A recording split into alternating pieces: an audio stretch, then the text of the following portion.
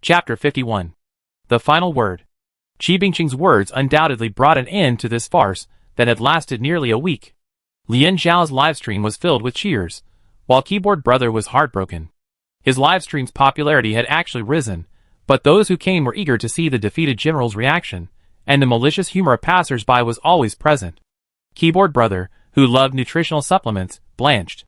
It was the first time he had seen such widespread abuse on his screen. He swallowed hard.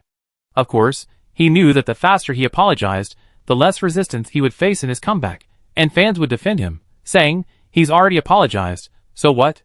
But he was so used to being flattered that he couldn't even remember how he humbled himself when he was just a small-time blogger. What's more, thinking of all the people he had trampled on, Keyboard Brother trembled. Could they possibly let him go? Lian Zhao had won big, and everyone on Lian Zhao's side felt they had won big too. The Union University students, who came to help, not only received coupons, but also had first-hand information to brag about. They were delighted. Editor-in-Chief Chen, who had no worries about meeting his KPIs, was delighted. Not to mention Qi Bingqing, who was in tears, his blood pressure rising with excitement. Even the staff behind the scenes at Apu Video Network were practically weeping with joy along with Qi Bingqing. The popularity of today's 2 live broadcasts alone not only set a record for the website this year, but also spread to other social apps. The website was also a huge winner. A star fell from the sky. Now, in the eyes of the staff, Lian Zhao looked gilded. It seemed that the only losers were Keyboard Man and Cartover. No, in Lian Zhao's opinion, the Cartover companies hadn't been hurt at all. After exchanging contact information with Qi Bingqing and Lin Yupan, agreeing to discuss further details later, Lian Zhao expressed heartfelt gratitude and sent off the Union University students who had come to help. Only then did Lian Zhao have a chance to catch his breath. After cleaning up the kitchen, they all headed towards Union University, noisily and eagerly, as if they had just finished a spring outing. Before Lian Zhao could say a word to Zhao Liqing, Ms. Zhao was pulled away by Zhang Lu to ask questions about physical training. She turned around and was about to praise Qianyue for his coupon idea when she saw the 2 children chatting animatedly together. Cesare beat his chest and regretted not taking the opportunity to ask Qi Bingqing for his autograph. Forget it, he decided not to mess around. Before he knew it, Gu Changfeng was walking side by side with her. There was a slight chill in the December breeze. This planet has always been renowned for its warm climate and long spring and autumn seasons. Streetlights lit up one by one above them, stretching long shadows across the street, as if they were crossing rivers of warm light together. Lian Zhao, how's the physical training going? The warm yellow light softened Gu Changfeng's facial features, lessening the sense of distance his deep features created. Perhaps because of this, his tone sounded softer and deeper than usual. For over a week now, the training room had returned to his exclusive use. The first few times Gu Changfeng had been there, he found the silence uncomfortably quiet. Lian Zhao, hands in his pockets, talked about whatever came to mind about physical training.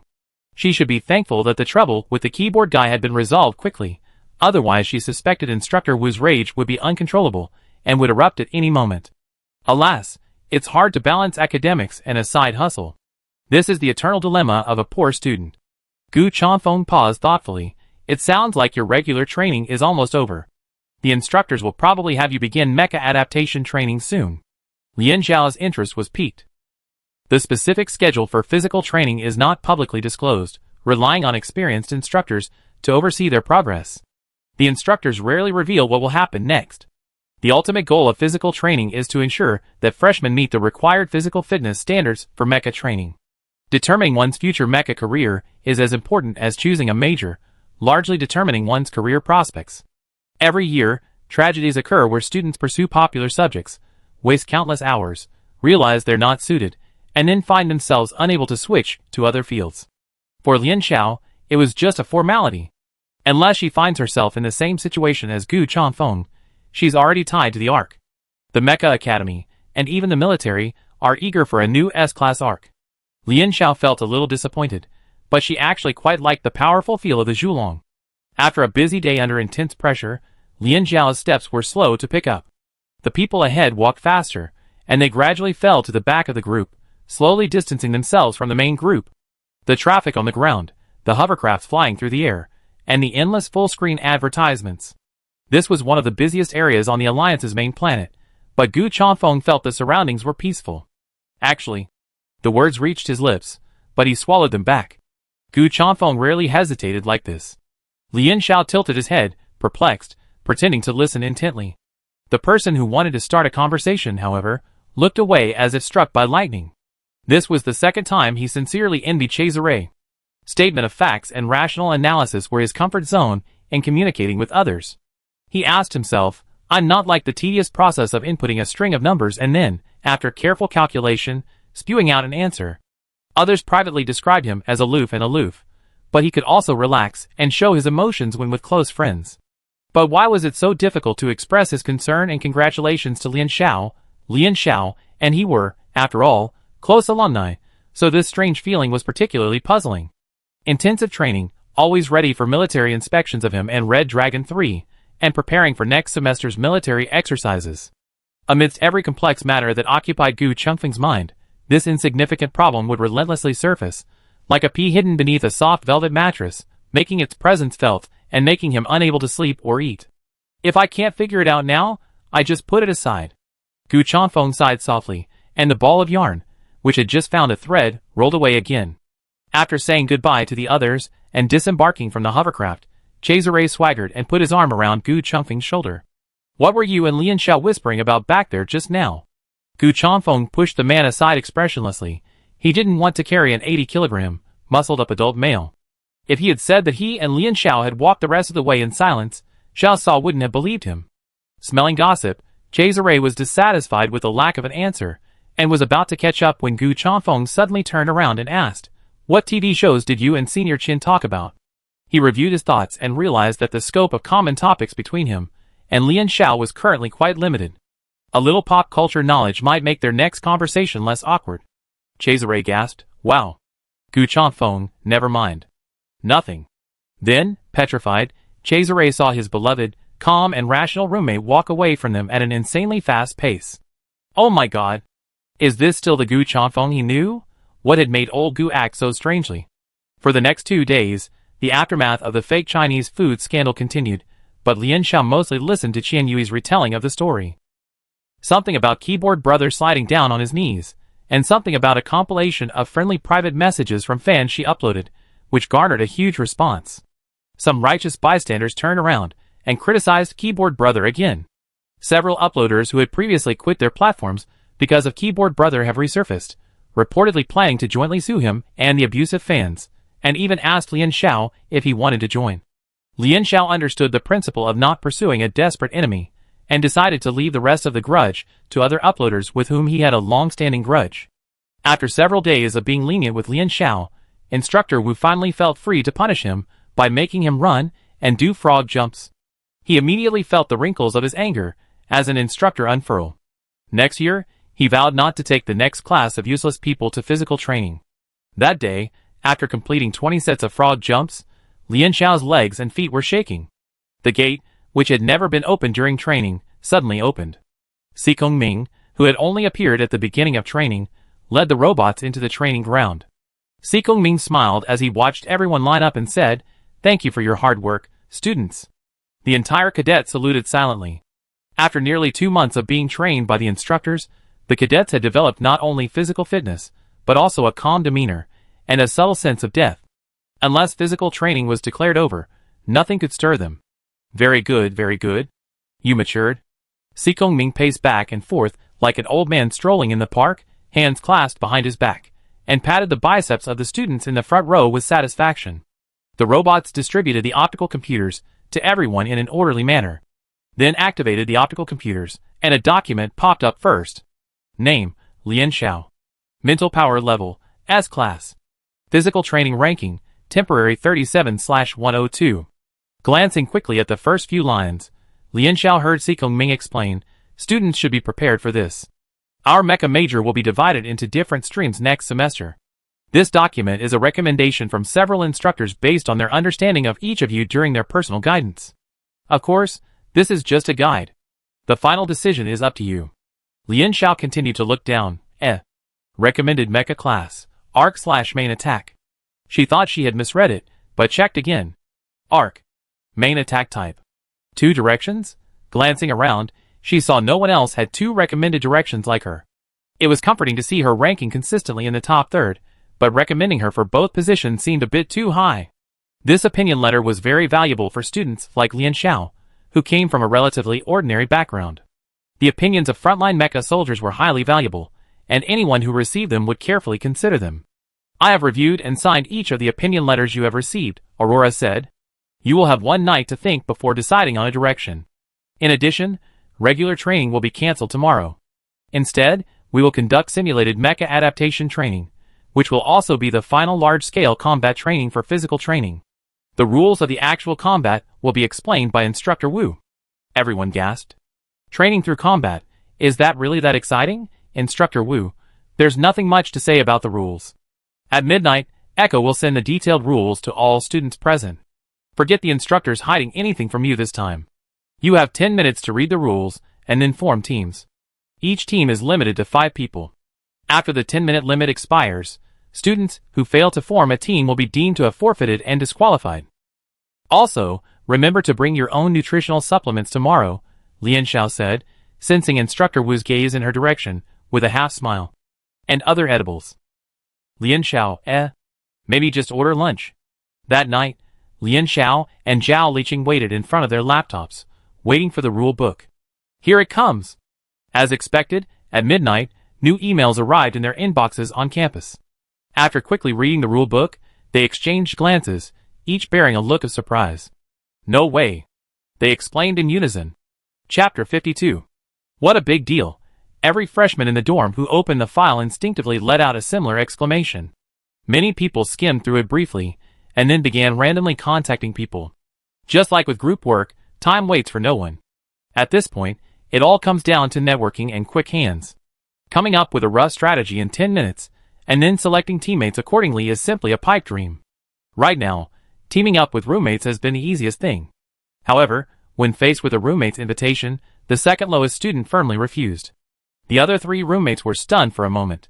Loudly, did you make an appointment with someone in advance? The second lowest student, whose full name is Li Xian, scratched his head. I guess so. In reality, he wasn't sure at all. Lian Zhao's social media accounts were probably flooded with messages similar to his own requesting a team. He just wanted to see if he could get a response from Lian Xiao. Who would be the next of Lian Zhao's 4 teammates? Any student with an eye on the outcome of tomorrow's field exercise couldn't help but be concerned about this question. Lian Xiao is S-rank, a guaranteed ARC position. The ARC is arguably the most unique position in the modern mecha system. The mecha team's combat effectiveness is completely different with, or without the ARC. Previously, some well-off freshmen, feeling resentful and unwilling to acknowledge Lian Xiao, proved their indifference irrelevant. In retrospect, these talented youngsters admitted, with a pinch of their teeth, that Lian Xiao wasn't entirely without merit. Even her weakest point, physical fitness, had been steadily improving, quietly rising to an upper-middle ranking. It had only been a few months. The young people, accustomed to being flattered, swallowed their pride and graciously approached Lian Xiao, hoping he would hand out number plates of affection. Unfortunately, Lian Xiao didn't even open the dialogue box for those carefully edited messages. AAA Lian Jia Xiao Chao added Jian Qi Hung Chio to the group. The league's strongest heavy armor soldier, the quiet and reliable addition, added Yiquan Gan Ba Zhao Ba to the group. AAA Lian Jia Xiao Chao, team up? Jian Qi Hung Chio, 1. Yiquan Gan Ba Zhao Ba, 1. Jian Qi Hung Chio, great. Yet it is joining us, boss. I feel like our team has a bright future. ARC, heavy armor soldier, main attacker, and sniper are all here. Christina Brown is currently ranked 7th on the training points list. She excels in individual training, but pulls up the points when it comes to teamwork. Those at the top are afraid to team up with her, while those at the bottom worry about getting kicked out before even trying to get close enough to her. I wonder what Zhao Liqing said to convince her to join. One punch destroys Zaoba. Let's make it clear, if your strategy doesn't convince me, we go our separate ways when the actual combat begins. AAA Lianjia Xiaoqiao added a sniper rifle, shrouded in holy light, and joined the group. The moment the system notification popped up, Li Xian's heart skipped a beat. AAA Lianjia Xiaoqiao, team up? Li Xian quickly wiped his sweaty hands with his pants and pressed the key vigorously. Team up, team up. I absolutely obey the boss's orders. He was filled with incomparable excitement. The words team up were the most wonderful news he had ever heard. No, even with the news of being accepted into Alliance University. Li Xian felt dazed and thought, he's just super lucky. It was sheer luck that he was assigned to a team with Lian Xiao, and even more luck that Lian Xiao chose him from so many people. With a full team, the team was automatically formed. John Lu's positioning overlapped with Li Xian's, but he didn't feel a sense of crisis. He asked in the group chat, with 2 snipers, will the damage be enough? Snipers, after all, excel at point-to-point precision strikes.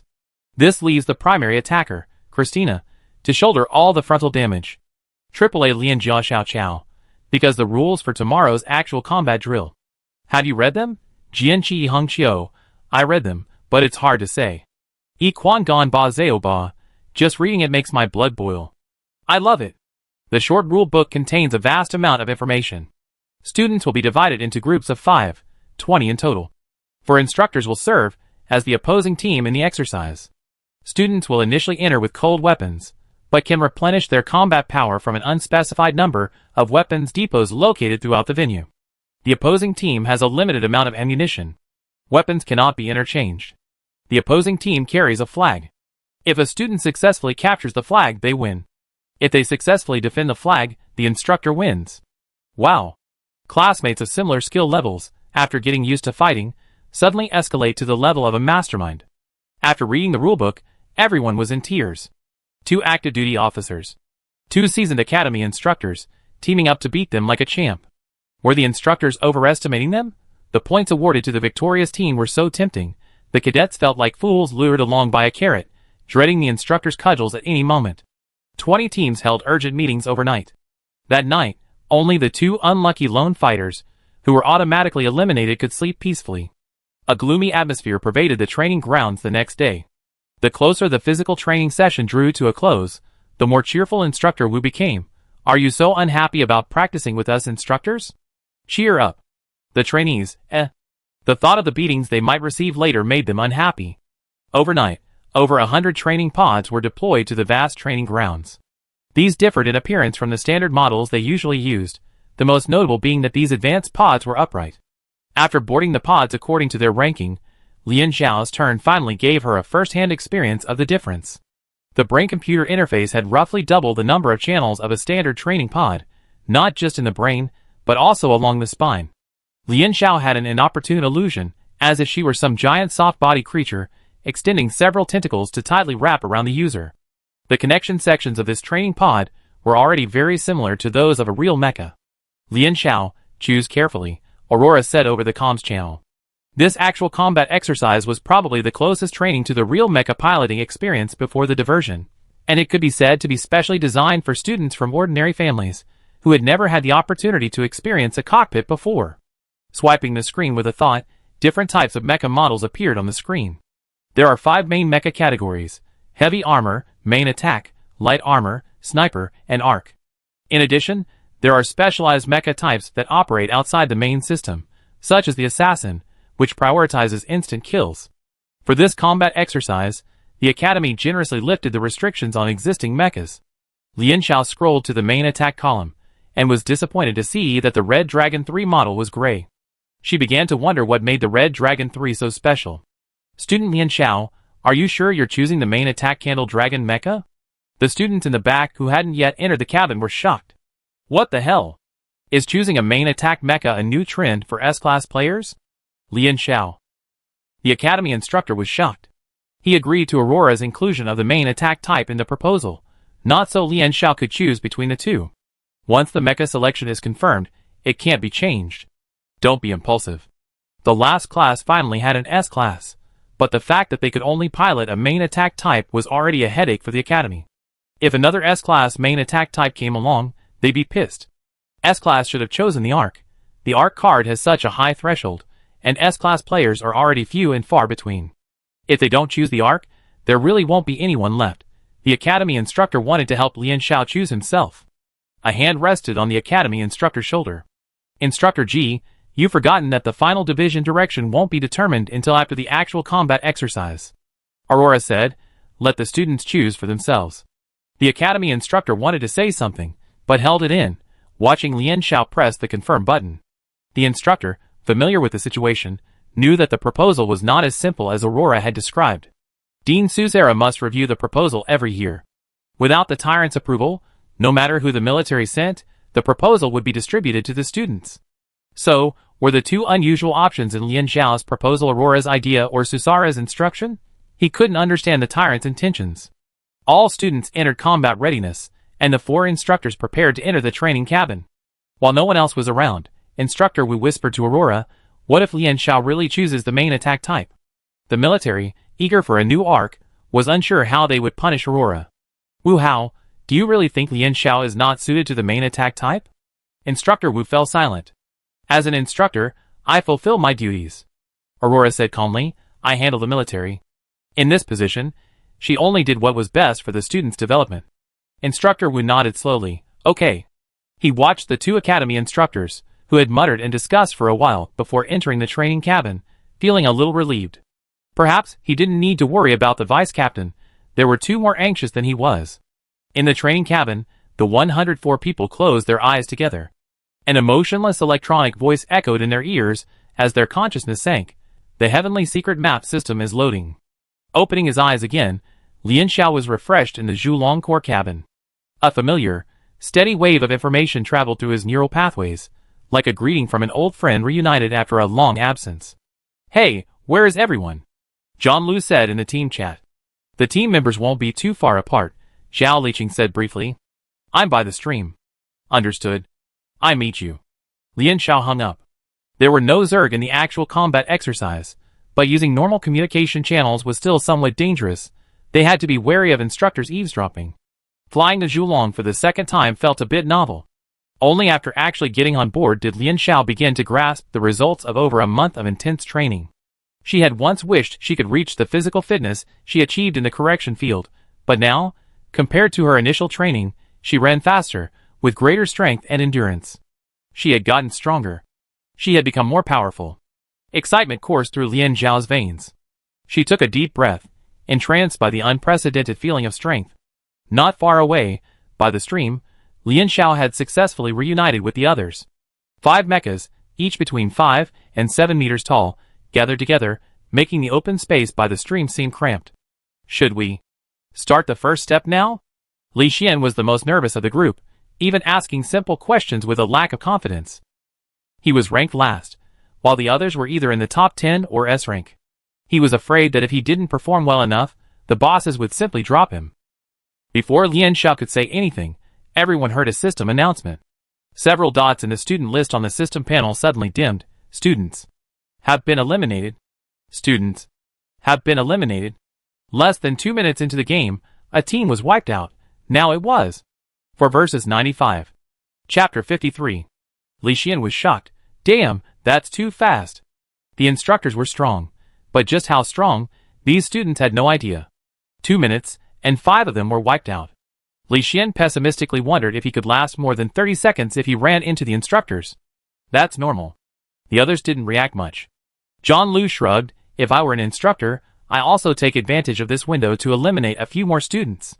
Both sides were out of weapons and ammunition at the start of the battle, meaning that for a short period of time, the only weapons they could use were cold weapons. If the students had firearms, they might have a chance against the instructors, but this kind of close combat. Until they found ammunition, the students had better hope they didn't run into the instructors. Lian Xiao said, "Let's hurry and complete the first step of our plan." The conclusion of their discussion last night was that they first needed to establish a communication network to facilitate operations. One of the core responsibilities of this arc fell on Lian Xiao. Zhao Liqing nodded and took a step forward, approaching Zhulong. Both men in the core module closed their eyes simultaneously. Docking 2 mechs is an extremely dangerous undertaking. As he fell endlessly through the sea of consciousness, Zhao Liqing vaguely recalled fragments of books he had read. Some researchers believe that docking mechs, establishing a Tower of Babel pathway, is essentially a process where 2 brains open themselves to each other without defense. Comparatively speaking, the non-arc party would bear greater risks. Some firmly believe that the superior arc would be able to glimpse the other party's past memories and true thoughts during the docking process, an exposure more shameful than being naked. Except without resistance, occasionally close off. These 9 words are the principles that every non-arc mech soldier must follow. However, without complete trust, the quality of the Tower of Babel they build will be greatly compromised. Docking with a non-arc mech is more difficult than usual. Lian Xiao needed someone who trusted her unconditionally, so Zhao Liqing stepped up. Suddenly, a warm ocean current halted her descent, lifting her above the surface. The moment she emerged, everything was anew. It was as if a thin membrane had previously separated her from the world, and now that membrane had been torn away, revealing every detail of the world to her. Zhao Liqing was amazed to find that all her senses had increased in acuity, her connection to the mech had become more stable and firm, and her mental energy drain had decreased. Not only could she now perfectly control an A-class mech, she could even attempt an A+ class one. Zhao Liqing suddenly understood the military's unwavering admiration for the Arc class, and the scholar's skeptical objections paled in comparison. Nothing excites a warrior more than an instant boost in combat power. Lian Xiao then repeated the same trick on John Liu. After joining the Tower of Babel channel, John Liu sighed quietly, "To be honest, boss, when I heard you said you were going for a main attack type, I drafted my resignation letter overnight." His goal had always been to cling to the future arc, and cutting losses in a timely manner was perfectly in line with his principles. The only thing he missed was the employee meals at Lian Xiao. "But I decided to follow you forever, boss," John Liu said. Lian Xiao thought to himself, "You don't have to be so blunt. If that's the case, then I won't give John Liu a raise." It was Christina's turn. No one saw her raise her eyebrows, but the teasing in her voice was faithfully transmitted through the call channel. "Two more, are you sure you can handle it?" Lian Xiao answered with action. In less than a minute, the Tower of Babel encompassing all 5 members was created. It wasn't enough, far from the limit of her mental power. All the public information she could find told her that the high threshold for ARC membership was the immense mental power drain required to construct the Tower of Babel. The increased abilities and reduced mental power consumption of the other team members came at the expense of ARC's own mental power. If a C-level mental power player were to take charge of ARC, researchers have repeatedly measured that the precise duration the subject could maintain the Tower of Babel before their mental power collapsed was 51 seconds. After 51 seconds, the Tower of Babel would disintegrate, and the subject's mental power level would plummet, with a high probability of permanent mental damage, requiring lifelong medication. However, Lian Xiao, suspended in the sea of consciousness, gazed thoughtfully at the dark surface beneath her, which stretched to the rest of the sea. The mental power she consumed was as insignificant as a drop of water evaporating from this ocean. The 95 surviving students, including Lian Xiao's team, had miscalculated one thing. The 5 individuals who were wiped out at the start weren't actually facing a fairly evenly matched group fight, but rather a crushing defeat of a single individual against a single squad. Mechs lay scattered across the ground, their systems deeming them eliminated. There was a 10-second delay before they were forced offline. The academy instructor grabbed one of the unlucky individuals and crouched on the ground, asking, "Do you know which direction Lian Xiao and his team were going?" The students who were killed before they could even draw their weapons shed silent tears. They hadn't even found their way yet, so why would they care about the movements of other teams? TSK. Forget it. The academy instructor mentally grumbled at the freshman's lack of vigilance and vulnerability, then turned and continued searching along the trail. The instructor's initial strategy was similar to that of the students. Both sides competed in speed and luck, aiming to seize the upper hand by first discovering the ammunition depot. The 4 instructors split up and acted accordingly, eliminating any unlucky freshmen they encountered. Finding the ammunition depot and reducing the enemy's numbers was their primary strategic objective. The second priority was Lian Xiao. This was a tacit agreement between him and another academy instructor. Once they discovered Lian Xiao's team, they would share their coordinates via private chat. Having trained countless new mecha majors, no one understood the psychology of these young prodigies better than the instructors. Rebellious, huh? But after being severely dampened, they realized the harshness of reality. The instructor slowly retreated in his mecha, concealing himself in the bushes on either side of the mountain path. He heard the faint hum of machinery whirring from afar. Another team was approaching. How could he not understand? He, too, had once been worthy of being called a genius. 2 hilltops away from the academy instructors, Lian Xiao, Zhao Liqing, and Li Xian were joining the search for the ammunition depot. Zhao Liqing was at the front, the fragile sniper was in the middle, and Lian Xiao was the rear guard. Separate search operations were more efficient. Tower of Babel, replacing the artificial communication system, relayed information from over 10 kilometers away. No ammunition depots found in this area. "We haven't found any here either," Lian Xiao commanded. "After we complete the search of Area C-93, we rendezvous at the foot of the eastern mountain." "Roger that." Ark assumed command authority. Lian Xiao hadn't quite grasped it before, but now he realized the conventional wisdom made sense. Field of view, mecha status, pilot's heart rates, and blood pressure, their interactions. Nothing escaped Ark's gaze. It's impossible to lie. It's impossible to deceive. Unless Fang Zhou actively disconnects from his teammates, there's an invisible figure constantly watching the mech. Lian Xiao was a little stunned. Wasn't Fang Zhou's ability a bit too incredible? Beside him, Li Xian was muttering to himself. He had a habit of rambling to relieve stress. How do you think we can find the ammunition depots in these mountains? Use metal reaction detectors? There must be anti-detection devices. Everything the instructors can think of, they can think of too. Zhao Liqing calmly analyzed. The ammunition depots themselves are quite large. Sloping areas, caves, or cliffs would be the best hiding places. Li Xian nodded a few times, indicating that this made sense, then muttered, "Can't we just get lucky and run into the ammunition depot directly?" Wait a minute. Lian Xiao suddenly stopped silenced Li Xian, and he almost bumped into Zhao Liqing, who had stopped in front of him. Zhulong waved his right hand gently to the left, and the two understood. The three mechas quietly hid under the small slope nearby. She seemed to hear movement not far behind her. One difference between this actual combat training and the correction range Lian Xiao had tried was that none of the mechas had activated their radar scanning systems. With such a large dungeon area, deploying over 100 mechas like dumplings, using radar scanning systems was not very meaningful. Sure enough, after a dozen seconds, the three people crawling on the ground felt a slight tremor, which became increasingly obvious. As a sniper, Li Xian poked her head out from the weeds for cover and took a quick look. Two mechas, a heavy-armored Typhon and a light-armored Meteor. Li Xian could tell with a single glance. They have guns. Several people's nerves tensed instantly. Instructor? Or student? It was impossible to determine the identity of the newcomer. Theoretically, students entering the system later could remember the mecha models chosen by those ahead of them, but Li Xian, who was ranked lowest, had a vague memory of this. The three of them, their hearts in their throats, simultaneously slowed their mechas to minimum speed, remaining motionless and waiting for the other party to retreat. Then, make another wish, Christina said, not remembering Li Xian's name. You were talking about wanting to crash into the ammunition depot, and now it's finally happening. Are you okay? In that tense moment, Li Xian almost blurted out, "Hey, we're teammates, aren't we? Why are you gloating over someone else's misfortune? Don't move." Lian Xiao warned the fluctuating Li Xian in the Tower of Babel, his voice subconsciously lowered due to nervousness. "I see if I can monitor their internal team channel. Prepare for retreat."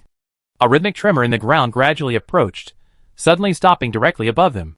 Who is it? The sound of a gun being loaded was exceptionally crisp, like a signal of exposure.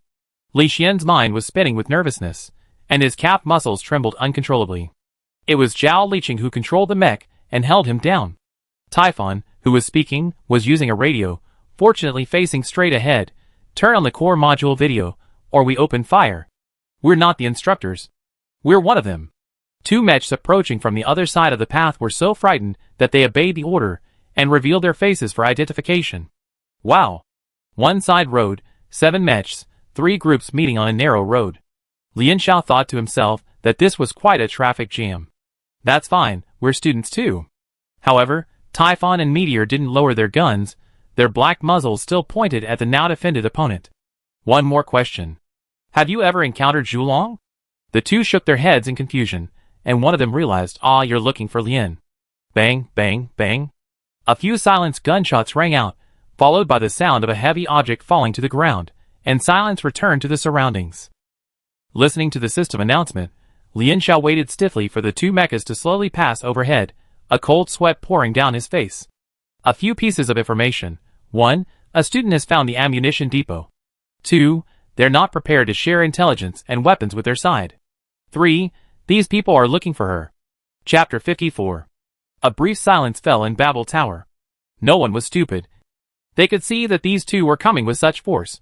Christina was the first to break the silence. She wasn't very familiar with the others, so she spoke without restraint. "Wow, Lian Xiao, it seems someone still cares about you. Have you offended anyone?" Lian Xiao briefly searched, then fell silent. There were so many people who disliked her. Li Xian counted on her fingers for her. The ones from our class who were accepted into the Knight's Emblem, the ones you eliminated in the points competition, and last time. After a careful count, she realized that out of the over 100 people, a quarter were potential enemies. Li Xian patted Zhulong with a touch of sympathy and admiration. He's truly a master at stirring up hatred. I'm thinking of something, Lian Xiao said. She quickly shifted her focus from who was trying to kill her.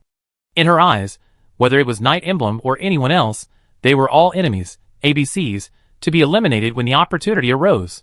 Just how much ammunition was provided to the students? She pondered this question, finding it somewhat unreasonable for Typhon and Meteor, who claimed to be on the student side, to kill her own side. For versus 100, currently down to 78, there was a huge numerical advantage between the two sides, but the instructor's abilities and experience surpassed the students, mitigating the unfairness. For the students to win, the most common strategy would be to unite, and use a wave of human power to siege and wear down the instructors. What kind of action was it to help the instructors reduce their own combat power? It was sheer betrayal. So, I don't think the students have as much weapons and ammunition as we thought. John Lu echoed Lian Xiao's thoughts. I suspect it's unlikely everyone will be equipped with weapons, so they're trying to conceal the information about the ammunition depot. Anyone trying to seize the weapons and ammunition would also be a potential enemy. The weapons and equipment were mismatched with the number of students. Once word got out, the students would start to panic and scramble for the weapons. Zhao Liqing. No, they only found one ammunition depot. How did they know the inventory of all the ammunition depots? That's just my guess. If only we could infiltrate them. With that, the 5-person Tower of Babel fell silent again. The silence made Li Xian nervous, especially when he noticed that 2 of his teammates seemed to be seriously considering ways to infiltrate the enemy. This only made him even more nervous. No way, such a dangerous plan. He thought Zhang Lu was just joking, but how could everyone take it so seriously? Of the 5 members of Lian Xiao's team, Zhang Lu, needless to say, patiently observed the situation before entering the field, striving for a sure shot. It's hard to say whether his gambler nature made him a natural sniper, or whether sniper training had shaped him. Zhao Liqing appears calm and composed, but when it comes time to take a risk, her personality is definitely up to the task. Christina is a lone ranger, enjoying the thrill of lone wolf adventure more than teamwork. Lian Xiao's thinking is straightforward. When difficulties arise, she confronts them head-on and overcomes them.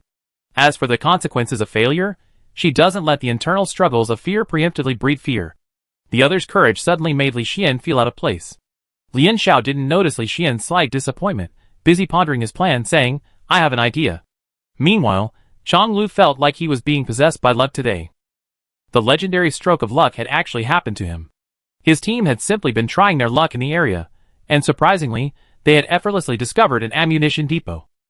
After the euphoria wore off, Zhang Lu's team faced the decision of whether to share the ammunition depot's location with other teams. Zhang Lu himself was reluctant.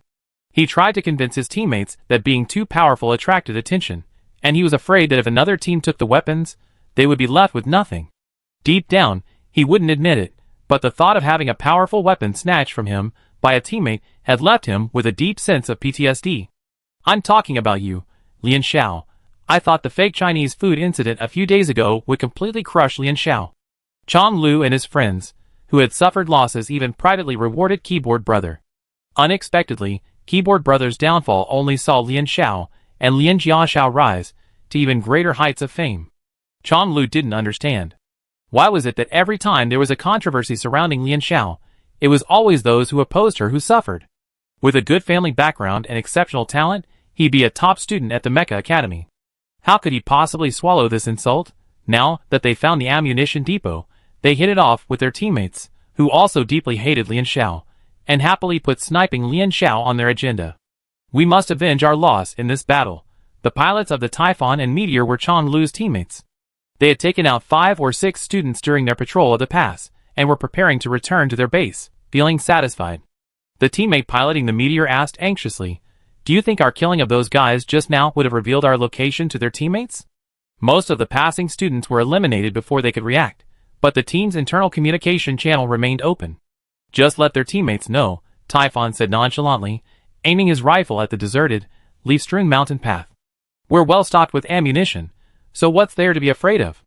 We can just send a few more at once, saving us from having to make multiple trips. Suddenly, he caught a faint glint of metal from the side of his scope. Who's there? Typhon shouted, instantly adjusting his gun's position. The 2 men tensed and cocked their triggers. The mecha's head resembled a wolf's, with bony protrusions spurring along the middle of its back and at the joints of its limbs. Dark golden runes crisscrossed from its throat like thin chains, crisscrossing throughout its body. The mecha emerged from the corner of the mountain path like a ghost. Main attack type Fenrir's Maw. Fenrir is the legendary giant wolf that bit off the throat of the Norse god Odin. This mecha possesses immense explosive power. Typhon was thankful he had his gun ready for a moment, or Fenrir's Maw could have leaped over and twisted Typhon's head off. Under the pressure of the gun, Fenrir's Maw stood still, obediently opening the core module's internal video feed. Christina Brown? Wasn't this person teamed up with Lian Xiao? Typhon recognized the face. Suddenly realizing that Brown was here, that meant. He and Meteor suppressed their ecstasy and coldly demanded, "Where is Zhu Long?" They approached with guns pointed, asking, but Christina was unfazed. She countered, "Why are you asking? How would I know where that country bumpkin is?" She shrugged, proof. Never team up with fools. From Christina's languid recounting, they learned that although Christina had joined the team at Xiao Liqing's gracious invitation, they had a disagreement and parted ways after a while. Damn, I'm speechless. Christina grumbled recklessly. She reluctantly agreed to team up with someone after the top 10, just because she's an S rank, and now she's gone crazy and picked some candle dragon. That's hilarious.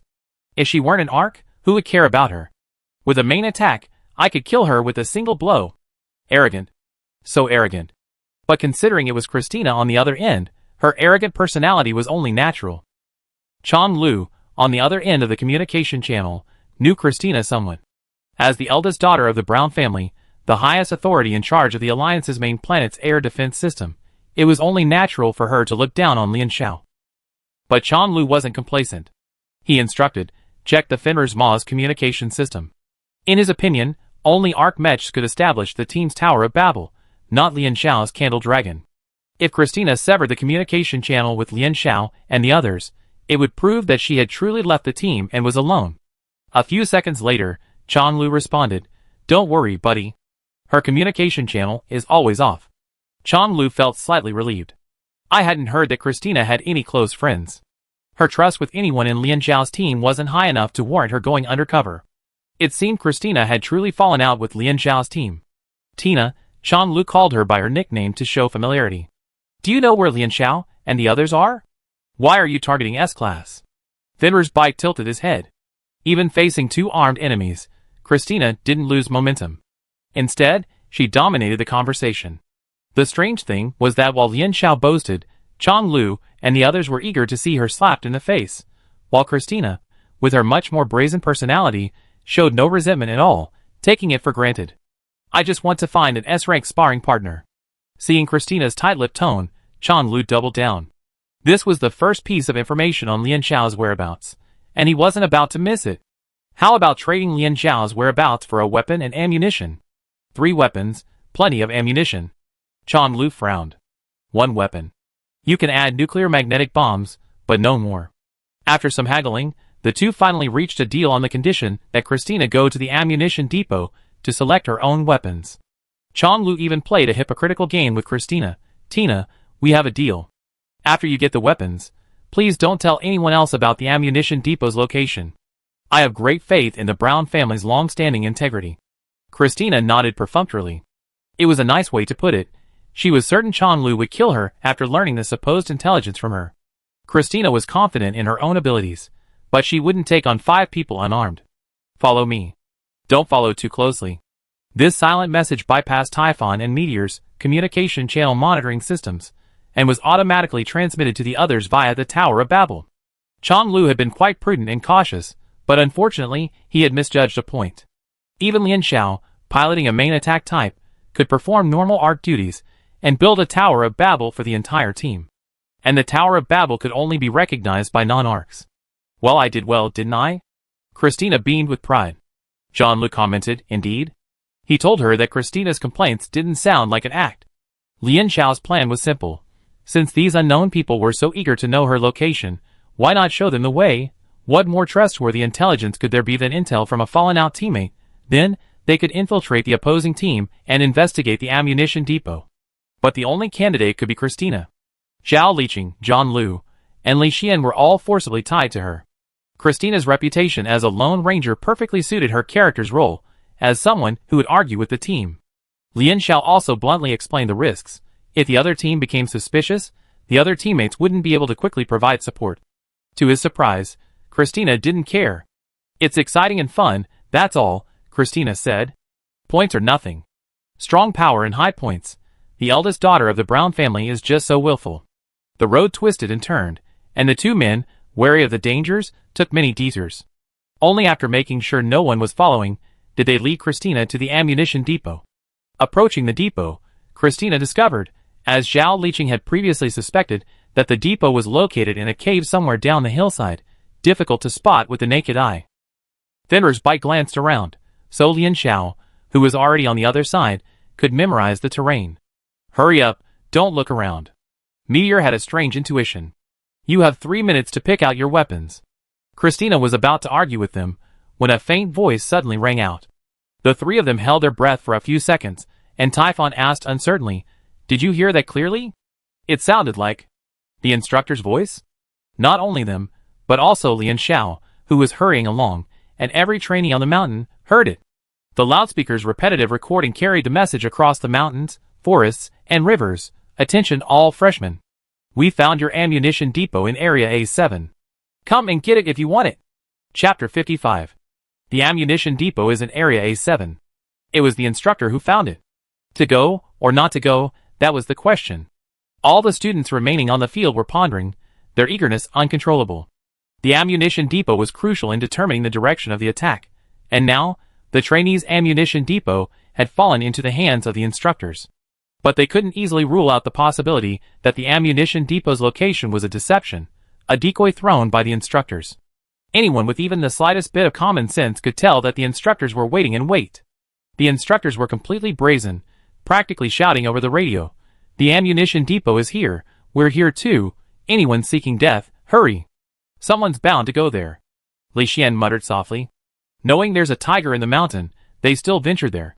The weapons and equipment were too tempting for the trainees. Lian Xiao's squad was currently focused on the ammunition depot in Area C-93, and the information released by the instructors had no effect on them. However, Lian Xiao couldn't help but wonder if there would be a public communication channel for all trainees. This would be much more beneficial for both exchanging intelligence and making arrangements. After recovering from his initial shock, Lu Xing once again cautiously pointed his gun at Christina, urging her to quickly choose a weapon. "No," Christina complained, half-acted and half-heartedly. "Please, if you want to get information out of me, at least be nicer to me." She raised her chin. "Learn from your teammates, and don't point your gun at me." Lu Xing's vigilance wasn't groundless. The two members originally guarding the ammunition depot had just relieved them of their patrol shift, and Captain Chan Lu was on his way back. With him and Typhon guarding the ammunition depot, it was indeed necessary to be cautious. After a 2-second standoff, Typhon took the initiative to push Meteor's gun away, saying with a smile, "Relax, brother. It's okay. Old Chan will be here soon." Christina was formidable, but he doubted they were armed. With Chan Lu arriving soon, she wouldn't dare act rashly alone. Christina sneered and tapped Meteor twice. Without waiting for their reaction, she headed straight into the ammunition depot. She kept her gun raised, but Meteor didn't relax her surveillance. To Meteor, following behind her, Christina's movements were indistinguishable from her groping. In reality, she was sharing her vision with Lian Xiao and grumbling, "Chan Lu and his gang don't have much else to offer, but they're incredibly lucky." Dozens of people had searched the ammunition depot, yet Chan Lu and his gang had found it. The more Christina looked, the more nervous Meteor grew. It wasn't that he was being overly cautious, he simply felt that anyone associated with Lian Xiao's name needed to be extra vigilant, lest she trick him at any moment. As soon as the 3 minutes were up, he forcefully demanded Christina to grab her weapons and leave. At the same time, the two of them formed a flanking position, one on each side, forcing Christina to leave. After exiting the ammunition depot, Typhon inquired again, "Now you can finally tell us where Lian Xiao and the others are, right?" This young lady was clinging to the information, insisting she get the guns before she reveal it. She was being cunning and shrewd. "Okay," Christina said readily. "Lian Xiao and the others." Typhon and Meteor were listening intently, but just as the key point was about to come, Fenrir's bite trailed off. When people are highly focused, they instinctively move closer to the speaker to get what they want. Christina was waiting for those few seconds they needed to get closer. It's hard to imagine a mecha reaching such swift speeds. The trainee piloting the Meteor caught only a black afterimage. Reflexively, he tightened his fingers and pulled the trigger on his already loaded gun. Bang! The bullet didn't hit Fenrir's maw as expected, but instead deflected, ricocheting off the rocks at the cave entrance. The next second, his vision began to spin violently. 90 degrees, 180 degrees, 360 degrees, 720 degrees. Black. In a split second, Meteor's head had been twisted off. Fenrir's maw, its kinetic energy and speed maximized, lived up to the reputation of the Wind Wolf bestowed upon it by mecha enthusiasts. The instant Meteor realized the enemy's attack, Fenrir's maw closed in, elbowing it, deflecting its trajectory. Then, locking its hands around the mecha's head, it launched a powerful kick towards the core module. A teeth-grinding sound of metal clashing and cracking echoed, and Meteor, its head severed, fell to the ground like a broken doll. Parts damaged. Parts damaged. Mad, the Meteor was a light-armored model, and while its alloys lacked the defensive power of other models, using the mech as a weapon in melee combat would undoubtedly damage its own components. What kind of mutually assured destruction berserker tactic was this? The shrill alarm wailed, and Meteor was disoriented. Without vision, he was like a blind man, unable to predict the direction of the enemy's next attack. It was clearly unrealistic to expect his teammates on the communication channel to provide the enemy's precise movement direction. The damaged Meteor could only reach back for the primitive cold weapons he still carried, cautiously blocking the core module. Meteor's gun slipped during the attack, its whereabouts unknown. Fenrir's maw wasted no time in retrieving it. Christina didn't even bother using her newly acquired firearm. With her left hand, she pulled out the long whip embedded in the mech's spine and swung it at Typhon. This was a cold weapon designed into Fenrir's maw. The alloy whip, resembling snake bones, was covered in fine, barbed protrusions. The high-speed friction against the metal could even peel off a layer of the shell. Typhon, who had only a few minutes earlier been certain Christina wouldn't dare to attack, was a beat slower in the face of the sudden attack. He watched his teammates crumble before finally reacting and frantically raising his gun. Snap! The long whip tore through the air, precisely wrapping around Typhon's mechanical arms and yanking forward. A surge of joy filled Typhon, caught off guard. Though Fenrir's maw's feet sank slightly into the earth, it struggled unsuccessfully to pull Typhon away. Not to mention, Typhon still had its own special weapon.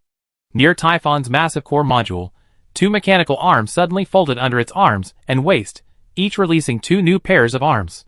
The entire mech resembled a skinny, hunched giant, with thick, disproportionately long arms sprouting from its sides, like three pairs of wings. For nearby hands simultaneously seized the whip and dragged Fenrir's bite toward them. For a moment, Fenrir's bite, now in the upper hand, could not escape, and the two were locked in a stalemate, like a tug-of-war. Brown. If you tell us where Lian Xiao is now, there's still time. Typhon said, the rest of our team will be here soon. Oh, really? Christina smiled. What a coincidence. At that moment, a flash of blades suddenly descended from the sky. Fire splashed everywhere, and the sound of alloy clashing against alloy was intense. Typhon stumbled, surprised to find that one of the mechanical arms holding the whip had been severed. Then, a whirring wind, carrying a weight too heavy for Typhon to bear, brought the incredibly heavy armor to its knees. It was Lian Xiao and Zhao Liqing. The two mechs leaped down the slope. One wielded a blade, severing half of Typhon's mechanical arm, while the other dropped directly onto Typhon's shoulder, pinning him down with its own weight. What a coincidence! It was her teammates who arrived. What? Not giving Typhon a chance to relay further information, the Zhulong they had been pursuing in vain, with their blade, pierced its main nerve bundle with a clean, sharp strike. Surprised? Surprised? Christina retracted her whip, and leisurely dispatched its bewildered owner with her meteoric spear. By the time the two snipers at the end arrived, the battlefield had already been cleared. The C-93 ammunition depot had temporarily changed hands. At the same time, the system continuously updated the list of eliminated individuals. The sudden increase in the number of eliminated individuals was undoubtedly due to these individuals taking a desperate gamble, trying to snatch ammunition from the instructors. Chong Lu suddenly heard two familiar names on the list of eliminated individuals. He abruptly stopped, his heart skipping a beat. Something's happened at the ammunition depot. Now that the two teammates who had led Christina to the ammunition depot were eliminated, it was obvious who had committed the crime. Chong Lu's mind was buzzing. Deep down, he refused to believe that Christina could have taken down two men by herself. That meant collusion. Lian Xiao, could it be her? But how had Christina managed to shut down all the communication channels and still tip off Lian Xiao? Chong Lu gnashed his teeth in hatred. In his haste to get back, he ignored the mecha crouching silently by the roadside. Chong Lu didn't know how he'd been knocked over. He opened his eyes to see the black muzzle of a gun pointed at him. Good job. We found the ammunition depot. The intruder tossed Chan Lu's weapons aside, didn't even hide, and fired directly. Where's the ammunition depot? The voice belonged to an instructor from the academy. Seeing the instructor holding a gun, Chan Lu felt even more desperate, for instructors had actually found weapons and supplies. Regardless of whether the information they spread was true or not, running to Area A7 was a death wish. The trainees were bound to lose. He couldn't imagine how they could win. Since their hopes of scoring were dashed, it would be better to eliminate Lian Xiao as soon as possible. Thinking of this, Chan Lu calmed down. Instructor, I can tell you the location of the ammunition depot, but there are already other teams there. You need to go there alone. He was testing the instructor to see if he was alone. The instructor snorted. What? Trying to trick me? You found the ammunition depot, and then it was robbed? The instructor had seen it all, and based on Chan Lu's few words, he easily reconstructed the facts. The instructor stared at Chan Lu for 2 seconds, then suddenly released his grip on the mech and placed all the weapons he had looted on Chan Lu on himself. The instructor said tolerantly, It seems you're very upset with the students who stole your ammunition depot. Tell me. Chan Lu scrambled to his feet, stunned, as if surprised that the instructor hadn't fired a single bullet to finish him off. He thought for a moment. Instructor, it was Lian Xiao and the others. As soon as the name came out, Chan Lu noticed the instructor shift his stance, as if suddenly perked up. He had chosen his words carefully, initially subjectively blaming Lian Xiao for the ammunition depot theft. But now, seeing the instructor's reaction, he insisted that it was Lian Xiao. Very good. After a moment's silence, the academy instructor drew his saber, and tossed it back to Chan Lu. Lead the way. Don't worry, I won't kill you. We now have a common enemy. Chapter 56. The academy instructor and Chan Lu, 2 mechs, marched forward in formation, one in front and one behind. Chan Lu pondered how to escape. At first, relying on his familiarity with the terrain, he tried to quietly take a detour to buy more time. As he strayed slightly from the direction, the instructor behind him snorted, Why do I feel like we're taking the long way? Chan Lu's sweat broke out, as the muzzle of the gun pressed against his back. Young man, don't try to play tricks, the instructor said meaningfully. Chan Lu was timid, but he couldn't really let the instructor lead him to the ammunition depot. If word got out, how would he survive in the mech program? The closer they were to the ammunition depot, the heavier Chan Lu's legs felt. Thinking over it, it seemed his only hope was that his other 2 teammates would descend from the sky. Oh right, the team chat. Chan Lu's heartbeat began to accelerate.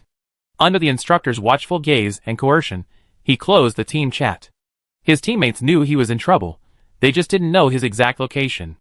If only I could secretly restart the channel right under the instructor's nose.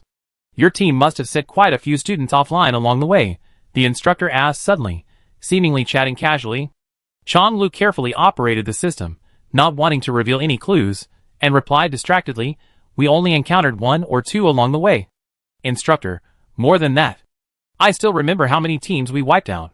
Speaking of which, I have to thank you for helping us eliminate so many opponents. Even for them, the instructors, it would be a headache to deal with so many people. This sounded like irony, and Chan Lu dodged. It was for strategic reasons. For strategic reasons, you shouldn't have made the hasty decision to occupy the ammunition depot and shoot at your own enemies. The instructor spoke calmly. They were somewhat tolerant of students' folly. You should think clearly. A 5-man team alone can't possibly capture the flag. Seizing the ammunition depot's resources certainly gives you the upper hand, but overall, have you done anything to outperform the instructor's efforts? Have you truly considered how to proceed? Chan Lu felt the instructor's gaze sweep over him through the mech's visible area. The students have an advantage in numbers, but that's also your disadvantage. The disadvantage is because Chan Lu gritted his teeth. His progress bar was barely enough to open the communication channel. Will we have internal conflicts? The instructor smiled and pointed at Chan Lu with his gun, signaling him to stop. Do you know the origin of the Ark? The Ark is the strategic core of humanity's modern war against the Zerg. You know, the most disgusting thing about those Zerg isn't their size, or their terrifying regenerative abilities, or their reproduction rate, but their swarming nature. The instructor sighed. He and Chan Lu stood facing each other on the mountain path. Yellowing leaves fell, carrying tiny caterpillars gently onto the steel giant. This was also the biggest setback humanity suffered in its attempt to avenge the invaders after returning to the galaxy. The frontline soldiers fighting the Zerg discovered that the enemy seemed to have no language communication system, Yet they transmitted information so quickly and coordinated so seamlessly that it was as if they shared a single brain. This was indeed the case. These bug-like alien creatures had brains uniquely structured from carbon-based organisms, and were naturally endowed with the ability to connect with the brains of their own kind. Thoughts, emotions, and sensations were transmitted directly through nerves, forming a dense network of consciousness between Zerg, which humans later called a swarm. Each additional Zerg connected to the swarm is like adding a matrix node, exponentially increasing the speed and accuracy of decision-making. Human warriors aren't fighting a single monster, but hundreds of fellow monsters, connected to the invisible web of the swarm, able to communicate regardless of geographical distance. Furthermore, any human communication technology that enters the swarm's domain becomes ineffective. Countless human lives are lost in the silence of the swarm. Thus, in large-scale battles against the Zerg, establishing an arc of uninterrupted, free communication within the swarm is like a torch lighting allies in the fog. Your weakness lies in the lack of communication between teams. You're completely disorganized. The instructor suddenly questioned Chan Lu, since you know your individual capabilities are inferior to the enemy's. As students majoring in Mecha at Alliance University, haven't you ever considered joining forces with other teams? Chan Lu felt ashamed. The instructor's questioning was more painful than the scolding. He pressed the hand connected to the team's internal communication channel. The channel was filled with noise. What's going on? Chan Lu adjusted the relevant buttons, but still couldn't hear a single clear sound above the din. Don't even think about calling for help. The instructor said slowly, you only just realized this? We severed all communication channels. At the same time, the internal communication failure gradually spread across the entire mountain. As if originating from a certain point, a field invisible to the naked eye unfolded steadily like a ripple. As if enveloped by the realm of the group, all the students fell silent. The students who were moving as a team would not lose contact, but turning on the loudspeaker would undoubtedly make it easy for others to discover them. The students acting alone lost contact with their teammates and became isolated. Just as the instructor had said, the students on the field were now completely disorganized. All the instructors had left to do was to defeat the students, who had been left like headless flies due to the loss of communication channels, one by one. Unless, perhaps, Fong Ark could step in and save the situation. Over there, Lian Xiao's team, whose communication was unaffected, was discussing their next move. They had seized the weapons, but Lian Xiao had no intention of hogging the ammunition depot like Chan Lu and his team had. Their goal was to capture the flag, and it was impossible for them to take down the instructors on their own. Joining forces with other teams was essential. She didn't want to stay here for long. Was she going to wait for Chan Lu and his team to attack her? The problem is, we can't carry all these weapons. Chan Lu stroked his chin, staring at the wall of weapons in thought. The C-93 ammunition depot confirmed his earlier suspicions. The numbers on the depot clearly indicated that there were only two of the same specifications on the map. The two ammunition depots each stockpile enough weapons and ammunition for 20 personnel, meaning theoretically, a small portion of the trainees could be equipped with weapons. Zhao Liqing tried to decipher the designer's intentions. The purpose of this combat drill is to experience the real effects of using a machine before the division. Adapting to the machine and cold weapon combat is the first stage. Providing fewer weapons than the actual number of personnel is a perfect trigger for the battle, eliminating most of the personnel. Finding hot weapons will be considered the entry into the second stage, giving these 40 personnel a chance to further compete for points. Lian Xiao glanced at the number of personnel, and was shocked to find that the number of trainees had dropped sharply to less than 40, and was still decreasing at a not-so-slow rate. What had happened? Lian Xiao realized something was wrong. Logically, some would have taken the instructor's bait for the weapons, but the rate of loss was too rapid. Let's retreat first. Take as many weapons as we can and find the others first, she declared decisively. If the loss continued, we wouldn't even have enough men to attack the enemy. The others agreed. Lian Xiao's team carried enough weapons and ammunition for about 10 men. With their equipment in hand, the 5 men felt more confident and began searching for the remaining trainees along the mountain path. After walking for a few minutes, they actually encountered the others. The other party took the initiative to open the door, and upon hearing the voice, they recognized an old acquaintance, Lu Chengwang. The happiest person was Li Xian, who had a good relationship with Lu Chengwang. During the team formation phase, Lu Chengwang had also invited Lian Xiao. But in the end, Lian Xiao chose him, the sniper, over the other two. Where are your teammates? Don't mention it. Seeing familiar faces, Lu Chengwang relaxed and said dejectedly, there's a problem with the team channel. I got separated from them. Are you? Is the team channel working? The light armored vehicle Lu Chunwang piloted was usually used for intelligence reconnaissance, separated from the main force to scout the enemy, but the signal was completely cut off mid-flight. From Lu Chunwang's description, it wasn't as simple as a technical malfunction in the mecha equipment. Thinking about the unusually high rate of casualties, several people reasonably suspected the instructors were responsible for the channel interruption.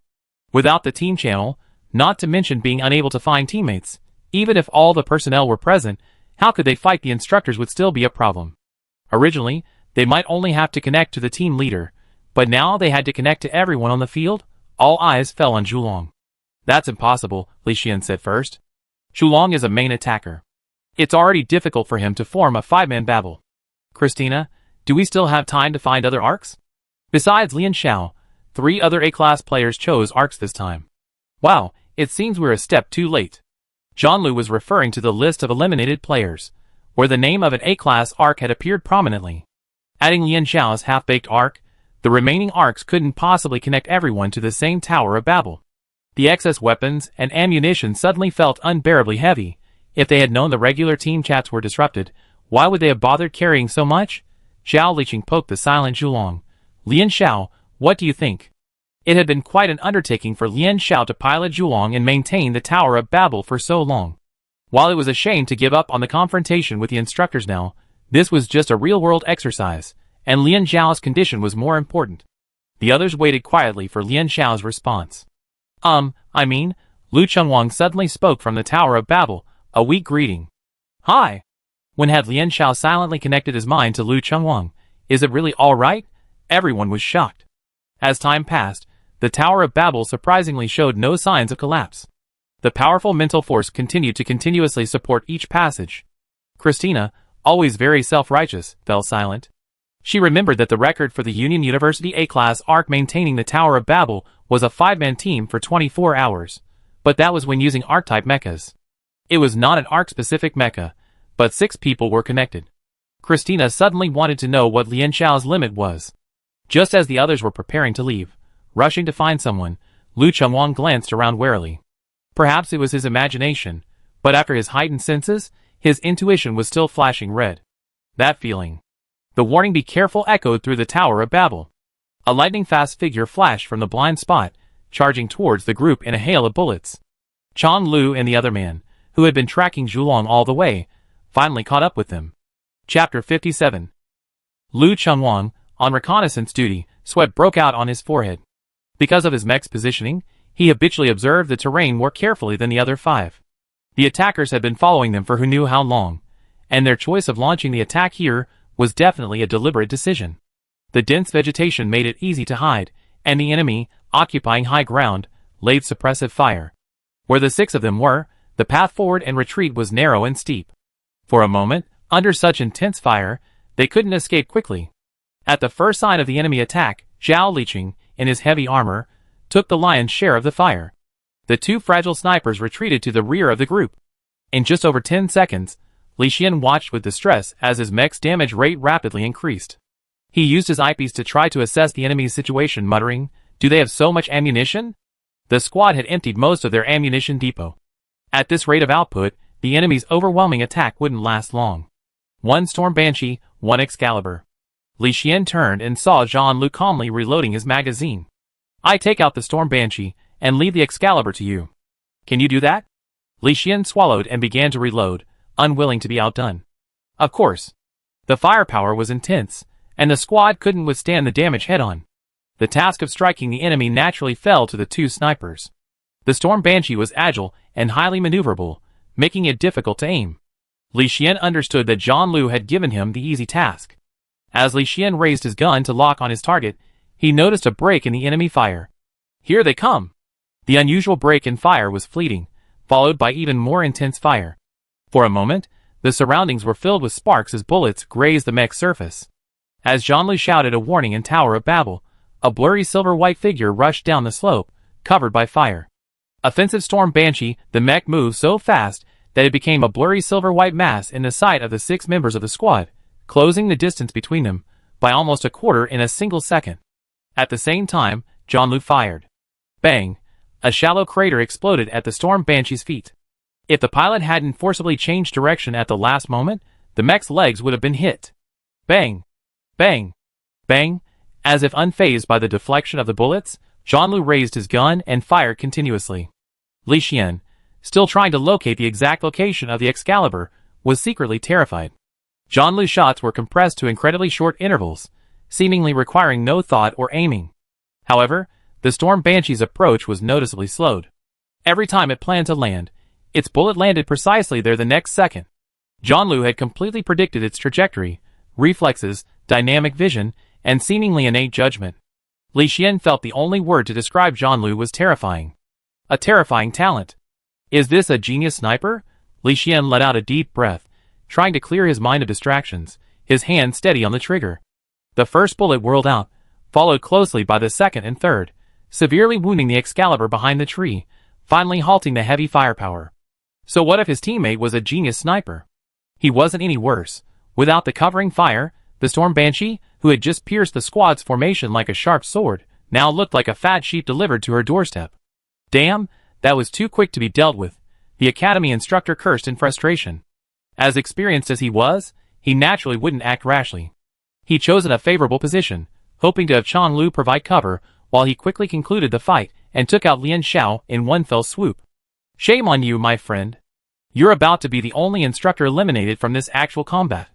In the instructor's Tower of Babel, another academy instructor said leisurely. What do you know? The academy instructor, struggling to evade a counterattack, managed to speak.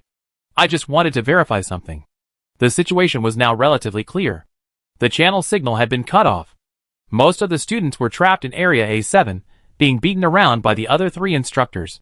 The remaining small group of students, lost in other areas, were a minor force. His absence wouldn't affect the instructor's final victory. The instructor said, they don't look like they're operating solely on tacit understanding. Team Lian Xiao has other methods of communication. Although they were still freshmen, there were several troublesome individuals in Lian Xiao's team. In a real fight, he wouldn't stand a chance alone. The instructor's gaze swept over Zhao Liqing, Christina, and Zhanlu, finally settling on Lian Xiao. The Storm Banshee, dodging bullets, slipped up and was hit by both snipers. Li Xian felt a surge of relief. He had no idea who was piloting the Banshee, but his movements were so elusive that he finally managed to get a shot at this flying fly. I don't think that's quite right. Zhanlu countered. Zhao Liqing fired directly at the Storm Banshee. Perhaps it was his imagination. The Storm Banshee always changed direction just before the bullets hit, as if it had predicted the trajectory of the shot in advance. This mistake felt vaguely strange. Zhao Liqing responded, and was about to fire when the Storm Banshee, suppressed by the artillery fire, suddenly leaped up with unimaginable explosive power, stepping on the protruding rocks and charging straight at the six people. Zhanlu suddenly realized what was happening. It turned out that the Storm Banshee's previous panic, the flaws that seemed to be caused by exhaustion, were all guiding him and Li Xian to shoot at him according to their usual predictions. He thought he had completely understood the Storm Banshee's trajectory, but perhaps it was all the enemy's guidance. I predicted your predictions. Zhanlu's body instinctively pointed the muzzle at the falling Storm Banshee, but he hesitated, a rare moment. How could he be sure that shooting now wasn't exactly what the Storm Banshee wanted? Who was the pilot, and what was he trying to do? Bang! The gun rang out. It was Li Xian who fired. A shallow scratch grazed the Storm Banshee's core module. The shot had hit, but missed. Tiny bullets couldn't disrupt the massive mecha's movements. They watched helplessly as Storm Banshee stomped on Zhulong's breastplate, then locked her arms with both hands, skillfully throwing herself and the dragon forward. The two mechas instantly flew off the mountain path and tumbled down the hill. From the beginning, the academy instructor's strategic goal hadn't been to completely wipe out Lian Xiao's team, but to personally eliminate Lian Xiao. Verifying Lian Xiao's identity, as the arc was simple, if the other team members lost their arc, the team would practically collapse. That's unlikely. This was the reaction of another academy instructor upon learning of his colleague's speculation that Lian Xiao was the team's Arkansas. Is it possible to pilot a main attack vehicle as the Ark? Yes. Aurora, who hadn't often expressed her opinions, spoke up. She and instructor Wu remained non-committal about the instructor's actions targeting Lian Xiao. That's Dean Su. Instructor, what I mean is, Lian Xiao is a freshman, even if she's S-rank. Could she be compared to Tyrant? But if Lian Xiao truly could master both the attack and arc dual cultivations, then her colleagues were overly confident, and the instructors' hearts began to race. Then their Mecha Academy had truly found a treasure this year. Lian Xiao, under close scrutiny, was being pinned down and tumbled down the hillside. It all happened so quickly, and suddenly, that she didn't even have time to comprehend the other party's identity or motives. The combat drill map was set in a mountainous area, with a large drop from the peak to the valley in Area C, and the terrain was steep. As they rolled down, the cushioning trees were snapped in half by the two mechas. The loud noise startled flocks of birds from the mountains, and the students still in Area C turned their attention, realizing that a fierce battle was taking place there. At this rate, Zhulong will be destroyed before it reaches the bottom of the valley. Lian Xiao was spinning dizzy, nearly losing his sense of direction, but his mind remained clear. After eliminating Chan Lu's teammates, the remaining few likely weren't so formidable. In this critical situation, Lian Xiao's thoughts raced. She took the initiative to turn on the radio. "Instructor?" The opponent ignored her. Lian Xiao continued, "Instructor, do you have any objections to me?" Even at the risk of being wiped out by the entire team, he was determined to take the risk and get her out. "I didn't realize you're so talkative." It was indeed the instructor's voice, indirectly confirming Lian Xiao's thoughts. But knowing the enemy's identity was of little use to the situation. This was a one-on-one fight. Both sides were armed, but Lian Xiao's movements were blocked by the instructor, making even his only chance of escape difficult. In the space of 2 words, Lian Xiao keenly sensed the gradual slowing of the slope, the mech's descent slowing. If only she could free her hands. Before she could make a move, a powerful punch struck Zhulong's head. The instructor also noticed the slowdown. He warned Zhulong with his own body, while kicking away obstacles in their path, to accelerate their descent. "Forget it. Stop tormenting the kid," the academy instructor advised his colleagues. The stable presence of the 2 towers of Babel gave not only Lian Xiao's team, but also the instructors a general understanding of the conflict. "I just wanted to test it again. Suppose Lian Xiao is the Arkansas. If she loses her physical attack power, she still has other options," the instructor said coldly. Now that the 2 mechs had rolled down to a point where the valley bottom was clearly visible, Lian Xiao would be eliminated if he didn't act. Every time a component of Zhulong was damaged, Lian Xiao, whose neural pathways were connected to it, would experience the pain of nerves being detached and severed deep in his brain. With her limbs clamped and no hope of rescue, Lian Xiao felt powerless for the first time. How could she escape? Amidst the pain deep within her brain and the relentless piercing alarms of Zhulong, Lian Xiao felt as if 2 selves had been dissociated. One self, tormented by the pain within the core module, while the other, suspended aloft on the sea of consciousness, calmly and peacefully gazed at the turbulent waters beneath her. The once blue sea of consciousness turned pitch black, churning out wave after wave, like countless small peaks of black rock rising and sinking under the force of the Earth's crust. The raging sea of consciousness, under the pain, took on a dangerous and uncontrollable appearance. Lian Xiao forced herself to think. Since the instructor was determined to eliminate her at all costs, why didn't he simply destroy the Zhulong core module? Why did he resort to rolling her down a cliff? What was he waiting for? The conclusion was that perhaps she had a winning chip that the instructor feared. At this moment, Lian Xiao heard a faint and distant flute sound floating across the surface of the sea of consciousness. Chapter 58. It was a staccato, unmelodious sound. It was like the wind from afar, blowing through a tower with thousands of windows, producing the sound of a flute, a primordial, desolate sound. The sea of consciousness beneath Lian Xiao's feet undulated and breathed, echoing the seas of consciousness of the others within the initial Tower of Babel. Then, more and more faint fluctuations joined the flow, the nearest academy instructors, the students observing from a distance, the entire Sierra mountain range, even covering the entire actual combat instance.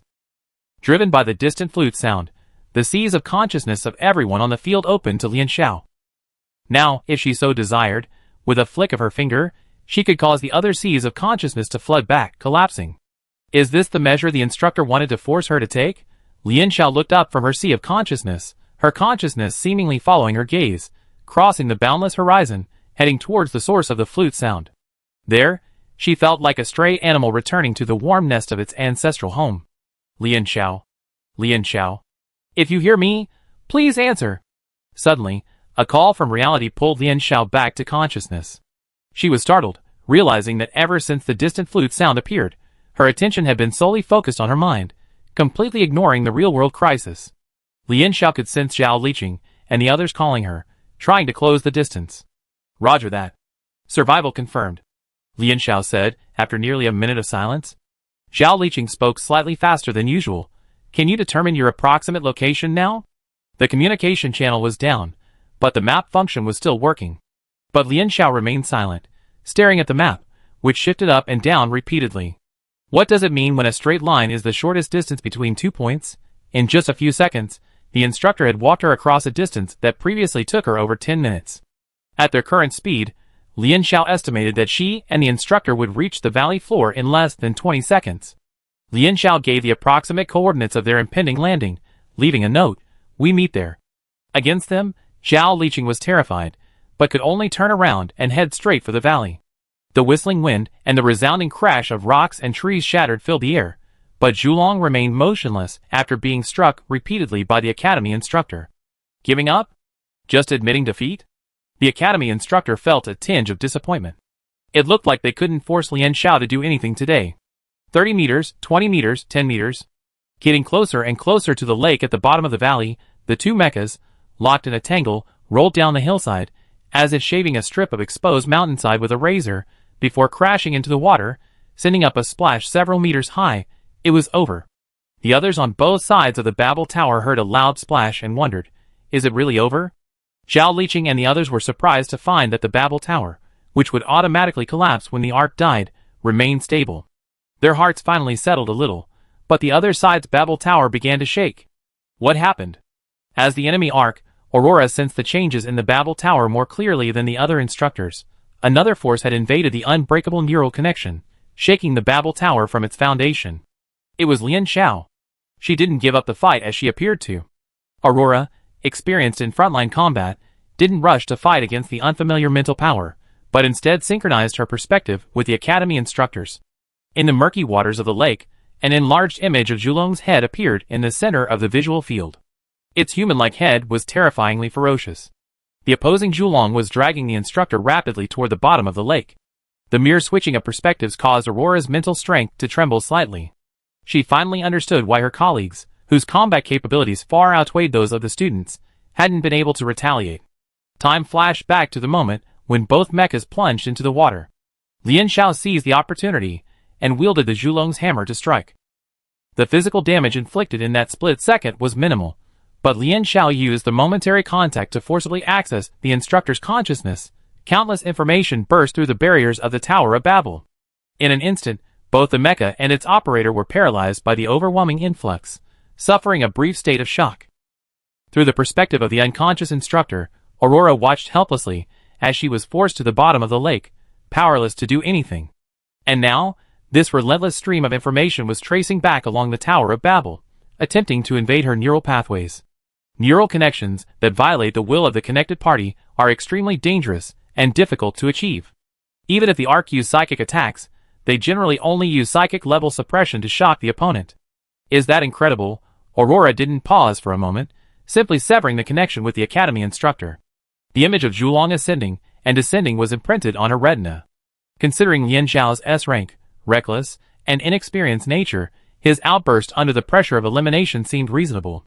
She simply felt that once Lian Xiao's physical limitations were addressed, this undervalued S rank would become an incredibly brilliant talent.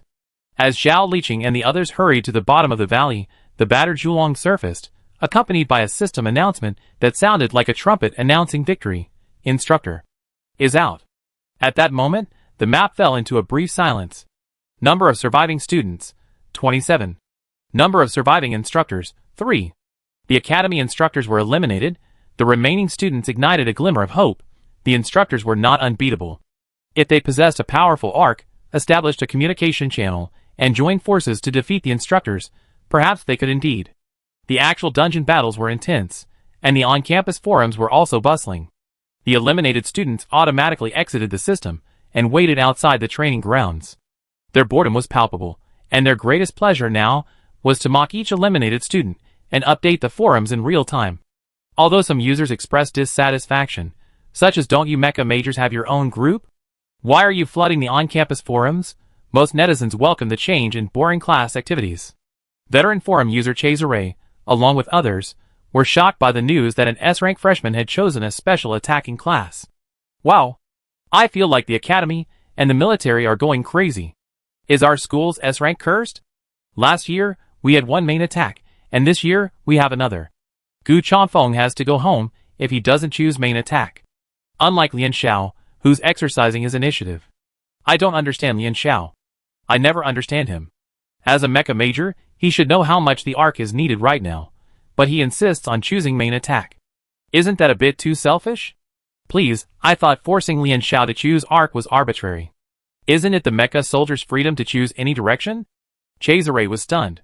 Confirming he was seeing things correctly, he grabbed his laptop and sprinted to intercept Gu Chanfeng, who had just left the field. What's wrong? Gu Chanfeng barely had time to wipe the sweat off his face before Cesare pulled him over. The four of them gathered in a small circle for a meeting. The mecha major might sound impressive, but in reality, the curriculum was arduous and boring, with training sessions focusing on basic physical fitness and combat techniques repeated day after day. Something's happened. Cesare circulated the laptop he secretly brought to the training ground among the four. If Lian Xiao really chooses the main attack type, what are you going to do, old Gu? His subtext was to ask Gu Chanfeng if he still wanted to include Lian Xiao in the military exercises. When they first met Lian Xiao, they genuinely disliked the Knights of the Emblem, but they also had some intention of betting on him. The four of them had nearly complete positioning configurations, lacking only an arc. And they couldn't think of an option more suitable than the S-Class arc, one that would better unleash Gu Chanfeng's full combat potential. Gu Chanfeng had already sent out the invitation, and now Lian Xiao had actually chosen the main attack type. Yi Yin felt a bit shaky. Can we find another arc in a short time? Of course we can, but the key is whether anyone on the arc we know can connect with old Gu's nerves? Cesare said. Generally speaking, the arc's mental power level is only higher than the team's main attackers, not lower. Jing Richuan? Yi Yin immediately turned his head to search the crowd. But bringing him in would also implicitly mean adding Su Xing. Poincaré suddenly asked, what? Jing Richuan has won over Su Xing. He's no longer single? Cesare and Yi Yin, Let's not pay attention to gossip right now. The two discussed it for a while, but Gu Chanfeng, the one who actually made the decision, remained silent.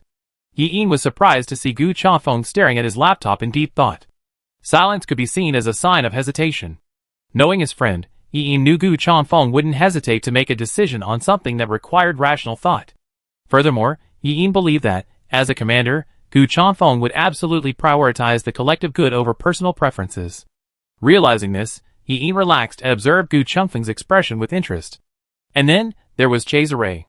Given his personality, the fact that he chattered so much without directly stating the option of giving up Lian Xiao clearly revealed his true intentions. Suddenly, a fleeting, faint smile crossed Gu Chanfeng's face. Yi Yin swore on the sniper's excellent eyesight that this guy had definitely smiled. Look at the new post. I don't think there's any need for this discussion. Cesare had already read the title. Damn.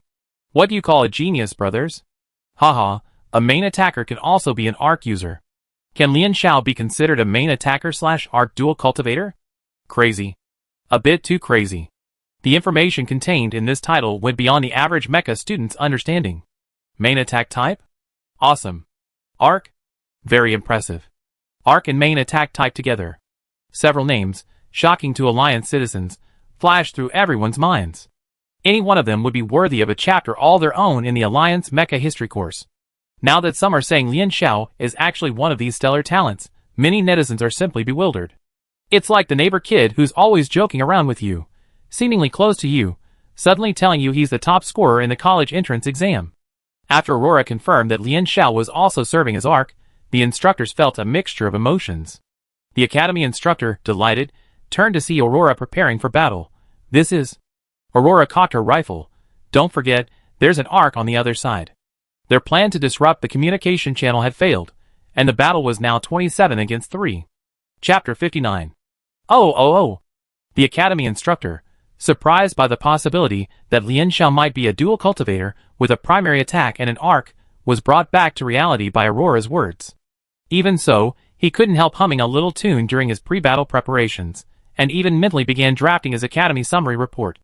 An S-rank student, who only comes across once in years, and who also has the potential to be a dual cultivator with a primary attack and an arc, is incredibly rare. Now, all he wanted to do was offer a heartfelt compliment to his eliminated colleague. Good for being eliminated. Instructor Wu asked suspiciously, "You're not going to go easy on Lian Xiao, are you?" Looking at his gleeful expression, it was hard not to be suspicious. You're kidding. I'd be the first to focus on Lian Xiao. The academy instructor sneered. How could that be? He was happy, but didn't he have to save face in front of his students? Although Lian Xiao's unstable factor disrupted the instructor's plans, none of the three took it too seriously. After the intense battle, Lian Xiao was lucky to still be able to maintain the Tower of Babel. They were eager to eliminate as many enemies as possible before her team arrived. Thus, the students still lingering in Area A, plagued by information blackouts, began to notice their instructors had changed their tactics and taken the initiative, causing their numbers to decline rapidly again. When Lian Xiao and the others arrived at Area A, the instructors outnumbered the students to 320. This was the result of the remaining handful of students taking advantage of the situation, avoiding further battle and hiding from the instructors throughout the mountains. It was all due to the instructor's cunning tactics. He first cut off the communication channel, then used his arsenal to lure the students in and slaughter them indiscriminately. One student, piloting a mech, carefully relocated, fearing capture by the instructors. But he stumbled on a small road and was surrounded by the mech squad lying in ambush. Before the student could fully grasp the situation, he suddenly heard a clear voice. Listening closely, it sounded like the voice of the Candle Dragon pilot holding him down. Alright. The voice sounded familiar. Let's find the next one. It wasn't that the communication channel had been restored, it was that he had been added to a Tower of Babel. The student realized it only belatedly, yet he didn't even feel any mental warning throughout the entire process. He passively underwent a neural connection. Wait a minute, ask this person if he wants to join us. The Fenrir's Bite spoke, gun raised, ready to unleash a barrage of bullets on anyone who didn't cooperate. I do it. The student lowered his voice and raised his hands in agreement. He recognized the Candle Dragon opposite him, Lian Xiao. Coincidentally, he had been the leader of Lian Xiao's opposing team in the last point-grabbing battle, and had offended Lian Xiao. So, he was too timid to say a word, fearing Lian Xiao would recognize him. In fact, Lian Xiao barely even remembered him. Along the way, the team specifically picked up lone trainees. Once they joined Babel Tower, they were given weapons if they cooperated, but were immediately kicked out if they didn't. By now, Lian Xiao has been able to ensure that all the trainees on the field have joined his team. Meanwhile, the off-site forums were also bustling. The poster who leaked the information claimed to have participated in the same combat drill as Lian Xiao, and was passively pulled into Babel Tower by Lian Xiao, who was piloting the Zhulong. Later, because he refused to cooperate with Lian Xiao's team, he was kicked out. Netizens were full of questions about the poster who leaked the information. After all, dual attack/boat cultivation is a legendary, extremely rare ability, and it's hard to convince others based solely on this poster's one-sided account. Some people simply question Lian Xiao's behavior, describing it in the original thread. It's a bit scary to think about it. Casually accessing someone else's neural pathways. What's the difference between that and intrusion? What the above person said is a bit amusing. This is a real-world drill, a duel, you know? I bowed down to such a powerful teammate. Same mecha major, different level, just passing by. We haven't officially split into training yet. After the split, ARC training will detail what behaviors violate the rules. Of course, casually accessing a teammate's neural pathways is definitely a violation. Don't be too hard on Lian, but dual cultivation is truly rare. Why are you assuming Lian Xiao is capable of both attack and boat dual cultivation now? There are specific, and very strict, standards for this. The onlookers, having been given a cold shoulder, calmed down a bit. Broadly speaking, anyone with a C level or higher mental power has the ability to build a Tower of Babel. It's just that the scope, duration, and quality of mental power differ significantly between different levels of mental power.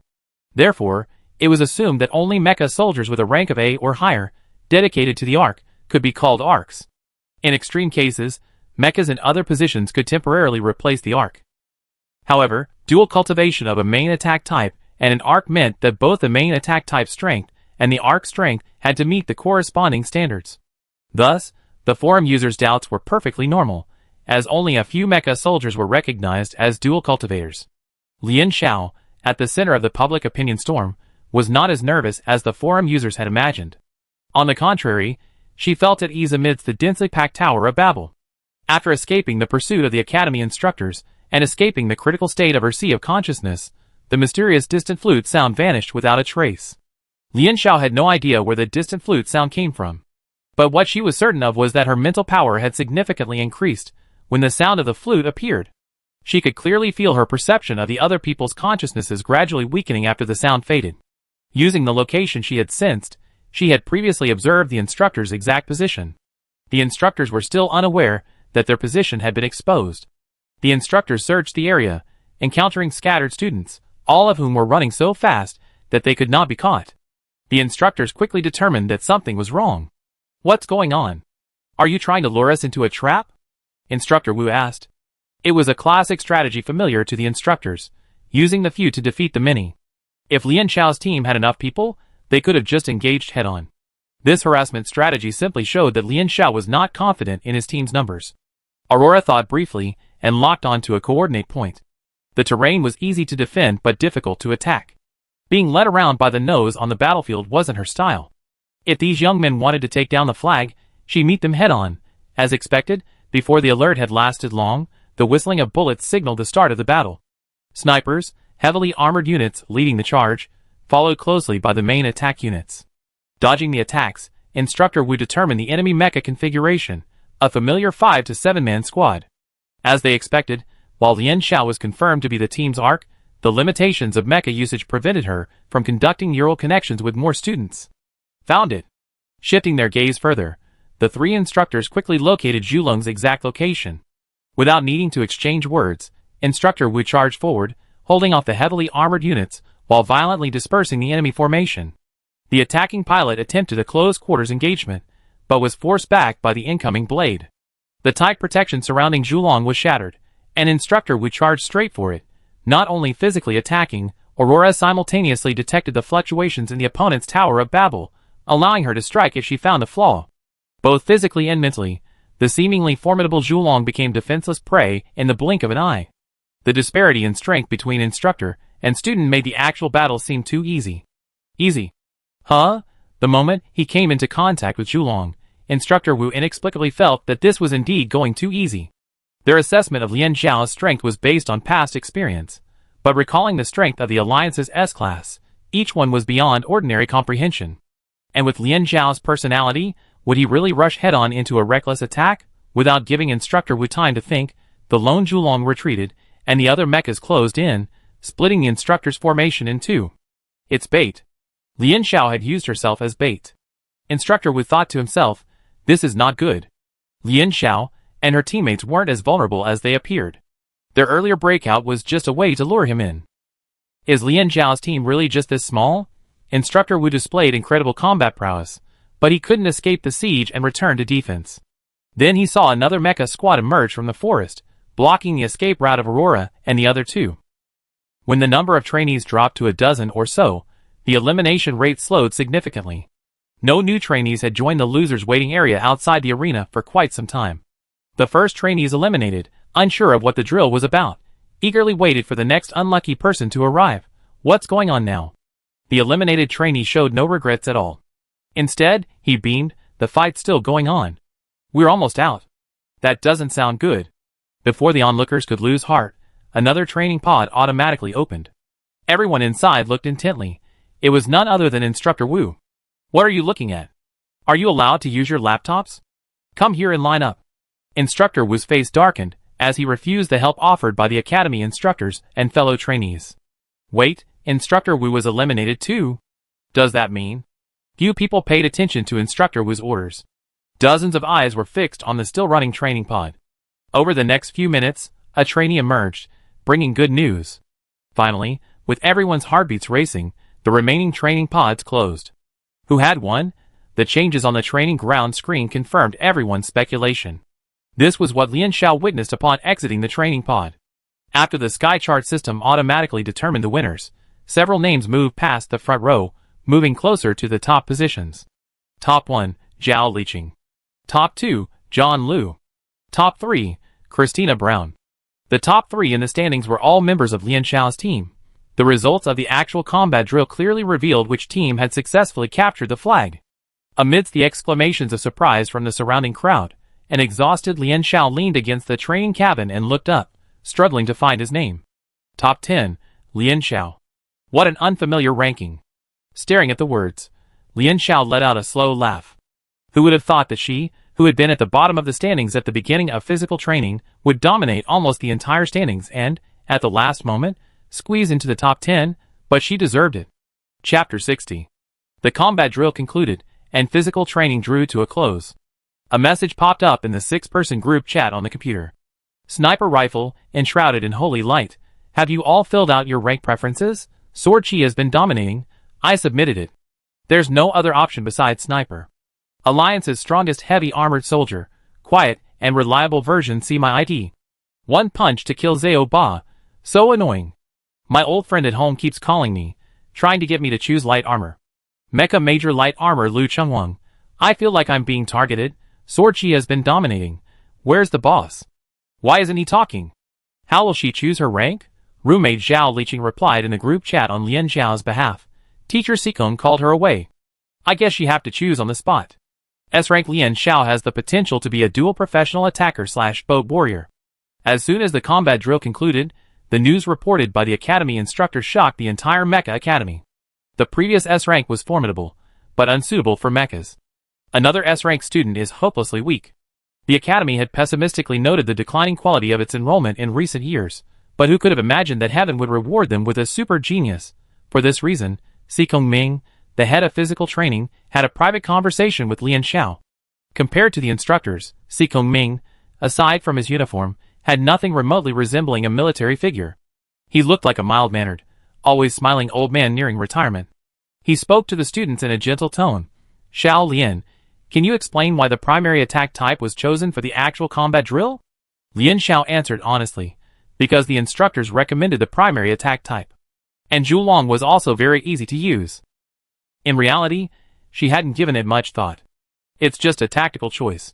Considering the terrain and rules of the actual combat exercise, I think using a primary attacker is the better option, Lian Xiao said. The night before the actual combat exercise, after studying the map, she felt that adding attack positions and long-range damage would be more advantageous for the team in the confrontation with the instructors. Therefore, she made a decision that worried the instructors and puzzled the outside world. In reality, as long as it contributed to victory, it didn't matter what position she chose. Judging from the results, her decision was absolutely correct.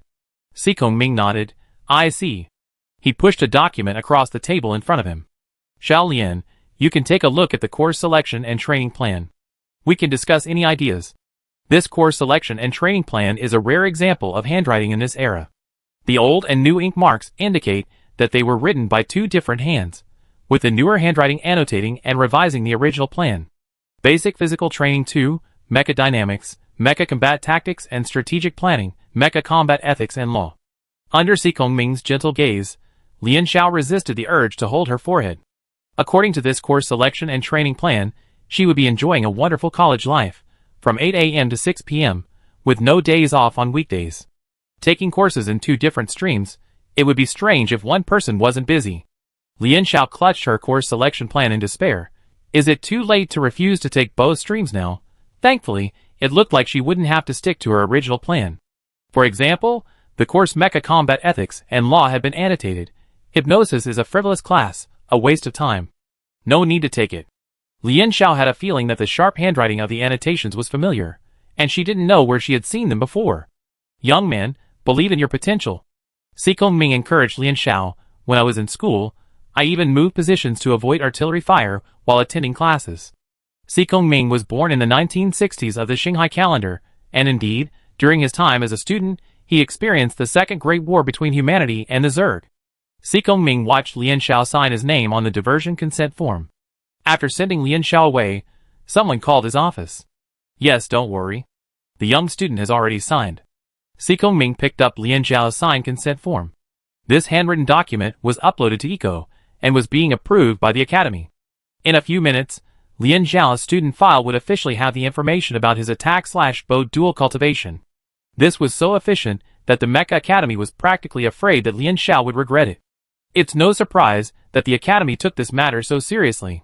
Sikong Ming listened to the voice on the other end and thought, the Mecha Academy hadn't recruited an S-rank student capable of dual cultivation in nearly 20 years. It was perfectly normal for the current seal holder, Yin Mingling, to call and inquire. What's your impression of Lian Xiao? Yin Mingling suddenly asked this irrelevant question at the end of the call. Sikong Ming pondered for a moment before slowly saying, this kid is a genius who doesn't quite seem like a genius. He had spent his entire life at the Union University Mecha Academy, and had seen countless young people dubbed geniuses. Some geniuses are like swift meteors, their bursts of light bright enough to make night seem like day, only to quickly fade into silence. Others are like less dazzling but enduring stars, steadfastly and silently guarding the heavens. Si Kongming couldn't categorize Lian Xiao into any of the geniuses he had encountered. She lacked the sharp, flamboyant qualities of a young genius. Instead, she was gentle and harmless, the kind who would lazily stand at the edge of a crowd, lost in thought. But once faced with a challenge, no one could ignore her brilliant brilliance. Yin Ningling hung up the phone and turned to see Su Shaoluo watering his plants. A headache seized him. After enduring it for so long, Yin Ningling asked, "Boss, it's been so long, are you planning on staying in my office and not coming back?" The dean's office was much more spacious and convenient than his tiny mezzanine. Su Shaoluo had barely been seen around the academy all semester. Yin Ningling was accustomed to opening his office door one day at work and seeing Su Shaoluo casually waving a hand in his office. Then, perhaps, she'd turn around and leave again, disappearing for 10 days or even a month. Ever since their student days, Yin Ningling had felt she was like a gust of wind. "I'd be a hands-off boss and help you with your daily chores, okay?" Yin Ningling's eyes twitched with heartache. "Can you please stop harming my plants? If you keep watering them recklessly, they drown." Su Shaoluo said unapologetically, "You're the seal holder, holding the highest authority besides me. These are things you should do." Yin Ningling resigned herself to her fate, and quickly took away the most precious potted plants. "You're in a bad mood. So you really don't like your gifted student?" Su Shaoluo sat down in her favorite spot, arms folded, and said flatly, "It's not that I don't like Lian Xiao." Even Yin Ningling, who was considered her closest friend by outsiders, couldn't guess the tyrant's thoughts on the S-rank freshman. It was she who left Lian Xiao aside, leaving him to stumble. It was she who deliberately guided Aurora to choose an attack-focused class. It was she who dug up her old course selection and training plan and personally adjusted it. The tyrant wasn't happy to see new dual training students. Why? Since the Alliance and the military are restarting the Mecha League, students who specialize in both attack and both skills can fill our team's shortcomings. Yin Ningling advised her back then. "Didn't you work so well with Senior Fu and the others?" As soon as the word Senior Fu came out, the entire space seemed to enter an eerie stasis. Yin Ningling, seemingly oblivious to the change in atmosphere, muttered to herself, "Ah, that's quite a coincidence. S-rank Fu Mingguang chose a primary attacker. And isn't Gu Mian-sun also an S-rank primary attacker? You and Lian Xiao both practice attack/bow dual cultivation. Oh, and Lian Xiao and Senior Fu are both from Earth." Yin Ningling leaned against his desk and smiled at Su Shaoluo. The direct sunlight from midday shifted across his face, making his smile seem vague and unreal in the dazzling white light. Lian Xiao and Gu Chanfeng were also the best partnership in the Mecha League 10 years ago. Perhaps this year we can replicate your glory. Determining the Mecha divisions was the final key step in physical training, followed by the closing ceremony. After 2 months of waking up early, Lian Xiao suddenly felt as empty as the day after the college entrance exam. The closing ceremony for physical training was a seamless affair, with Aurora delivering the closing speech. This elite officer, who rarely spoke, yet whose offensive will and style were as sharp as an ice knife, spoke the longest speech they had ever seen to the young faces he had grown familiar with over the past 2 months. Mech soldiers are a glorious yet dangerous profession. You chose to give your lives to the Alliance before you perhaps even understood the weight of responsibility this profession carries. We are fortunate to be born in this peaceful era. But the shadow of war never fades, and the crisis of humanity's survival remains. Perhaps the next time we meet will be on the battlefield. As a member of the human race, please carry on living with the flame. Good luck. On the last Wednesday of December in the 113th year of the Shanghai calendar, physical training for the 113th class of the Mecha Major at Union University officially concluded. Of the 103 Mecha Majors, 6 failed the physical training, while 97 passed. As one of the top 10, Lian Xiao received a small bronze badge, a memento for outstanding physical training. "It's really hard to believe that physical training is over so soon," Li Xian said. As Lian Xiao and his group walked out of the training ground together, he glanced back at the basement with a hint of reluctance. "It feels like the first day of training was just yesterday. Christina, if you're reluctant, you can apply for the next physical training next year." Li Xian choked and turned away speechlessly. There seemed to be nothing much to talk about with this mute young lady. Lian Xiao looked down at the commemorative badge lying on his palm. It was a 6-pointed star, symbolizing the military, surrounding a mythical monster, the emblem of Union University's Mecha Major. Suddenly, Christina patted her. Lian Xiao, are you going to the New Year's Eve ball? Lian Xiao looked bewildered. I thought the Luo family's youngest son came to see you just now to invite you to the ball, Christina said in surprise. From Christina's explanation, Lian Xiao learned that the New Year's Eve ball was a tradition of the Mecha Academy. On the Alliance's main planet, the transition between the Old and New Years is traditionally referred to as New Year's Eve, commemorating the 65th year of the Starcy calendar, when the human army defeated the Zerg. Every year on New Year's Eve, the Mecha Academy holds a ball in the inner auditorium of Valhalla. Only faculty and students of the academy, or outsiders, who have been invited by a dance partner, are eligible to attend. In the magnificent and spacious Valhalla, the young people of the future Shining Alliance embraced and danced, toasting to commemorate the victory laid with blood by their predecessors and welcoming the arrival of a new year for humanity. So, the week before the New Year's Eve dance, everyone's scrambling to invite dance partners. Christina glanced at the boys in the group and smiled. After all, it's embarrassing to go to the dance alone. Lian Xiao wondered if naming the Auditorium Hall of Valor was really a good idea. It seemed unlucky. Suddenly, a thought occurred to her. Normally, department parties would provide snacks and drinks. If everyone wanted to eat, Lian Xiao's eyes lit up with excitement. Business opportunity! Business opportunity! Chapter 61. It's been ages since I truly focused on making money. With physical training now over, Lian Xiao finally had some free time to think about the future of Lianjia Xiaoqiao. One thing still worried her. Ever since the food system depleted her energy, it still hadn't shown any signs of waking up. In order to sell food at the New Year's Eve party, Lian Xiao rushed to the Mecha Academy. Ever since she was born, Lian Xiao had never been interested in large groups or social events. When she couldn't avoid social events, she mostly just tried to fill herself up on the awful white buffet while everyone else was socializing. As usual, the cafeteria provided the food for the New Year's Eve party. The thought that without Lianjia Xiaoqiao, the party snacks would probably be nothing more than a pure nutritional supplement made Lian Xiao's vision darken. That was out of the question. After meeting Lian Xiao, the Mecha Academy's administrative staff were bewildered. No student had ever suggested selling anything at the dance before. But there seemed to be no explicit regulations prohibiting it. The staff thoroughly researched the Academy's rules and regulations, lamenting the strangeness of today's students, who, instead of enjoying their youth, were obsessed with making money. The Mecha Academy graciously approved Lian Xiao's request, allowing Lian's family to jointly provide food for the dance with the university cafeteria. However, no material support would be provided.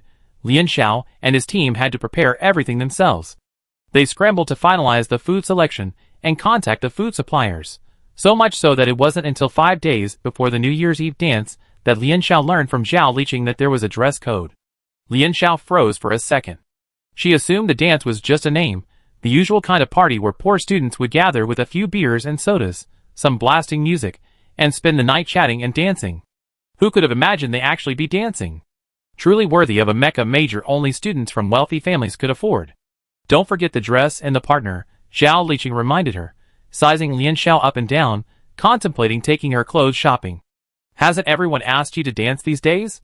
Seeing the popularity of S-rank dual cultivation, everyone Lian Xiao knew and didn't know was eager to connect with them, hoping to hold Lian Xiao's hand. No, it wasn't impossible to be held by Lian Xiao, dancing gracefully at the dance. Having Lian Xiao as a dance partner would greatly benefit both the family and one's personal reputation. The New Year's Eve dance was more than just a celebration, it was also a social occasion and a chance for couples, and those about to be, to strengthen their relationship. The Mecha major has more men than women, and it's also full of straight men. Every year at the dance, many male students stand on the dance floor, jealous and envious of others dancing. So the boys are much more anxious than the girls. For example, Lu Chengwang mustered up the courage to invite Zhao Liqing. And then what? Qian Yui, upon hearing the gossip, was excited. That afternoon, Zhao Liqing quickly dragged Lian Xiao out to go shopping for clothes, with Qian Yui accompanying him. I declined. I said I already have a partner, my brother. Zhao Liqing tried the silver fringed dress on Lian Xiao, unsatisfied, and asked the store's service robot to bring a new one. Ms. Zhao had never had much interest in dancing anyway. If Gong Sunhong hadn't taken time off to go all the way back to school for the dance because he was interning in the Starlink district, she wouldn't have bothered to dance. Gong Sunhong said it was so hard to wait for his brother and sister to go to the same school, so it would be a shame if they didn't dance together at the New Year's Eve ball before he graduated. Even more surprising than this was Qian Yui. She accepted Sasari's invitation to the ball. After years at Union University, Qianyue had never seen the legendary New Year's Eve ball. Moreover, Lian's stir-fry club offered a buffet at the ball, and loyal customers were determined to go. The only one left alone was Lian Xiao. Lian Xiao thought carefully and realized she had quite a few guys she could consider familiar with. Besides Li Xian's excited announcement in the group chat yesterday that he had invited the girl he had a long-standing crush on, she still had at least a few potential invitees.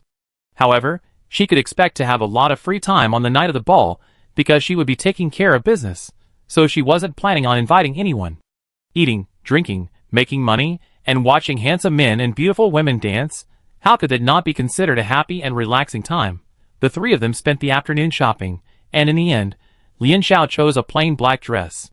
It was formal, impeccable, and easier to move around in than a typical pretty dress.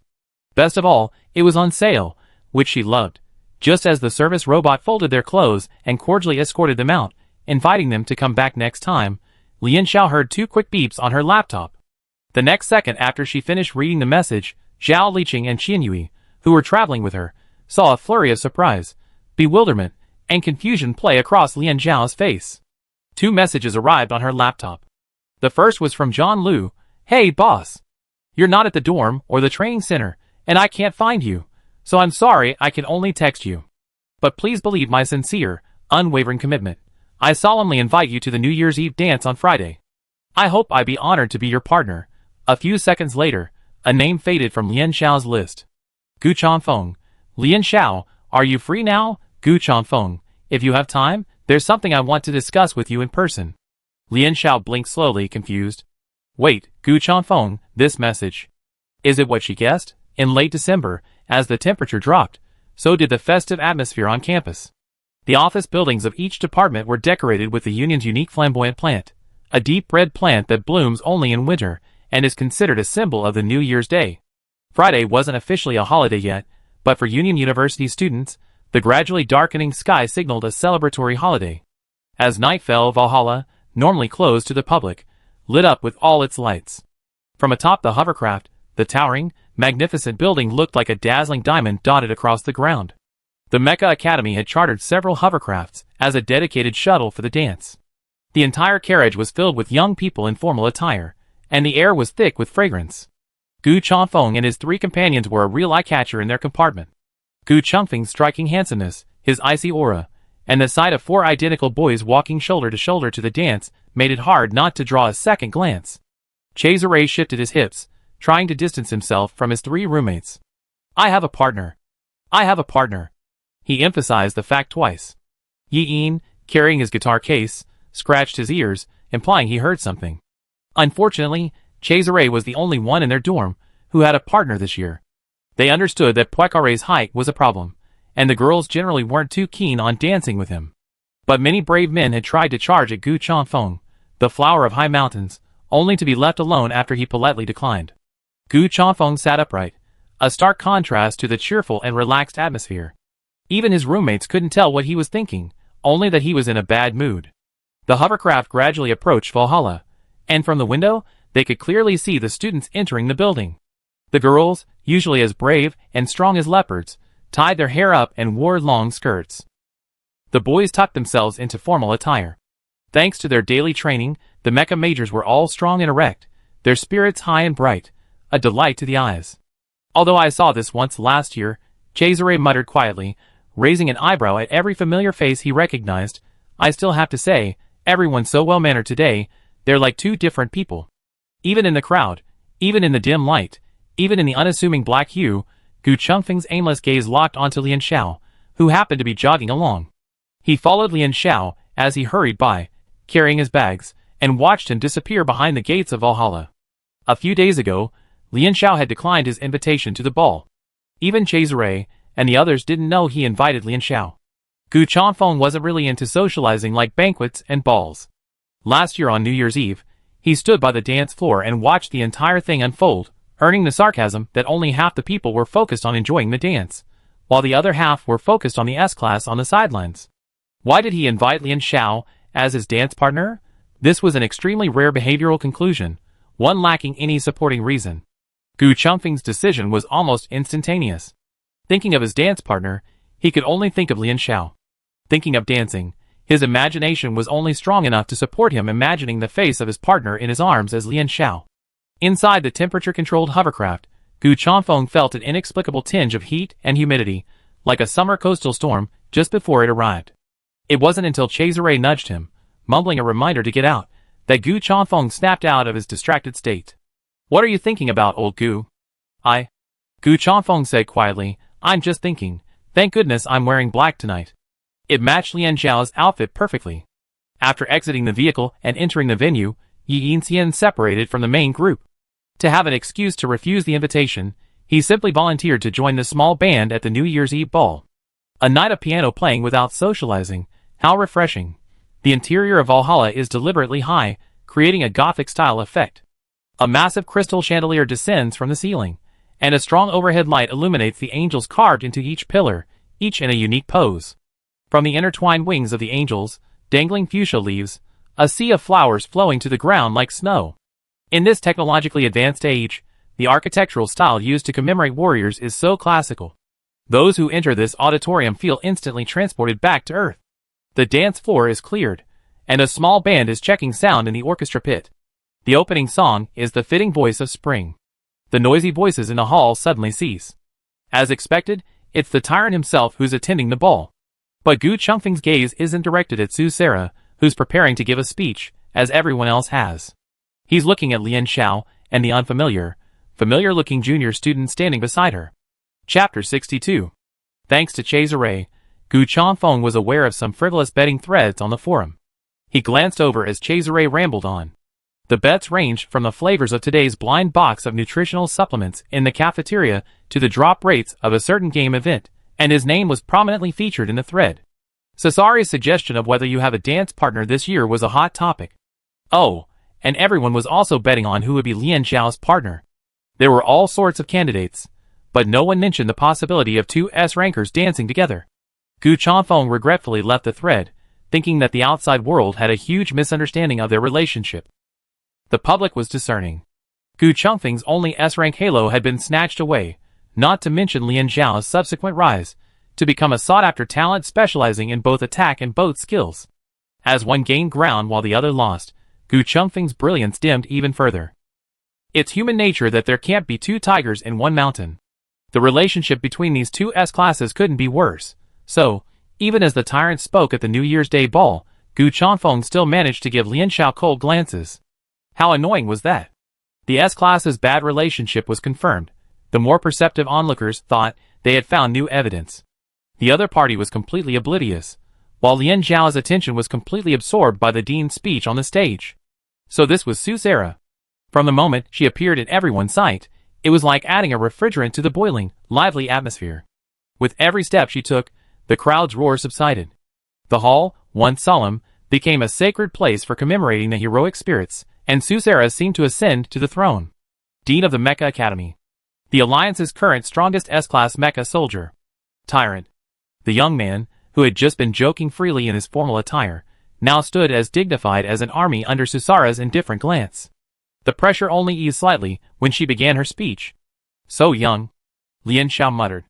Her mumbling was only audible to Zhang Lu, who was standing very close. "Of course," Zhang Lu said. The dean was admitted as an exception, the youngest student in the academy's history. She was about our age when she graduated from the Mecha Academy. Oh, she was also the youngest general in the military to date. If the stereotype is that power is the preserve of the elderly, and youth is the privilege of genius, then Su Sera perhaps embodies the perfect combination of both. Two people stood side by side behind Su Sera.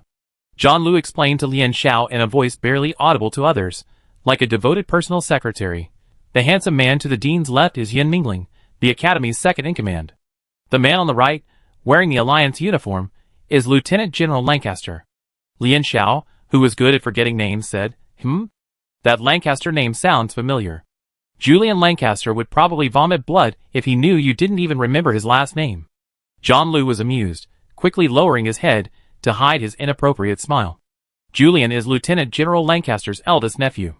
He's a powerful figure among the younger generation in the military, and his views and opinions are very radical.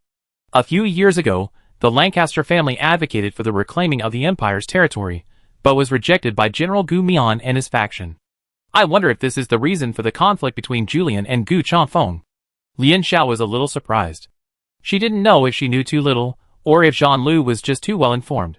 He was well versed in the military's inner workings. The relationship between the Alliance and the Empire was a mess. The Empire, unworthy of the name Empire, survived trapped between the Alliance and the Zerg. After the signing of the Atria peace agreement, both the Alliance and the Zerg needed a third party, a gray buffer for information exchange. Over the past decade, the Alliance has gradually acquiesced to the Empire's existence, though the official name for it remains the vague Lowenberg Autonomous Region. A classic paternal feud. But knowing Gu Chanfeng well, Lian Xiao subconsciously suspected that Gu Chengfeng's aversion to the Knight's coat of arms wasn't limited to this, and perhaps it stemmed from something else entirely. At this point, Su Sarah was nearing the end of her speech. My students, enjoy tonight's ball. Perhaps it will be one of your fondest memories many years from now. I wish you all peace in the coming year. With this, she was the first to raise her glass, greeting the students from afar. Celebrate. In the joyous time of youth. Celebrate. While you and your loved ones are still young, before time and hardship have extinguished the sparkle in your eyes. Lian Xiao raised her glass, following the crowd around her. Countless glasses reflected a shimmering light. Lian Xiao's heart stirred, and she instinctively turned, sensing someone was watching her. Then, she crashed into the deep gray of autumn. She saw Gu Chanfeng, intently and frantically, meeting her gaze. The band struck the first note, the swirling skirts and bright lights dazzling the eyes. The ball officially began, and the atmosphere in Valhalla gradually became lively and relaxed. Unnoticed in a corner, Su Sarah finished her opening dance and quietly exited. This is it. The cafeteria buffet manager thought. The cafeteria manager was in a tough spot. Their carefully prepared nutritional supplements were completely unpopular, even surpassing the sales of the Lian family stir-fry stall across the street. This is doomed, Lian Xiao thought. She had truly underestimated the popularity of Lian family stir-fry. They were so short on staff that even after Xiao Liqing and her brother arrived to provide emergency support after a dance, they were still completely overwhelmed. Busy is the best. The tips at the dance were generous, and they made more money that night than they made all week.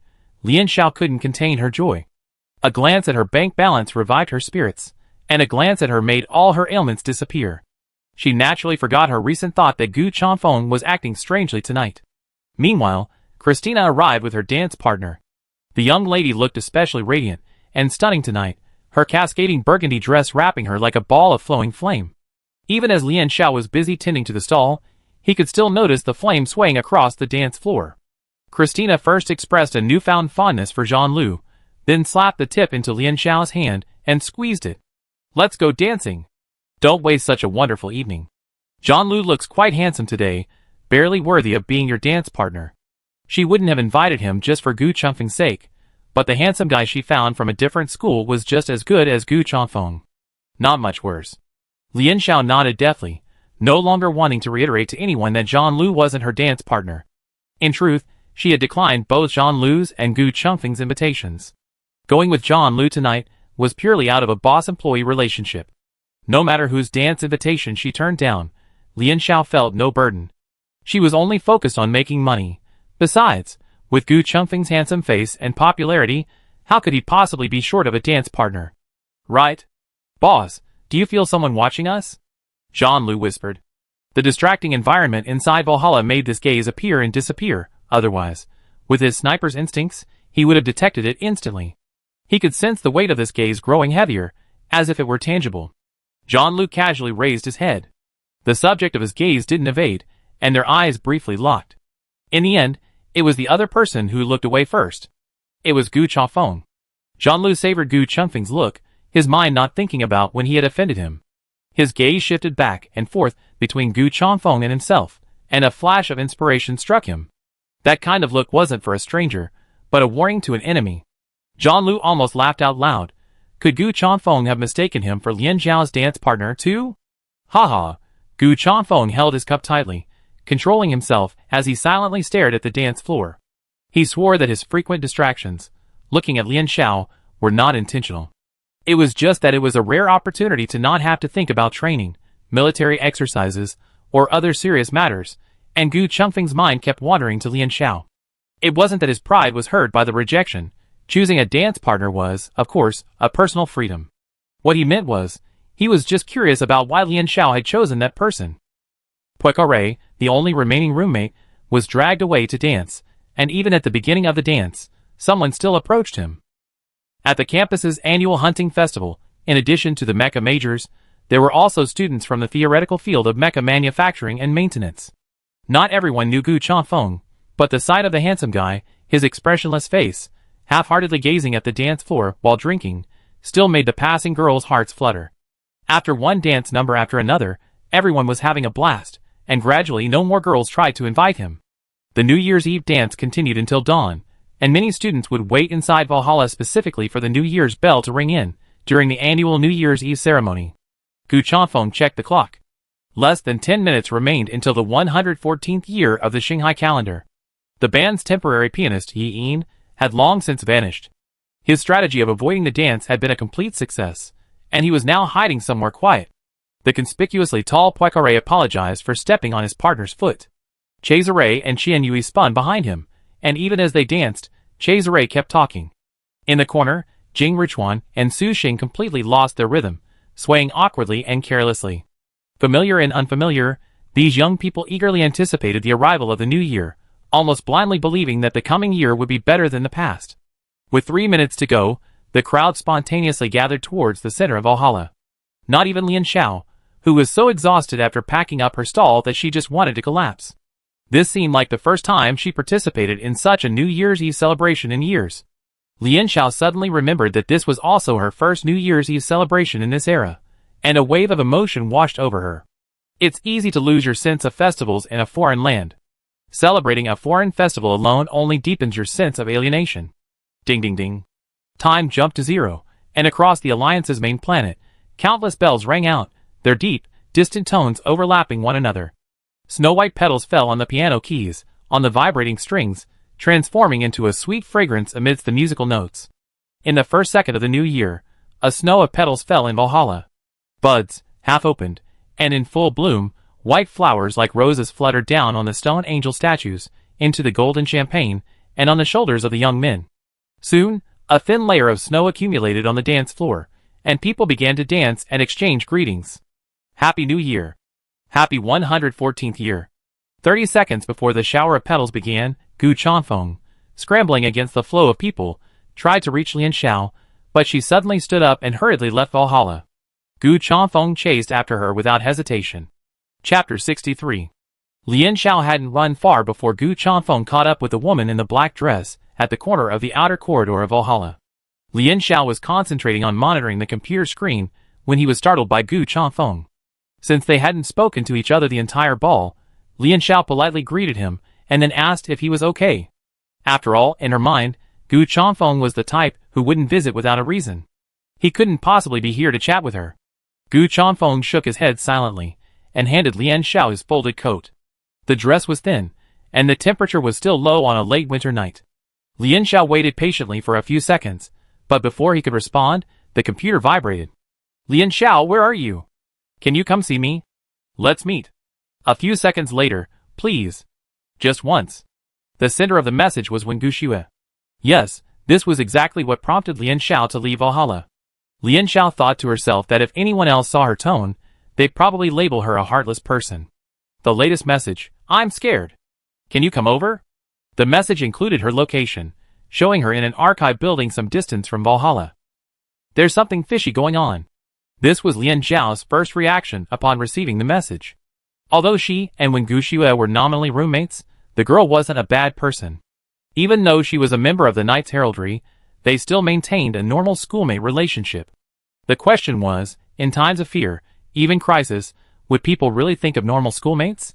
It didn't seem right at all. But out of both sensibility and morality, Lian Xiao couldn't just sit back and do nothing. If anything really happened to Wen Guxue, her conscience would be uneasy. She sent messages to both Xiao Liqing and Qian Yui, but to her surprise, the first person to arrive was Gu Chanfeng. After a moment's hesitation, Lian Xiao showed Gu Chanfeng the message about Wen Guxue.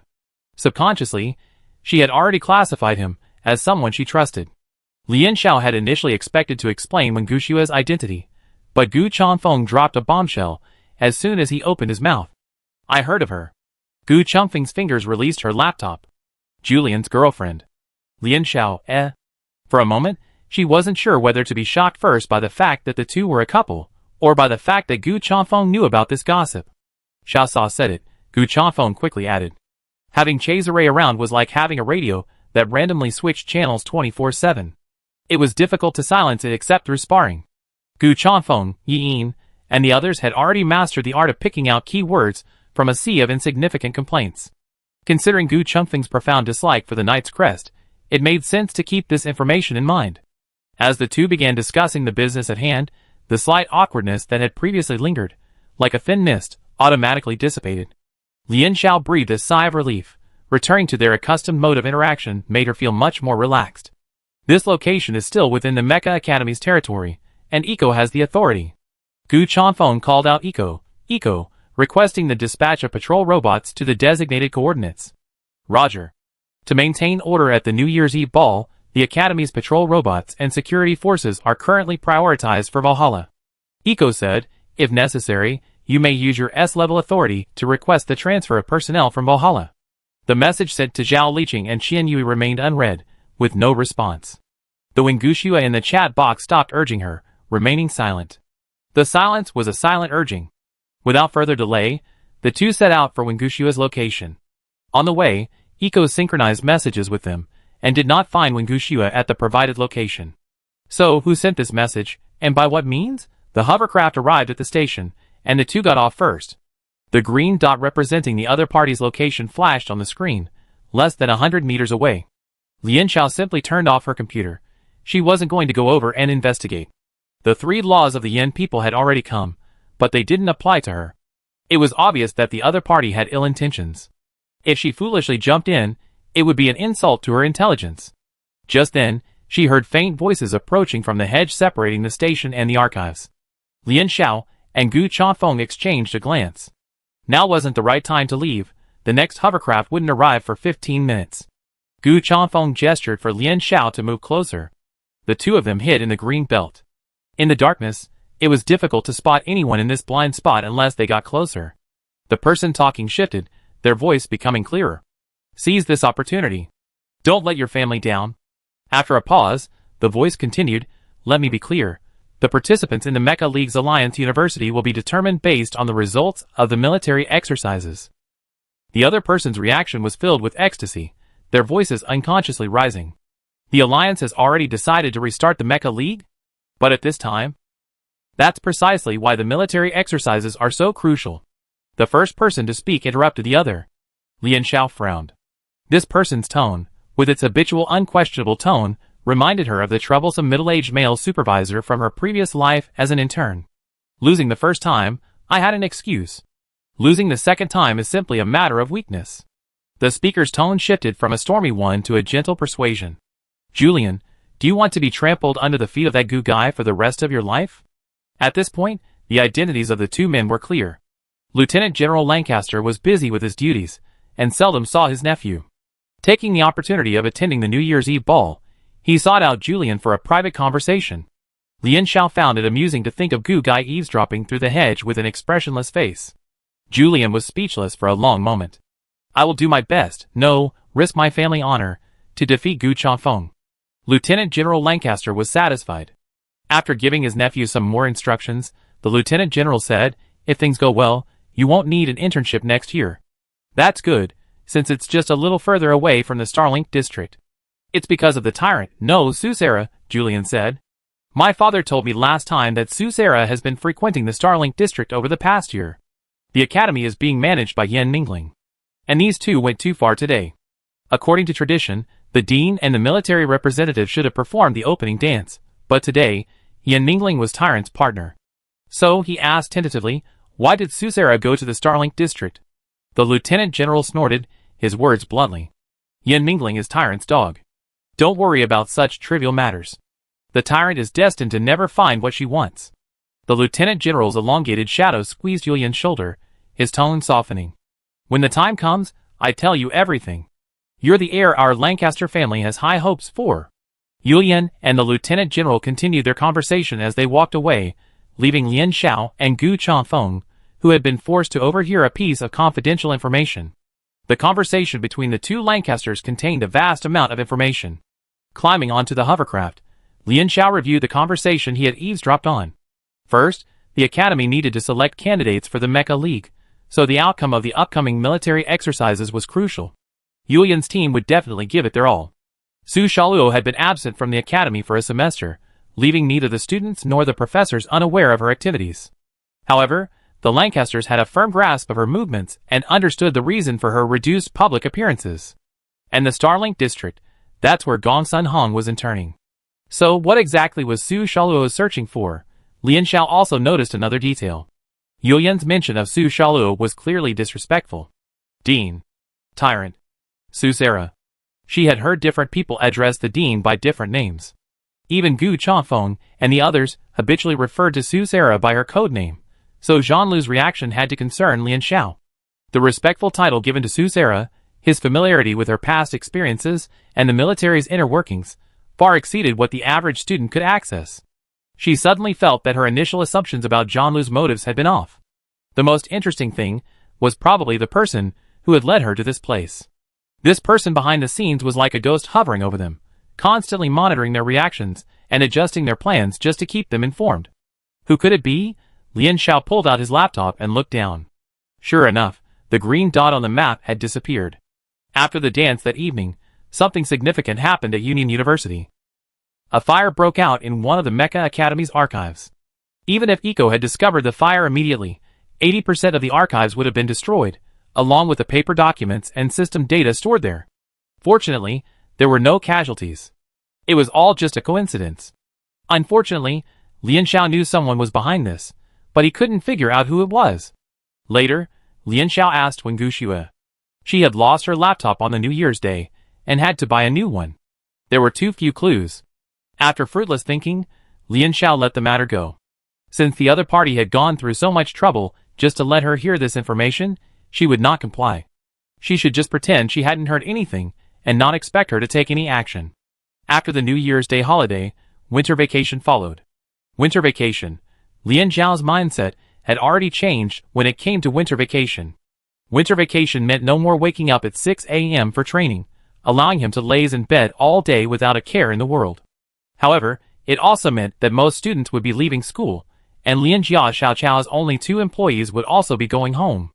Lian Jia Xiaochao had no choice but to announce the closure of the restaurant for the winter break. Lian Xiao checked his balance. It was more than enough for an average student to live comfortably for 2 or 3 years, but it was far from enough for a mecha major. "Are you going to buy a training pod?" asked Zhao Liqing, who was passing by while cleaning the dormitory. In the afternoon, Zhao Liqing's parents were coming to pick her up from school. After packing her luggage, Ms. Zhao began to clean the dormitory, while Lian Xiao spent the entire morning on the sofa, clutching his laptop. Not buying, but renting, Lian Xiao corrected. Where to go for the winter break was a somewhat awkward question for her. The original owner had long since vacated the house she rented on Earth, leaving her with nowhere to go if she returned. Applying to stay on campus was the best option, but Lian Xiao had other plans. She planned to go to Nevernight, using the address Tang Shanling provided, to try to find Master Chen. Nevernight is a small planet far from the Alliance's main star. Lian Xiao bought the shortest starship ticket, transferring at the second-largest transportation hub, and the one-way journey would take several days. Gu Chengfeng's invitation indicated the duel would be within these few days, so she couldn't possibly lug around an oversized training cabin. That's why Lian Xiao thought about renting one, delivering it directly to the destination hotel, and returning it after use. Thinking about it, there was quite a bit to do during the winter vacation. Lian Xiao pondered, sorting through the items one by one. The first item on the to-do list was, strike back at the Cartover Company. Chapter 64. Broadly speaking, Lian Xiao was someone who shied away from trouble. In elementary school, she was self-taught, finding ways to bundle 2 pens together for copying homework. While her high school classmates were finding love, Lian Xiao's dedication to her studies earned praise from her delighted teachers, but she simply found it a nuisance. Eating was the only exception. No matter how cumbersome it was, Lian Xiao would never compromise with white rice and nutritional supplements. She had long been aware of the need to bring down the Cartover Company. As long as Lian Stir Fry remained in business, and she didn't give up on Chinese food, the Cartover Company would continue to suppress and hinder her. Considering this, and considering the foreseeable future troubles, Lian Xiao felt it would be best to decisively eliminate the person causing the problem. Although, objectively speaking, This idea was like an ant trying to shake a tree. The keyboard brother incident recently became somewhat of a mess, and Katover had a rare period of quiet. Lian Xiao, too busy with physical training, hadn't been able to attend. Declining Zhao Liqing and her parents' cordial invitation to stay at their home over winter break, Lian Xiao used the time before departing for the Nightless Star to research Katover. This is a truly beautiful company. This was the conclusion Lian Xiao came to while searching for company information and related news, and the impression was reinforced over and over again by the available data. The company's products are incredibly popular, and many users on third-party rating websites have left Katover with glowing or deeply moving praise. The company has never been embroiled in any scandals, and they even regularly provide free nutritional supplements to remote, impoverished star systems, saving tens of millions of children. This is a flawless, impeccable company. Lian Xiao noticed someone in the comments applying the term morally noble to the Katover company. Lian Xiao even spent some time scrolling through the long list of Katover's funded planets, discovering Earth and the more familiar Starlink region prominently on the list. But these were all external comments about Katover. Statements from within the company were few and far between. Lian Xiao searched carefully, only to find 2 messages linked to the real names of company personnel. Both came from Dr. Herman, the president of Katover. One, published in his name, expressed his joy and anticipation for the official establishment of a nutrient trade channel with the empire. The other contained a video recording of the head of the commercial empire chatting with children from funded planets, his smile warm and gentle. A transparent cube wrapped in beautiful cellophane, yet no light reflected from within. Lian Xiao pondered for a moment and realized she wasn't completely helpless. She had 2 options. First, she seemed to know someone familiar with Katover, a former nutrient research scientist named Lin Yupon. Second, it was the dark river Zhang Lu had mentioned. After a moment's thought, Lian Xiao first arranged a meeting with Lin Yupon, then called Zhang Lu's computer. After the dance, Lian's stir-fry closed, and Lian Xiao hadn't seen Zhang Lu since. Their private chat window lingered on Zhang Lu thanking her for generously giving large red envelopes to both employees. But this guy would occasionally pop up in the 6-person group chat, seemingly enjoying a relaxing vacation. The video call connected within a second before the other party disconnected. When it connected again, Zhang Lu was wearing a white vest that was lopsided and backwards. "Hey boss, what can I do for you?" Zhang Lu scratched his hair. He had been sunbathing shirtless when Lian Xiao called. "Lian Xiao, are you spending winter break at home?" "Yeah." Not realizing the probing tone, Zhang Lu lazily sank back into bed, showing Lian Xiao his surroundings. "Otherwise, I have nowhere else to go. The sandy ground, olive and date palm trees, and the rare bright winter sunshine certainly didn't look like the Alliance's main planet. I hadn't expected the Canaan district hometown Zhang Lu had listed on his enrollment information to be true." Lian Xiao went straight to the point and asked how to enter and use the dark river. Zhang Lu wasn't surprised at all and told her everything. Finally he said, "By the way, boss, I have to warn you. There are a lot of strange people in Dark River. Although we all adhere to the principle of pay for what you get, there are some IDs you better avoid if you see them." Zhang Lu pushed up his slipping sunglasses and pinned his hair, revealing his golden eyes, as bright as the sun, with a rare seriousness. For example, the ID with the spindle-shaped head, Nemesis. "I learned how to log into Dark River from Zhang Lu, but unfortunately, Lin Yupon found nothing. Not that I found nothing." After Lian Xiao's indirect probing, Lin Yupon apologized and told her that those who had closed business dealings with Katover or had previously worked for the company signed a second contract in addition to their employment agreement, a confidentiality agreement. This includes, but is not limited to, during the duration of the employment/transactional relationship, and after its conclusion, they are prohibited from freely disclosing information about Katover's internal affairs to anyone. The more they care about public opinion, the more they seem to be trying to cover up something. Lian Xiao rubbed his chin, feeling that Katover's actions were a complete cover-up. But Katover's power was so immense that the media remained completely silent on such a bizarre situation, as if their professional radar had failed. Lin Yupon was intrigued when she learned that Lian Xiao was planning to travel to Nevernight to search for any surviving descendants of Chinese cuisine. According to her research, decades ago, some in the Alliance still retained the skills of Earth cuisine. However, after the popular wave of anti-Earth purges, even those who inherited these traditions carefully concealed them, and many were lost. If Earth cuisine wanted to be promoted, it needed an opportunity to reach the public. Lian Xiao promised Lin Yupon that he would share any information with her immediately, and then embarked on his journey to Nevernight. Lian Xiao was fully prepared for this trip. Other passengers passed through inspection smoothly, and the spaceport staff scanned Lian Xiao's large bag repeatedly. They're all food: braised pork rice, pork trotter rice, braised spare ribs. Lian Xiao unpacked his luggage, meticulously detailing everything he brought. He pretended to tear open the vacuum packaging for a bite. Want me to try it right here? Staff, that's weird, I never heard of that. Starship meals are typically provided with only nutritional supplements, and standard passenger starships don't have stoves. Although they're just pre-prepared meals vacuum frozen, they're still a million times better than eating nutritional supplement porridge. Frozen Gate Eternal Life. Lian Xiao's first starship was called the Humpback Whale. The single room was small, but comfortable. Through a circular window, slightly taller than a person's height, one could gaze upon the eternal darkness of the universe, the passing galaxies of various colors, and the brilliant, tirelessly twinkling stars. The interior of the starship was so stable that the ship's movement was almost imperceptible, sometimes causing passengers to wonder if the scenery outside was a projection. Gazing out the window at the universe, sometimes vibrant and sometimes dark and silent, Lian Xiao recalled a line she had engraved on the cover of an electronic device in her previous life: "Dare to go where no one has gone before." In a sense, she had truly lived up to that line. Aboard the starship, Lian Xiao focused on 4 things: eating, sleeping, daily exercise, and attending to the Shaka 4 company. Lian Xiao was happy with his orderly winter vacation, but the crew aboard the Humpback Whale wasn't quite so happy. They received a surge in passenger complaints recently, mostly about the starship's food. The most outrageous was an elderly passenger angrily writing, "I paid for a vacation, not for you to feed me pig food." After searching, the crew discovered that the aroma of food filling the dining room at mealtime was Lian Xiao microwave heating her pre-made rations. So delicious. So delicious.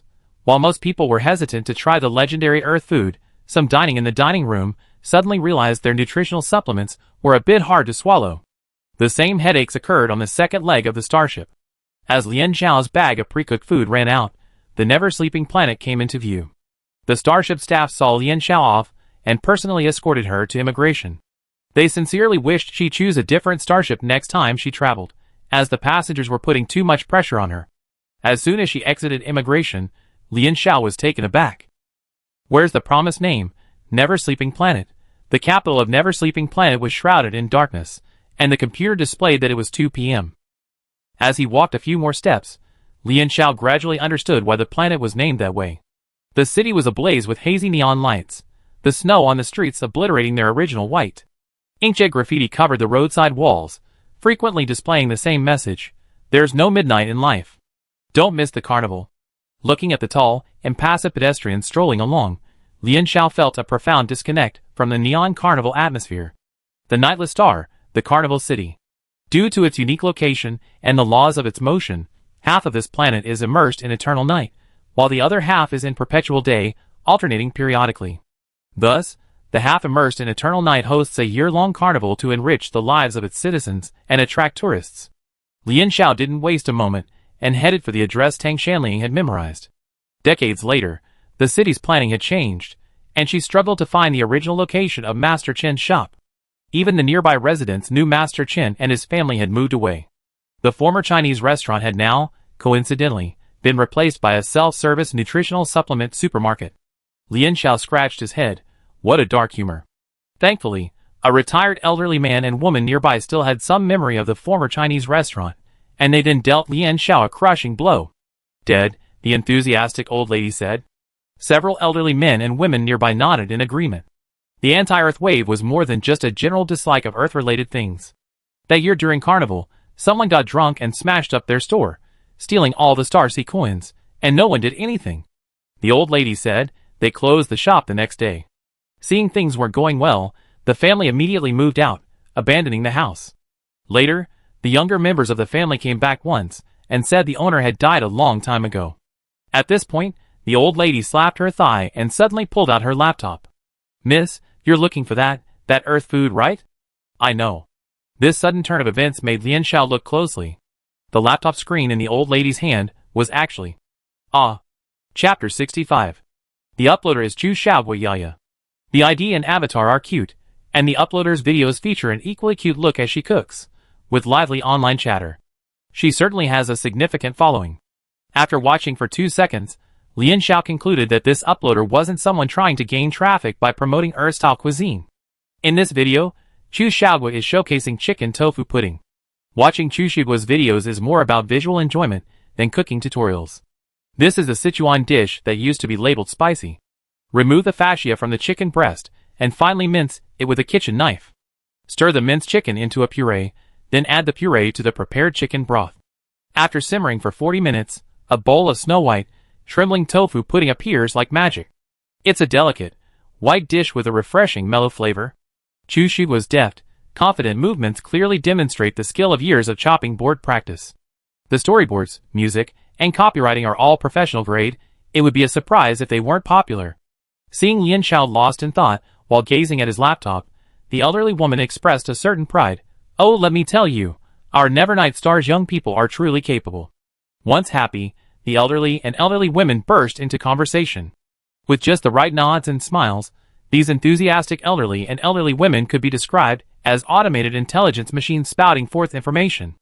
It's widely believed that Chu Xiaogua's path to fame differed from that of typical influencers. She first entered the public eye through an entertainment program on Nevernight Star itself. While Little Planet TV's ratings couldn't compare to those of mainstream media outlets in the alliance, Chu Xiaogua's sweet looks, cheerful personality, and unique Earth-style cooking skills contributed to the program's popularity. It didn't spread to other areas, but at least within Nevernight Star, Chu Xiaogua had become a minor celebrity. She then transitioned to self-media, testing the waters on Apu Video Network, where the locals of Nevernight Star became her most loyal fanbase. Lian Xiao returned to the hotel. Signal was poor in some areas during the interplanetary journey, and for several days, she hadn't been able to keep up with the momentum on Apu Network. She spent time studying each of Chu Xiaogua's videos, and the more she watched, the more convinced she was that she undoubtedly inherited a family tradition and possessed considerable Sichuan cuisine skills. She hadn't found Master Chen, but she had discovered a new heir to the Chinese cuisine tradition. Lian Xiao felt like good luck had finally struck her. She carefully sent Chu Xiaogua a polite private message, and then the hotel front desk informed her that her rental training pod had arrived and she needed to come down in person to sign for it. Tomorrow was the date agreed upon in Gu Chongfeng's invitation letter, and the selection competition would last 2 days. Lian Xiao planned to rest early after debugging the training pod, to recharge her batteries, so she could both find someone and fight.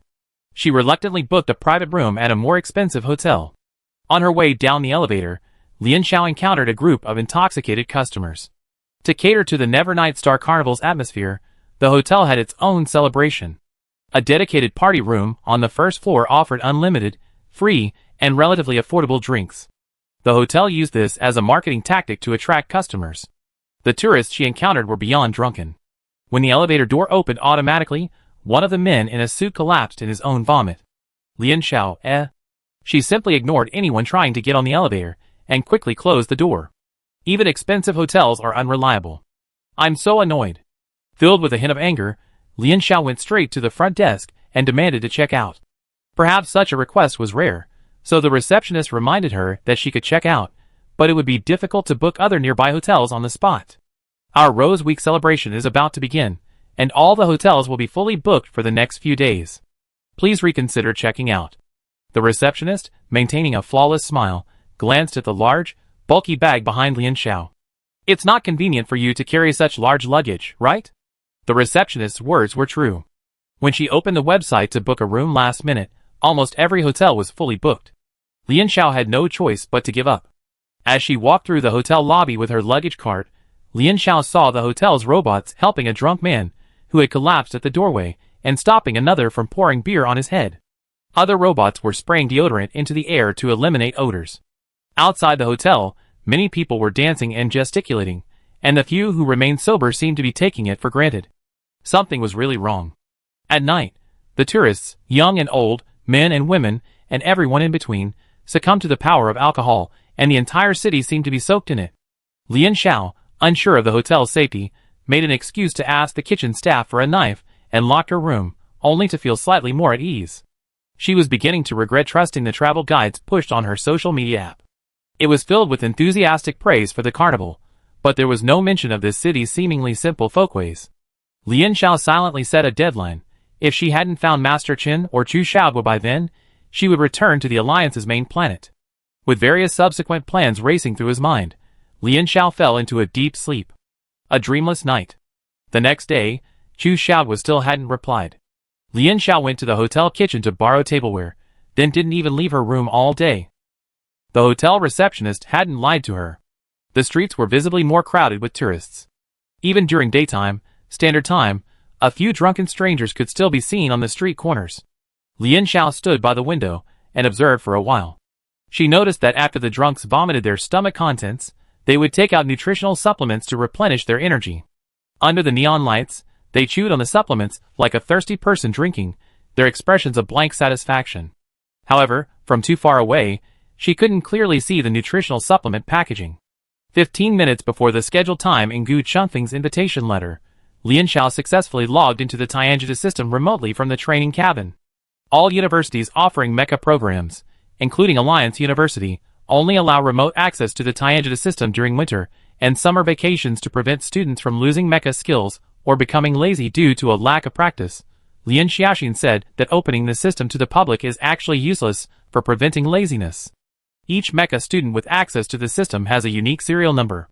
Alliance University students who log in remotely will use the system under strict remote supervision by ECO. A row of IDs lit up in the call list.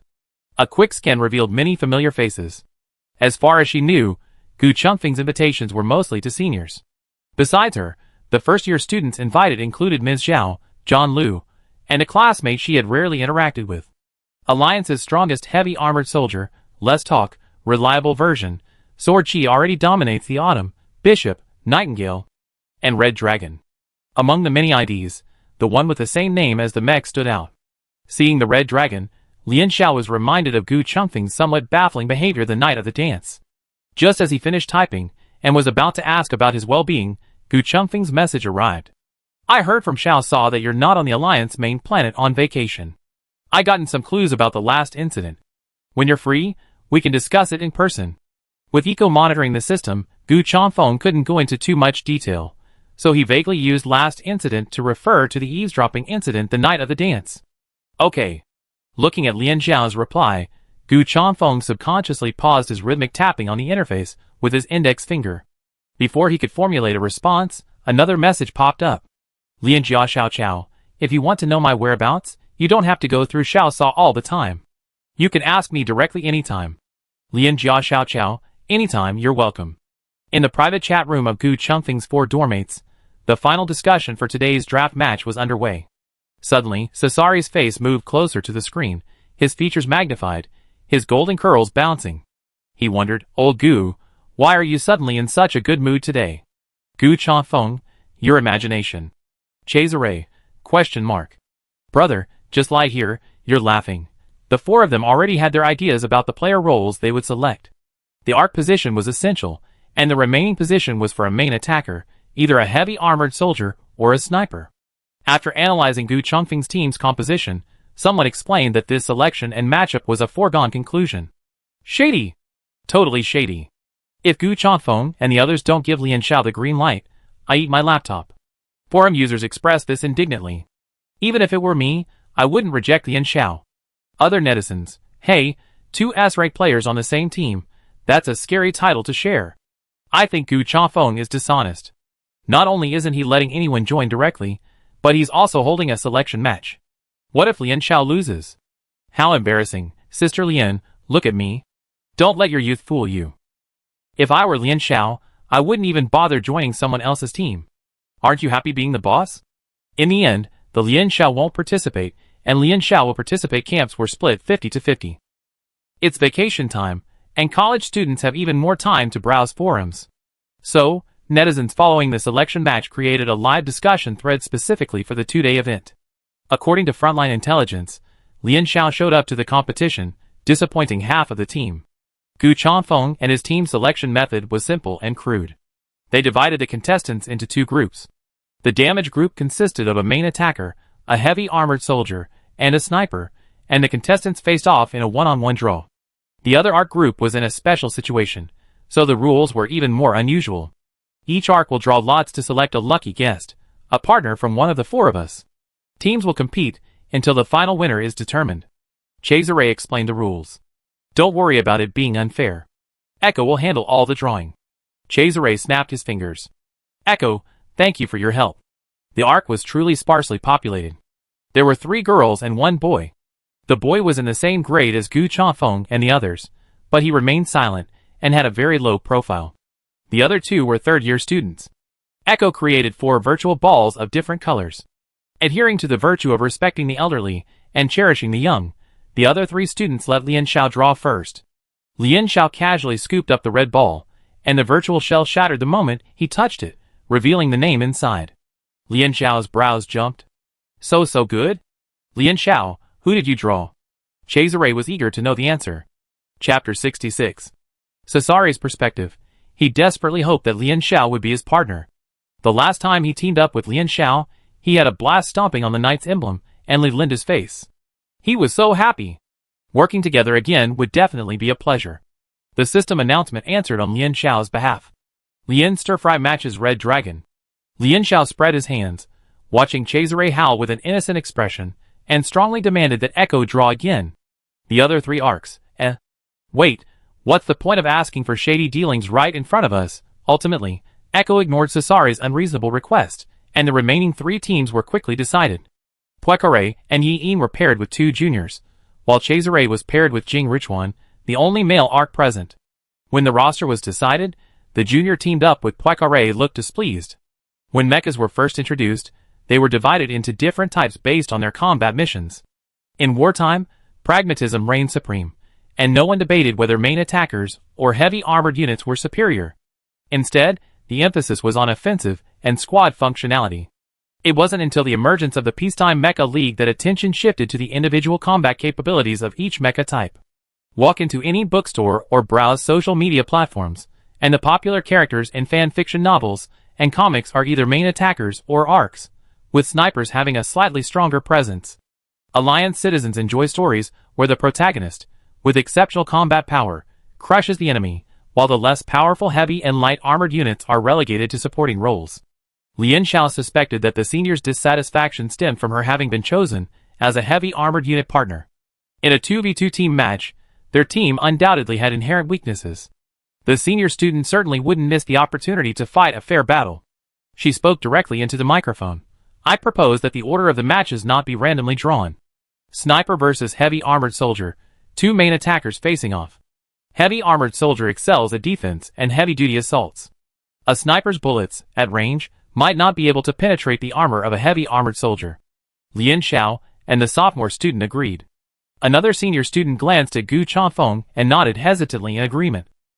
She was thinking that even with Gu Changfeng's strength, Cesare wouldn't stand a chance against him. But the problem was that the freshman might not be able to connect with Gu Changfeng mentally. The audience on the live stream shared the same sentiment. Even more exciting is this team. Fight! 2 S-class players put together his. Kings don't meet kings, and there's no room for 2 tigers in one mountain. Ha ha ha, I can already imagine tomorrow's scene. Earth's newborn, after a long and vain attempt to break through the red dragon's spiritual barrier, is furious and rage-ridden in front of everyone. He kicks the red dragon in the chest, knocking it to the ground and about to teach him a lesson, when the man surnamed Gu suddenly flips over, punches and kicks him, then turns the tables on the newborn. He stomps him down, leans over and says, "What are you talking about?" The writer above, "Don't let this end here." Breaking tears, hey, if they team up, who's going to take the lead? Logically, Lian Xiao should be in command, but can Gu Changfeng listen to her? Whether it's his own strength or his family background, I never seen Gu Changfeng be inferior to anyone.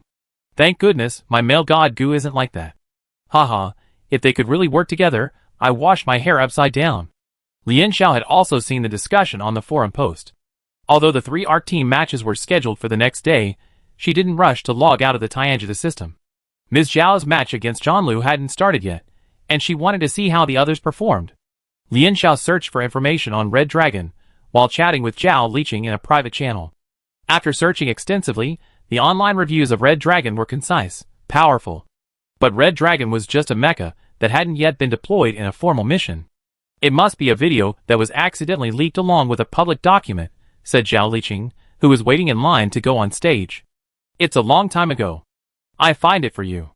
In the video Zhao Liqing sent, the testing environment Red Dragon was in was clearly simulated by the system. Zhao Liqing, because they couldn't find test personnel to connect with Red Dragon, The military and reserve forces had to input data into their systems to simulate what would happen if Red Dragon were activated. Off-screen, the researchers entered the command, and the moment Red Dragon activated, Lian Xiao noticed a detail that gave her an inexplicable chill. Red Dragon moved its neck. It was a surprisingly natural little movement. So much like a person who had been motionless for a long time and suddenly found movement. Mechas are essentially humanoid weapons, and when a humanoid machine performs these small, natural movements, the uncanny valley effect strikes directly. The mecha being tested was Typhon, and only in data simulations could the full extent of its attack power be fully demonstrated. In the first 5 seconds of the two mechas' exchange, Typhon's extended limbs almost managed to control the Red Dragon through interference.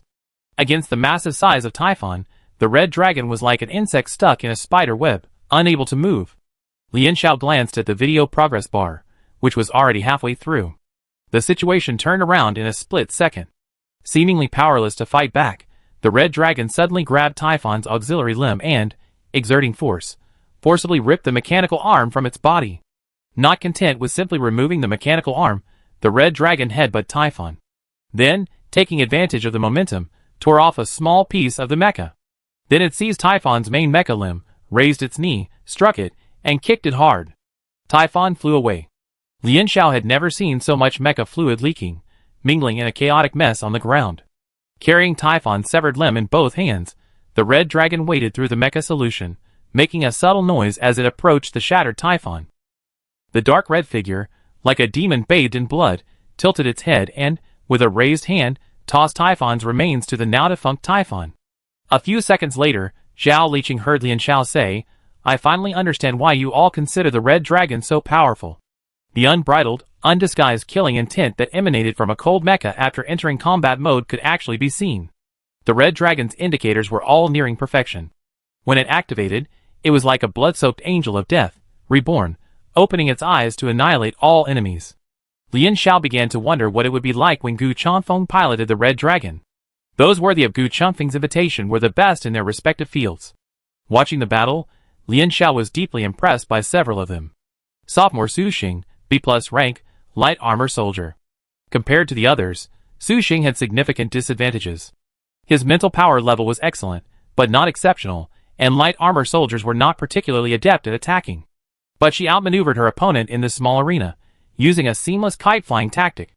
Even Su Xing's weapons didn't touch her, and she ultimately wore him out through her patience. Su Xing was perhaps the most powerful refutation of the theory of inherent superiority and inferiority in mecha positioning. Jin Buhuan, from the same grade, was an A-rank, main attacker. During physical training, a top-ranked competitor, whose presence was mysteriously low, had a fighting style completely different from his own. Damn! Are you crazy? How can you fight like that? The opponent, defeated by Jin Buhuan, lay on the ground, cursing. He had barely even warmed his weapon when Jin Buhuan charged in, unarmed, with a relentless barrage that left him no time to breathe, leaving him no chance to use his weapon. He relied on fierce physical skills, a purely physical fighting style. Amidst the opponent's curses and the onlookers' gazes, Jin Buhuan remained silent, his presence completely invisible. When Zhao Liqing took the court, Lian Xiao watched with exceptional concentration. Ms. Zhao's strength was undeniable. Zhao Liqing was very much the kind of student who had always been top of the class, a student so strong that everyone admired her. She had topped the written exams in the first half of the semester, and also topped the physical training. Lian Xiao didn't know what the other students really thought, but at least she appeared convinced. Thus, Zhao Liqing's responses and strategies in actual combat were impeccable. Facing the senior attacker, he steadily won and advanced to the final round on the second day. John Lu wasn't so lucky. After battling with the senior until the very end, he still lost due to the sniper's vulnerability. Having prepared himself mentally, John Lu wasn't too disappointed. Gu Changfeng's team already had a sniper, Yin, so the chances of him being chosen were slim. He was only a freshman, so whether he joined the military exercise a year earlier or later didn't matter, he had Lian Xiao's backing. The contestants spent the afternoon showing off their skills. When the next day's competition began, Lian Xiao was stunned when she entered the competition room. She hadn't entered the number incorrectly, yet there were visibly twice as many people as yesterday. Gu Changfeng and his team had set up a password to enter the competition room, so it could only have been leaked by a contestant who knew the password. Well, it was just the forum users who were incredibly curious about the selection. More accurately, they were curious about the first ever double S-rank partnership.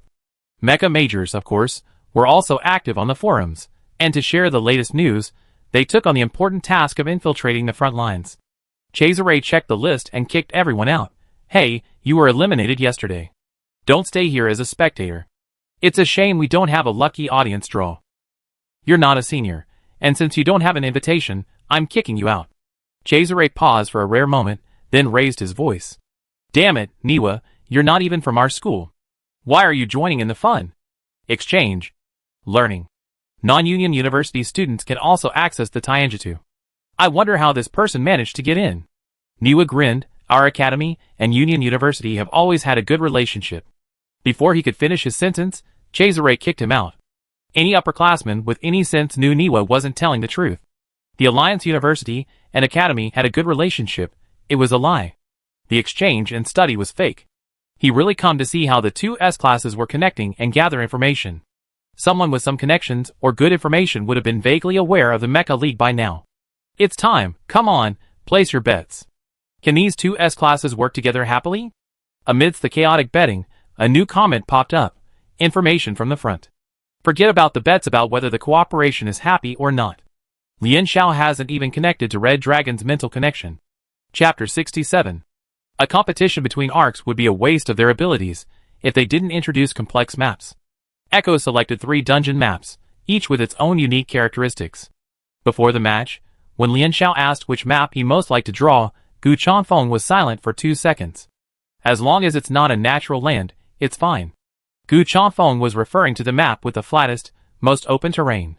Almost the entire area lacked any shelter, making it a straightforward, unstoppable brawl. Lian Xiao thought her luck had always been mediocre, and wondered if Gu Chanfeng's participation could raise her luck above average. In the end, Gu Chanfeng's luck wasn't much better either. What he feared came true, and they drew the natural land. Oh, this dungeon map is a bit annoying, Cesare muttered as he swiped through the screen to select a mech model. His partner, Jing Richuan, was the second fastest to choose a mech and had been quietly waiting nearby.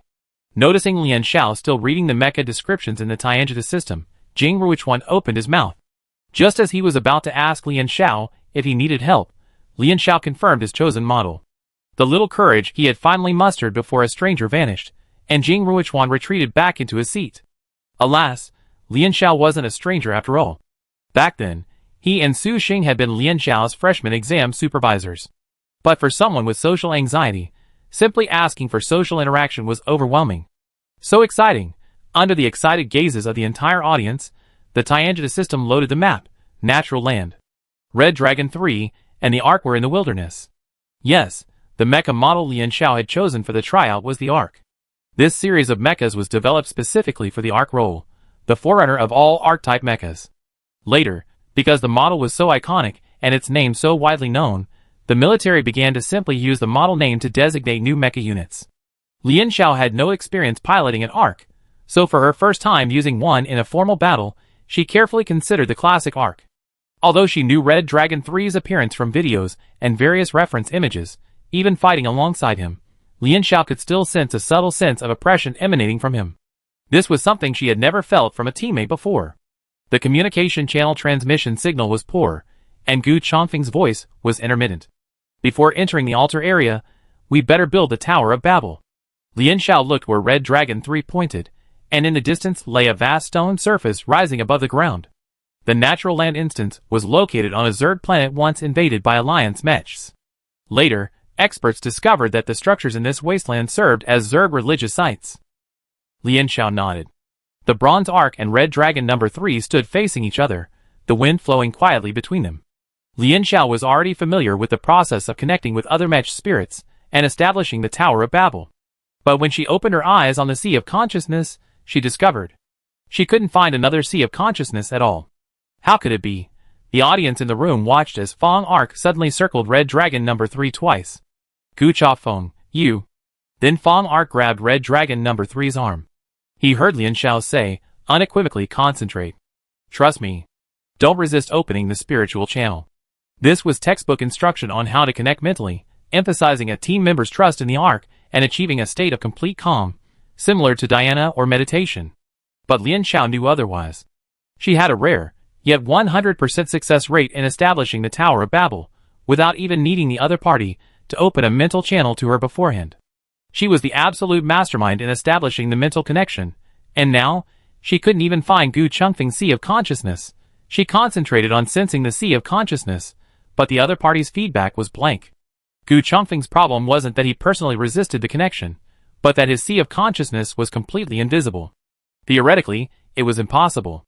Any self-aware creature possesses a sea of consciousness, unless it were an inanimate object or a simple, incapable life form, like a paramecium. After a half-minute of incomprehensible silence, Gu Changfeng felt Lian Xiao release the Red Dragon 3's robotic arm and distance themselves from each other, as if he were working on some difficult problem. Gu Changfeng was all too familiar with this reaction. The connection had failed. Thousands of repeated failures should have desensitized Gu Changfeng to this, but this time was different. This meant his last glimmer of hope of finding an arc capable of establishing a spiritual connection for the entire team, including himself, was shattered. The other arcs could certainly establish a Tower of Babel with Cesare and his companions, but that would leave Red Dragon 3 isolated from the team. The outcome of this military exercise was of great significance. Despite this emotional impact, Gu Changfeng only sighed softly. He was wary of putting pressure on Lian Xiao, so he didn't show his disappointment. Lian Xiao, on the other hand, between the two possibilities of the other party is dead and the other party is a paramecium, her thoughts drifted to a third possibility. Could the sea of consciousness be blocked? After hearing the frontline guys retelling, the live streamers perked up. Ha ha ha, let me tell you, Lian Xiao is known for his attack/boat dual cultivation, but why did he fail when he actually used the arc?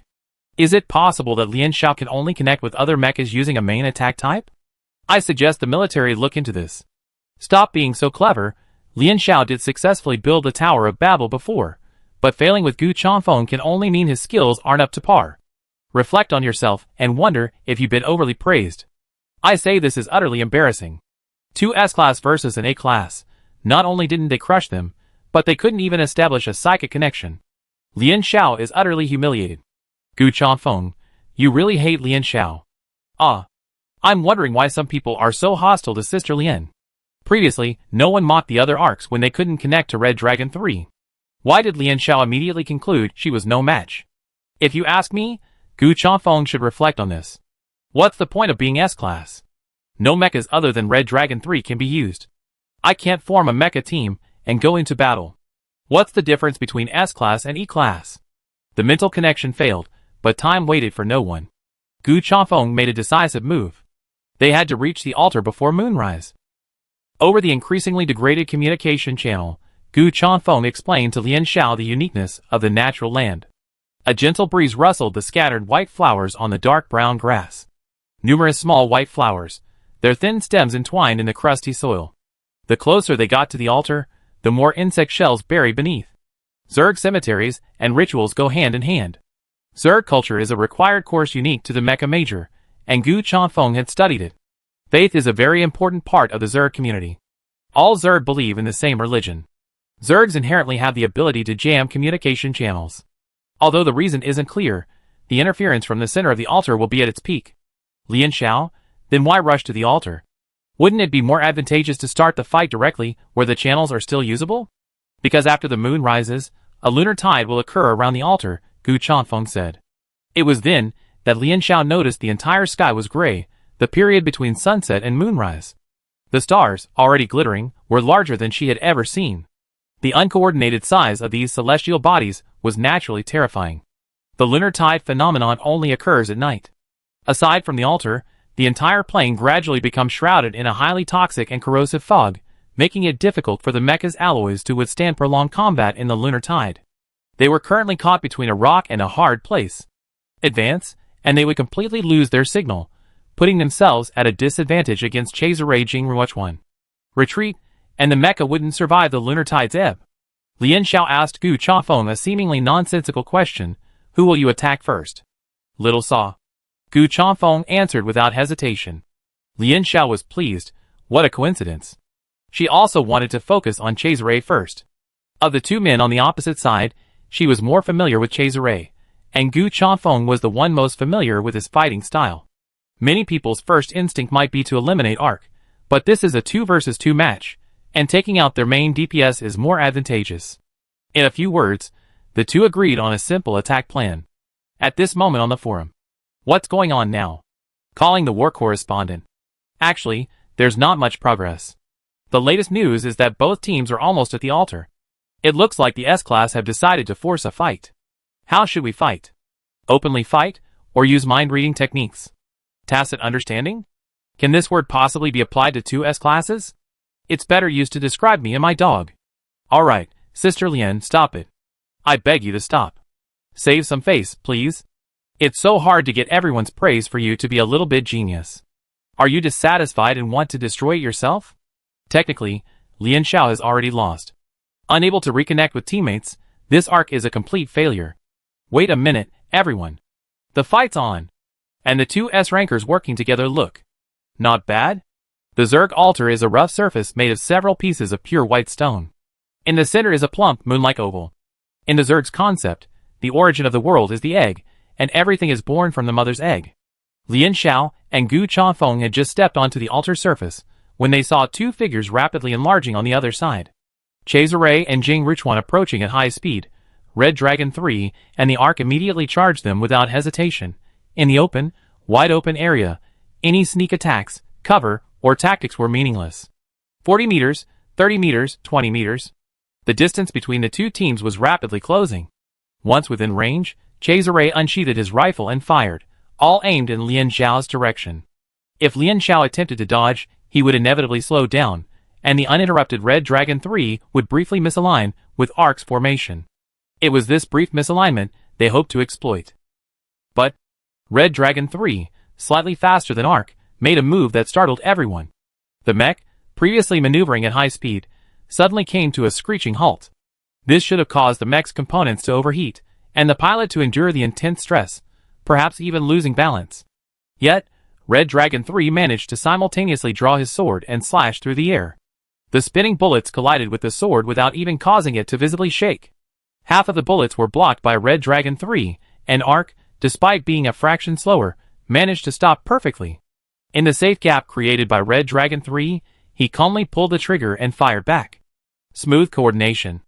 If one wasn't in a bird's-eye view, aware of Lien Xiao and Gu Chengfeng's complete lack of communication, even in the eyes of the spectators outside the arena, this would have been a truly exceptional display of coordinated combat, despite their mental connection. Fang Zhou trusted Red Dragon 3 to withstand the immense load in such a critical time frame, defending and creating the conditions for a counterattack. Red Dragon 3 trusted Fang Zhou to instantly grasp its intentions, even without communication. Tacit understanding. What a perfect match. The spectators outside the arena were stunned. What the hell? Were Lien Xiao and Gu Chanfeng very familiar with each other? They hadn't even been seen speaking to each other in public. Yes, they were. From their first combat training session to the many all-nighters spent training with exhausting energy, Gu Chanfeng was likely one of the few people who knew Lien Xiao's physical condition best. And sharing the same training room, it was hard for Lien Xiao not to notice Gu Chengfeng's training schedule and fighting habits. The familiarity accumulated over the months fueled their seamless coordination, even without mental connection. Just as Ark and Red Dragon number 3 subtly gained the upper hand, contrary to everyone's expectations, Jing Ruochuan suddenly said in Chazere and Jing Ruochuan's Tower of Babel, there is no spiritual resonance between Ark and Red Dragon number 3. Chapter 68. An interesting point about the Ark. According to military statistics, the ratio of female to male mech soldiers deployed by the Ark is 2 to 1. The most recognized Arks in the history of the Alliance are all female. A-rank male Arks like Jing Ruochuan are truly rare in the mech profession, and Chazere has complete faith in his judgment. No resonance fluctuations mean no connection between mechs. Sasari's spirits lifted. Then everyone saw Chazere and Jing Ruochuan's mechs instantly increase their speed, continuing to charge at each other with unbridled force. Sasari's offensive speed increased significantly. A small portion of these attacks were ineffective, causing minimal damage to Lien Xiao and the other two. But Chazere didn't care. They simply wanted to use their fast-paced offense to force the Ark and Red Dragon to reveal their weaknesses.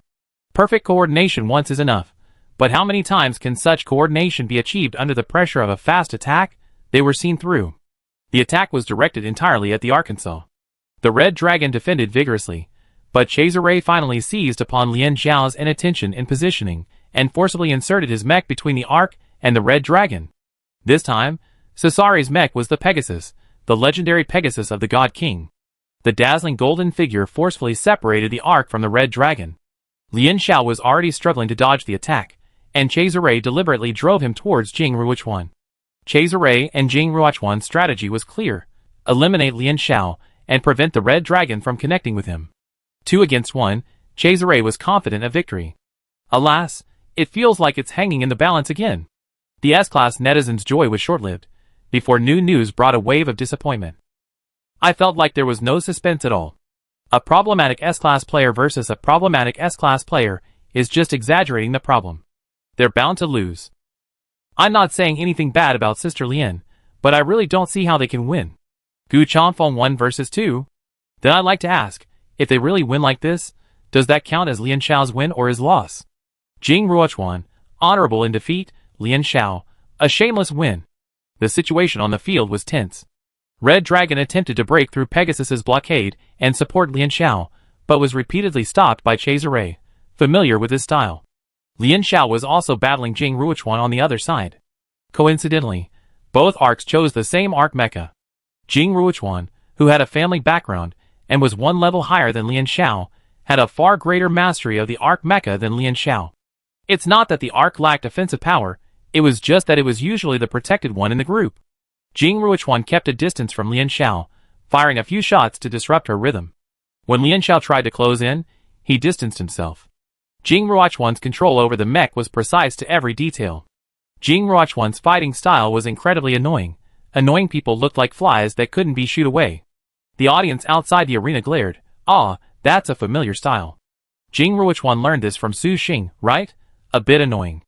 Another attack on Jing Ruochuan missed, and Lian Xiao felt a rare pang of anger well up in her heart. She couldn't hit accurately, and she couldn't escape. Lian Xiao took a deep breath, suppressing her irritation. At the same moment, her mind buzzed. Countless sharp buzzes pierced through the hard mech, echoing in her mind. Her mental power was trembling, her mental pathways were being invaded. Piloting the mecha, Jing Ruochuan was even more bold and proactive than he was in real life. In the core cabin, Jing Ruochuan slowly wiped the sweat from his palms and let out a breath. S-rank is impressive. While maintaining his balance with Cesare Babel, Jing Ruochuan precisely controlled his mental power to penetrate Lian Xiao's mental pathways. But in terms of arc experience, as a senior, he still had slightly more than the freshman. The dizziness caused by the mental shock nearly caused Lian Xiao to lose his balance. Jing Ruochuan was truly formidable. She could suppress Jing Ruochuan with her mental power alone, but Jing Ruochuan was incredibly cunning in penetrating mental pathways.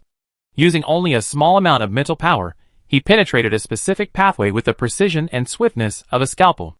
When blocked, he would switch to another pathway. This whack-a-mole-like game resulted in further damage to neural pathways. Bridging a sharp headache, Lian Xiao's arc slowly knelt. Lian Xiao suddenly realized that he still had a long way to go to become a top-tier arc. Her talent alone wasn't enough to crush the lower-level arc. Just when everyone else saw Lian Xiao's performance and thought he was about to lose, Lian Xiao's arc slowly rose again. She didn't want to lose yet. At least not this time. Using her mental power would only exacerbate her already aching head. Jing Ruochuan felt Lian Xiao's mental power rushing against his mental pathway, his meager power dwarfing the surge. He didn't have time to be surprised and immediately prepared to sever his connection with Lian Xiao's mental pathway. But he was still a step too late. The mental power surged like a surging ocean wave, sweeping over everything, effortlessly breaking through the opponent's mental pathway. Strength trumps skill. This time, Lian Xiao relied entirely on his superior mental power, making Jing Ruochuan unable to escape. Moon! Someone shouted in the chat. The moon and the natural land slowly emerged from the horizon. At this moment, the 4 people fighting on the altar also noticed the change in the sky. The sky went from gloomy to pitch black in just a second.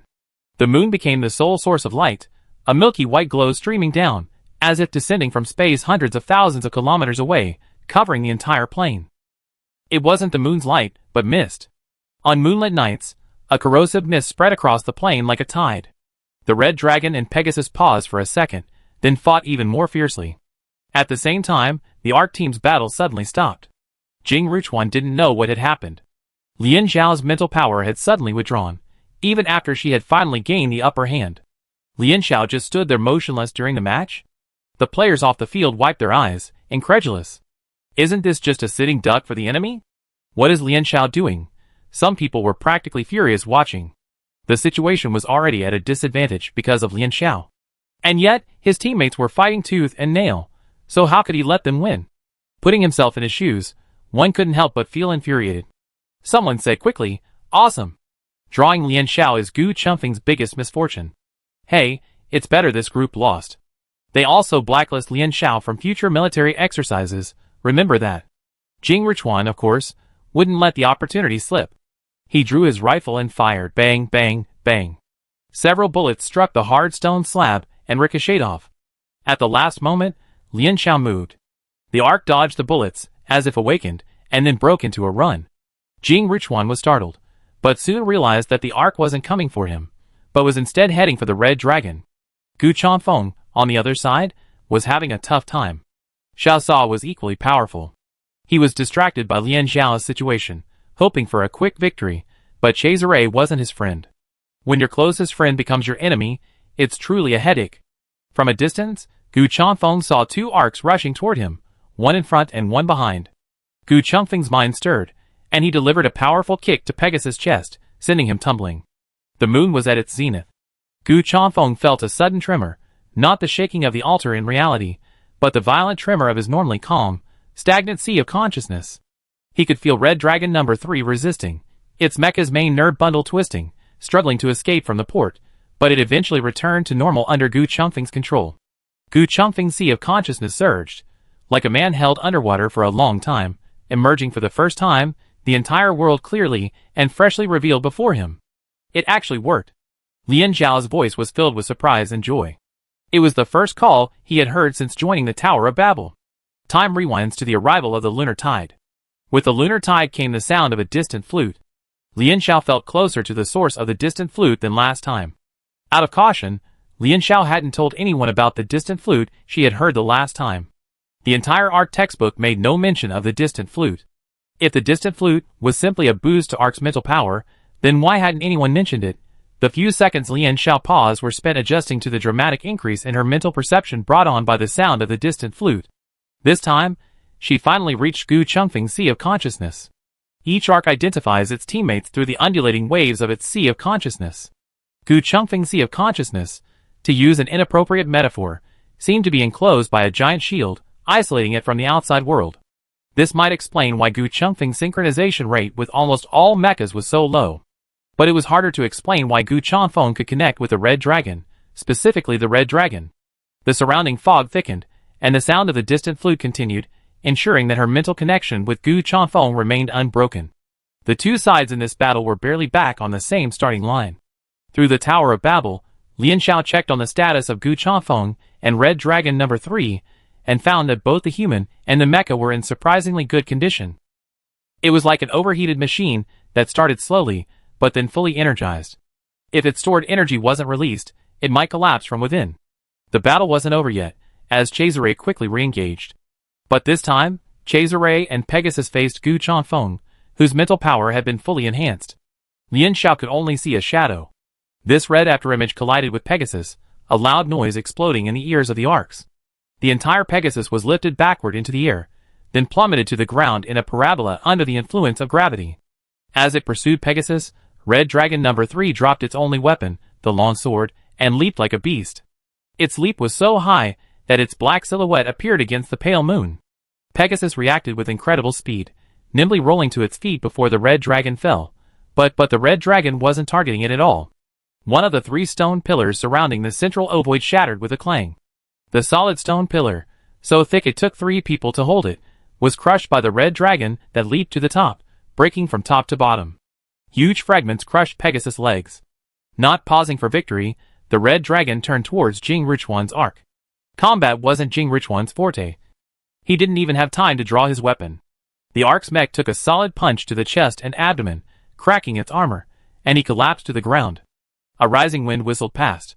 The battle began in silence and ended in the roar of the wind. If Gu Chengfeng, forced by his suppressed mental power, had only unleashed 70% of Red Dragon number 3's potential, then, after linking up with Lian Xiao and making up for his mental limitations, he could unleash his full potential without restraint. For a moment, everyone fell silent. Lian Xiao watched the Red Dragon approach her, thinking that not only did she have a secret, but she seemed to have unleashed something truly extraordinary. Chapter 69. Most of the people present had fought Gu Changfeng before. Gu Changfeng's strength lay in his physical stamina, his combat and strategic abilities were top-notch and without weaknesses. If Gu Changfeng had previously been merely excellent, then this Red Dragon's performance against Cesare and Jing Ruchuan was a complete crushing defeat.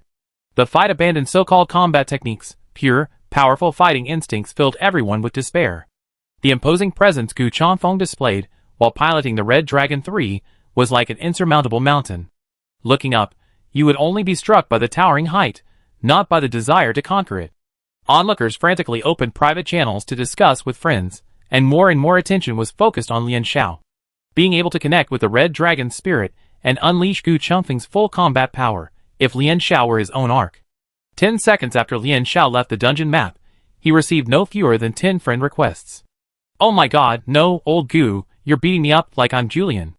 Cesare angrily complained in his private channel, then turned to the public channel to praise Lian Xiao and Gu Changfeng, implying that they should join the military exercise. "We have a superb commander and an arc." The three roommates responded with, "Eh." Cesare was such a respectable man, always thinking of the big picture and adept at publicity. The next few matches all ended uneventfully. The list of the blue team's commanding squad for the military exercise has been officially released. Lian Xiao and Zhao Liqing are both included, along with Su Xing, who unexpectedly made it to the final. The forum released the list of the 7-member blue team commanding squad: Gu Changfeng, blue team commander, S-rank, main attack; Lian Xiao, S-rank, main attack/arc; Cesare, A-class, main attack; Yi A-class, sniper; Poincaré, A-class, heavy armor; Zhao Liqing, A-class, heavy armor; Su Xing, B-plus class, light armor. The next military exercise will begin in the 3rd week of the new semester. For those on the list, this is bound to be a busy winter break. It was already past dinner time when Gu Changfeng emerged from the training cabin. The room where he kept his training cabin was large, bare except for a desk large enough for 2 adults to lie side by side. Open bookshelves lined the walls, filled with books and notebooks. Like its owner, the room was cold and lifeless. Gu Changfeng sat cross-legged on the wooden floor without turning on the lights. The darkness helped him think. Red Dragon 3 had lost control. No matter how calm and normal he appeared afterward, he couldn't deny that after connecting to Lian Xiao's Tower of Babel, both he and Red Dragon 3 felt as if they had been released. As the only person with access to Red Dragon, Gu Changfeng had previously vaguely sensed that it was restrained and contained. The moment he broke free from the chains, fighting spirit surged through his veins. The feeling of unrestrained attack was exhilarating. In the darkness, Gu Changfeng silently raised his hand and pressed it against his chest. Beneath the fabric and sturdy muscles, a rhythmic, powerful pulsation rose. Unbeknownst to Xiao Sa, Lian Xiao, and everyone present, the stone that smashed Pegasus wasn't actually aimed at his legs, it had initially targeted the mech's heart, the core module. For a moment, he wondered if he truly intended to hurt his best friend. Perhaps the military's willingness to abandon the Red Dragon 3, a massively expensive project, wasn't simply because no one could pilot it. Now there was a pressing issue. After each use of Red Dragon 3, Gu Changfeng had to report to the military headquarters. Gu Changfeng wondered whether the hundreds of reports he had submitted to the military were carefully reviewed by a dedicated staff or simply passed through the formalities and then shoved into the recycling bin. Under the glass skylight, Gu Changfeng replayed the battle in his mind, confirming that every detail was complete. Then he began the arduous task of writing his report. After scrapping several reports, Gu Changfeng finally looked up from his desk to find scraps scattered around. Comparing the final draft with the original, he entered the report into his computer and submitted it. He was cautious, not drafting the report directly on the computer. This way, if the military became suspicious, they wouldn't be able to find any flaws through technical means. As for the handwritten draft, a simple fire would leave no trace. Sometimes, the most original is the safest. In this report submitted to the military, Gu Changfeng deliberately concealed 2 points. First, he avoided the brief violent state he experienced while piloting the Red Dragon 3 after the mental connection. This was easily explainable. At least he managed to control himself and not act too aggressively, so he could just cover it up with the excuse of increased mental power. Second, Gu Changfeng had blurred the timing of Lian Xiao's first mental connection. During his second review, he suddenly realized that the connection between Lian Xiao and him coincided with the onset of the lunar tide. He wasn't sure if it was a coincidence, but the military would undoubtedly be concerned about the Ark's ability to connect with the Red Dragon 3. If investigated further, it would pose a significant challenge for Lian Xiao. Therefore, Gu Chanfeng had to minimize Lian Xiao's involvement in this matter and remove him from the picture. Even so, he knew full well that Lian Xiao also had a secret. After finishing everything, Gu Chanfeng walked out of the room and was stunned when he opened the door. The lights on the first floor were on. At this hour, his father, another resident of the house, who wasn't often there, was actually home. "Have you chosen your teammates?" Hearing the noise, General Gu Mian immediately went to the stairs to check. He had a very typical, dignified and handsome military appearance. However, judging by his appearance, Gu Chanfeng still looked more like his mother. Had he mentioned to his father that they were going to choose players today? He didn't remember. Gu Chanfeng nodded as he walked down the stairs. Yeah. Neither of them was talkative. He was busy with academic training, and his father with official duties, so they only saw each other a few times a month. Gu Mian checked the time, put on his coat, and prepared to leave.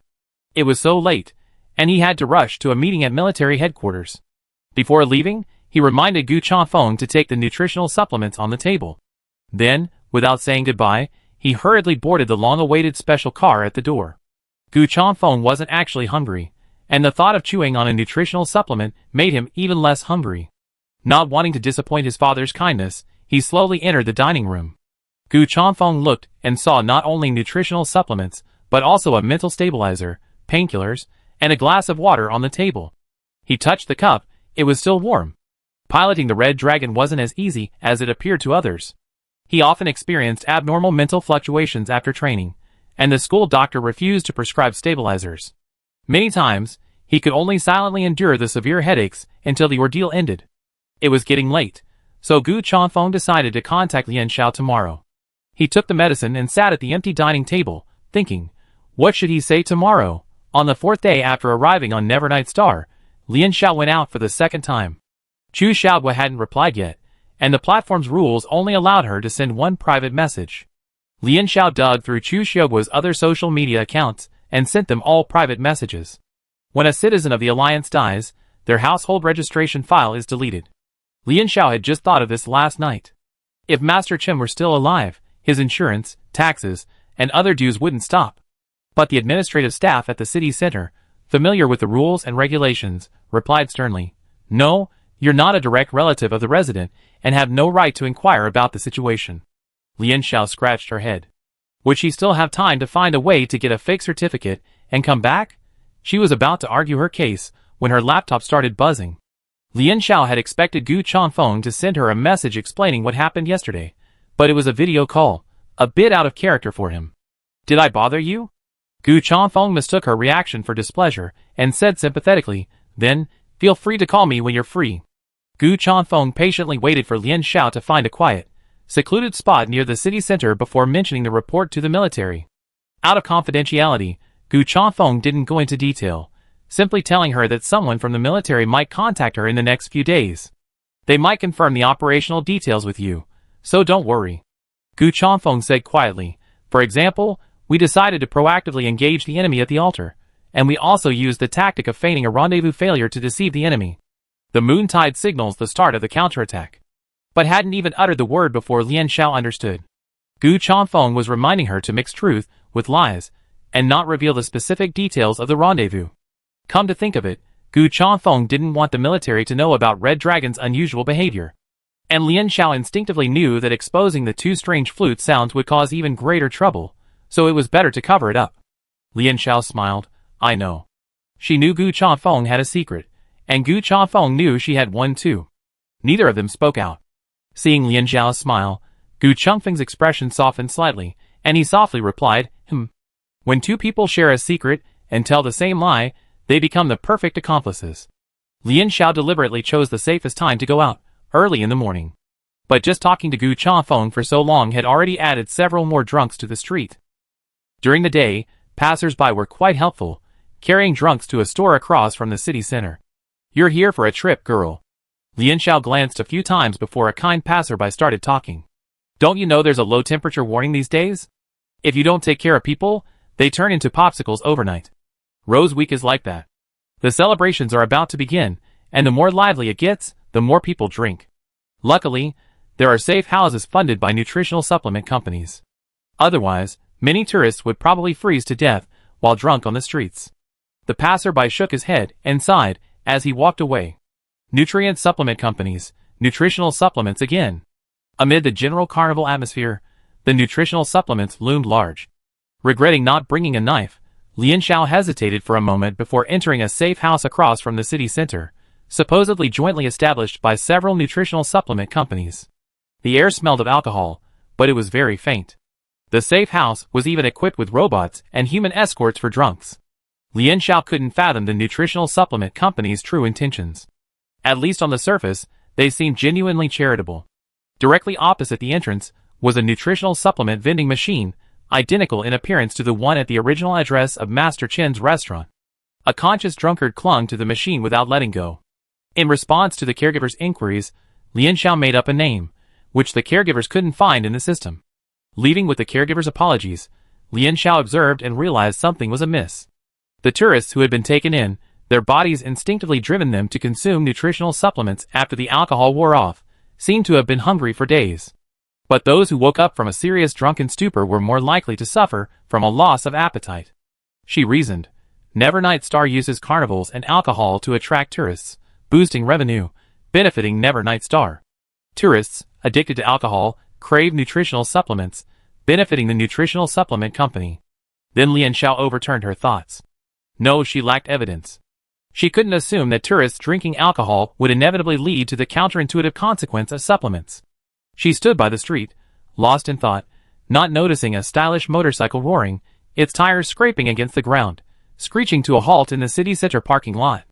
Before the car even came to a complete stop, the owner jumped out, followed by a robotic dog. The entire incident unfolded with one key element: carnival wine. What was in the wine? Chapter 70. It's easy to sneak into the carnival and buy a drink, but it's hard to verify. Lian Xiao sighed, feeling that Nevernight's aura clashed with hers, leaving several lines of inquiry elusive. Master Chen hadn't been found. Chu Xiaowu didn't reply.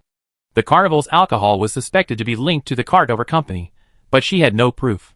To comfort herself, Lian Xiao decided to cook. Feeling down, stressed out by school, it didn't matter. The joy of staying home and enjoying home cooking came from shopping at the supermarket.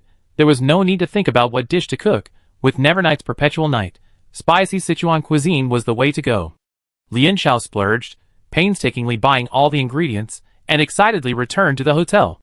Their conditions were simple. The small electric skillet she brought from across the interstellar spaceship was underpowered, so she borrowed a larger pot from the hotel kitchen, originally used for mixing nutrient supplements, which Lian Xiao rinsed 3 times before adding the ingredients. Lian Xiao dealt most with the hotel kitchen, and the staff were all familiar with her. They were puzzled by what this strange outsider was up to. He soon found out. It was dinner time, and a faint, spicy aroma permeated the entire hotel floor. The staff member, knocking on each door with a robot, sniffed. The smell wasn't simply spicy, but a mixture of freshness, numbness, and fragrance. The staff member suppressed the urge to sneeze, feeling the pungent aroma making his mouth salivate. After questioning Lian Xiao, the case was solved. Even with the window of the room behind her wide open, the overbearing, spicy aroma of the bubbling pot still hit her. Lian Xiao was making boiled beef. She couldn't find all the ingredients due to limited resources, but the broth was delicious even for Shu Sols. Besides beef, whatever vegetables are available are added. The tenderness of the beef, the numbing sensation that starts at the tip of the tongue, and the burning spiciness that fills the stomach, the heat and spiciness that make sweat break out on the forehead and nose as the heavy oil and salt satisfy the appetite, while the whole body feels as if it is being washed away from the inside out by the scorching heat and spiciness, making Lian Xiao feel more deeply that she is living a good life. The staff member who had come to question him swallowed his saliva reluctantly, lost in thought. He must have taken a nutritional supplement at noon. Why is he still hungry? Earth food? You're cooking earth food. The smell of boiled beef was so overpowering that after the door was open for a moment, all the passengers in other rooms who had smelled it opened their doors and peeked in. A passing passenger recognized it. The elderly woman had an astonishing amount of white hair, tied into a neat ponytail, and it flowed back like a small cloud. A robotic dog followed her, and with uncanny familiarity, it leaped over its owner and began happily rubbing against Lian Xiao's trouser legs.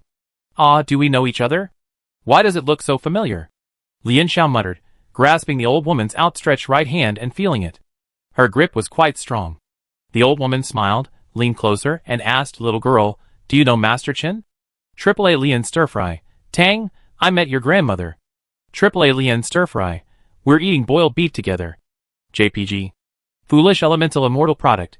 Question mark. Tang Shanling had written on the note she gave Lian Xiao that they would meet one day. Lian Xiao thought it was just a polite remark. He hadn't expected the alliance to be so large, with so many inhabited planets in the vast universe, that they would actually run into each other. I told you, little Lian, we'd definitely meet. This is fate. Tang Shanling blinked. Oh my! Space travel, where food, clothing, shelter, and transportation are all you can ask for. Just when she was nearly vomiting from her nutritional supplements, she could actually enjoy a proper Chinese meal. It was simply amazing. Lian Xiao was worried that the chili peppers would irritate Tang Shanling's stomach too much, so he specifically gave her a bowl of water to rinse them out. But Tang Shanling didn't need to bother, biting back and forth, not even picking at the sharp edges of the peppers, and enjoying the freshness. As they ate and chatted, Tang Shanling happened to be stopping on the Nevernight Star during her journey, thinking of visiting old friends from her youth. She also inquired about how business was going at Lian Stir-Fry. Lian Xiao struggled to find her words. She almost wondered if her restaurant was a hotbed of violence. Talking about Lian Stir-Fry reminded her of the system. There had been no activity for days, and Lian Xiao couldn't help but feel worried. Tang Shanling's boiled beef was almost gone, and she put down her chopsticks with regret, feeling a little unsatisfied. She directed Bai Shui, the robotic dog, who had been lying obediently, to haul her bag over. One good news, one bad news. Tang Shanling pulled out 2 documents. The good news is, Master Chen is still alive, Tang Shanling said. The bad news is, he changed his name, moved, and has been retired. It seems he's completely quit this business. Tang Shanling sighed. If Lian Xiao hadn't reproduced the Diamond Fire formula, she wouldn't have been pushed to embark on another journey in her twilight years. Meanwhile, Master Chen, who was about her age, was forced to completely abandon his beloved profession because of the hostility the Alliance citizens showed toward Earth. Heaven dropped news. Lian Xiao had searched for days without success, but Tang Shanling, with her experience, found it instantly. The document contained Master Chen's current name and address. Lian Xiao was surprised to see the city center on the document. I wonder how Tang Shanling did it. Well, Tang Shanling smiled almost mischievously, rubbing her thumb and index finger together. I used a little trick that allows me to travel throughout the universe. The two of them agreed to visit Master Chen together the next day. As soon as they met, Tang Shanling handed Lian Xiao a helmet. Put it on. Lian Xiao then noticed the stylish motorcycle parked behind Tang Shanling. To her, an outsider who knew nothing about it, it was so impressive she couldn't help but whistle. So cool. So cool. The engine roared as Tang Shanling sped through the traffic, the cold wind whistling painfully on her face. Lian Xiao couldn't help but free her hands to send a message to Tang Yan. AAA Lian Jiao Xiao Xiao. Ms. Tang is so cool. She had decided that when she returned to the Alliance's main planet, she would get a motorcycle too. She hoped that when she reached Ms. Tang's age, she would be as energetic and vigorous as her. Master Chen's family moved several times. After his children grew up and started working, Master Chen returned to the Nevernight Star and currently lives in the suburbs of the capital. Who are you two looking for? I knocked on Master Chen's door according to the address. An elderly man opened it, picking up his reading glasses from his chest to carefully identify the visitor. They were of similar age, but standing next to Tang Shanling, you couldn't tell they were the same age.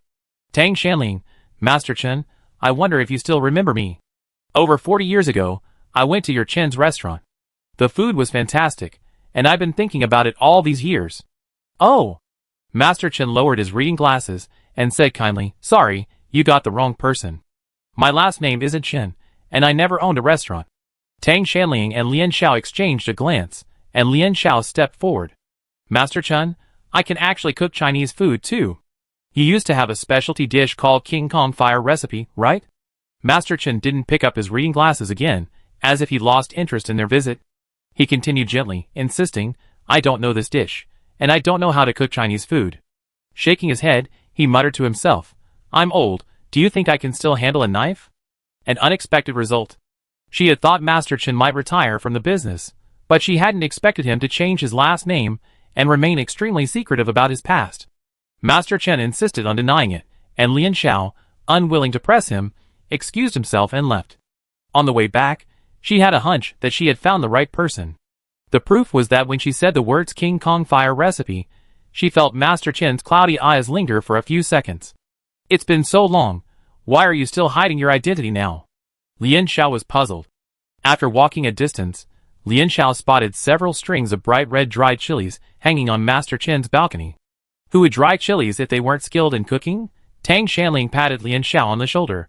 Perhaps Master Chen has reasons he's hesitant to share. Deep fear can completely change a person. This generation of young people didn't experience the failure of the Second Earth Plan and the Empire's secession from the Alliance.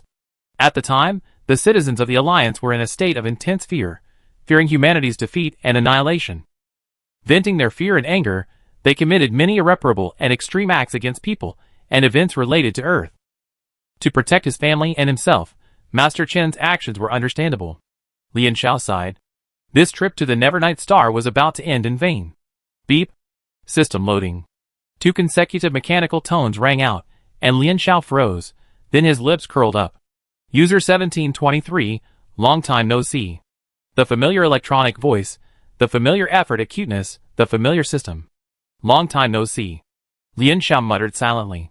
After all, in this time and space she didn't belong to, the system was there to keep her company. She wasn't alone. After dormant for over a month, the system faithfully performed its duties upon activation. New mission detected. Triggered mission, the legacy of Chen's restaurant. We're only 987 years away from a 1,000-year-old restaurant. Qin Xinghua is the 5th generation of Chen's restaurant, and very likely the last. To fulfill the millennium-old restaurant's aspirations, users are requested to help Qin Xinghua and ensure the legacy of Chen's. Mission reward. A small brick-and-mortar store somewhere. Lian Xiao thought this new mission sounded like she was finally getting back on track with her food writing career. Setting aside the mission's difficulty, Lian Xiao's attention was immediately drawn to the reward. A physical store. Wouldn't that mean she could expand her market beyond Alliance University? Lian Xiao, any small physical store will do? Land in the central city area of the Alliance's main planet is incredibly valuable. Even if she didn't eat or drink for 5 years, she wouldn't be able to afford even a small store there. The system generously said, as long as it's not excessive, it's fine. Lian Xiao immediately postponed her return ticket for a few days. She couldn't stay on Nevernight Star for the entire winter break. The military exercise team had arranged for offline training ahead of time, and she needed to deal with Master Chen before returning. Since it's the legacy of Chen's restaurant, that means she needs to become his apprentice, right? That's how food articles usually unfold. So, over the next 2 days, Lian Xiao visited twice more, only to be rebuffed. Sigh. Lian Xiao sighed, looking at the doorbell, which remained unresponsive despite repeated pings. Sigh. The system sighed as well. Using conventional methods, it seemed he wouldn't be able to see Master Chen, so Lian Xiao took the airborne car back to the hotel. It was late, but the airborne car was packed. Those who didn't drink were the odd ones out. Lian Xiao retracted her foot in disgust. The floor was sticky, the stains of evaporating alcohol. The day after tomorrow was the opening ceremony of Rose Week. A message from Apu Video Network reminded Lian Xiao that her favorite influencer, It's Chu Xiaoguiyaya, had updated. She casually clicked on a new video with a catchy title, I can't stand it anymore. Before I quit online, I want to advise a colleague to stop harassing me. The 2 words quit online were enough to send fans and passers-by into a frenzy. In the video, Chu Xiaogua looked haggard. She accused a certain influencer of constantly sending her harassing messages and, moreover, attempting to find out her offline address through various means. Then, as Chu Xiaogua reached the latter part, she could no longer hold back her tears, weeping pitifully. I don't want to, and won't, reveal this colleague's name. I can't do such a thing. Chu Xiaogua choked up. I know you follow me closely, and will definitely see this video. I'd like to ask you, no matter how much you hate me, please don't bother my family, okay? And please stop pestering them for family recipes. I believe you're not a bad person. After all, you experienced online bullying because of Earth cuisine, and know how painful it is. Wait, Lian Xiao felt something was wrong. There's a third creator on video.com whose selling point is Earth cuisine. Lian Xiao, huh? What? Me? Chapter 71. AAA Lian Jia Xiao Chao. I seem to have been ripped off again. The other 2 members of the group quickly jumped in. The Alliance's strongest heavy armored soldier, quiet, and reliable version who? What's going on? I curse you back. If I don't support Maple Leaf Xiaokui, I won't change my name. Is that the video website? I see the school forum is all about the lineups for the next military exercise. During winter break, Lian Xiao, Zhao Liqing, and Qian Yui, separated by tens of millions of light years, stayed in touch through online chat. After listening to Chu Xiaoguo's accusations, Lian Xiao scratched his head at his laptop. According to Chu Xiaoguo, a certain uploader had repeatedly privately messaged her. Because she was too busy to respond promptly, the uploader, feeling ignored, escalated and began sending abusive messages from different accounts. It even went so far as to inquire about her address and repeatedly visit her, intending to steal her family heirlooms and genealogy. Chu Xiao was sent several censored screenshots of her private messages as evidence, and Lian Xiao immediately recognized several of his own messages mixed in. 1% true, 9% false. Chu Xiaoguo's video was directed at her. The facts were twisted, and the elements pieced together, creating a scene of jealousy and vicious competition. Hugs Guoguo. Which uploader is so despicable? Guoguo has suffered so much. Such a good little girl must have been frightened by this, crying. She took on such a serious situation and edited the live stream for us. Guoguo is truly dedicated and loves us fans. I'm a longtime Guoguo fan and know her personality well. If she wasn't truly overwhelmed, she wouldn't have posted a video to address the situation. So, which uploader is this? A random person just barged in to share their thoughts. If Chu Xiaoguo wanted to blame someone, why didn't she just say their name? It's like hype. How could someone say something like private messages insulting someone and disrupting their offline life to create hype? I get it, you're vicious, but not everyone is as dark and vicious as you. Thank you. It's that person, right? It's that person, right? I dare not say. I dare not say.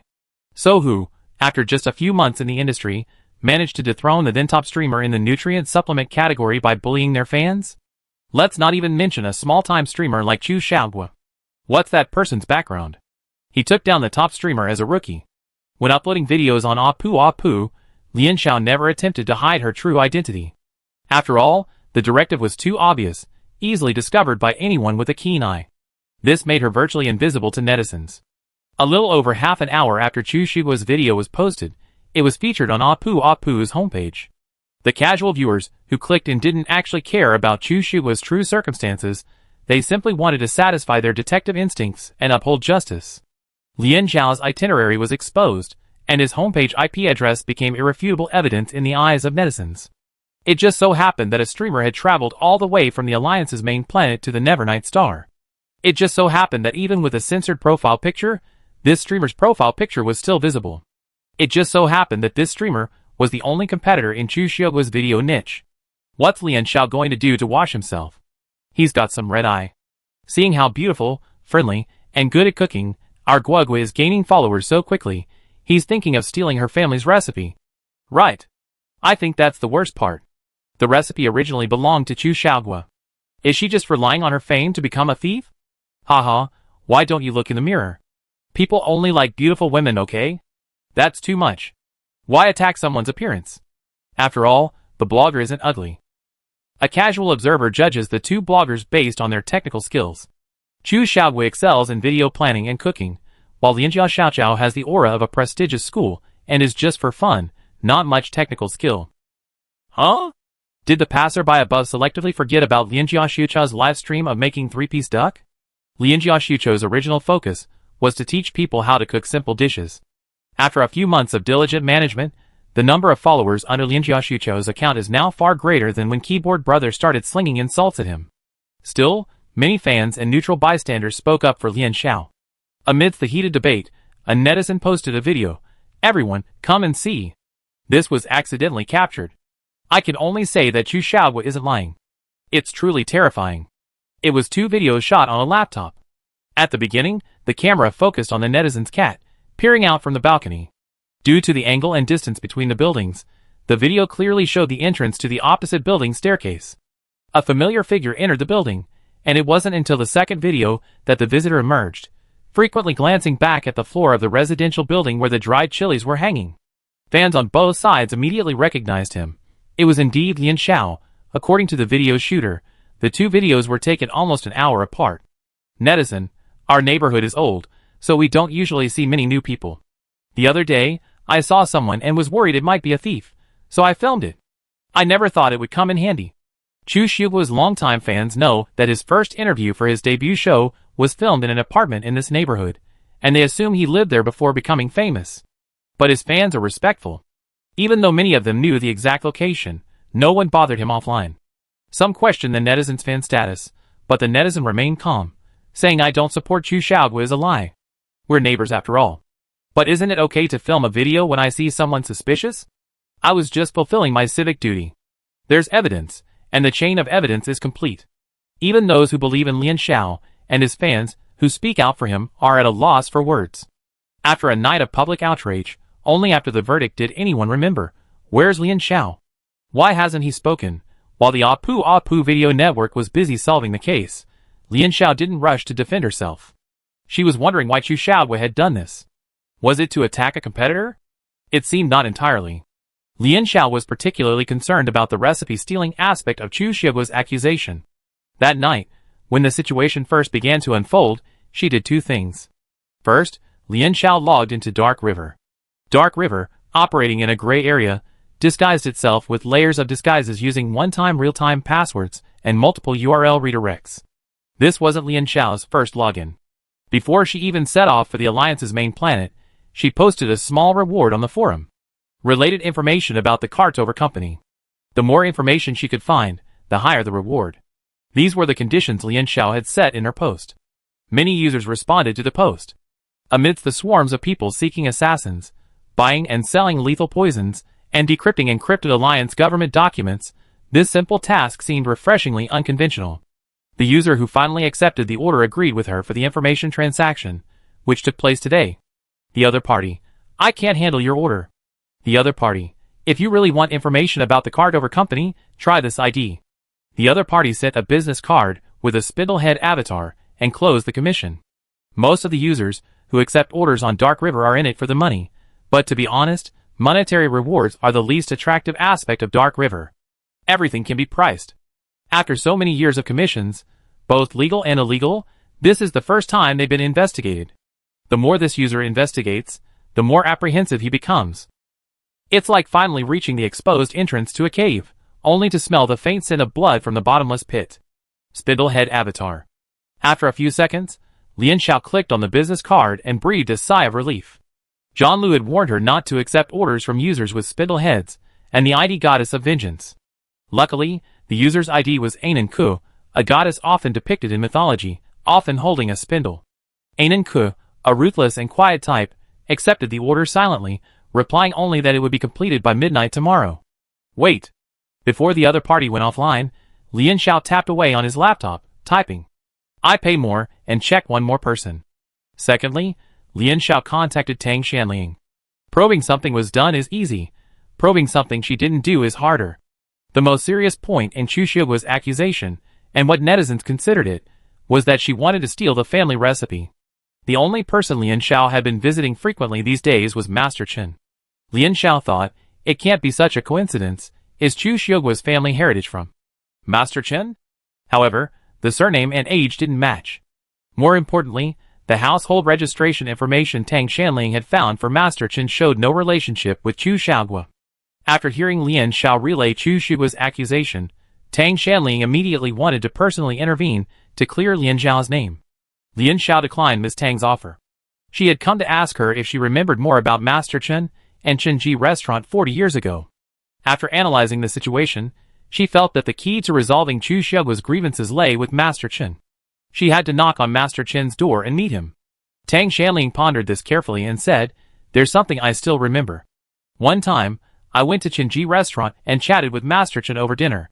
He mentioned a certain dish several times. What was it called? Half an hour later, Lian Xiao, satisfied with the news he'd been looking for, left. She knew what to do. At the same time, in a luxury apartment on Nevernight Star, Chu Xiaoguo was slumped on a soft sofa, browsing her laptop. With a swipe of her finger, a flood of messages from her fans, expressing their sympathy and fighting for her, scrolled across the laptop. Chu Xiaoguo read them carefully, a joyful smile on her face. Unlike her worried fans, Chu Xiaoguo was radiant. Perhaps it was the transition from a small, crammed together apartment to a high-end apartment where she didn't have to worry about the heating, or perhaps it was the unconditional support of so many fans, but Chu Xiaoguo felt a surge of warmth. And warmth is the same as happiness. Xiaoguo, when are you going to let the old man appear on camera?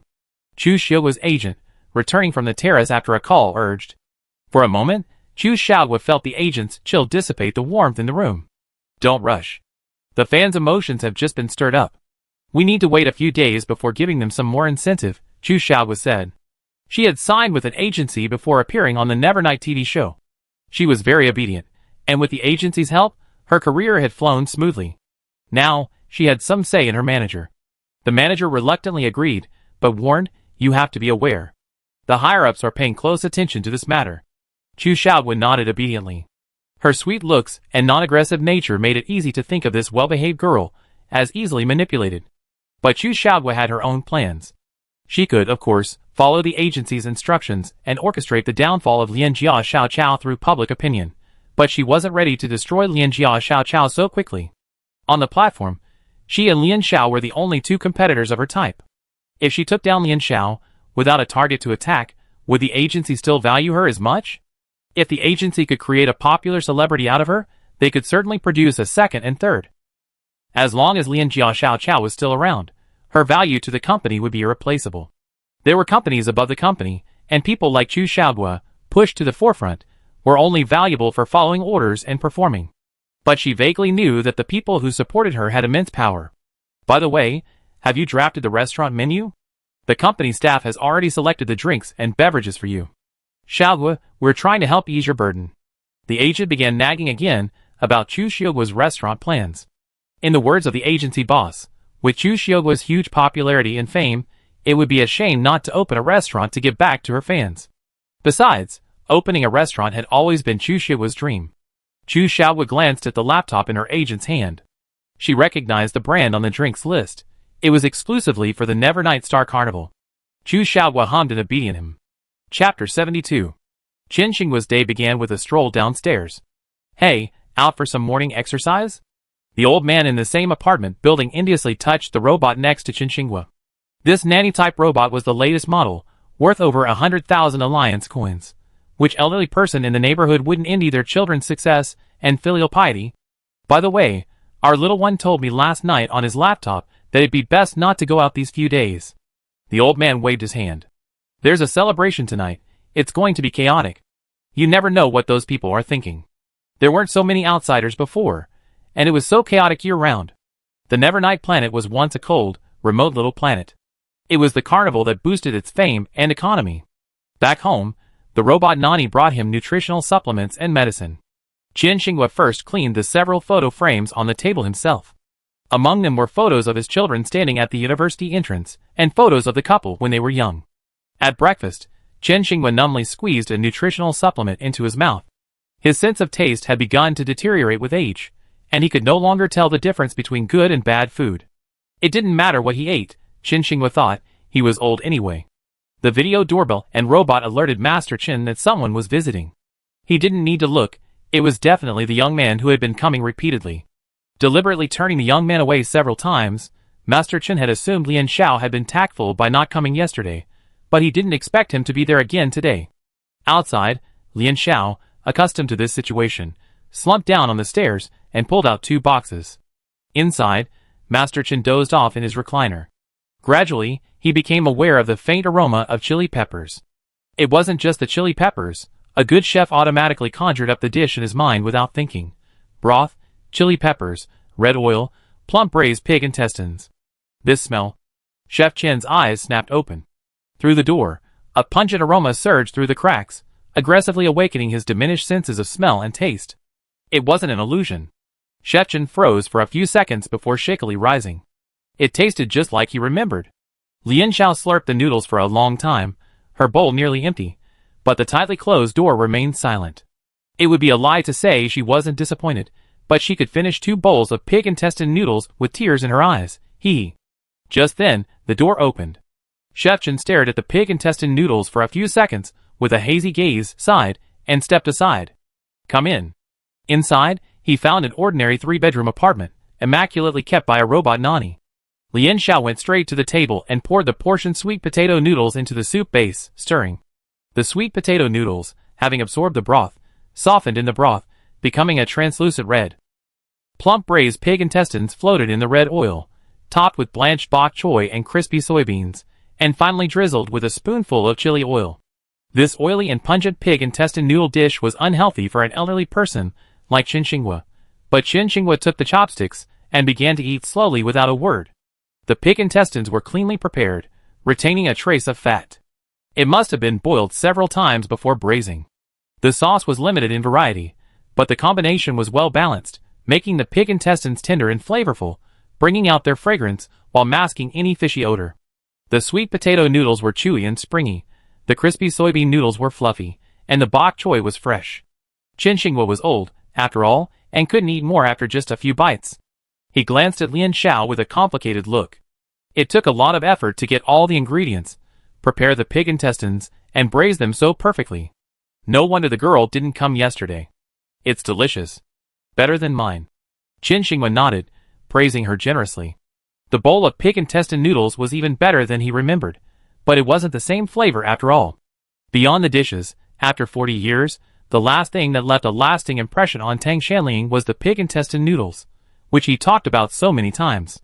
Tang Shanling said he heard Master Chen repeatedly say how great it would be to have a bowl of hot pig intestine noodles again. His mother wasn't good at anything else, but she was pretty good at pig intestine noodles. Master Chen hadn't tried pig intestine noodles in nearly 20 years. For the first decade or so, he avoided making them to avoid the spotlight, but now he just couldn't. After learning to cook, he could find countless flaws in his mother's pig intestine rice noodles with his eyes closed. The fat wasn't clean, the marinade was too heavy and bitter, and the chili peppers were too finely ground. His family wasn't as talented as he was, and every time they agreed to make something, nothing would change. In his youthful arrogance, this used to annoy him. But now, he dreams of eating pig intestine noodles with all their flaws again. After a long sigh, Master Chen turned to Lien Xiao, his words tantamount to admitting his identity. "Are you here for the recipe I have?" "No," Lien Xiao said. She half lowered her head, staring at her knees. The thought of what she was about to say made her want to cry. "Because I'm from Earth," Lien Xiao whispered.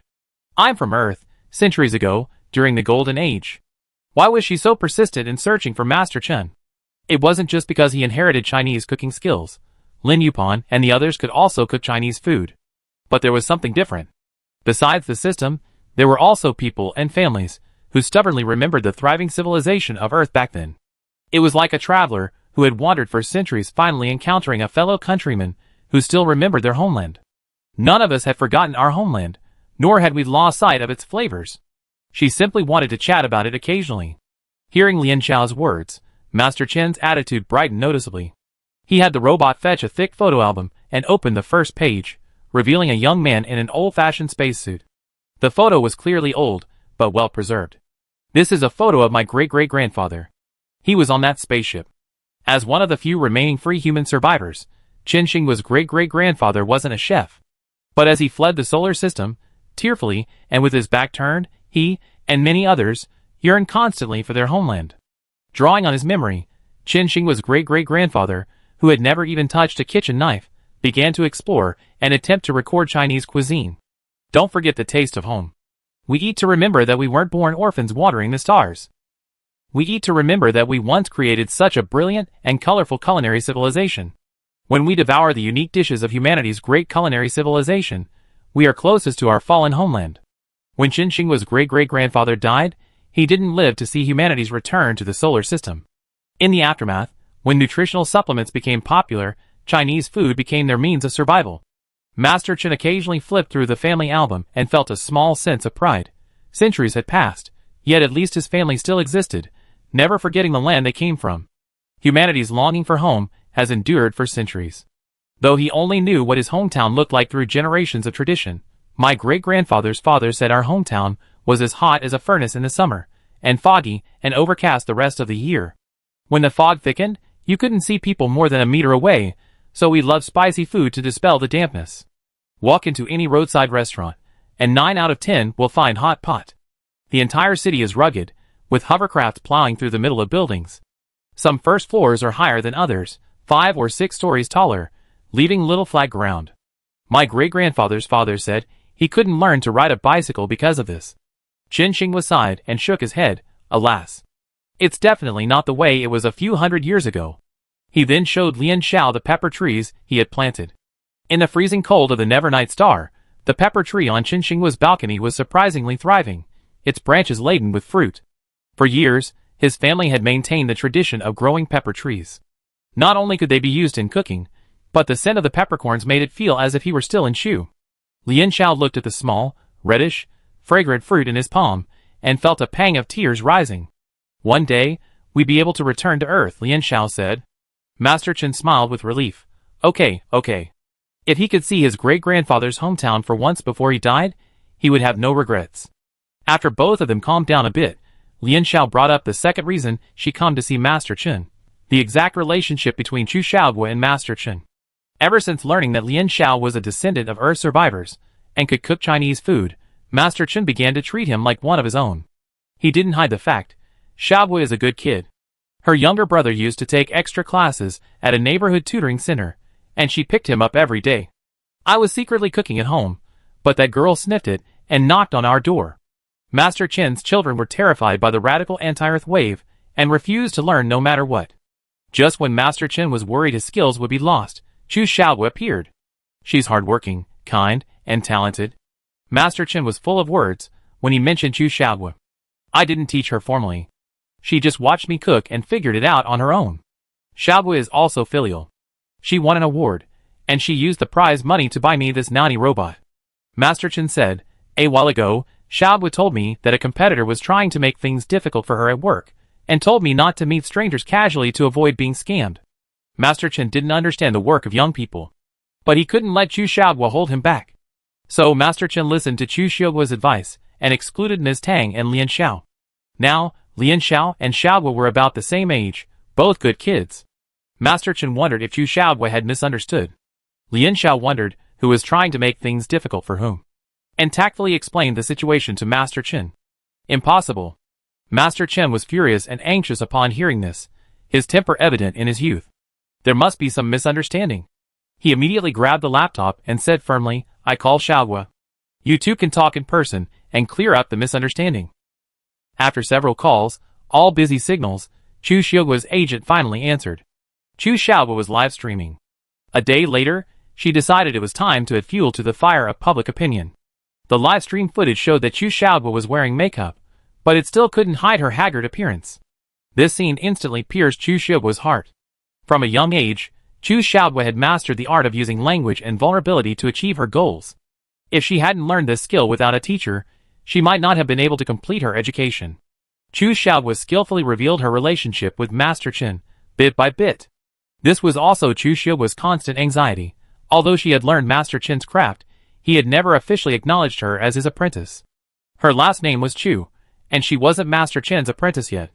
She felt that Master Qin was hiding some special skill from her, and that she couldn't legitimately inherit the Qin family recipes. But Chu Xiaoguo had always touted herself as the heir of Chinese cuisine, a status she desperately needed. She'd see if she could leverage public opinion this time to force Master Qin to pass on his recipes to her. During the live stream, her agent entered, barely concealing her panic. The incident happened suddenly, and the audience only heard scattered words like Lian Xiao master and home. Chu Xiaoguo then returned to the camera, her smile a bit forced. Master Qin had actually opened the door for Lian Xiao. What had Lian Xiao done? If Master Qin knew the truth, would he expose her publicly? What would happen to her career and her life then? Chu Xiaoguo was distraught. She had never lost her composure on camera before, and she quickly ended the broadcast. She had to rush to Master Qin's house to defend herself before Lian Xiao could convince him. Chu Xiaoguo's hands trembled, and she felt a cold sweat on her back. She wrapped herself in a thick coat and prepared to leave. The agent stopped her and pointed outside. Xiaoguo, have you forgotten that tonight is Rose Week? There are too many people outside. It's unsafe. Chu Xiaoguo might not be aware, but the agent, as the company president's right-hand man, was well aware of the situation. Countless spiked liquor was being carried into the celebration venue, bucket after bucket, flowing like tap water into the mouths of every carnival goer. And as far as he knew, the supply of nutrients couldn't keep up with the growing number of visitors. The celebration was bound to be chaotic. Chu Xiaoguo shook off the agent's hand and left without looking back. Chapter 73. Chu Xiaogui ended her livestream, but her livestream room remained open. The comments section was filled with speculation about the reason for her absence. What happened? Guogua never leaves a livestream without prior notice. It must have been an emergency. Wow, Guogua looks so haggard. I'm a little worried about her. Does anyone know anyone inside the company? Usually, at times like these, the company's big fans come out to reveal information and calm people down. I asked a staff member I knew, but after much persuasion, they finally agreed. It was someone who had come to disturb Guogua's family again. As the company had hoped, the fans went wild. Oh my god! I want to curse. This is really outrageous. How shameless is it to repeatedly disturb someone else's family? Don't you have any bottom line? I'm so angry I want to cry. Guogua is just a small blogger, unlike the other party. How can we win? We all support Guogua. Guogua is the only one we have. Wait! Everyone, stop for a moment. I heard the city center is in chaos. Where does Guogua live? The location of Chu Xiaogui's high-end apartment is no secret. Fans have worked together to roughly estimate Chu Xiaogui's travel route. Help! I'm from the capital of Nevernight. We locals don't dare go out tonight. The Rose Week celebration is incredibly crowded, and almost everyone is drunk. It's very unsafe. The media didn't report it, but I heard there weren't enough people maintaining order at several stations in the city center this year. People from the capital of the Nevernight Star +1, there's a chance something might happen during this year's celebration. I'm so worried. Guogua will definitely pass by Nevsky Prospect Station if she needs to find someone. I heard the situation there is terrible right now. Concern for Chu Xiaogui's safety outweighed her criticism of Lian Xiao. Just then, one of Chu Xiaogui's biggest fans spoke up. If Lian Xiao hadn't been bothering Guogua's family, Guogua wouldn't have left tonight. If anything happens to Guogua, Lian Xiao is the murderer. Fans, visibly anxious, let their emotions overwhelm their rationality. Led by a prominent fan, they vented their frustrations with curses. Yes! We strongly demand that Lian Xiao receive the punishment he deserves. I'm planning to call the police and have Lian Xiao arrested for disrupting social order and public morality. Lian Xiao is the murderer. A few minutes later, the sensational term Lian Xiao murderer climbed to the top of the Appa website's trending search list, with even more netizens flocking to the livestream, creating the spectacle of an empty livestream surpassing all other streamers on the site to take the top spot. Even then, Lian Xiao and Master Chen also took the hovercraft to Chu Xiaogui's apartment. The call was perfunctorily dismissed by Chu Xiaogui's agent, and Master Chen grew increasingly angry. He had long harbored a grudge against Chu Xiaogui's agent, believing the company was too eager for quick success and instant gratification, and he feared that Chu Xiaogui would be influenced by their impulsiveness. Come on, Xiaoyan, let's go straight to Xiaogui's house. Master Chen's stubborn temper was unstoppable, and he was determined to ensure that the misunderstanding between the two of them wouldn't last overnight. Unable to persuade Master Chen, Lian Xiao couldn't let the elderly man go alone, so he had to go with Master Chen. While the two were waiting for the empty float, Ananke sent Lian Xiao a message. Ananke, delivery. A compressed file, 2 long messages. The compressed file contained information about the Cartover company. Lian Xiao didn't have time to read it all, so he focused on the entry about the relationship between Carnival Beverage and the Cartover company. The float wasn't arriving, and snow began to fall. A cold wind carried tiny snowflakes like plastic foam into the station, and Lian Xiao felt his heart sink with the cold. Sure enough, there was something wrong with the wine. According to Ananke's intelligence, the Carnival drinks themselves contain no toxic substances, so they could pass quality inspections without issue. However, a substance mixed into the liquid was actually used as an appetite enhancer. This type of appetite enhancer is even an approved drug. Used at the prescribed dosage, it has no significant side effects and offers hope for those suffering from anorexia nervosa. Long-term, excessive consumption of these two harmless substances combined will not only lead to alcohol addiction, but also to an uncontrolled and counterintuitive craving for nutritional supplements. Has the capital of Nevernight Star truly been unaware of the unusual nature of the Carnival drinks? Has the Nevernight Star media truly failed to raise any suspicions? Lian Xiao suddenly recalled the joyous news broadcast on TV over and over again these past few days, and a chill ran down her spine. Carnival tourism on our planet has reached a new high, with over 30% of these visitors being second-time visitors. Was it the Carnival itself that attracted them, or the Carnival drinks? She also commissioned Ananke to investigate Chu Xiaogui. Chu Xiaogui's profile is brief, summarized in 2 long messages. Chu Xiaogui's academic performance was neither good nor bad. Although beautiful, She was generally quiet and composed, a student whose teachers trusted her. Her family seemed to be struggling, and she received a financial aid for needy students every year after entering high school. The turning point came after she signed with her current agency. Chu Xiaogui had never demonstrated her Chinese cooking skills before, but with the agency's support, she quickly became a well-known figure in Earth cuisine on the Nevernight Star. Ananku also highlighted 2 points it considered noteworthy. The largest shareholder of Chu Xiaogui's agency was holding shares on behalf of someone else. Chu Xiaogui was planning to open a restaurant, and her business plan had already reached the level of a chain restaurant radiating outward from the Nevernight Star. And the preliminary list for Chu Xiaogui's restaurant. Lian Xiao's heart sank. The wine list and brand logo looked familiar.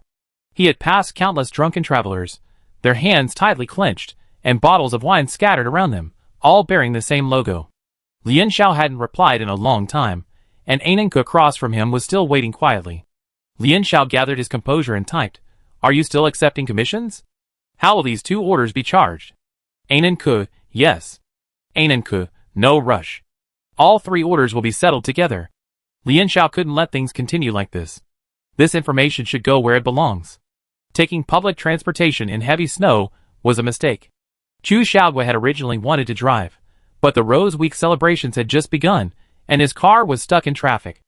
After finally waiting for a float train, it stopped at a major transfer station. The radio repeatedly announced widespread delays due to the snowstorm. Some passengers, impatient, got off the train, leaving behind a throng of drunken tourists. Chu Xiaogui instinctively felt terrified. She wore a mask and huddled in her seat, trying to minimize her presence. On her laptop, her worried agent kept giving her advice, trying to find the fastest route to her destination.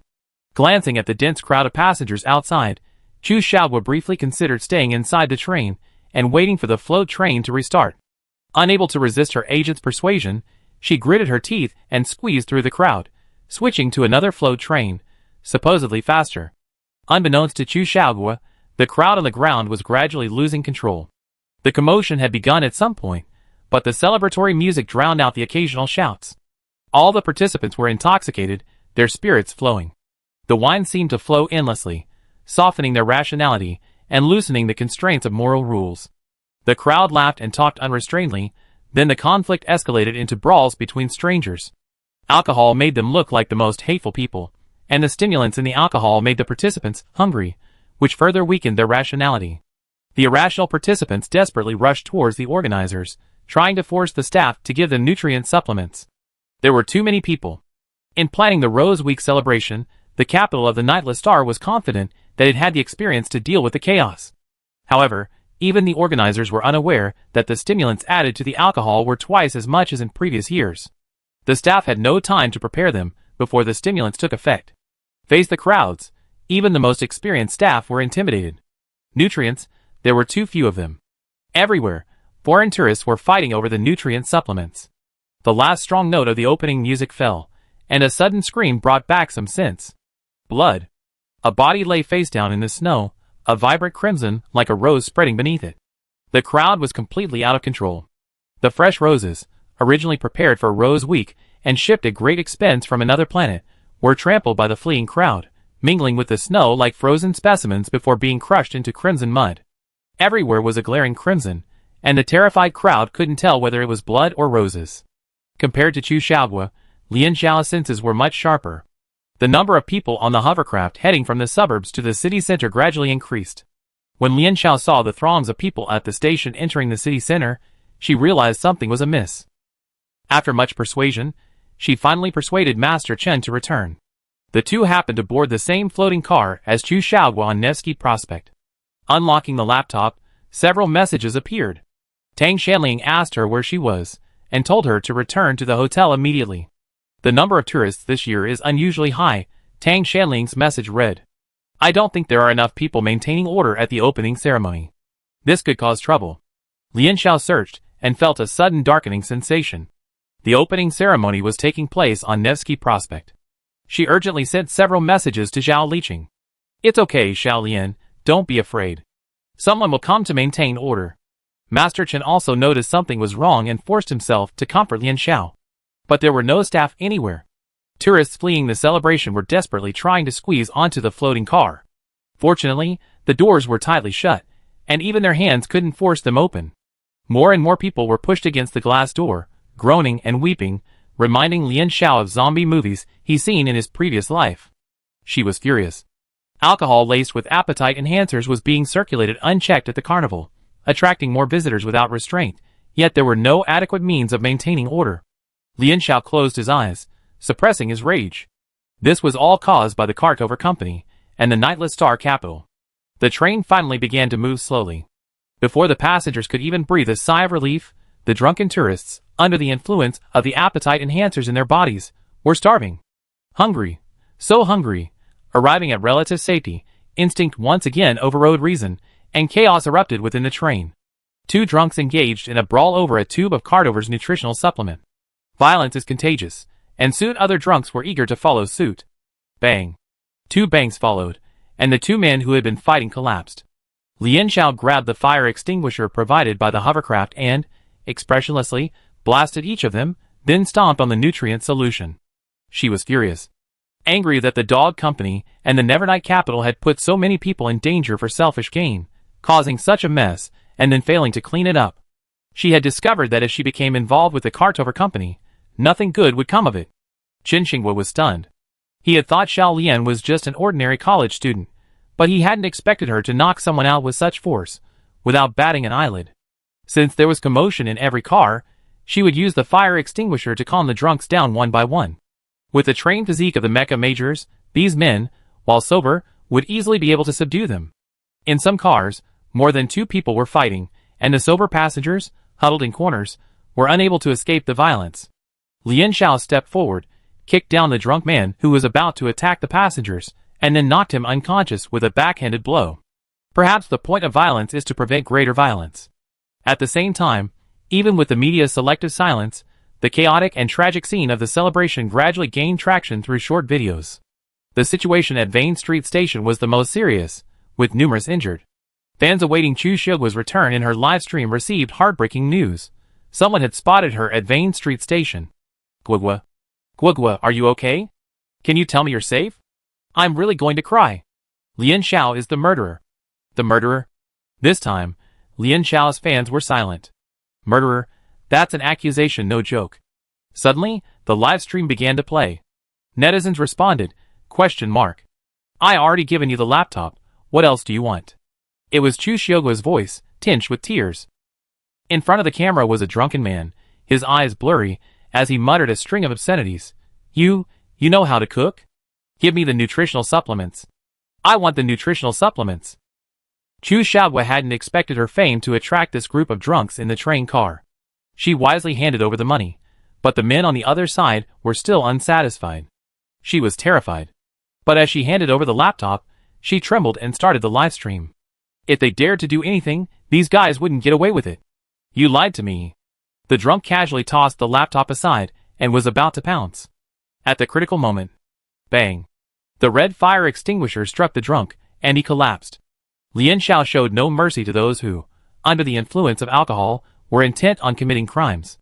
She flung the fire extinguisher aside and slammed her knee into another drunk who was charging at her. He screamed and trembled, falling to his knees. One more person tried to escape, but Lian Xiao grabbed his leg and hair, pitting him against the window, immobilizing him. Then he grabbed his neck and slammed his head against the window. The world was at peace. From the rear to the front of the car, there were so many drunks knocked down. Lian Xiao felt a little tired. With her maintaining order, the hovercraft smoothly passed through the inner city, ensuring the safety of herself and her passengers. She picked up the laptop that had fallen to the ground, recording the entire journey, and handed it to Chu Xiuguo, whose face was covered in tears. She felt that this girl looked familiar. The entire live stream room fell silent. If they weren't all hallucinating, then it was Lian Xiao who had just saved Chu Xiuguo? So handsome. Netizens clicked to confirm the trending search terms, then vaguely clicked back in. How ironic. Chapter 74. An hour after the chaos of the celebration, the empty train Lian Xiao and the others were in slowly came to a stop on the side of the road. The driver announced the doors were closed and everyone was asked to wait. The capital of the Nevernight Star finally began to slowly mobilize to rescue the people. When the medical staff and police arrived, they expected to see blood and chaos. After all, their colleagues' reports over the intercom had been horrifying. Unexpectedly, While the entire empty train reeked of alcohol and drunks lay scattered across the ground, the remaining sober passengers were all safe and sound. The medical staff rushed to rescue the alcohol-intoxicated victims, only to abandon their efforts with a look of confusion on their faces. Why? Why is it not what they expected? It seemed as if these people were truly just unconscious. A drunk who had regained consciousness earlier rubbed a bump on the back of his head and pointed at Lian Xiao. That's her. She's the one who knocked me out. Ouch, my head still hurts. Doctor, do I have a concussion? The paramedic said. You just have a hangover and a headache. The passenger Lian Xiao had saved whispered in his defense. That's not true. If that little girl hadn't knocked those crazy people out, we don't know if we'd still be standing here. The drunks felt guilty.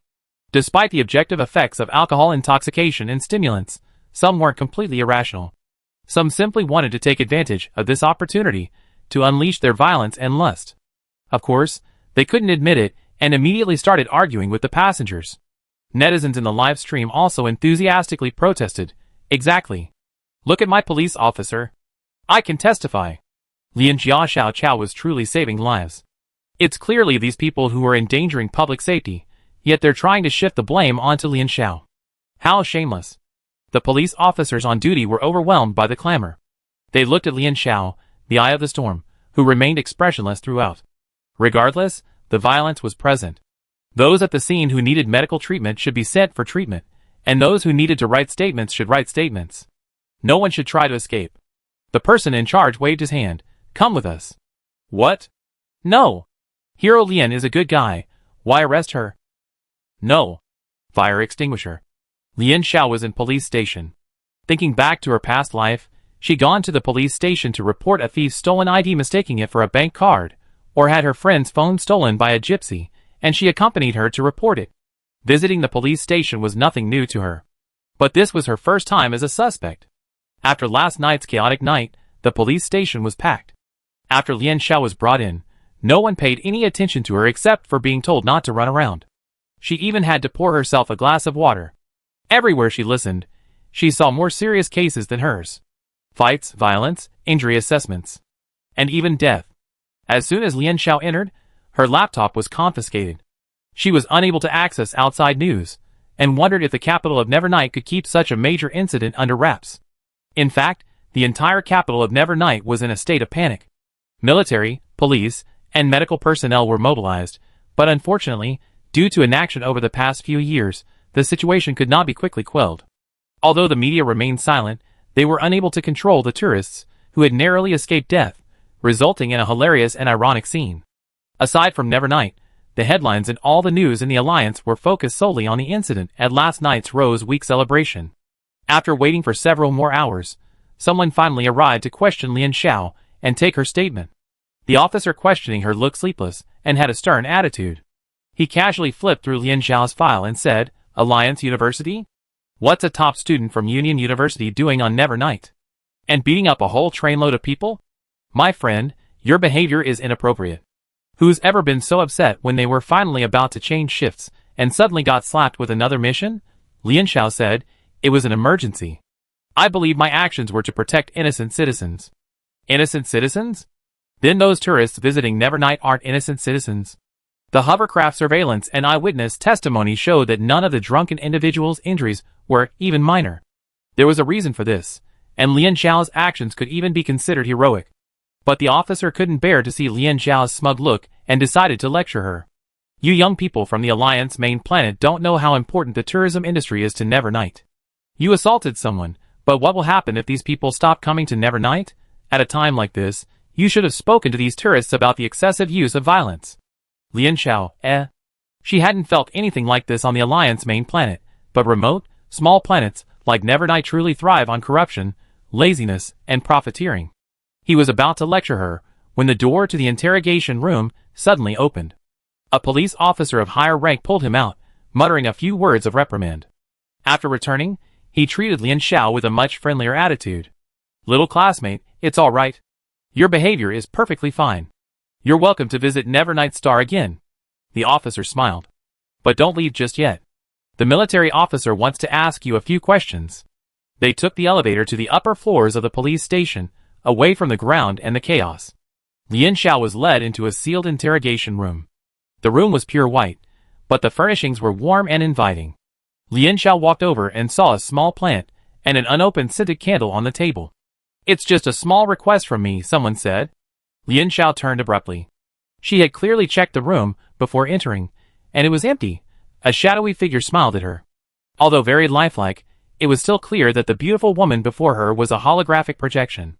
The technology of this era allowed people from vast distances to have such a realistic face-to-face conversation. The beautiful woman extended her hand first, and they both shook hands with the air. She introduced herself. "I'm Frieda von Gutenberg, Deputy Director of the 26th Department of the Military." Lian Xiao responded politely, but in reality, she had no idea what the 26th Department was. She really needed to brush up on the relevant information. "Please take a seat, Lian Xiao." Frieda sat down opposite her. She had long, wavy golden brown hair, blue-green eyes, and a tall, athletic figure. "Classmate Lian Xiao hasn't graduated yet and enlisted. Today, we won't discuss rank, you can just call me by my name." Frieda's tone was gentle. "I called you here to inquire about the mental connection you established with Gu Chengfeng's Red Dragon a few days ago. I'd like you to help us complete the process. Don't be nervous. Just answer a few questions. It's just a formality." Lian Xiao had expected someone sent by Zhao Liqing to rescue her, but she hadn't expected them to verify the authenticity of the report regarding Gu Chengfeng's case. However, she had been prepared. Amid the soothing scent of candles and flowers, Frieda first asked a few general questions, then inquired, "When did you mentally connect with the Red Dragon? It's okay if you can't remember the exact time. Can you describe the circumstances and the battle situation at the time? Here it comes." This is the key to covering up their secret. By simply moving the time forward, the coincidence of the Red Dragon's rampage and the Moontide's distant flute sound could be covered up. Frieda smiled gently, gazing at Lian Xiao's expression. Bound by confidentiality, Gu Chengfeng couldn't possibly reveal the contents of the report to Lian Xiao. According to investigations, while the two S-ranks had some interactions, their relationship was far from tacit understanding or close. Thus, Lian Xiao's words were more credible than Gu Chengfeng's. Lian Xiao seemed to be reminiscing. This was something she had also considered, and Gu Chengfeng only alluded to it in one sentence at the time. During the discussion of attacking Chazare first, Lian Xiao said, "Since Gu Chengfeng specifically mentioned taking the initiative to fight at the altar, and the tactic of feigning a failed rendezvous, this timing was the most appropriate and reasonable. Gu Chengfeng was a very logical person, and his way of thinking would lead him to choose the most reasonable time when writing a report. Hopefully, her understanding of Gu Chengfeng would allow her to pass muster." Frieda's expression remained flawless, neither confirming nor denying. She softly asked a few more scattered questions. Lian Xiao sensed that these questions were simply a strategic fragmentation of time, asking her to speak from the end or inserting random moments to test the veracity of her answers.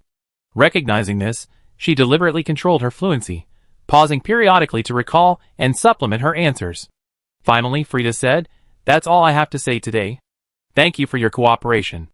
Looks like I passed the test, Lian Xiao thought. The military is taking the situation related to Red Dragon 3 so seriously, so Frieda, who was sent today, must be of high rank. By the way, Frieda said just as she was about to shut down the holographic projection, Lian Xiao has just been diverted to the Ark, right? If anything unusual happens when you're partnering with Gu Chengfeng's Red Dragon, just let me know. She left her contact information, and was visibly amused by Lian Xiao's troubled expression. "I didn't mean to ask you to monitor and report on the Red Dragon. Lian Xiao, every Ark in the Alliance military, including the Reserve Ark, is extremely valuable. Red Dragon 3 is a very powerful mecha, and it presents a considerable challenge to new Arks. I'm just concerned about your condition," she said softly. "Due to workload and significant mental depletion, some Arks experience discomfort after a few years of frontline combat. It's a pity to discover that even with treatment, these Arks won't be able to return to their previous state." Lian Xiao asked curiously. "Discomfort?" Frieda, "Decreased sleep quality and appetite, blurred concentration, and in severe cases, strange noises. The sound of the wind whistling, and some say they hear distant flutes." Good news. Lian Xiao was released from the police station. Bad news. Before she even received her diploma and found a job, she seemed to have gone insane due to the excessive stress. What's going on? Are they deliberately making things difficult for you? Seeing Lian Xiao's serious expression, Gong Sunhong followed suit. Last night, Lian Xiao sent an urgent message to Zhao Liqing. Nevernight Star isn't far from the Starlink district, so Gong Sunhong, commissioned by his sister, traveled day and night to check on Lian Zhao's condition. But his visit wasn't purely personal. Sirens blaring, vehicles struggled to navigate the narrow streets, throwing the life and work of Nevernight Star's capital into near chaos. The usual good-for-nothing couldn't control the situation, and the capital of Nevernight finally formally requested assistance from the Alliance. The troops stationed in the Starlink zone received orders and rushed to Nevernight to restore order as quickly as possible. Lian Zhao denied it, and Gong Sunhong was only half relieved. That's right, they wouldn't dare treat you rudely. Gong Sunhong said, just look at the trending searches and you see. During the hours Lian Zhao was forgotten in the police station, her name had been on the trending searches constantly. This time, the entry was released Lian Zhao, and netizens overwhelmingly supported her. I'm so angry. What's the Nevernight Star capital doing? Instead of arresting those drunken thugs, they're arresting those brave enough to do something righteous. Any news on Lian Jia Xiao Qiao? Release Lian Jia Xiao Qiao. Can you please call her the fire extinguisher? That 1-on-3 fight is so impressive. Correction from the above thread. Lian Zhao, the only S-rank attack/boat dual cultivation nutrient in the past 10 years at Union University, the nemesis of ordinary people, the protector of Union University students, the taste bud savior, the fire extinguisher. But no matter how many people Lian Zhao has saved, you can't deny the rubbish she did to Chu Xiaowu. Still, there are discordant voices. Lian Jia Xiao Qiao hasn't responded yet. Is it possible that it's not what Chu Xiaowu said? I don't think a good person who risks their own safety to protect others would do such a thing. This time, Chu Xiaowu's fans were much quieter, and the group calling Lian Zhao a murderer disappeared without a trace. Where's Chu Xiaowu? Why didn't she come out to thank Lian Xiaoqiao after being rescued? She was so active when accusing others, but now she's silent when it comes to thanking them? Chu Xiaowu couldn't care less about online rumors. Her career, of which she was so proud, was on the verge of collapse. After the two escaped, Master Chen insisted on waiting near the police station until Lian Zhao came out before he could rest assured. Master Chen didn't pay much attention to online news, but he wasn't stupid. He took a quick look at the comments and understood everything. Master Chen looked at Chu Xiaowu with disappointment, confusion, and a complex expression, as if he had never met her. He didn't even want to hear Chu Xiaowu's explanation. Is this beautiful young woman really the kind, intelligent, and well-behaved girl he had watched grow up? How had she become like this? Master Chen was heartbroken. Chu Xiaowu lowered her head, unaware that she was trembling, and she didn't dare look up to meet Master Chen's eyes. Xiaowu, Master Chen said slowly, go clarify the situation with your fans and apologize to Xiaoyan. Also, the Chen family recipes cannot be passed on to you. Their recipes cannot be passed on to those with ulterior motives. Chu Xiaowu screamed, no. Chapter 75. Unable to pass on the recipe, her lie exposed, everything is over for her. The unconditional love of her fans, the spotlight on her, the warmth of her high-end apartment, and the expensive clothes she once only dared to fantasize about when passing by the shop window, all of this, she had worked so hard for, was about to vanish. After all these years together, Chu Xiaowu knew Qinxing's temper. He was intolerant of any injustice, but he was soft-hearted and not prone to harshness. She should use tears to soften Qinxing's heart. That was something she was very good at. She knew exactly how to weep in a way that evoked sympathy without causing annoyance. But Chu Xiaowu couldn't find the tears. For some reason, she asked, blankly, are you going to give the recipe to Lian Zhao? Hearing Chu Xiaowu's words, Master Chen became even more disappointed. He was so angry that he almost collapsed, and pushed aside the Nani robot Chu Xiaowu had bought for him. Are you still thinking about the recipe? Xiaowu, don't you feel even a little bit of remorse toward Xiao Lian? She knew it. She didn't have what others were born with, so she learned to fight for it. But why, even then, did she still not have it? Chu Xiaowu recalled countless moments watching Master Chen cook, the scorching heat of grease and fat filling the small kitchen. Back then, she was still growing, hungry every day. Her parents always said her brother was a boy, and that boys needed to eat enough to grow tall and strong, while girls were more beautiful if they were slim. Master Chen was wrong. Chu Xiaowu didn't really want to learn to cook, she was just hungry. She was just good at pretending to be sweet and diligent, so she could legitimately partake of Master Chen's special cooking. From the moment she took her first bite of Sichuan cuisine, she knew it was the taste of happiness. Hot, spicy Sichuan cuisine equals warmth, and warmth equals happiness. Chu Xiaowu choked up, unable to utter a word. Only then did she realize she was in tears. She just wanted to be well fed and clothed. Was that wrong? She just wanted to have a lot of people like her. Was that wrong? She just wanted a better life. Was that wrong? Chu Xiaohua felt as if all her energy had been drained from her. She looked at the equally exhausted old man in front of her, with tired confusion. Forget it. A low sigh escaped Qin Xinghua, and he shook his head. He finally felt relieved when he saw Lian Xiao emerge from the police station. It's my fault. I didn't teach you well. After a night of sudden shock, Qin Xinghua had reached the limit of his strength and was beginning to feel a bit overwhelmed. Lian Xiao asked Gong Sun Hong to help Master Chen find a place to rest nearby. She had something else to say to Chu Xiaohua. Chu Xiaohua was now in a state of disarray, her delicate makeup smudged by tears, her fur coat stained, and she looked like a beautiful bird with its feathers drooping.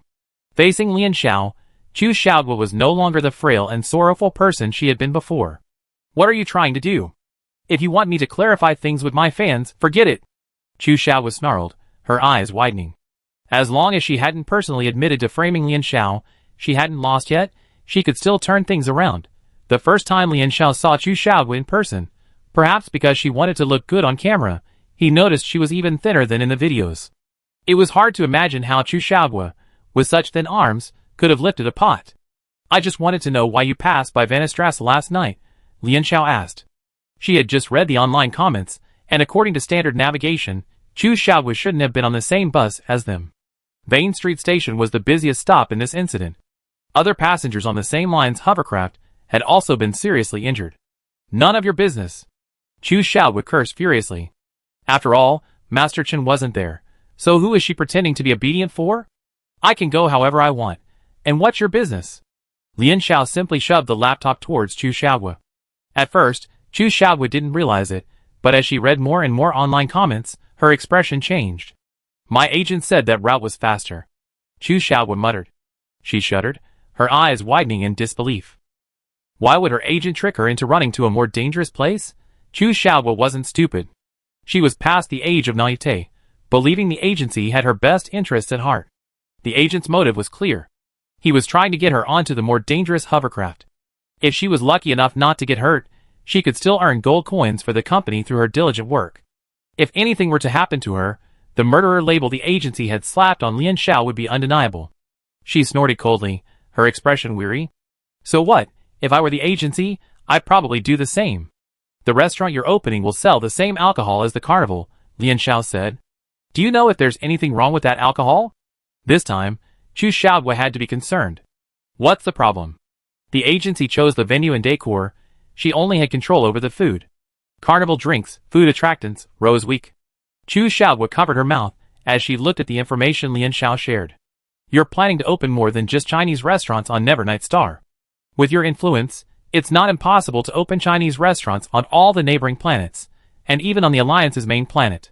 Lian Xiao said, his anger, which had been raging since last night, suddenly flared up again. Then, because of the appetite enhancers, more and more people will consume Cartover's nutritional supplements, and addiction to these alcohol and nutritional supplements will spread throughout the Alliance. This is ridiculous. Could a company really go this far for profit? Lian Xiao speculated that Cartover, having suffered a loss at her hands last time, had not given up its ambitions for Chinese food, but had intensified its efforts. Since Chinese food tastes far superior to nutritional supplements, then Cartover would support and cultivate 1, 2, or 3 new Chinese food stars. Lian Xiao couldn't even dream of becoming the sole culprit in this field. Then, through the distribution of the faulty liquor through Chinese restaurants, Cartover would pocket both the profits from the Chinese restaurants and the skyrocketing nutritional supplement revenue. If the company were to go bankrupt one day, all that would be discovered would be the Chinese restaurants and the winery. Cartover would be the sole culprit. Mimi had disappeared once again, smearing Chinese food along the way. Chu Xiaohua, the one who orchestrated all of this, was panicked. She no longer had the heart to hate Lian Xiao.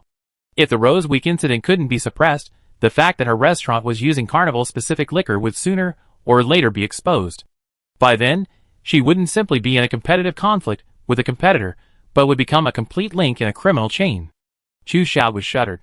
No, she had to shift the blame onto the agency first, claiming she had been deceived and unaware of the deception.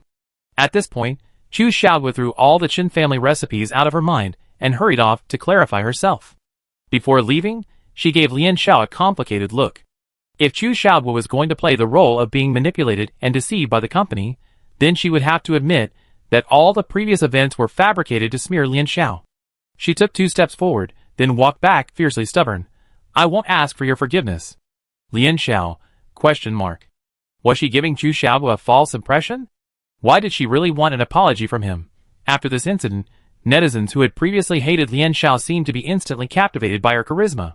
The Lianjia Xiaoqiao forum was filled with praise and well wishes for her. But Lian Xiao wasn't happy with these empty promises. She sat on the sidewalk steps, watching the crowd thronging the police station from afar.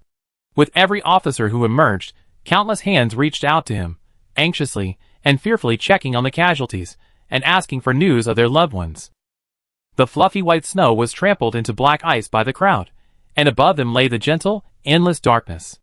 The carnival capital's dazzling neon lights faded, and the intoxicating, fleeting atmosphere of revelry vanished along with the chaos. The planet briefly returned to its freezing silence. Lian Xiao foresaw that revelry and alcohol would not return for a long time. As one of the few who knew the truth about the carnival in advance, she was powerless to prevent further harm.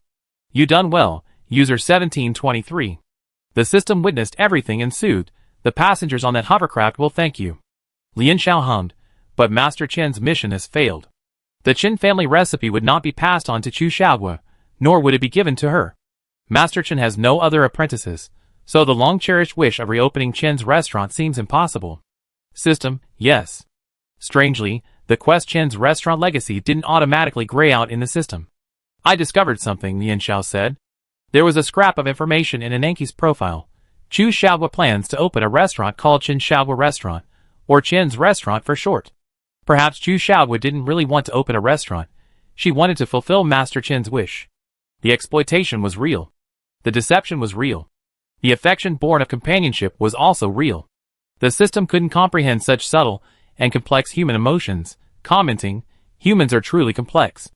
The person and the system remained silent until the snow began to fall again. The impact of the Rose Week celebration chaos lasted for a long time. The Alliance directly dispatched an investigation team to the capital of the Nevernight Star, and Lian Xiao closely monitored their progress. From negligence in the administrative system of the Nevernight capital to the carnival liquor, just when everyone thought the matter was settled, the news of the attractant and the subsequent involvement of the Cartover company was exposed. Public outcry erupted, and Cartover stock price plummeted. This was the first time Cartover had suffered such a severe blow.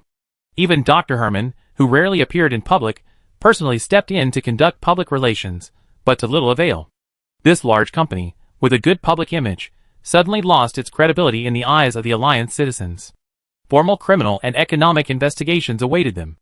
Although Lian Xiao didn't secure a ticket back to the Alliance's main planet and remained stranded on Nevernight, reading these news stories in the freezing cold was a heartwarming experience. It's a rumor. The investigation team originally only found excessive alcohol consumption at the carnival. I don't know who tipped them off, saying there was something wrong with the alcohol, and that led them to Cartover. Gong Sun Hong shared his information with Lian Xiao mysteriously. After the Rose Week celebration incident, Lian Xiao received numerous messages from various friends.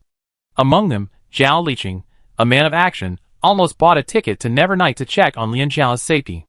Gong Sun Hong promised to see Lian Xiao board the starship back to the Alliance's main planet, and Ms. Zhao reluctantly relented. Lian Xiao feigned indifference. Could it be a competitor of Cartover? Yes. A good idea. Gong Sun Hong pondered, feeling that Lian Xiao was absolutely right.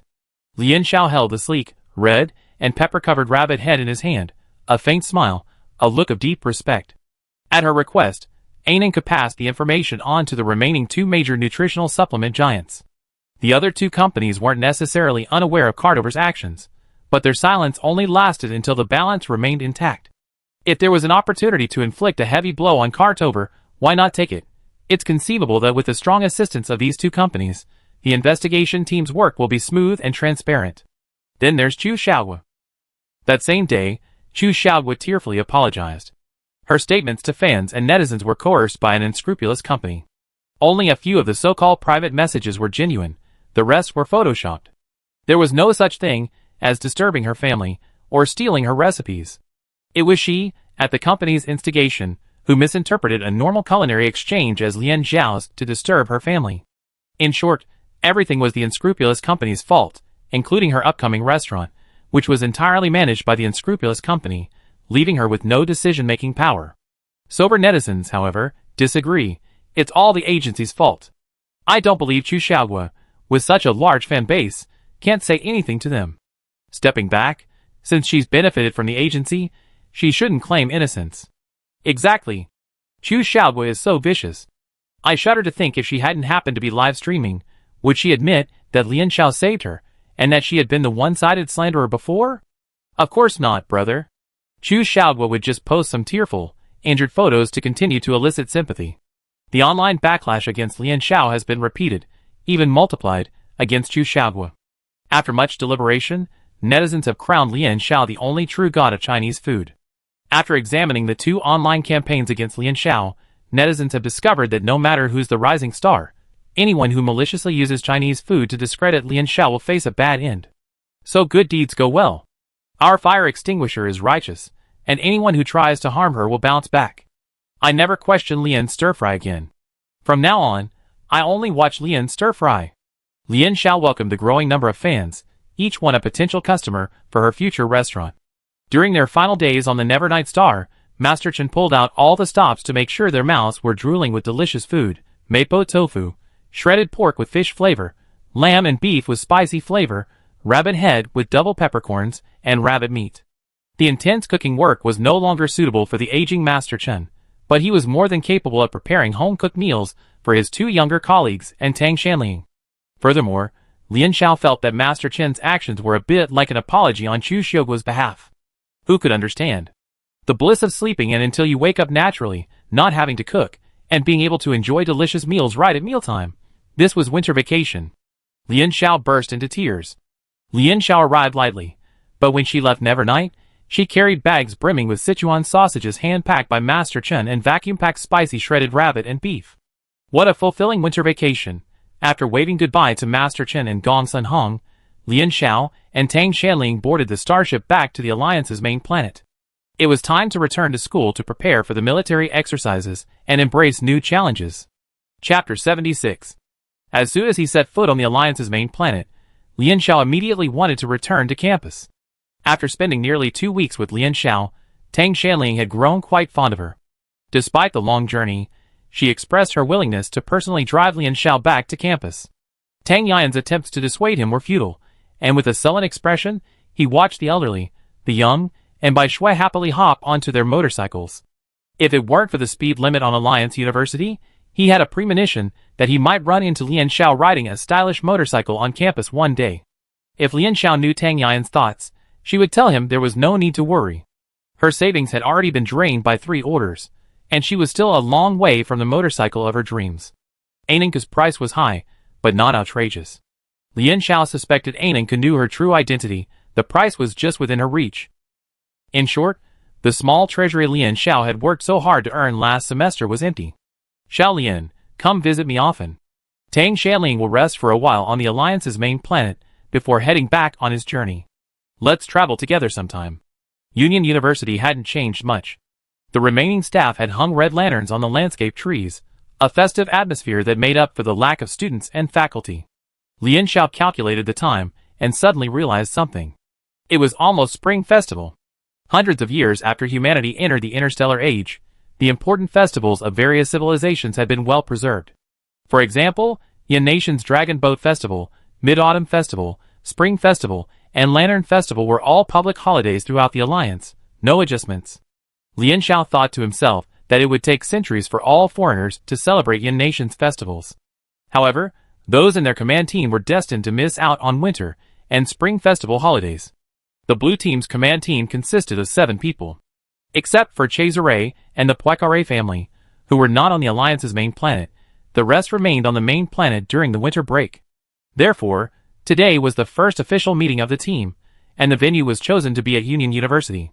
Cardinal, old goo, wait for me.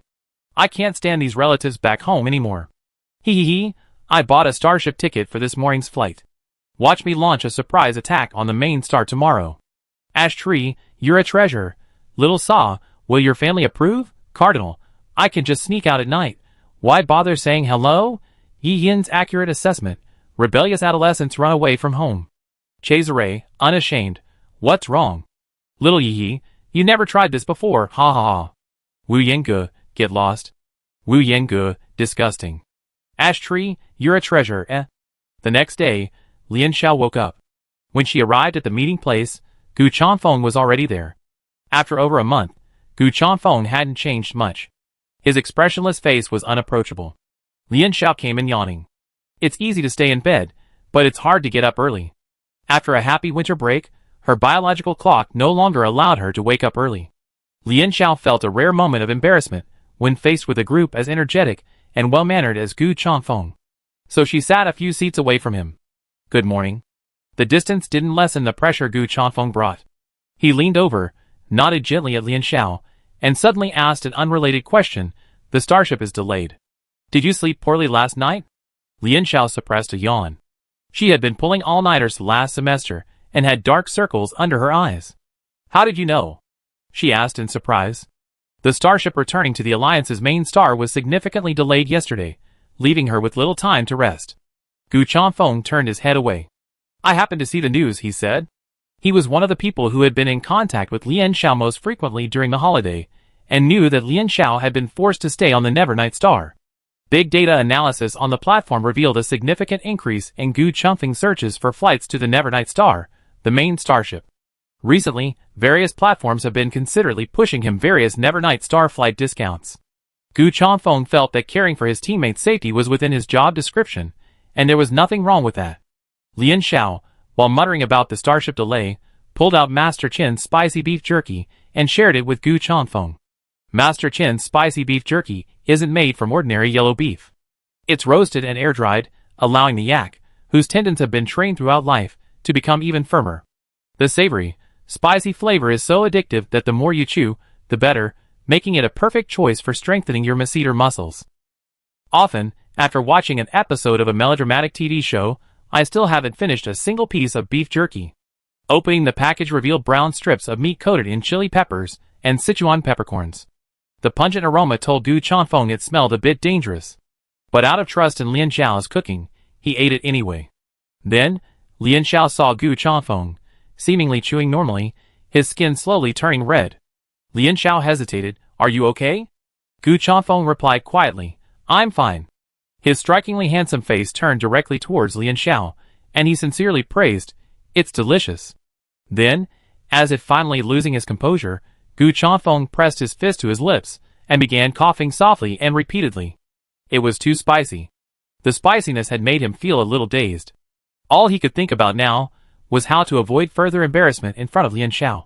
Lian Xiao was stunned for 2 seconds, suppressing a laugh as she offered Gu Chanfeng water and paper. She had been careless.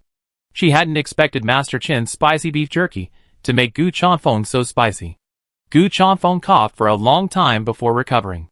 He lowered his head, his hand on the edge of the table, feeling more embarrassed than ever before. He closed his eyes, refusing to see Lian Xiao's expression beside him. He heard Lian Xiao chuckle. My bad, my bad. Lian Xiao slid swiftly to his knees. Who would have thought Gu Chanfeng couldn't handle spicy food? But it must be said that even a handsome man in a state of disarray still had a unique charm.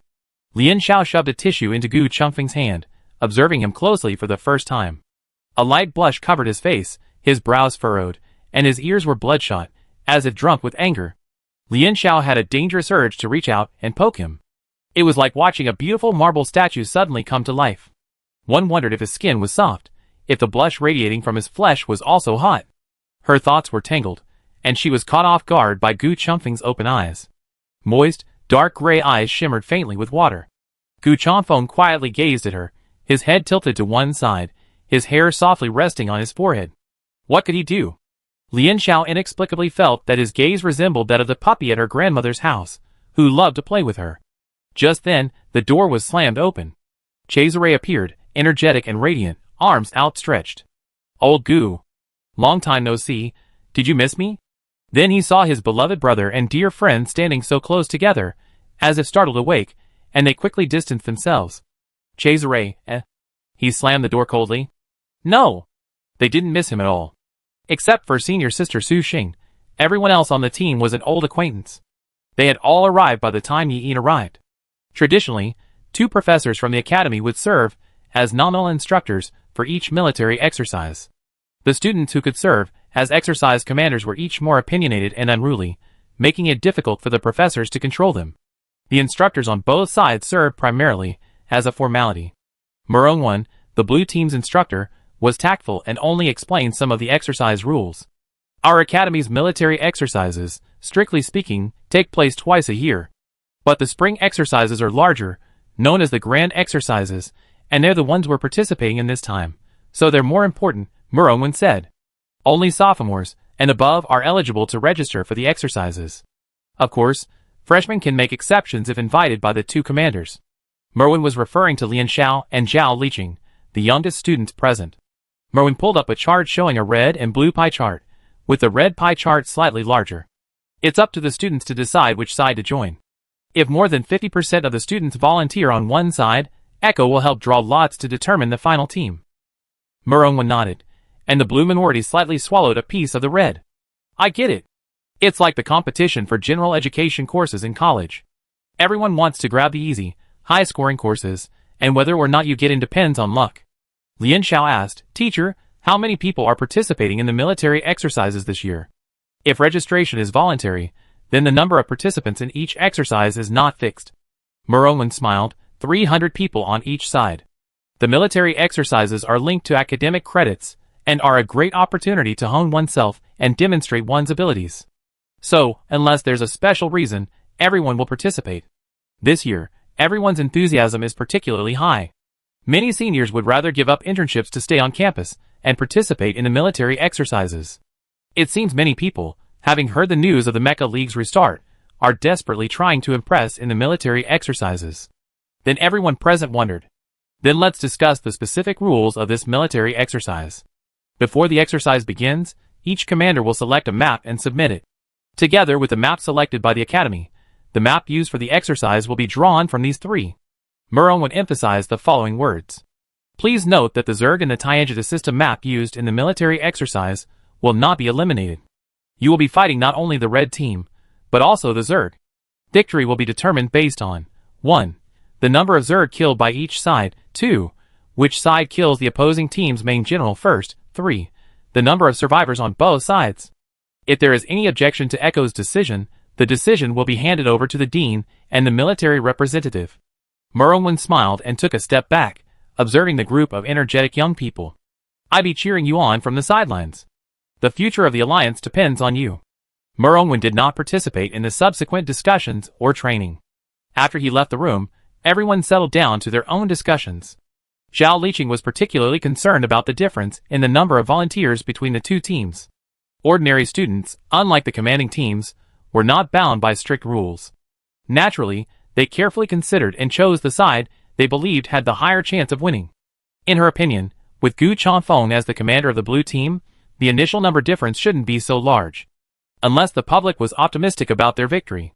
I know that, Cesare said. For some reason, Yin, who knew him well, felt that Cesare was listless today and less talkative than usual. Julian's team is building up momentum very well. Not only on campus forums, but also in off-campus gatherings for mecha enthusiasts, and even on general social media platforms, the Knight's Emblem propaganda is pervasive. The blue team has 2 S-class members, but also Su Xing, whose psychic power is only B+. The red team is competing with all A-class members. The blue team's command team consists entirely of sophomores, or below, and the only one who has participated in a proper military exercise is Gu Changfeng. It's clear which side has more experience, these rookies versus the red team's main force of mostly juniors. Also, they're bragging about their arc strength. Anyway, according to their rumors, Master Sui Yu's authoritative testing shows their arc has actually reached the S-class threshold. Cesare scoffed, but no matter how close it is, even if it's even close, it's still just A-class. It's only listed in the documentation as A-class, A-class. Those below S-class present. I feel like I'm being sniped by Cesare's sarcastic tone. So, taking all this into account, the Mecha students murmured, believing the blue team wasn't actually that strong. Besides, the post about the last tryouts hadn't been deleted yet, and everyone saw Lian Xiao as an unstable Feng arc, and his partnership with Gu Changfeng is unstable. When the actual military exercises came, would the connection between them be open or closed? Would the light bulb be on or off? Who would pin their future on a light bulb that flickered? Oh, and by the way, Cesare glanced at Lian Xiao and Zhao Liqing. Coincidentally, you two know each other. Chapter 77. Excluding Jing Richuan, who had fought Lian Xiao before, and the senior she didn't know well. The two of them pondered but couldn't find the correct answer. Cesare, it's Wengushua. Zhao Liqing and Lian Xiao exchanged a glance, both a little surprised. We hadn't heard Wengushua had chosen the art class. Wengushua's mental strength was excellent, but her physical fitness had always been lacking. As a freshman, she had been a member of the Knight's Emblem class, and in later group practice, they worked together, relying on their combined strength to narrowly pass the physical training. The number of students who chose the art class was limited, and they weren't sure which class Wengushua had chosen, but it was definitely not the arc. After the split was over, the Wen family came to the academy specifically to request a change in focus. Cesare said, "You know how desperately the academy and the military are for Arkansas." There were A-rank students who wanted to choose ARC, and they were eager to change it right then and there. Cesare suspected a conspiracy between the Knight's Emblem and the Wen family. Wengushua had initially avoided her true role, leaving no one aware of her ARC prowess throughout the semester, just waiting for a surprise performance during the military exercises. As for the rest of the Red Team, they were all familiar faces to their dormitory. Julian Lancaster, Red Team Commander, A-rank, main attack. Wengushua, A-rank, ARC. Li Lindu, A-rank, main attack. Natus Ross, A-rank, main attack. Albert Campbell, A-rank, sniper. Austin Campbell, A-rank, sniper. James Brown, A-rank, heavy armor. Aside from a spot reserved for heavy armor, essential for damage resistance, the Red Team was all DPS. Lian Xiao looked at the two Campbells who appeared one after the other on the list and asked, "Are these two people related? The surname and positioning are the same. It's hardly a coincidence." "Twins," Cesare complained, referring to the Red Team's command roster, which was essentially a list of the most annoying people. "It's incredibly despairing that for someone as annoying as Campbell, haven't actually created Double." Yi Yin quietly replied, "Double my defeated enemy." When he first arrived as a freshman, the Campbell brothers, a grade above him, were jealous of his rising star as a sniper, and they repeatedly thwarted him, both overtly and covertly. If a few close friends hadn't bandied together and severely punished them, his life would have been much more difficult. Cesare solemnly concluded his speech, but unfortunately, according to the Academy's notice, tomorrow we will be visiting the reserve wing with those detestable individuals. To be precise, it wasn't just a visit to the reserve wing. Gu Changfeng had explained to Lian Xiao in advance that the focus of the visit was on the weapons installation. The military exercise was conducted through the Tiangita system, and the mechas available for selection were all standard configurations, equipped with standard weaponry. This is a reward given to the command teams of both sides during the annual military exercise. Each team member has the opportunity to have a weapon customized for their mech by the reserve department. The reserve department will retain the actual weapons, and the data will be uploaded to the Tiangita system. If these students successfully become full-fledged mech soldiers in the future, the reserve department will return the weapons. Customized mech weapons are expensive, but this is probably the benefit of being a top traditional mech academy, where resources from the Alliance and the military are tilted towards them. Lian Xiao, the academy pays, the reserve department does the work, and they get the free ride. Great.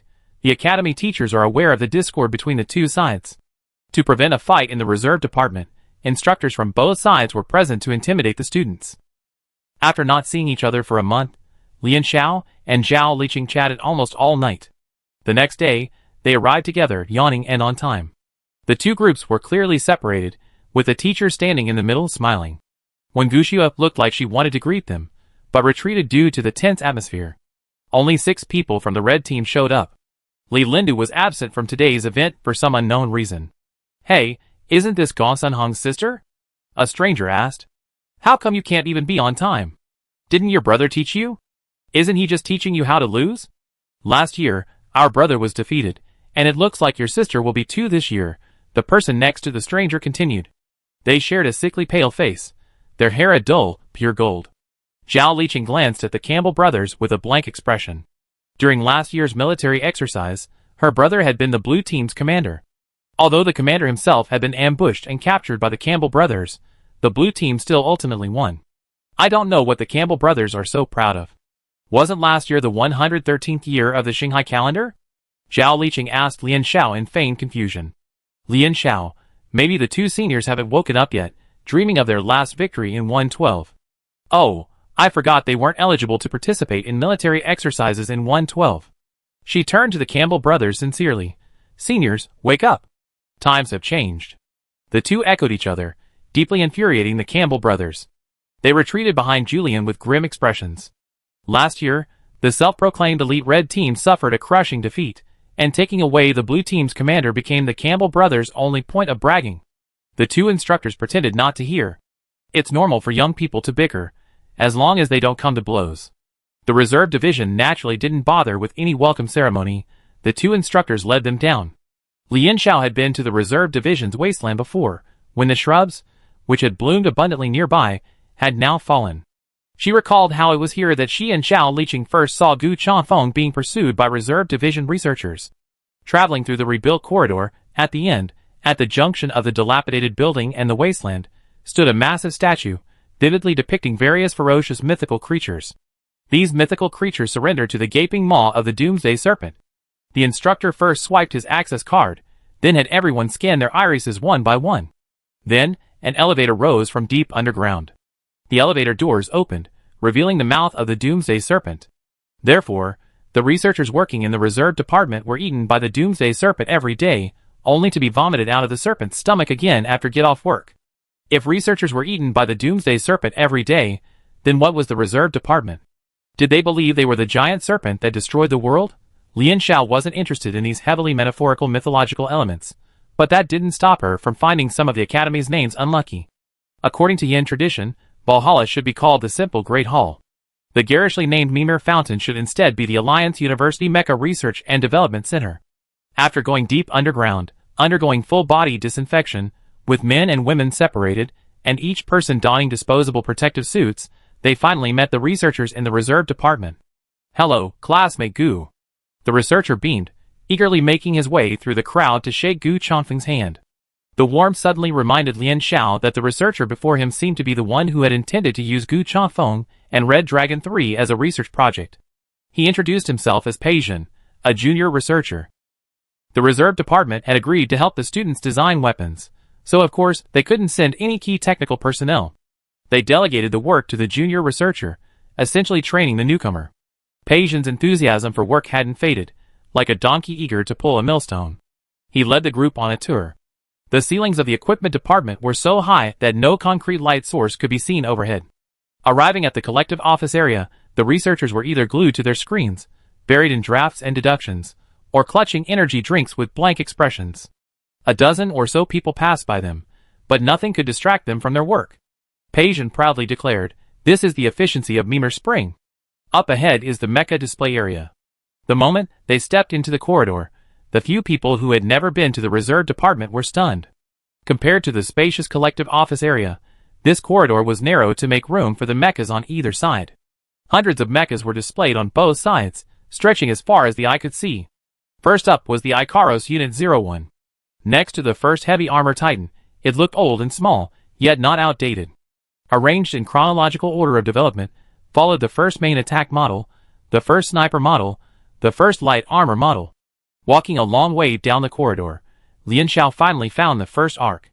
These mechas were spaced evenly apart in separate glass rooms, like a collection of exquisite mecha figurines amassed by a collector, scaled up to their original proportions. This is a corridor every mech soldier dreams of. The most comprehensive collection of mech models in the entire alliance is here, Pei Zhen said, curling his lips as a thought occurred to him. He added, of course, the weapons developed by the Lowenberg Autonomous Region aren't included. In fact, I don't think the humanoid weapons they developed can strictly be called mechs. Su Xing asked, "I have a question. With so many mechs on display here, what if an outsider breaks in and steals them?" Before Pei Zhen could say anything, Ross, wearing the knight's emblem, let out a strange cry. Outsiders breaking in? Ross looked Su Xing up and down with disdain. How could outsiders possibly infiltrate the reserve base dozens of meters underground? How could they do that? With a pig brain like yours? Murrowin quickly stopped Cesare from charging. Another teacher pulled Ross back, also having to guard against Hien. Snap. Ross's audible country bumpkin was cut short. His head slowly tilted back in shock, a large red mark appearing on his jaw. "Aw, sorry. I lost my way." Lian Xiao retracted his hand. When she wasn't getting enough sleep, her patience was weak. The knight's emblem had been barking all the time, and if she couldn't learn to talk properly, she should just shut up. Ever since Lian Xiao's experience on the Nevernight Star, he learned that violence was quicker than reason with idiots. Ross was furious. He was the only male heir of the prestigious Ross family. From childhood, he'd been treated with respect by the common servants. Even the head of the Ross family wouldn't dare lay a finger on him. Being publicly humiliated by those he considered Earth's pariahs was worse than being killed. He frantically struggled to break free from the instructor, who was trying to intervene, roaring and ready to attack Lian Xiao. Snap. A symmetrical red mark appeared on the other side of Ross's face. Sorry. Gu Chanfeng nodded politely. My hand slipped. The two students were truly at odds, and in this situation, the instructor could only harshly reprimand them, ordering an apology, and forcibly separating the two teams. Those without the knight's emblem enjoyed the rest of the trip. Finally, he discussed weaponry with Peijin. Cesare and the others had ideas about weaponry, but Lian Xiao alone hadn't yet come up with a plan. She wasn't proficient in swords, spears, halberds, axes, halberds, hooks, or forks. As for her most effective weapon, it seemed the kitchen knife was the only one. It's okay, there's still time. Peijin said that 13 mecha weaponry would be enough to satisfy their fervent scientific research. Let me know when you figured it out next time you come. Even after returning to the dormitory, Lian Xiao was still pondering the weaponry. It wasn't just about weaponry. A host of other things came flooding in after her blissful winter break. The most pressing issue, she was broke again. After paying Ananke the commission, Lian Xiao felt like she was back to the days before liberation. Fortunately, Ms. Zhao generously provided some financial support. Otherwise, she wouldn't have even been able to afford a training cabin during this period. Then, there was the military exercise. She glanced at the time. The red and blue teams were about to announce their chosen maps. Zhao Liqing was already sitting in the living room, waiting for the results to refresh. When the time came, the maps chosen by both teams were announced. Red team's map, Gigant's Lair. Blue team's map, I See Floating City. Chapter 78. Gigant's Lair. What kind of map is this? Lian Xiao was curious. The team members knew in advance that Gu Chanfeng had chosen the Ice Sea Floating City map. The prototype battle took place on the small planet OM2-16, adjacent to the Starlink region. Most of the planet's surface is surrounded by ocean, lacking a stable continental structure. Its native life forms inhabit countless large and small ice floes. The complex natural terrain, the extremely cold climate affecting mecha performance, and the possibility of underwater combat make this map demanding of the team's abilities in all aspects. The Gigant's Lair map, chosen by the red team, was a newcomer to Lian Xiao. Zhao Liqing read the system's description of the dungeon map to Lian Xiao. This dungeon commemorates the Battle of the Royal Court, a crucial battle in March of the 86th Star Sea calendar, during which the Alliance launched its official counterattack against the Zerg. Hearing the year, Lian Xiao clapped his hands. I know. Her recent cramming into Alliance history was effective. Even she knew about this battle. The 86th Star Sea calendar was a glorious year. When Alliance children take a history exam on contemporary history and encounter a battle whose year they can't remember, they usually guess the answer as 86th of the Star Sea calendar. In this year, the human army finally acquired effective weapons against the Zerg, turning the tide of the second large-scale Zerg invasion. Gigant was one of the Zerg nobles. Last century, humans piloted mechs and completely destroyed the invaders' nest.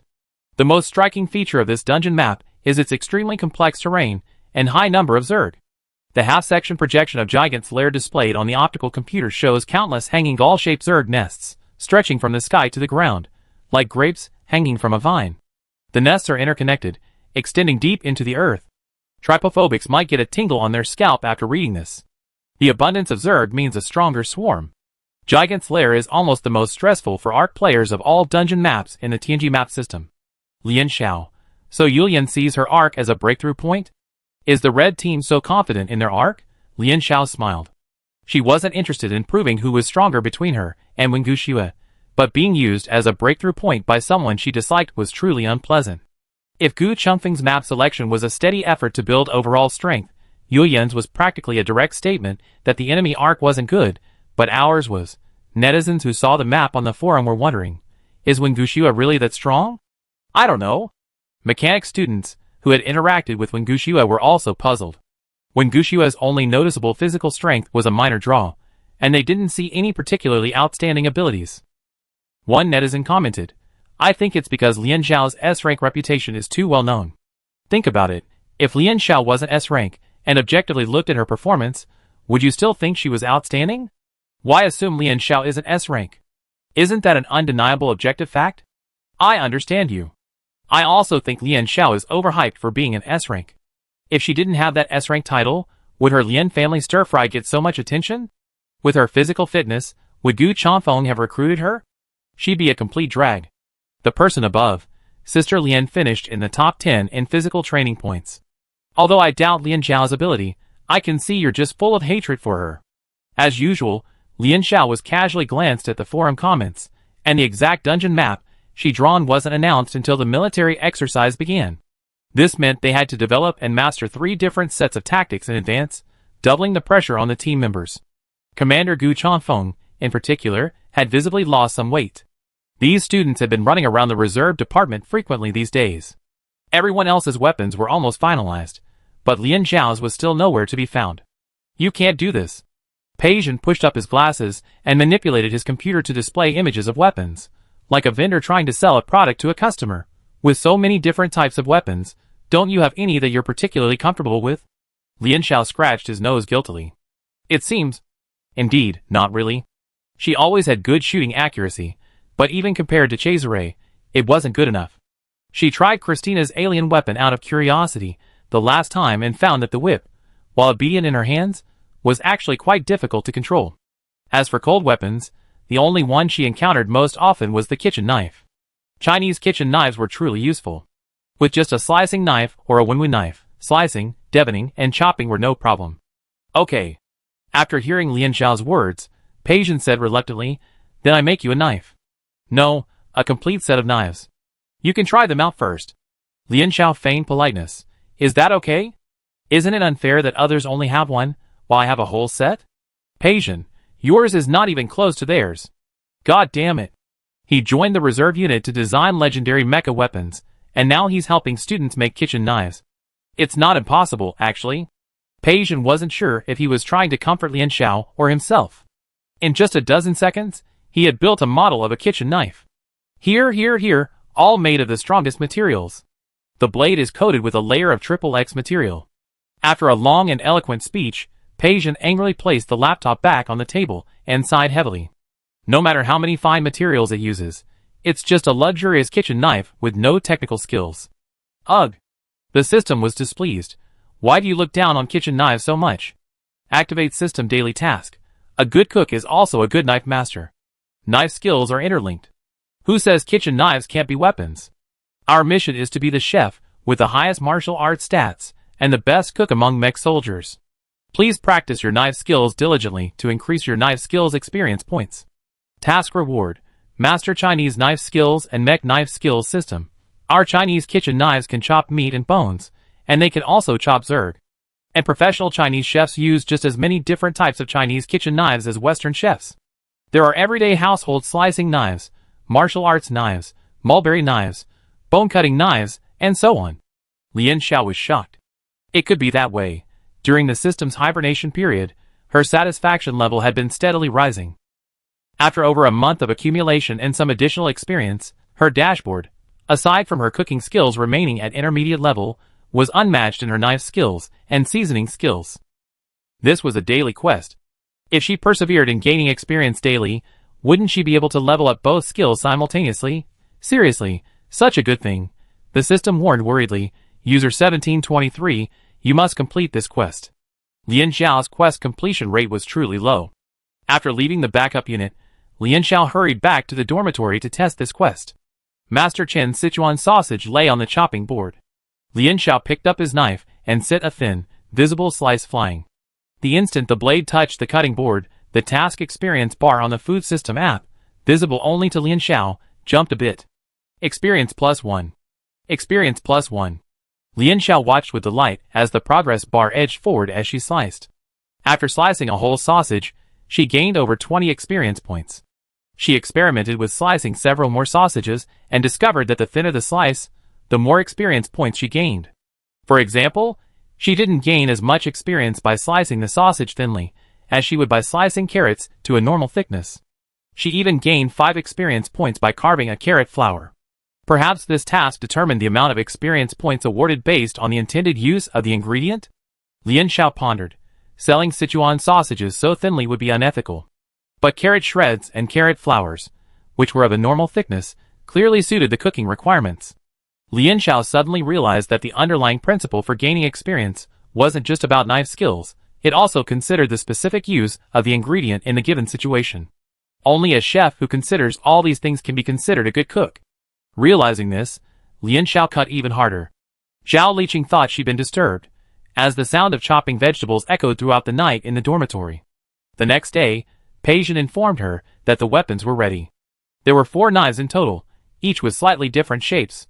Based on her description, Pei Zhen roughly recreated the blade, the civil and military blade, the mulberry blade, and the bone-cutting knife. The knives were placed in their cases. Lian Xiao tried to lift the actual knives, but couldn't. These are made from the latest alloy developed by Mimir Spring. You can't lift them, Pei Zhen said. Lian Xiao's weapon was decided last, but it was manufactured the fastest, using the best materials of the 13 weapons. No way, these are just choppers with little design value. If I don't use better materials, how can I really defeat the enemy on the battlefield?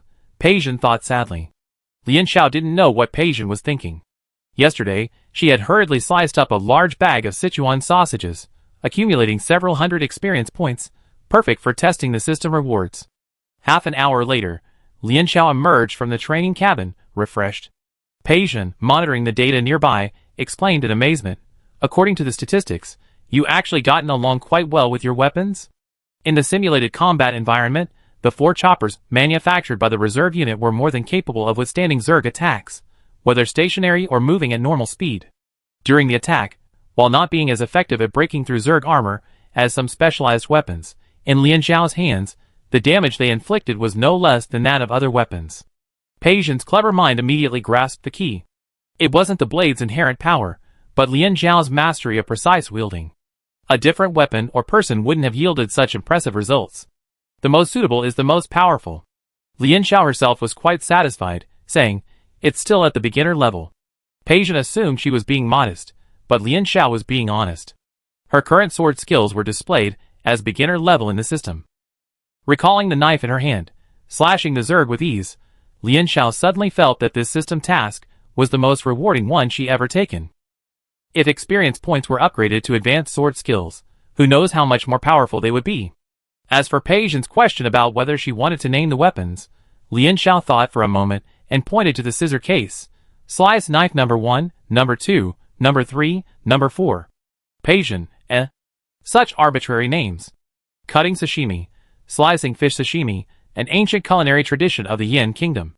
This name embodies Lian Xiao's cherished wish to slice Zerg into thin slices with a kitchen knife.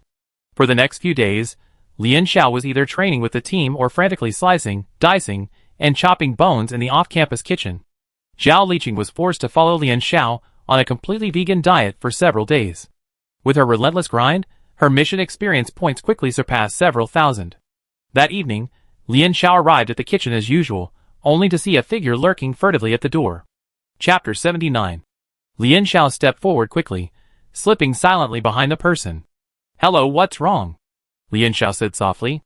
The other person, startled, nearly screamed, leaping forward with a giant leap. The temperature on the main planet in February was quite high, yet this person, a head shorter than her, was wrapped in a thick coat and wearing a mask. Lian Xiao had encountered people hanging around the kitchen trying to gather information before, and usually, scared like this, they run away out of guilt. The other person was stunned for 2 seconds. You're sick. Turning around and seeing that it was her who was scolding him, his momentum suddenly weakened, but he continued to mutter unforgivingly, walking silently at night is so scary. It turned out to be Chu Xiaogua.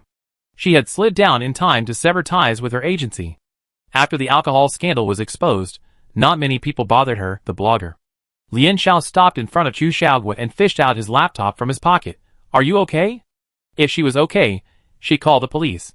She also called the police if nothing happened. Who would come all the way to hang around the other side of the street? They definitely had bad intentions. Glancing at Lian Xiao's intentions, Chu Xiaogua panicked. I'm here to apologize. The words came out with such reluctance that Chu Xiaogua simply threw the can down the drain. I sincerely apologize. I'm sorry. I shouldn't have used unfair means to fabricate rumors and frame you for my own benefit, causing you unnecessary online pressure. My intentions were dishonest. Chu Xiaogua must have rehearsed this apology repeatedly. It flowed smoothly.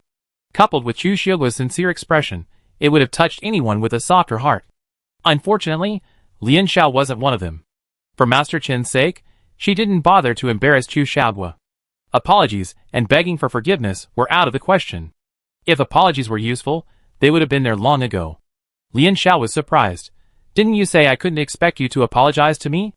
This girl had been so stubborn the last time they met, but why had her attitude taken a complete turn? Chu Xiaobo, Lian Xiao was definitely being sarcastic, for sure. She gritted her teeth and continued softly, I hope to earn your forgiveness. I'd do anything you ask.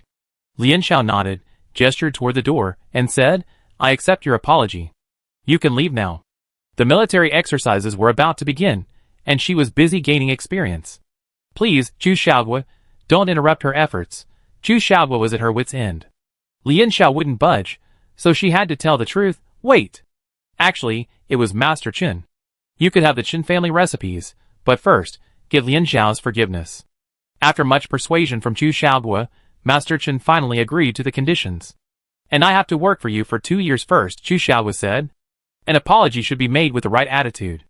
Master Chen thought it through, and decided to make Chu Xiaobo pay a price. Chu Xiaobo's face was clearly filled with reluctance, but for the sake of the recipe, she endured it. Chu Xiaobo's dedication to the recipe, and her claim as the heir of Chinese cuisine was unimaginable. Even though she hated Lian Xiao, she was determined to continue. Lian Xiao first called Master Chen to verify the situation. Master Chen solemnly promised during the call that if these two conditions were not met, he would rather the recipe die out in his generation than pass it on to Chu Xiaobo. She appreciated Master Chen's kindness, but she had to consider whether keeping Chu Xiaobo would bring more benefits or risks. The upside was that Lian Xiao was desperately in need of staff. Her 2 employees could run errands and deliver food, but Lian Xiao couldn't rely on just one cook if it wanted to expand. Starting from scratch was difficult, and Chu Xiaobo's mature cooking skills saved her a lot of time. But if Chu Xiaobo had other motives, she might try to trick her again. Lian Xiao pondered, while Chu Xiaobo waited anxiously. She swore she really only wanted the recipe, and this time she had no ill intentions. One more question. Lian Xiao finally spoke, I don't have the money to hire a 3rd employee right now. Chu Xiaobo, Okay. It was just a few months of free work, even 2 years would be fine. For the recipe, she endured it. There are such eager workhorses in the world. Thinking of his own empty coffers, the temptation to expand the business is too great. Lian Xiao decisively grasped Chu Xiaobo's hand. Welcome to Lian Xiao. The day Chu Xiaobo joined Lian Xiao, the progress bar for the Chen's restaurant legacy quest actually moved forward a bit. After reading the quest description several times, Lian Xiao had a guess. Lian Xiao asked the system, if I agree to Chu Xiaobo join Lian Xiao, does that count as fulfilling the quest description, asking the user to help Chen Xinghua and ensure the legacy of Chen's? After all, Chu Xiaobo is the sole heir to Master Chen's craft. Allowing her to stay at Lian Xiao and continue to contribute to Chinese cuisine would, to some extent, ensure the legacy of Chen's. The system suggested that this might be the reason. Lian Xiao thought that with Chu Xiaobo's help, her stress would be significantly reduced after the reopening of Lian Xiao. Unfortunately, Chu Xiaobo only worked for her for 2 years. During the second half of her vacation, she lived a more disciplined life than her senior year of high school. The day was strictly divided into 2 parts, training and teamwork during the day, and chopping vegetables in the kitchen at night. The vegetables sacrificed to gain experience points were more than Lian Xiao and Zhao Liqing could consume alone, so Lian Xiao began to spontaneously bring food for the entire team. The others were thrilled and touched on the first day, then the second. By the 10th day, Cesare was a bit overwhelmed. Even the most delicious vegetables, eaten in different ways for over a week, now made him blush green at the sight of zucchini. Really? I think it's delicious, Su Xing said, taking a small bite of the zucchini pudding. She had a light palate, and Lian Zhao's recent cooking had truly delighted her. Gu Chanfeng took Cesare's portion without a word. If he doesn't eat, he eat. In the eyes of his teammates, perhaps Lian Zhao's frantic vegetable shredding was some kind of special training method. By mid-February, the other members felt that Lian Xiao had become noticeably stronger in close combat. It was no secret that the command team had customized their weapons, and many people were curious about what new weapons both teams had equipped. The more prominent members of the red team had hinted at some of the new weapons, but on the blue team, especially Lian Xiao, no one outside the team knew what weapon she had chosen. Even if they racked their brains, they couldn't imagine that Lian Xiao was using a kitchen knife. Even his teammates found it a little strange at first, But after watching Lian Xiao's mech chasing Zergs with a kitchen knife day after day, they got used to it, no matter how surprised they were. The Alliance University military exercises in the 114th year of the Shanghai calendar officially began in the third week of school. The university has always attached great importance to military exercises. Because enthusiasm for this exercise was unprecedented, the university specially used its largest gymnasium to broadcast the entire event live. On the day of the exercise, the gymnasium was packed with students and faculty from other departments of Union University. Zhang Lu reached Qian Yui through the crowd and waved, "Senior, over here." The staff of Lian Jia Xiao, along with Li Xian, Christina, and others, were watching the game together. Qian Yui squeezed through the crowd and sat down, peering at the screen. Why hasn't it started yet? The other 600 participants in the exercise were on standby at the training center. The two command teams attended the opening ceremony in the gymnasium, and then logged into the system from the training cabin. To prevent brawls between the young and energetic students in a formal setting, the two teams were separated. Qian Yui spotted Lian Xiao and Zhao Liqing immediately. Looking across from them, they all sat in a formal, composed manner. Hey! Why are there only 6 people on the red team?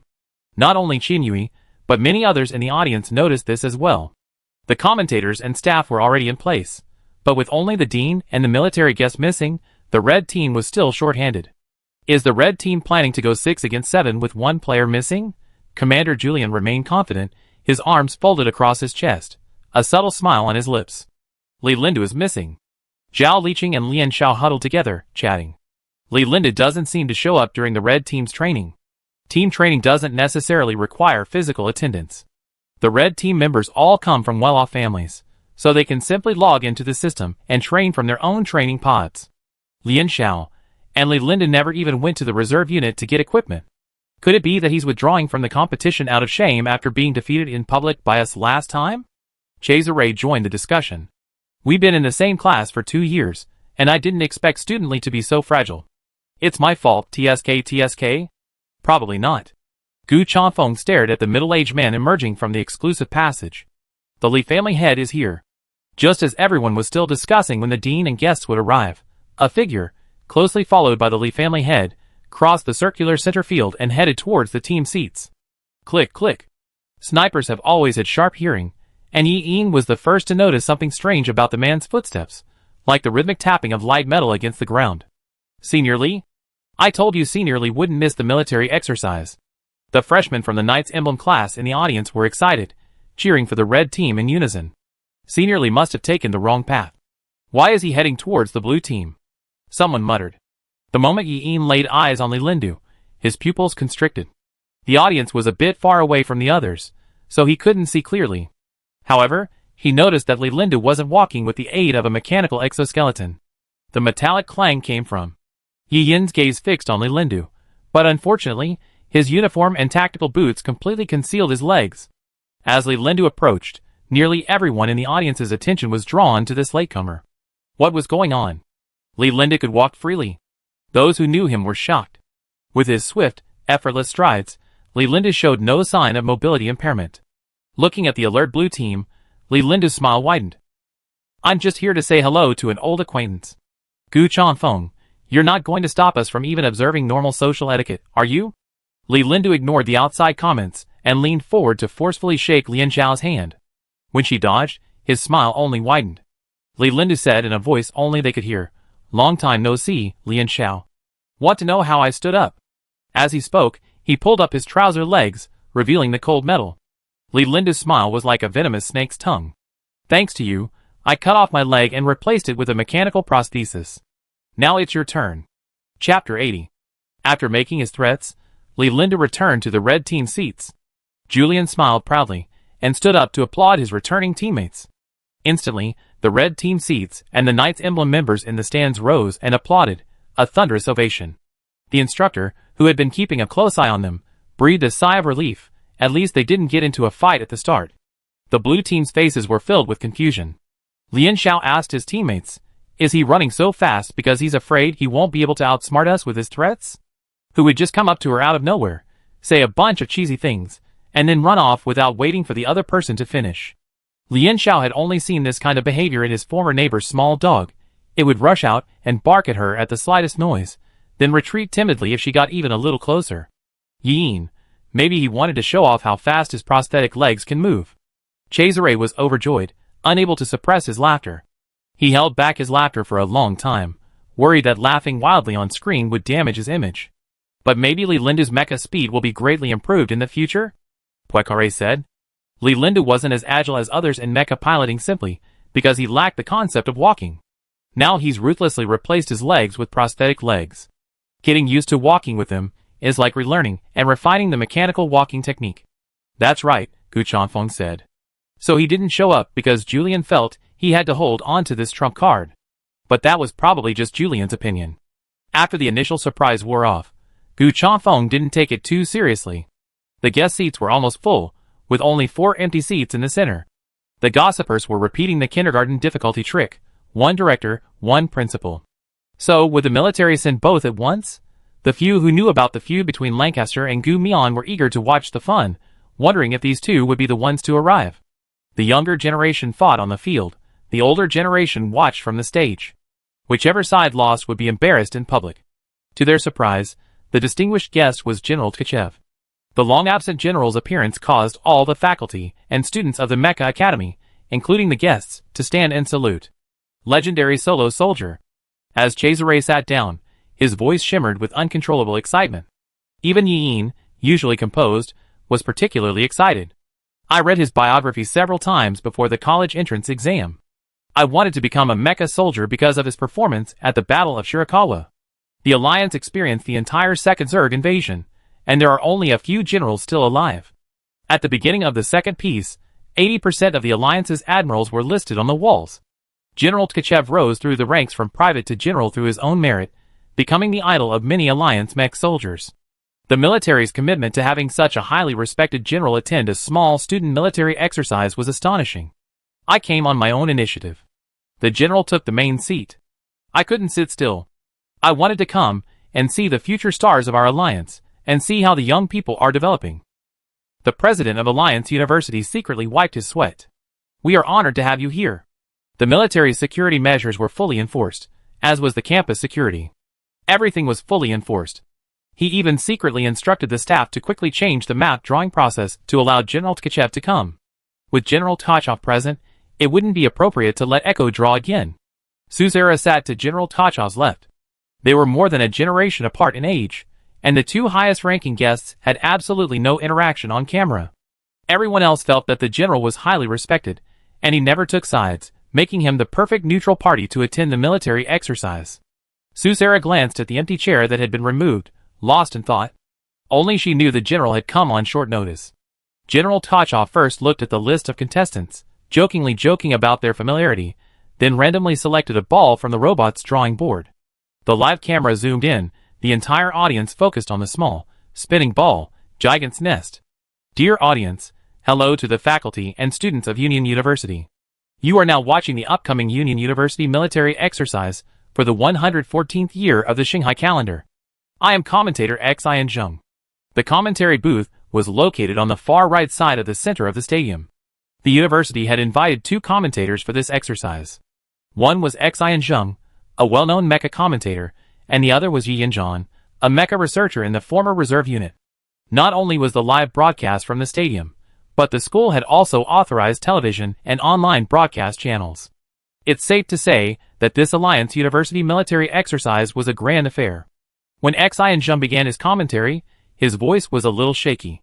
With all the important people sitting a dozen meters away, he felt a bit weak in the knees even while sitting there commentating. Thankfully, after a few words, he gradually got into the groove. The audience tuning in to the live stream heard Xian Zheng's eloquent introductions of both teams, as if he were reading off a menu. Let's look at the blue team. The team members are now selecting their mechas. Viewers watching our live stream online can find basic information about each of our team members at the top of the page. You see that this year's blue team has 2 S-rank players. However, Su, the student with the lowest mental power level, only has a B+. It seems the commander might be prioritizing other abilities when selecting players. Otherwise, I don't think anyone would complain about having too many A-level players on their team. Xian Zheng, the blue team's commander, Gu Chanfeng, is S-level, a talented primary attacker. Also, it's worth noting another S-level player, Lian Xiao. His profile indicates that this new player is a dual-trained attacker/boat player. Mech soldiers with the courage and talent to specialize in both areas are extremely rare in the Alliance. I wonder if this new player's performance in actual military exercises will live up to her dual training reputation. Just 2 paragraphs of introductions already made Yi Yanjian frown. In his commentary on the team members, Xi and Zheng both overtly and covertly disparaged the blue team several times, clearly showing a biased attitude that wasn't the neutrality expected of a mech commentator.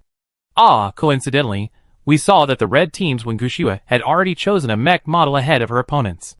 Wen Guxue is an A-level ARC player. It seems she's quite confident. By the way, mecha enthusiasts should be familiar with the surname Wen.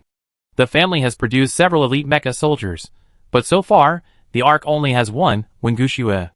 The mecha she chose is the ARC Ella. Dr. Yi, what are the special features of this mecha? Finally, it was Yi Yanjian's turn to speak. This mecha is a rare one with a certain level of psychic attack. Mecha names are often determined by their characteristics. Ella is the god of plague. This model of mecha has nearly doubled its access points and amplified the pilot's psychic resonance. Experienced ARCs can use this mecha to infect and invade the enemy's consciousness like a plague, seizing control of the Tower of Babel's communications. She was about to say that the ARC Ella required extremely high mental strength from the pilot and wasn't recommended for inexperienced novice pilots. Otherwise, the backlash from depleting mental strength would be far more severe than with ordinary mechs. But Xi and Zheng couldn't stop her. It seems the red team will have to maximize their map advantage.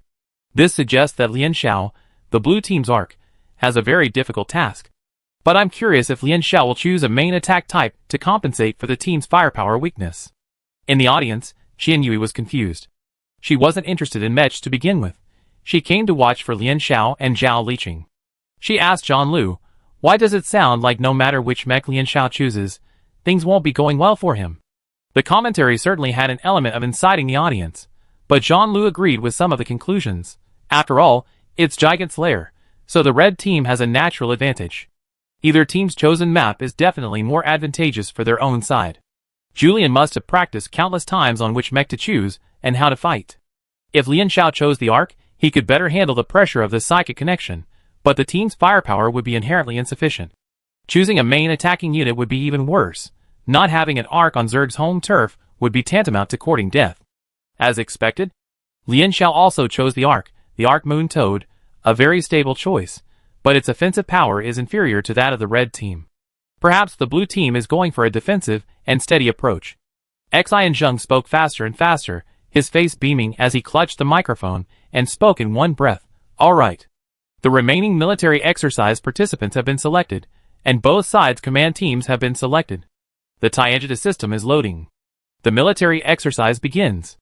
The red and blue teams were randomly dropped to opposite ends of the dungeon map. Lian Xiao opened his eyes to a vast expanse of yellow sand. The system had dumped them to the northwest corner of the royal court, far from the lair, and the communication system was barely functional. ARCs step out. Gu Chafeng gave his first order. The blue team, including Lian Xiao, had a total of 11 ARCs, and they quickly assembled before the command post. At the same time, the red team was operating in a similar manner. This is the ARCs on both sides mentally connecting, Xi and Zheng explained to the uninformed audience. Each ARC can connect to a limited number of teammates. They are solely responsible for providing mental support and information transmission to their own team. Everyone's information and status are aggregated through the team's ARC and ultimately to Lian Xiao. Like a tree diagram, Lian Xiao mentally connects to 10 ARCs simultaneously, and these 10 points of connection extend to 30 more points. Ultimately, the entire system is controlled by Lian Xiao, the central authority. ARCs are truly the most important entities in modern mecha warfare. Xi and Zheng sighed as both ARCs, without prior notice, completed their primary docking. Incredible information flooded into the minds of the two ARC masters. The live camera gave them a close-up, and both appeared unfazed, though Wen Guxue's face paled slightly. It seems Wen Guxue's mental strength is exceptional. Xi and Zheng interjected, not to mention Lian Xiao's S-level, Wen Guxue's A-level performance is comparable to S-level. No wonder there were rumors that Master Sui, you recognized Wen Guxue's abilities. Let the performance speak for itself. I believe the strength demonstrated on the scene is more credible than rumors. Yi Yanjian spoke directly this time. It seemed like he was praising Xi and Zheng, but in reality, he was secretly undermining him. Xi and Zheng didn't argue, but nodded repeatedly. Several towers of Babel were erected, and the sights, sounds, and feelings of over 300 people overlapped in Lian Xiao's mind. This was her first time officially handling so many people, and aside from a brief moment of dizziness, everything was normal. After receiving Lian Xiao's nothing, Gu Changfeng continued his orders. Teams 1 to 5, proceed to area G191 on the edge of the city. Team 6 to 10, proceed to area G210 and stand by. The command team followed him in a straight line. The troops were divided into 3 groups. One group followed along the edge of the royal court, while another group followed closely behind, ambushing nearby. The command team headed straight for Gigant's lair. The audience and guests could see on the floating map in midair. The dense blue dots on the blue side split into 3 streams, and the camera followed the smallest stream. Wow! The blue team, under Gu Changfeng's command, has split up. The 5 teams are clearly heading for the edge of the royal court, where important defenses are located. They're likely aiming to be the first to destroy and kill the Zerg gathering nearby, Xianzheng said. The blue team's command team is heading for Gigant's nest. Xianzheng glanced at the staff member outside the court as he spoke. They gave him a thumbs up, signaling he could continue. Xianzheng then continued, haha, that's okay. According to expert research, the Zerg royal court generally has 2 parts. The royal court houses the common people and is responsible for normal production in life, while the upper class and rulers reside in the nest, which is Gigant's nest, which we will soon see with our team. Gigant's nest is not only the center of the royal court, but also the most important Zerg religious site. According to the treaty, the public access to Zerg information is limited. For example, Zerg culture is only allowed to be studied in a few university departments, such as Zerg history and Mecha majors. But what's the blue team's intention in heading directly for Gigant's lair? The lair's defenses and terrain are far more complex than the royal court. Xianzheng was suddenly startled, his speech suddenly accelerating, his voice blazing with excitement. Wait, the red team's moving too. It looks like they're marching towards Area G. The command squad has also detached from the main force and is heading towards Gigant's lair. Xianzheng snapped his fingers excitedly. Large force versus large force, elite versus elite, let's see who wins. Chapter 81. Under the blazing sun, a fleet of mechs passed across the vast expanse of yellow sand. The footprints left by the sinking soft sand were quickly obscured by the wind. On the map, there was still some distance between the royal court and Gigani's lair. I wonder why those bugs had to build their lair so far away, Cesare grumbled. It must be inconvenient for them to transport supplies. 15 minutes into the military exercise, everything went according to plan. The blue team adopted a classic formation. Su Xing, in his light armored suit, led the way, acting as scouts. Then came Poicaret's heavy armored suit and Gu Changfeng's Red Dragon 3. Zhao Liqing brought up the rear, leaving Lian Xiao as the primary target of protection. Lian Xiao's mind now contained the perspectives of over 300 people, dozens of people speaking simultaneously. As the Ark, she needed to keep a close eye on every Tower of Babel and relay important information to Gu Changfeng. The transport corridors to the royal court and Gigant's lair are buried deep underground. Gu Changfeng explained that some Zerg dislike bright light, making it easier for them to travel above ground. The team arrived at a rock face that gradually rose to the right. Gu Changfeng waved his hand, and several mechs nimbly maintained formation and, using their thrusters, climbed the rock face. At the top, they found a flat surface with a gradually rising slope. Gigant's lair was built entirely within a canyon, surrounded on 3 sides by nearly vertical walls. With only one entrance and exit, it was undoubtedly heavily fortified. If they wanted to enter Gigant's lair, they would have to climb over the canyon wall and sneak in. The commentator continued, the blue team is now approaching Gigant's lair. However, from our bird's eye view, we can see that the Zerg have also deployed forces in the canyon. Wait, the team has encountered the Zerg, wait. Before Xianzheng could finish his words, the Zerg guard collapsed. The blue team Zerg kill count panel popped up 1. The blue team had killed the first Zerg of this military exercise. Gu Changfeng's team is quite fast at killing individual Zergs. Gu Changfeng's individual combat abilities are probably the best in the entire arena, Xianzheng commented. But they're a bit too bold. Su Xing, a B+ rank, is so confident, straying so far from the group. Be careful of being caught by the Zerg guards. In his estimation, a light armored mech would struggle against a Zerg alone. Su Xing was too far from the group, and she'd likely be killed by a Zerg attack. As expected, another Zerg guard spotted Su Xing and swiftly pounced on her. Though the light-armored mech turned and ran, the Zerg still clung to her. Once and twice, the audience watched Su Xing maneuver her mech to avoid Zerg attacks, narrowly avoiding them, and they worried for her. Xi and Zheng, where are my teammates? Why aren't they coming to support? The blue team's coordination is truly terrible. Just then, Su Xing suddenly made a strange tilt while dodging the Zerg attack, as if he had accidentally lost his balance. Was the first player from either team about to be eliminated? The audience held their breath, wondering. No, a high-speed bullet pierced the Zerg's abdomen, and a second bullet pierced its compound eye. Su Xing, who had been fleeing just moments before, executed a stunning turn and bayoneted the Zerg soldier. The whole thing happened so quickly that by the time Xi and Zheng realized what was happening, the blue team had already expertly applied scent masking agent and buried the bodies. Xi and Zheng's face burned as he thought of what he had just said.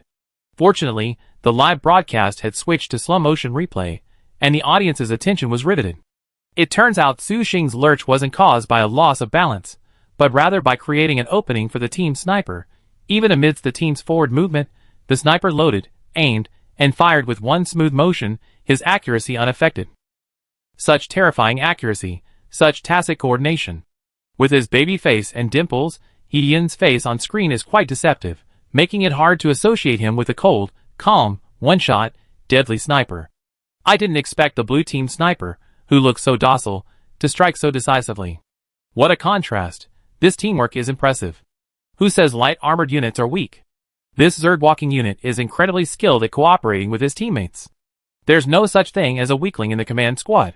Don't discriminate against light-armored units. Xi and Zheng quickly looked up Yi Yin's information. Yi Yin, an A-rank sniper, topped the shooting mark in his 2 years at school. His father is a professor, and his mother is a musician. Haha, there's no mech soldier in his family. Thus, Su Xing scouts and lures the enemy, while Yi Yin seizes the opportunity to strike and kill. The two work together smoothly, a proven success, allowing the blue team to advance unimpeded. In less than 10 minutes, the team reached the edge of the canyon wall. The question then arises, why were they so eager to reach Gigant's Nest? To seize the prototype Zerg, I guess? Yi and Zhang, who had been silent until then, suddenly remarked. Xi and Zheng immediately jumped in to explain, I wonder if you guessed it, but Gu Chanfeng and his crew are going to seize the protozoa. There's actually a protozoa in the Gigante's Lair dungeon. I believe this is the first time you heard of the term protozoa. Researchers have yet to reach a consensus on the origins of the protozoa. However, some scholars believe that the protozoa hold a high status in Zerg religion, perhaps serving as a symbol, and therefore the Zerg will protect them at all costs. The blue team has a tough battle ahead if they want to capture the protozoa. Even on the other side, the red team was also hurrying along. Each mech reached maximum speed, inevitably suffering from the shortcomings of their heavy armor design. They gradually fell to the bottom, and were urged on by their teammates. Hurry up, Brown, is your mech's drive system broken? You're running slower than a woman, the Campbell brothers sarcastically said. Faced with the urging, Brown dared not resist, and could only silently comply, pushing his already rock-bottom speed as hard as he could. Although he and Christina Brown came from the same family, they were from a branch of the family. Being able to join the Knight's Emblem and command a squad was the result of his immense hard work. He had to seize this precious opportunity. I don't understand mechs, but the red team's attitude towards their teammates is truly awful. What's even called running slower than a lady? How disrespectful of female mech soldiers is that? The front has sensitive skin. I think it's okay. Military exercises are intense. If someone lags behind, what's wrong with scolding a male teammate, regardless of gender? What's confusing the point? Scolding the lagging male teammate, and then taking the opportunity to step on the female teammate. What did the female teammate do wrong? The red team is a bunch of suffocating idiots. Ha ha ha, I got slapped in the face earlier. I don't think the red team's arc can keep up. After half an hour of high-speed marching, when Gushua's stamina was gradually depleted, and he fell behind the team members ahead, Julian's attitude toward her, the arc, was far superior to his indifference toward Brown. He gently asked when Gushua if she needed a break. When Gushua shook her head, declining Julian's offer. No, she couldn't appear to be a drag in front of the camera. Thinking of the members of her two families watching the military exercise, even with the faint scent of blood in her nostrils, when Gushua gritted her teeth and persevered. As long as she obeyed her family and performed well in this military exercise, she would be free forever. Okay then. Julian didn't insist. He looked toward Jigani's nest. We must stop Gu Chanfeng and the others before they can take the protozoa. Protozoa, more protozoa. The audience, watching the military exercise, was bewildered. Why were the two teams fighting over the protozoa? Was it something so important? I think there are a few points worth noting. Xi and Zheng hadn't figured out the two teams' intentions and rambled on. It was finally Yi Yanzhan who spoke. First, how did the red team know for sure that the blue team would fight for the protozerg? Either they planted a reliable information channel on the blue team, or Julian was well versed in Gu Chanfeng's tactics. In this regard, the red team currently has the upper hand. Second, what about the blue team's plan?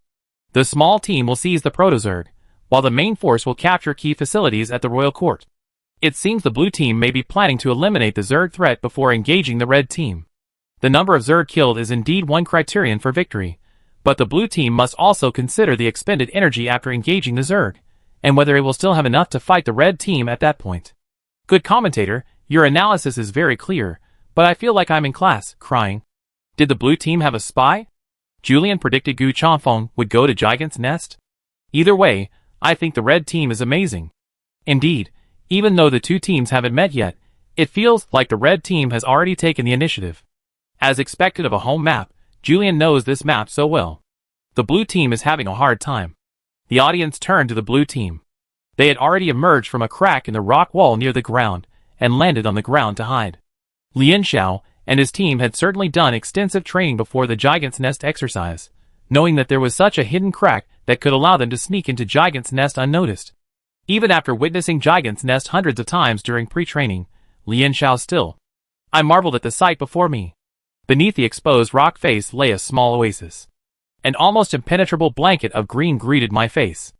A thick layer of humus covered the ground. The climate was warm and humid. Colorful plant spores as big as a human fist danced in the air.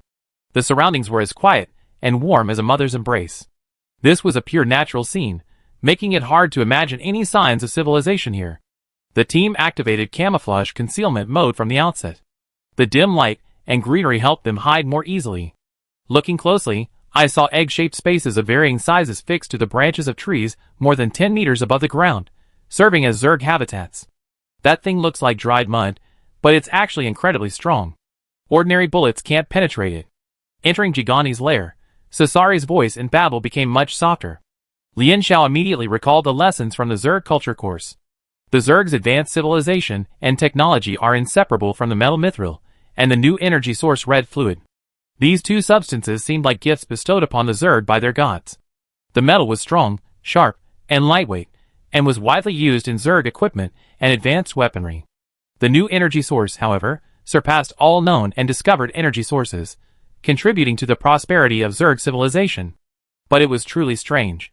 Ever since the professor began discussing this, Lian Xiao had been puzzled. If humanity knew of the existence of these two substances, why hadn't they been acquired yet? The team reduced their mech's power to minimum and quietly approached the center of the oasis. Several times, they encountered patrols and scattered Zerg, but they avoided them by taking detours, trying to avoid engaging in combat.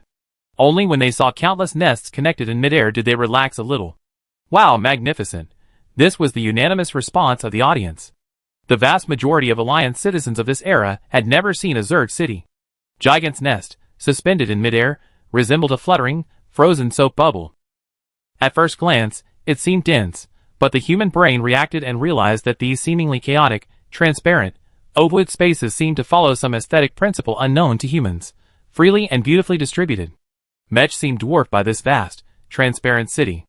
No one who had witnessed it would doubt the Zerg's pursuit of beauty.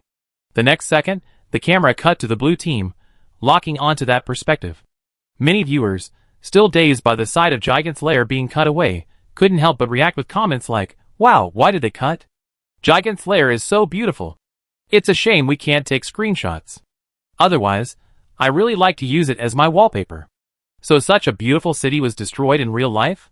What a shame. Those who say it's a pity, please wake up. This is a Zerg city, an enemy city. When you think it's beautiful, have you forgotten that the Zerg invaded us? That's unnecessary.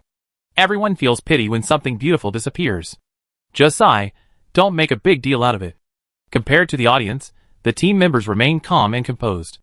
In Zhao Liqing's words, if she hadn't been told not to, she would have wanted to launch a missile to blow the place up. We reached Gigant's lair, within the time limit. Gu Changfeng said from the Tower of Babel, located the approximate location of the Protozerg. We begin our infiltration now. Every step of the blue team's plan wasn't easy, but compared to infiltrating and capturing the Protozerg, the previous operations were relatively straightforward. The prototype bugs are heavily guarded. If discovered, their entire plan would fail. Gu Changfeng and Lian Xiao's gazes met in midair, and Red Dragon number 3 nodded at her. It's up to you now, Lian Xiao. Chapter 82. Humanity has fought the Zerg for centuries, and has mastered some effective methods to combat them. Human technology of this era is capable of deceiving the Zerg's sense of smell and blocking most of their reconnaissance equipment. The only difficulty humans face in avoiding Zerg detection through their equipment is thought fluctuations. The brain of any intelligent creature generates fluctuations, though these fluctuations vary in strength. The Zerg cannot peer into the minds of other species, but they can sense thought fluctuations. This is their innate ability. To avoid detection by the Zerg guards, the burden of providing cover falls on the Ark. The blue team's Ark is reducing the team's thought fluctuations. On the screen, the blue team gathered around Lian Xiao, and Yi Yanzhan, the commentator, couldn't help but lower his voice. The difficulty in concealing thought fluctuations lies in the fact that the Ark cannot completely eliminate them. Therefore, it must maintain an extremely low frequency for everyone, requiring an immense amount of mental energy. Yi Yanzhan, reducing thought fluctuations is challenging for some active Arks. It seems they have considerable trust in the Ark. Xi and Zheng, no wonder Lian Xiao chose the Ark Moon Toad. Although this mecha is only a class, it sacrifices offensive power while boosting mental power. Perhaps Lian Xiao feels more confident this way. Deep down, he still didn't think Lian Xiao was a good choice. An S-class mecha should have chosen an S-class mecha. Wouldn't it be embarrassing for Lian Xiao if both Arks chose A-class mechas? If Lian Xiao could hear Xi and Zheng's opinion, he would say Xi and Zheng's guess was completely wrong. The Ark Moon Toad was chosen to cooperate with Red Dragon number 3. She and Gu Changfeng had docked many times during training, sometimes successfully, and sometimes unsuccessfully. After testing all Ark mechs above Class A, they discovered that Red Dragon 3's docking with the Moon mechs had a relatively stable success rate. The heavenly dog devours the sun, the Moon Toad devours the moon. The moment the moon shifted, Lian Xiao's sea of consciousness ebbed and flowed, powerful enough to breach Red Dragon 3's barrier. And Lian Xiao wasn't currently busy reducing his teammates' mental fluctuations, but rather directly shielding their seas of consciousness. The inspiration came from Red Dragon 3. Reducing mental fluctuations is effective, but it requires sustained, focused concentration and maintaining a consistent frequency.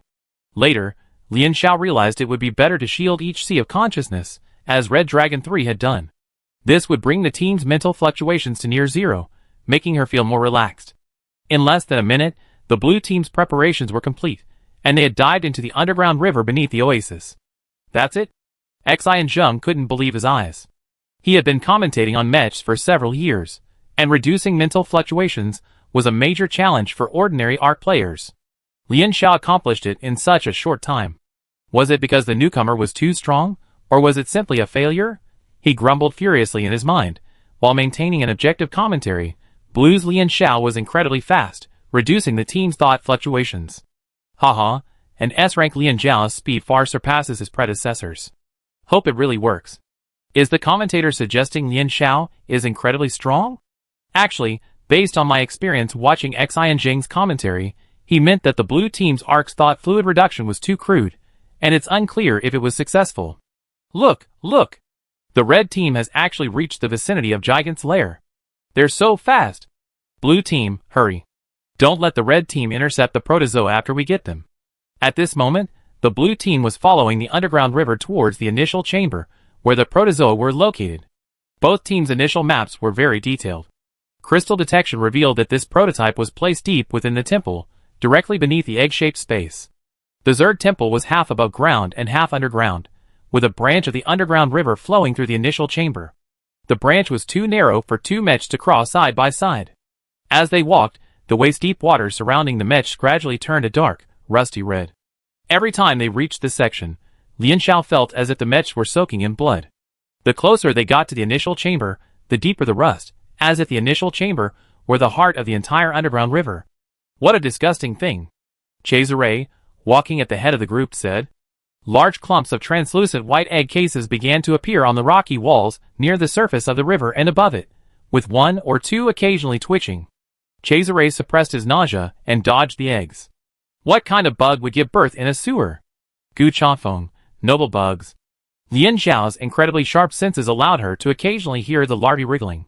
She stared straight ahead, trying to imagine the dense clusters of egg cases overhead as white mushrooms, while listening to Gu Changfeng's words to distract her. This is deep within the temple, close to the protozoan. It's an honor to hatch here. Usually, only the upper echelons of the Zerg have power. So those guards can patrol and come over to check on the eggs, acting as caretakers, right? Cesare said, the Zerg's socialized care is truly remarkable. Lian Xiao suddenly looked up in alarm. Besides the gentle sounds of flowing water, the larvae stirring, and the gentle noises they made, something else was approaching. Zerg guards approaching. Zerg guards approaching. Their babble towers instantly synchronized with Lian Xiao's vaguely sensed position of the Zerg guards. This was the power of the high-level psychic arcs. They could detect the approach of the Zerg faster and more accurately than any other equipment.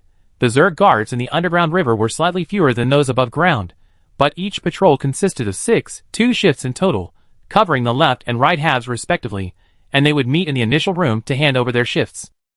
Lian Xiao was on high alert.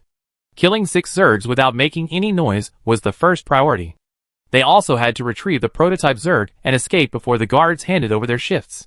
Time was extremely tight. At Gu Changfeng's command, everyone clung to the stone wall. The livestream switched to the squad's first-person perspective, and the audience could only see the dim, eerie cave walls. The sound of water gradually became more pronounced, and their hearts were in their throats. In Lian Xiao's consciousness, he could sense the first guard turning the corner. Suddenly, Red Dragon number 3, at the forefront of the team, moved. His sword struck, but it missed. The audience could clearly see that Gu Changfeng's attack wasn't involving any Zerg at all, leaving him directly exposed to the Zerg guards. Gu Changfeng. No, Lian Xiao had made a mistake. The arc had misinterpreted the Zerg's location, thwarting the team's sneak attack. The barrage exploded. What the hell? Isn't it S rank? Such a loser. This is giving me a high blood pressure attack. Because of one mistake, the blue team's plan is ruined. Exposed. Run. But no one in the team retreated. Gu Changfeng's strike missed, but he quickly flipped his sword and pierced the oncoming Zerg's body. As the Zerg opened its mouth in a scream of pain, he jammed the muzzle of his gun into its mouthparts. Gu Changfeng firmly tightened his index finger. The Zerg's soft flesh became the perfect silencer. The bullets pierced its body with a barely audible thud, shredding its internal organs. Kicking aside the twitching, dead guard on the blade, the 2 attack mechs, using the Zerg corpses as shields, charged out of the narrow waterway. At the same time, Lian Xiao, piloting the Moon Toad, also jumped down. What the hell is this arc doing? Did they insist on coming down to cause trouble? The difference in level between the 2 arc teams is more than a fraction of a point. Is this S-rank rating really that inflated? The mech scabbard flipped open midair, and Lian Xiao unsheathed his slicing knife. She let go, letting the Moon Toad fall into the dark red river. Water splashed everywhere. The broad, heavy knife not only cut through the water, but also emitted a sound of impact. There's something in the river. The audience was shocked. What? When? How did Lian Xiao detect it? Some quick-witted viewers suddenly realized that Gu Changfeng's missed attack wasn't a mistake. A Zerg had actually passed by. It was just that the dark red water made it difficult to detect with the naked eye. After failing to land her strike, Lian Xiao grabbed the Zerg's tiny legs in the water and chopped them off again. The livestream audience couldn't see clearly, but with her mental perception, the Zerg had nowhere to hide. The Zerg's legs snapped, and the surface of the water lost its calm, roiling with the writhing Zerg beneath. Lian Xiao grabbed her knife and slashed, slicing through the water with dazzling speed and skill. She didn't attack the Zerg's torso, but only its legs. Moments later, more than a dozen limbs emerged from the water. This was a Zerg resembling a water centipede, lurking in the river without a trace. Now Lian Xiao had caught it and chopped off all its legs. The pain was so severe that it bit its body, trying to pierce the mech with its mandibles. Zhao Liqing arrived in an instant, firmly grasping the mandibles. Lian Xiao swung his sword with both hands, slashing through the center of the jaws. The blade vibrated and throbbed until it split the insect in 2. The dark red underground river was now truly filled with Zerg blood. Are you alright? Zhao Liqing asked. Lian Xiao had jumped down too quickly. By the time they arrived to support her, the Zerg's legs had been nearly chopped off. Lian Xiao gestured that she was doing well, though the Zerg shell was too tough. The jolt of the sword hurt her knuckles as she chopped it down. Still, Lian Xiao felt satisfied. Excellent. After chopping vegetables for half her holiday, her sword skills were now more than enough to kill even slightly elite Zerg. Over there, Gu Chanfeng and Cesare had already dispatched the remaining guards. Lian Xiao and the others rushed over to join them. Aside from a minor scratch on Cesare's mech, they were unharmed. Killing the guards took quite a bit of effort, but thankfully, it didn't cause any major noise. Gu Chanfeng led the group, trotting towards the start room. Time was running out. Xi and Zheng glanced at the comments on the livestream screen. Most of them were praising Lian Xiao. Sorry, Blue Team Ark, I was wrong. Thanks. The Zerg look really disgusting and scary. Is Ark's mental power really that amazing? No wonder they call him the genius among mecha geniuses. The commentator said earlier that Lian Xiao's ability to reduce his thought fluctuations was a bit rough. I think this must have been successful. The Zerg guards didn't notice them at first. The commentator's level is poor. It's not just Ark's abilities. Lian Xiao's skills are also quite good. Didn't the commentator mention her dual cultivation of attack and attack? Now I believe it. S-level dual cultivation. You might not even see an S-level in 10 years. Hey, we have 2 S-level players on the blue team. Looking at the enthusiastic praise, Xi and Zheng cleared his throat. He, the commentator, also believed it was Lian Xiao's mistake, but within 2 minutes, reality slapped him in the face. Now, he felt compelled to think before speaking about anything related to the blue team or Lian Xiao, lest he be embarrassed. Alright, the blue team has finally entered the initiation chamber. That entire cluster of crystals is powering the Protozerg. The water level receded to their calves level, and Lian Xiao and the others entered the heart of the Zerg temple. The initiation chamber had 2 openings. A dark red river flowed through the central boat, which slowly swirled in the center under the current. On the ceiling facing the boat, a notched oval was painted with mineral pigments. Countless ancient characters swirled and descended like a tent, enveloping the entire initiation chamber, as if everything was emerging from the blank oval. The boat, floating in the center, was made entirely from a hollowed-out section of a massive tree, covered in moss. Glittering clusters of crystals filled the space, and the Protozerg curled up in its center, dormant. Gu Chanfeng took out the container he had prepared and placed the Protozerg in it, breaking off a few more crystals and tucking them in nearby. Let's go! The protozoan was captured, and Gu Chanfeng immediately led the group in a retreat. In less than 10 minutes, the other half of the underground river's guards would arrive to take over. If they noticed the intrusion, the protozoan would be stolen sooner rather than later. The team ran back as fast as they could, making no noise. But before they had run 200 meters, a bullet suddenly whizzed straight at the red dragon. Gu Chanfeng swiftly dodged it. The river surface before them began to shake. Something was blocking their path. Were they pursuers, or had the red team arrived? Chapter 83. The sound of unsheathed swords gave the blue team their answer. A flash of cold sword light flashed in the dim waterway. Red Dragon raised his sword to block, the blade humming with a clang. The opposing blade whirred through the air, imagining the immense effort required to wield this heavy sword. If Red Dragon number 3 hadn't taken the blow, the joints of the other mechas would have been severely damaged. The next second, the heavily armored mech nearby provided cover, and the sniper's bullets flew through the gaps left by Red Dragon number 3, leaving craters on the opposing side. The red and blue teams met head-on. Countless eyes converged on a single point in the narrow waterway, where the red and blue dots huddled together. How to fight? How to fight here? The Knight's emblem is really... Seeing this, John Lu couldn't help but comment. The Knight's emblem is truly difficult to evaluate. The narrow waterway wasn't ideal for mech warfare. Over a dozen mechs from both sides met in a narrow passage, jammed together, and unable to form any formation. A real fight would inevitably lead to the collapse of this section of the underground river. Wait a moment. Julian sheathed his sword and opened his rifle. If we continue fighting, the Zerg will be alerted. Do you really want to lure them over? Julian arrived faster than he expected. Gu Chanfeng remained calm. What do you mean? Gu Chanfeng, you know that if the Zerg are attracted, none of us will be able to escape. Continuing this fight will be in the interests of either side. Julian, persuading the situation, took the initiative to sheath his sword. How about we make a bet and resolve this peacefully? Gu Chanfeng, what's the bet? Each of us will send one person to duel. If we win, you hand over the prototype to me.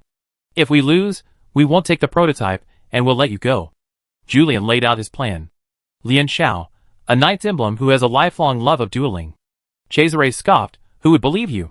This isn't the first time the knight's emblem has broken its promise. Julian remained polite even at this moment, a true testament to his skill. The military exercise was broadcast live, with so many eyes witnessing it. How could we possibly go back on our word?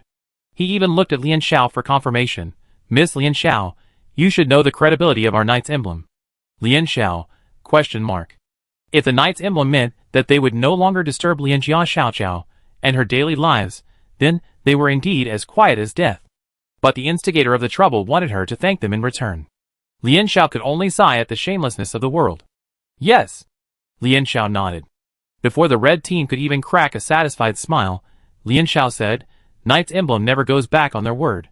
They simply like to care about the academic performance of every new Mecha student, forcing them to change majors, like me.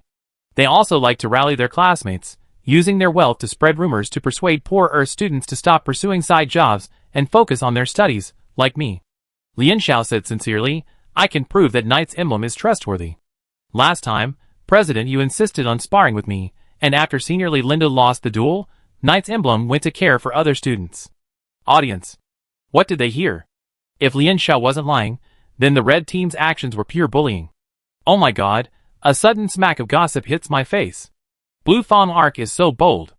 I was wondering why the red and blue teams were so tense during the military exercise. It turns out there's a real grudge. Are there any Union University students who know what's going on? But Blue Fawn Arc's words aren't just a slap in the face of the red team, but also of Union University. Aren't they afraid of being targeted? What's there to be afraid of? He's an S rank.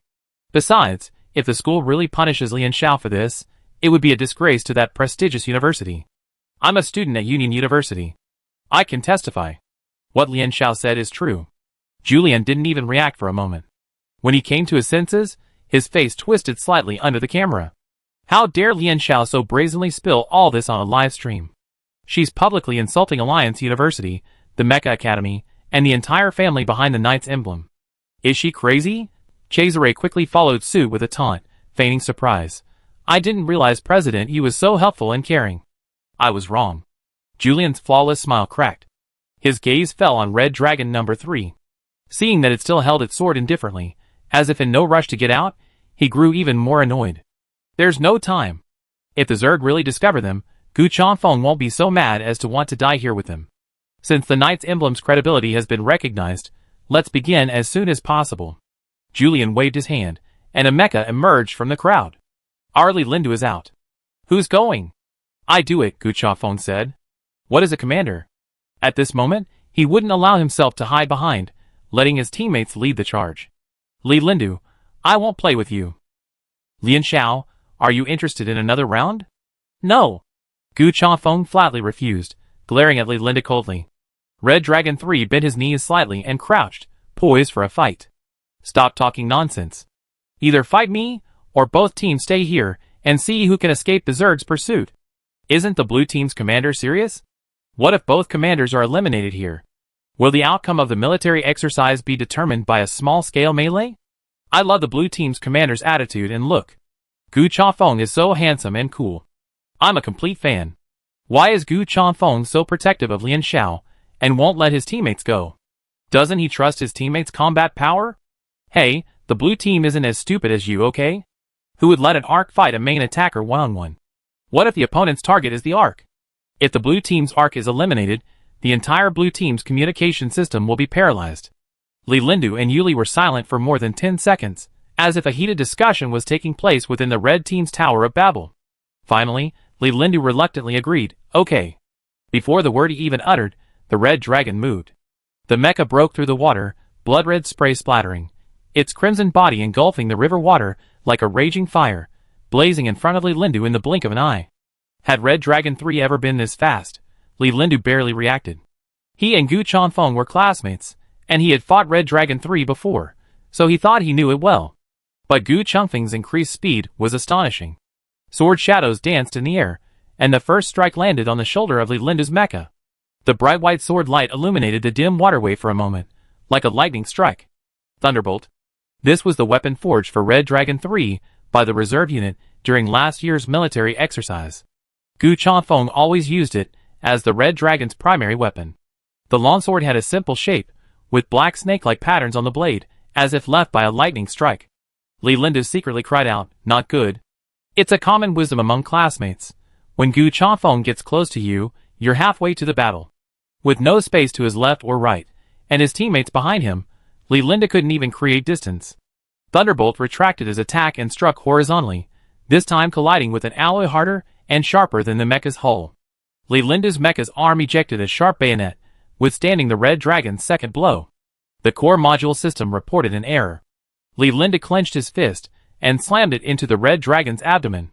The sharp blades from the back of the mecha's hand scraped against the metal surface with a sharp sound. Gu Changfeng chose to take the blow head-on, simultaneously locking Linda's mechanical arm with his backhand. The underground river was too narrow. For the Red Dragon's aggressive fighting style, this was actually a limiting factor. If there were more space, Linda would have been thrown to the ground by him. But it didn't matter. Gu Changfeng remained calm, his heart rate barely rising from the battle. There are ways to win in a wide-open, aggressive battle, and there are ways to fight in a narrow area. After a successful strike, Linda tried to advance again, but Red Dragon dodged sideways, holding his sword with both hands, instantly charging and slashing at his opponent's wrist. Linda's mecha alloy cracked and twisted, parts deformed by the intense heat. By the time Yulian conceded, the right wrist of Linda's mecha had been cut in half. "We surrender," Yulian said, holding his breath. He knew that if the fight continued like this, Linda's mecha would be destroyed first. "As agreed, you can take the prototype and leave. We accept defeat." "Is that the end?" The blue team returned to the surface, traversing the same route without incident. By the time they reached the canyon again, the audience hadn't recovered. The duel between Gu Changfeng and Linda was visually stunning, but it was over far too quickly. "Can we watch for just one more second?" the audience cried inwardly. Aside from one effective counterattack, Linda was essentially dominated by the Red Dragon. I personally think it's the limited duel arena." Xian Zheng, like the audience, was dazzled by the battle between the two mechs. His so-called professionalism only allowed him to call out a few more countermeasures than the average person. He shifted in his seat, deciding to defend the red team. The underground river is limited, and many countermeasures are unavailable to either side. For example, with Linda's skill, he could easily dodge several of Gu Changfeng's attacks. But both teams retain their fighting strength. I look forward to the next clash to see if the red team can pull off a comeback and snatch the prototype bug. The audience ruthlessly slapped him in the face. "You're making it sound like Linda was the only one fighting in the underground river. Then I say that if it weren't for the limited space, Linda wouldn't even be able to defeat Gu Changfeng's mech. I wonder if you're being paid by the red team. Why have you been explaining things for the red team from the beginning? Is it the mech's fault, or is Linda just too weak?" "It's not Linda's weakness. It's Gu Changfeng and Red Dragon 3 who are too strong. If you're interested, look for Red Dragon 3's videos and see for yourself." The livestream audience, who weren't particularly interested in mechs and were just there to join in the fun, had clear preferences. They supported whoever performed well. It was that simple. So the red team just gave up? It was a wasted trip with nothing to show for it. Someone asked in the comments. Of course not. As soon as they left the oasis, the blue team began to run at top speed towards the royal court. Lian Xiao and the others knew now was not the time to be cautious. The theft of the prototype insects could be exposed at any moment. If they didn't run now, when would they? Just as the team successfully slid down the canyon wall and entered the desert, a distant noise suddenly reached Lian Xiao's ears, and a surge of rage washed over her. This rage, swiftly rising and falling, faded as quickly as it had come. After a few seconds, Lian Xiao shook herself free from the intense emotion that didn't belong to her. She shoved Xiao Liqing, who was closest to her, and shouted from the Tower of Babel, "Run! We've been discovered." 1, 2, then hundreds of Zerg, their collective fury at the loss of the prototype, surged beyond the boundaries of their swarm, sending a mental shockwave through nearby arcs with high mental power. Upon hearing this, the group ran as fast as they could, maintaining their formation. As Gu Changfeng ran, he also directed them to avoid the Zerg's underground transport tunnels. The vast desert meant they had few obstacles to hide behind, making it easy for the flying Zerg to locate them. Even after several site training exercises, Lian Xiao's adrenaline surged when he truly fled at full speed, his physical reflexes and mental strength reaching peak levels. Amidst the tense escape, a rocket launcher exploded close to the blue team. Instantly, dust flew, and 3 figures emerged from behind the sand. One of them, a mech wielding a meteor hammer, charged madly at the red dragon. Damn! Cesare cursed in the Tower of Babel. At this critical moment of escape, the red team had surprisingly escaped from Giganti's lair, and was close enough to strike. Julian smiled elegantly and triumphantly. We kept our promise. But that only applies to Zerg cities. Don't let the red team lead you astray. Pay attention to your formation, Gu Chafeng said gravely. He himself was overwhelmed by this sudden attack. Ross, piloting his mech like a mad dog, clung to Red Dragon 3, attacking recklessly and recklessly. Gu Chafeng was unable to quickly resolve the situation. Even on the other side, 2 blue heavy armored mechs, one protecting the light armored mechs and snipers, while the other turned its guns to engage the red heavy armored soldiers a little further away. The 2 red snipers, the Campbell brothers, were lying in ambush on a high point, occasionally firing darts to disrupt the movements of Lian Xiao and the others. With the Zerg pursuing them, the red and blue teams engaged in a chaotic battle. Damn it, damn it. You're not running anymore, are you? Are you really going to die with the blue team? The audience was even more nervous than the mech pilots themselves.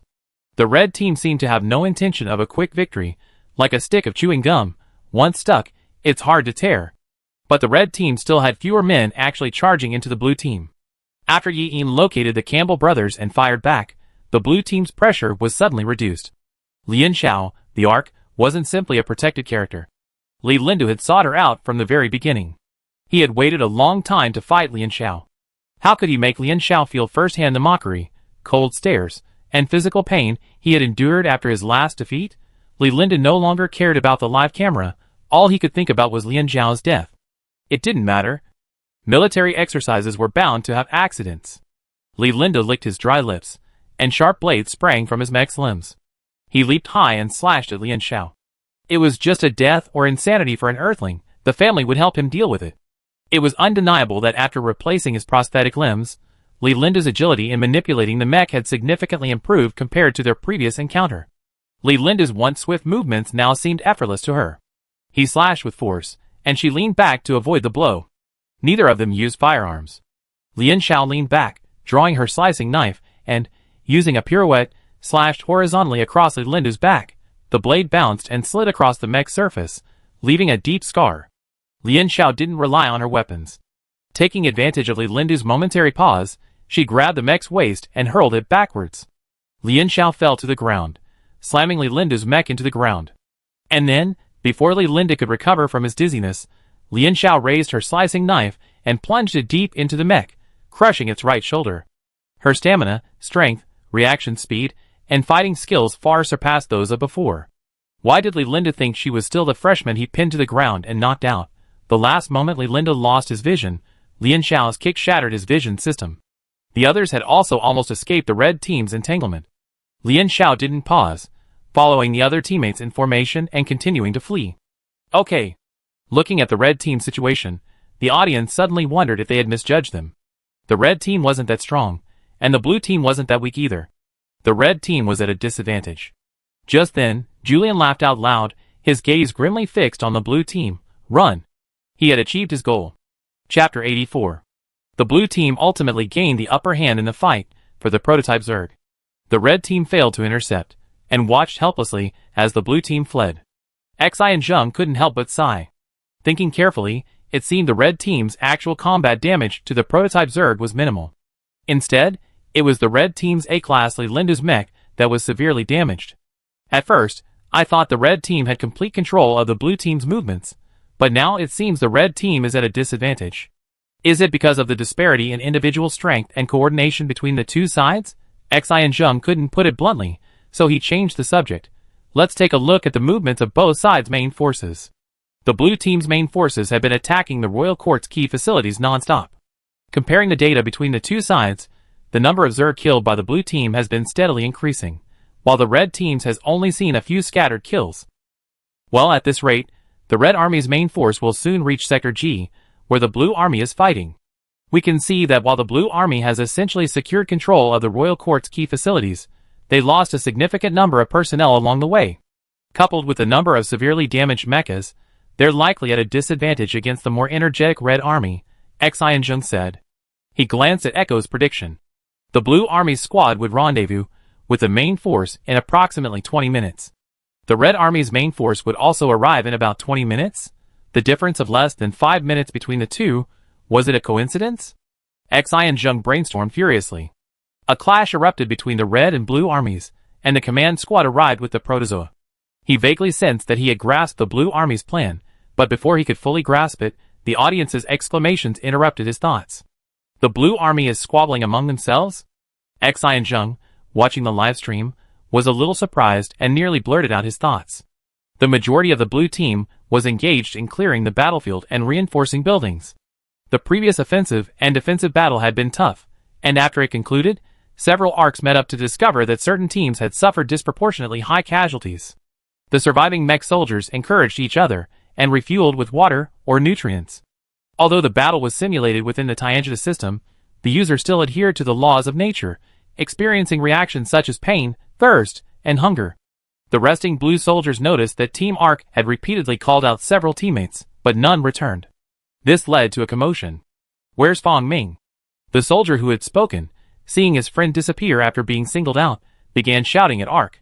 The first to stir up trouble happened to be from Jing Ruchuan's team. Jing Ruchuan replied, "I can't reveal it. I'm following orders." "No, Jing Ruchuan, what do you mean?" The boy's voice grew louder, desperate to attract everyone's attention.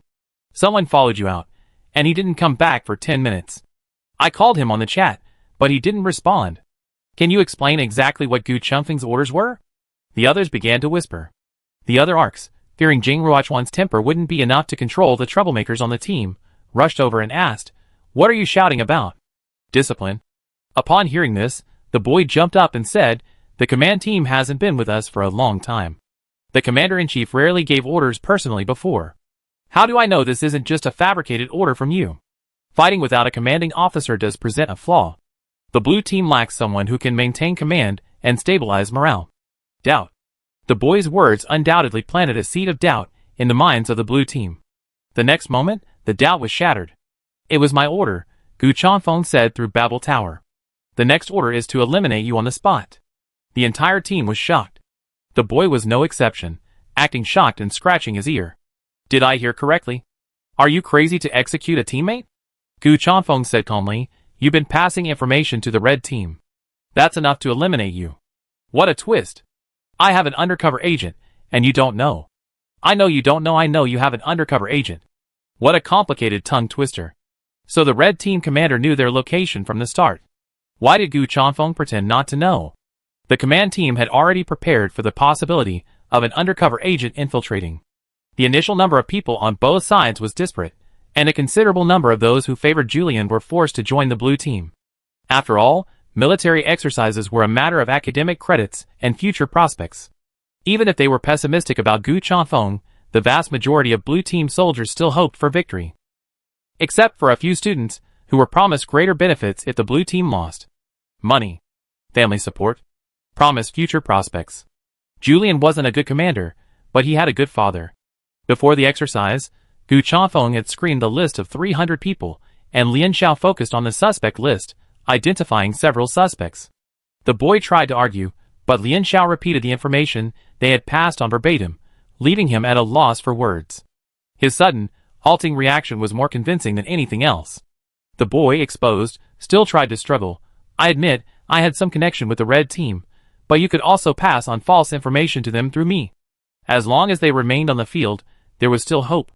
Gu Chengfeng's voice, piercing through the Tower of Babel and the live stream, struck everyone's eardrums like a jade stone. "Kill!"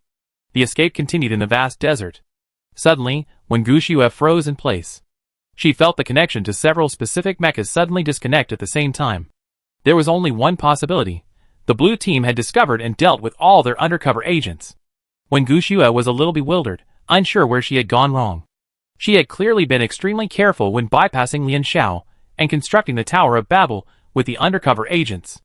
Julian paused, noticing when Gu Xue's unusual behavior. After learning that all the undercover agents had been exposed, he rarely lost his temper. Instead, he comforted Wen Guxue, saying, "It's a shame to lose track of the blue team, but it doesn't matter. We're already halfway there, aren't we?" He placed his hands on Wen Guxue's shoulders, half threatening and half soothing. "I believe you can do it, right?" Julian gently pushed Wen Guxue and ordered, "It's time." Almost no one paid any attention to the conversation between the two red team members. The discussion focused on the blue team's plan. The Mecha students outside the arena reacted more quickly, and saw things more clearly than Xian Zheng and the general audience. Gu Chanfeng must have planned this on purpose, Christina said. John Lu agreed, absolutely. Xian Yui slumped in his chair, looking like a lost child. For her, mechas were only fun during the combat. The rest, all the guesswork, made her want to wonder why they couldn't be simpler, like the plots in melodramatic TV dramas. Growing vegetables and writing papers every day is exhausting enough, so I'm not suited to any more brain-stimulating activities. Gu Chanfeng knew there was an undercover agent and allowed, or rather used, him to reveal the team's location to the red team. Then, as expected, Julian would come to prevent Gu Chanfeng from obtaining the prototype bug. Once the blue team captured the royal court's key facilities, he would have the fully fitted red team attack the depleted blue team, hoping to reap the benefits. Christina said, but under Gu Chanfeng's command, the timing was clever. Another half of the blue team, inexperienced, was lying in ambush not far away. I suspect that once the red team reached the royal court and a fight broke out, that half could encircle the entire red team from behind, like a dumpling. Meanwhile, Christina pointed at the frantically scrambling command team. Not only is the command team returning, but also the Zerg pursuers they attracted. Gu Chanfeng wanted to bring in a third enemy to deplete the red team's soldiers. Even from a bird's eye view, it wasn't until now that they had grasped Gu Chanfeng's plan. Xian Yui was a little incredulous. But how can Gu Chanfeng guarantee that they'd be able to bring back the prototype bugs by the time the two sides are about to start fighting?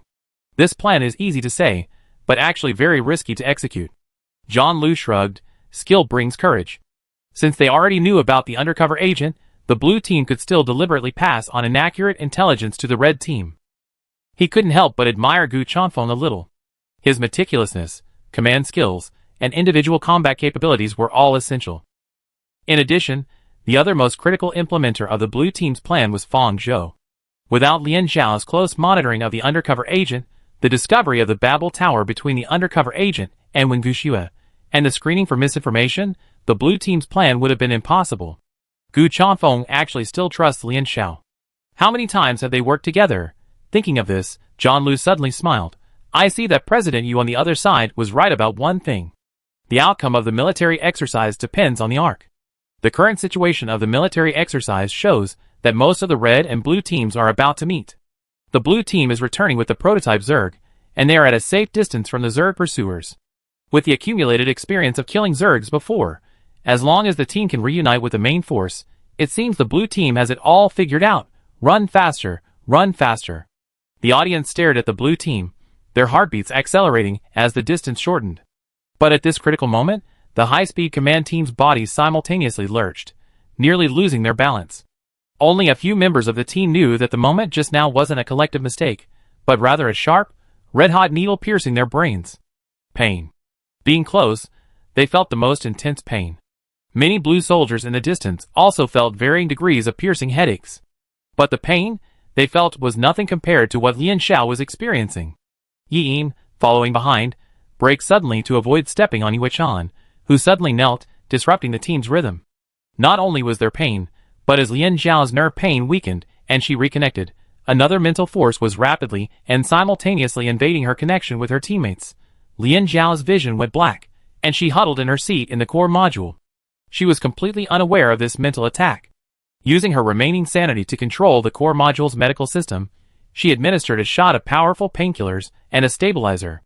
The painkillers didn't work, but the stabilizer did ease the pain slightly. The pain had already left Lian Zhao feeling a bit exhausted. It's the opposing arc. Arc Ella. Its special ability is to infect and invade multiple Babel towers like a plague. Lian Zhao clutched his forehead, swallowing the splitting headache and forcing himself to recall. When had Wen Guxue quietly and slowly destroyed the barrier of her sea of consciousness? Until now, Wen Guxue had been too inconspicuous, even easy to ignore. Perhaps the red team was using repeated fierce confrontations to cover for Wen Guxue's mental invasion. Lian Zhao suddenly realized. Julian wasn't after the protozoa. Julian had always wanted to deal with her, the Ark. She had been able to resist Wen Guxue's mental invasion for a while now.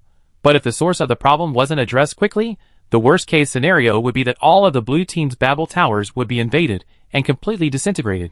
Furthermore, Lian Zhao glanced at his gathered teammates, his heart sinking. Gu Changfeng's Red Dragon 3 might lose control in plain sight.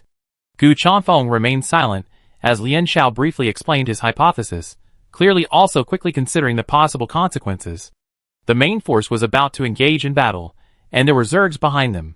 The prototype Zerg must be retrieved as soon as possible, but Lian Xiao's problem was also pressing. Lian Xiao, and I will kill the enemy Arkansas.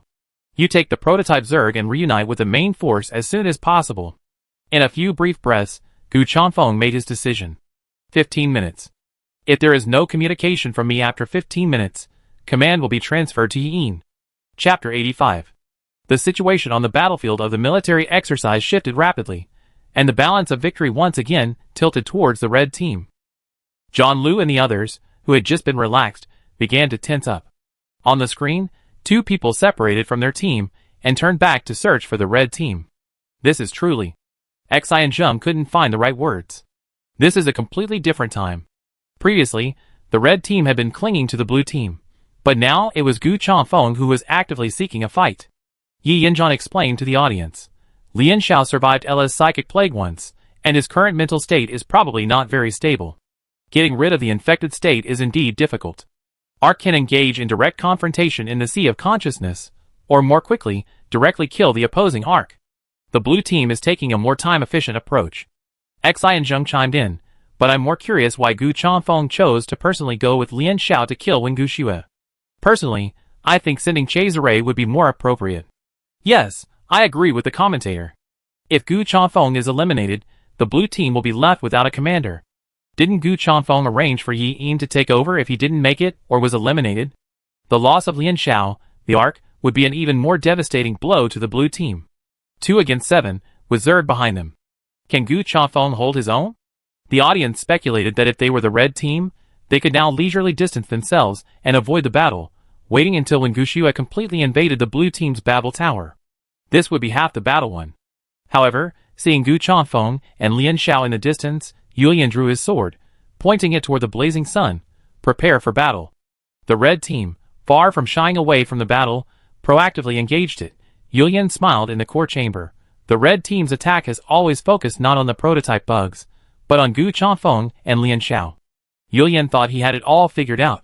If these two were eliminated, the blue team would be leaderless. He also considered it a step further than his teammates. Mental power is both powerful and fragile, and researchers still haven't fully understood its workings.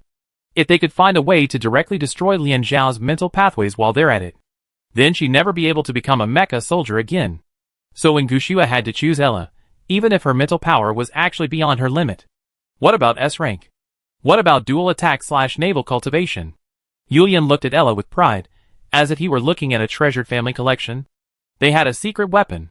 It was now midday in the dungeon, and the scorching sun scorched the ground, reflecting a dazzling white light from every grain of sand. Lian Xiao was in a very bad state, as if he were immersed in a vast expanse of white light. While her headache had eased somewhat, the prolonged mental pain made her want to vomit. She was still able to control the moon toad, relying solely on willpower and rage. Unable to collapse here, Lian Xiao stubbornly kept pace with the red dragon. Once she found the red team, she would personally crush Julian. The Ark's condition also affected the red dragon to some extent. Several times, Gu Changfeng sensed the surge of fighting spirit brewing, only to be forcibly suppressed. This was precisely why Gu Changfeng hadn't sent Chazere and Lian Xiao together to track Wen Guxue.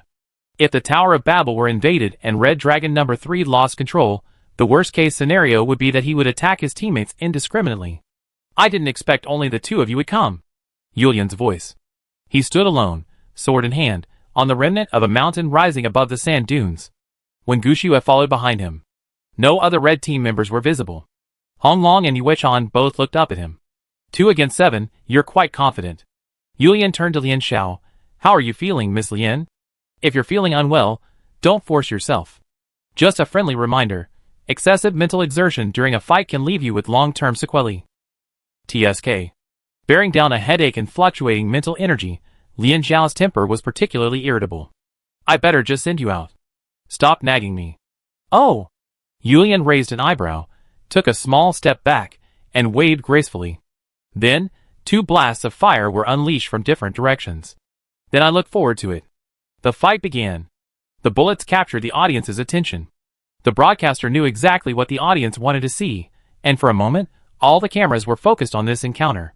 The red and blue teams had reached a miraculous consensus, each player eager to end the battle quickly. The red dragon dodged in front of the moon toad, blocking the Campbell brothers' shot. However, as the bullet was cut off by the Thunder Devourer, it unexpectedly struck the sword blade, causing a second explosion. The weapons modified for the Campbell brothers by the Reserve Division, which the Knight's emblem had publicly advertised as firearms carried by the two mechas, were actually modified bullets. The warhead of the seed bullet contained a micro-explosive, and the shell was filled with metal fragments. If the opponent intercepted the bullet, they would also be injured by the secondary explosion.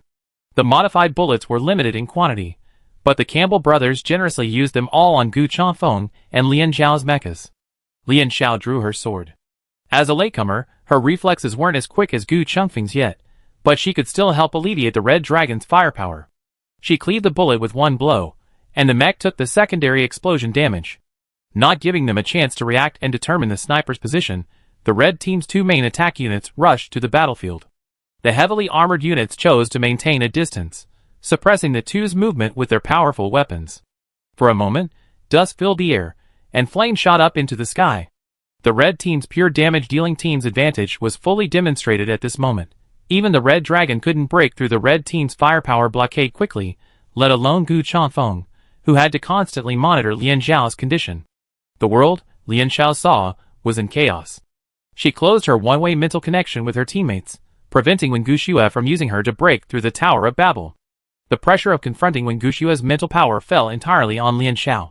His sea of consciousness surged, while in reality, he also had to counter Li Lindu's attacks and guard against the occasional sniper bullets or artillery fire.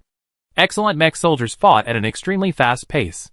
Lian Xiao's current situation was no less challenging than asking a drunk to accurately play Flight of the Bumblebee on a piano. The mech piloted by Li Lindu was severely damaged. After repeated battles with Gu Chanfeng and Lian Xiao, only the left robotic arm was functional. The mech's visual system had been shattered by Lian Xiao's kick, and it was entirely thanks to Wen Guxue constantly transmitting a third-party perspective. He couldn't lose. Li Lindu launched a flying kick into Lian Xiao's chest. Lian Xiao reached out to block, but the force sent him stumbling back a few steps. Li Lindu unleashed every blow, striking the mech's core. Lian Xiao's response was already slow, but how could Ross be falling so quickly? Li Lindu took a moment to glance at Gu Chanfeng and Ross, who were approaching the battle. He had to eliminate Lian Xiao before Gu Chanfeng arrived. Li Lindu was practically in a killing frenzy. He completely disregarded the maximum load his mecha could withstand, pushing every parameter to its maximum. The blades ejected from his limbs rubbed against Lian Xiao's slicing knife, sending sparks flying. If one blade couldn't cut through Lian Xiao's defenses, then 2 or 3 would do. From his limbs, chest, and sides, Li Lindu's mecha launched blades from every possible and impossible location. Li Lindu's mecha looked like a hedgehog made of blades. He had transformed his mecha into a weapon. When Peijin modified the weapon, he had warned him that installing high-strength blades beneath a mecha's surface would certainly be lethal, but using them all simultaneously could risk disintegration. Li Lindu's excitement was at its peak. He charged and leaped, attacking. The continuous onslaught finally threw Yuechan off balance. The blade of her sword, from withstanding Li Lindu's attack so many times, cracked. Li Lindu reached out and grabbed Yuechan, then raised his knee, sending the two mechs tumbling outward. In a daze, Lian Xiao recalled his previous duel with Li Lindu, when he had similarly, somewhat insultingly, smashed her mech's head with one punch after another. The pain was endless. So was the rage. Suddenly, Yuechan reached out and grasped Li Lindu's wrist, stopping him from swinging his fist. Lian Xiao said, I'm going to smash all of you with your knight emblems. As she spoke, she exerted her strength and flipped Li Lindu over, shifting the two mechs. Lian Xiao completely ignored the blade of Li Lindu's mech, damaging the moon toad's surface.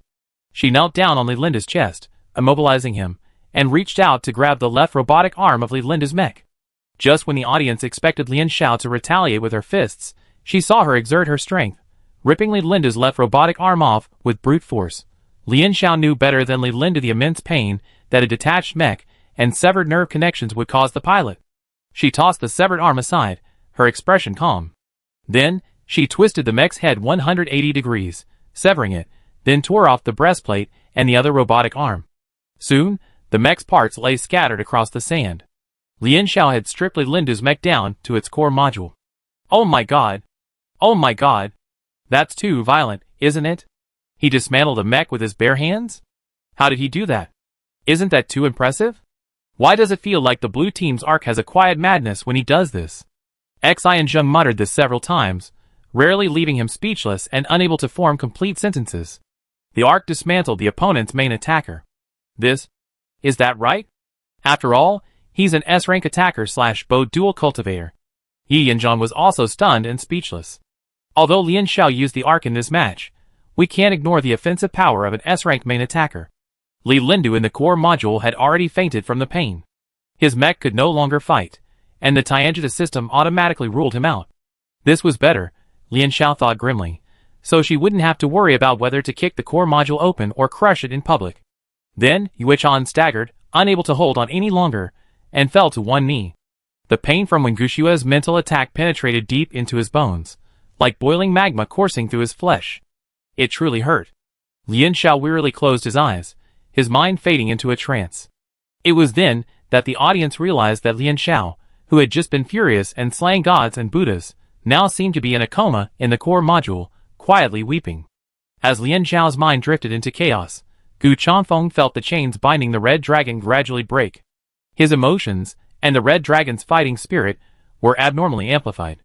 Ross, struggling to hold on, noticed the change in the red dragon's aura and shuddered. In that moment of distraction, Ross's feet suddenly left the ground. It was the red dragon. The red dragon had actually lifted the enemy's main attack mecha. Remember, Ross was piloting the Hydra, one of the heavier main attack mechas.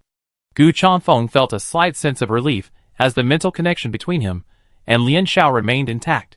He traced the connection back to check Lian Xiao's condition, only detecting a faint but tenacious trace of his mental energy. Time was running out. Lian Xiao's condition was too dire.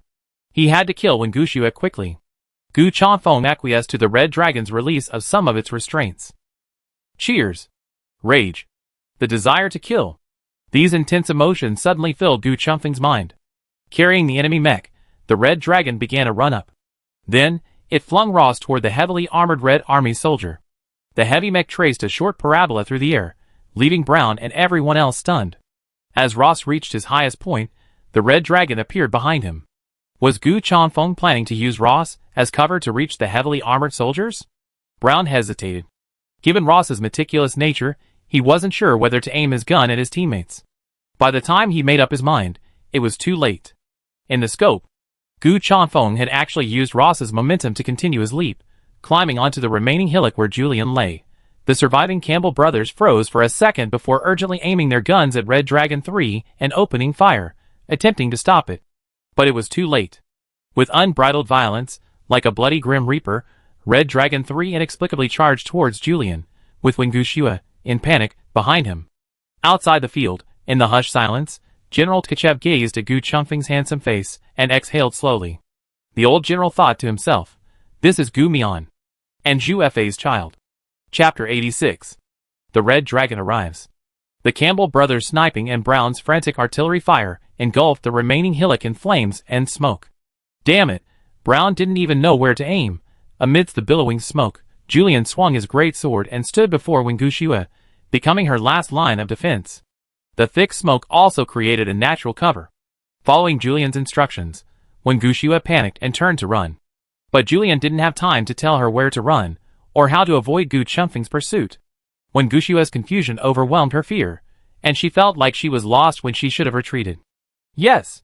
Julian instructed her to destroy Lian Xiao and the blue team's Tower of Babel as quickly as possible, and ideally, to destroy Lian Xiao's Sea of Consciousness as well. He also told her to take a potion to increase her success rate. But, was this really necessary? After the two families decided to make her an arc, they hired retired arcs to train with her. From the instructor, Wengushua learned some common sense about the arc. For example, the instructor briefly mentioned that the Sea of Consciousness was the most important part of every arc, and indeed, every individual's spiritual life. As for why it was so important, or what the consequences of losing it would be, she simply smiled and didn't elaborate. But Wengushua's intermittent thoughts left her feeling that even forcibly touching her Sea of Consciousness would cause pain. Once it disappeared, the consequences would be so dire she couldn't even imagine them. In fact, after deeply infecting Lian Xiao with Ella, Wengushua began to regret it. Lian Xiao unilaterally shut down the connection, hiding the Tower of Babel. As it slowly eroded, Wen Gushue could not help but hear Lian Xiao's consciousness. After fainting from the immense pain, Lian Xiao's voices were intermittent, and she seemed unable to discern where she was. Where is this? Help, the food here is awful. Pa, pa, pa. And, I really want to go home. Wen Gushue's heart trembled. So some people really want to go home, the first thing after being injured. She thought, to her, home meant family, it meant house, but not just a family in the narrow sense. Wen Gushue recalled that before the psychic power test, only boys were allowed to participate in training. Even if her brother got even a scratch, her mother would comfort him with a wave of heartache. If only she were allowed to train, allowed to get hurt. With Lian Xiao injured like this, someone in the distance would surely feel sorry for her. When Gushue's thoughts wandered as the system in the core module ejected a potion for her. Her hand hovered over it, not letting go. What are you doing? Yulian shouted angrily, startling Wen Gushue. This was the first time she heard him speak so undignifiedly. Hurry up. Realizing his loss of composure, Yulian softened his tone. Don't you want freedom? Once the injection is done, and the military exercise is won, you be free. She was just one step away from freedom. Thinking of this, Wen Gushue finally made up her mind, and resolutely injected the golden reagent into herself. The moment the needle pierced her skin, Wen Gushue somehow managed to call out softly, as if begging for a response she never received, Mother. Outside the military exercise arena, the guests in the guest seats were arguing quietly. Susera was the first to speak up. Blue Ark is unfit to continue participating in the military exercises. Let's cancel them. The Union University president initially wanted to say that with so many people present, and so many viewers watching the live stream, canceling the exercise wouldn't be appropriate. But seeing Yuchan half kneeling on the live stream, he couldn't bring himself to do it. Yes, student safety is paramount. The president echoed, it's rare for our school to have an S-rank student. He's a promising art player. The Alliance is in dire need of excellent art players. It's inappropriate, President. The guest who spoke was related to the Wen Gushue family. Canceling the military exercises would be unfair to both sides. No matter who wins or loses, I don't think the young people will accept it. The other members of the aristocratic families also said, yes. For the safety of Blue Ark, it would be better to have this student voluntarily withdraw from the military exercises. The medical team is on standby. Susera looked the man straight in the eye. After 2 seconds of silence, the man looked away uncomfortably. After all, the military exercise is hosted by the Mecha Academy, and as the dean, I have the final say. Iko, call off the military exercise. Susera leaned back, folding her arms, completely ignoring the others as she gave Iko the order. A second later, Iko said, I'm sorry, but I recommend not shutting down the Tiangita system right now. Testing has revealed that S-rank student Lian Zhao's mental power is disturbed, making it impossible to capture the situation. I repeat, I recommend not shutting down the Tiangita system. In the Tiangita system, Lian Xiao, as Iko had predicted, was trapped in a chaotic sea of consciousness. The waves subsided, and as Lian Xiao touched the mirror-smooth surface of her sea of consciousness, the liquid solidified. Her pain nerve seemed overloaded, but now she felt little pain. She sat there for a moment, until a thick fog filled the air around her, and Lian Xiao finally stood up. Her mental energy continued to connect. Although she had lost contact with the outside world, her sea of consciousness remained. Just then, Lian Xiao heard the distant sound of a flute. She was startled. The last time she heard the flute, Gu Changfeng had passed away. But this time, Lian Xiao's headache began to build again. It would take time for her to regain consciousness in reality. It seemed all she could do now was pray that Gu Changfeng wouldn't go berserk, and that the situation wouldn't get too catastrophic. Thinking this way, Lian Xiao began to walk in the direction of the flute. It felt like she walked for a long time, but it also seemed like only a few blinks of an eye. After all, this was the world of consciousness. Finally, she heard the clear sound of the flute and realized she was no longer in the sea of consciousness. She had left her sea of consciousness. No, that wasn't theoretically correct. Lian Xiao scratched his head. If the sea of consciousness originated from the theory of humanity's collective subconscious, then did exiting it mean she had entered the collective subconscious of other intelligent creatures? The distant flute sound grew clearer, and after images began to appear around Lian Xiao. They looked like translucent black veils, some frozen in place, others trembling and stretching like jellyfish tentacles. Then, Lian Xiao saw the moon. A massive elliptical sphere stretched across the sky, like the beginning of the world. Perhaps the moon, perhaps a giant egg. Smooth and round, shimmering with a soft glow. Lian Xiao suddenly thought of the Zerd theory. The origin of the world comes from the mother's egg. Meanwhile, on the Tiangita system map, the 5 members of the blue team were racing back to the royal court, but suddenly Yi Ying called a halt. Gu Changfeng handed him the prototype insect, and he seemed to feel a slight vibration.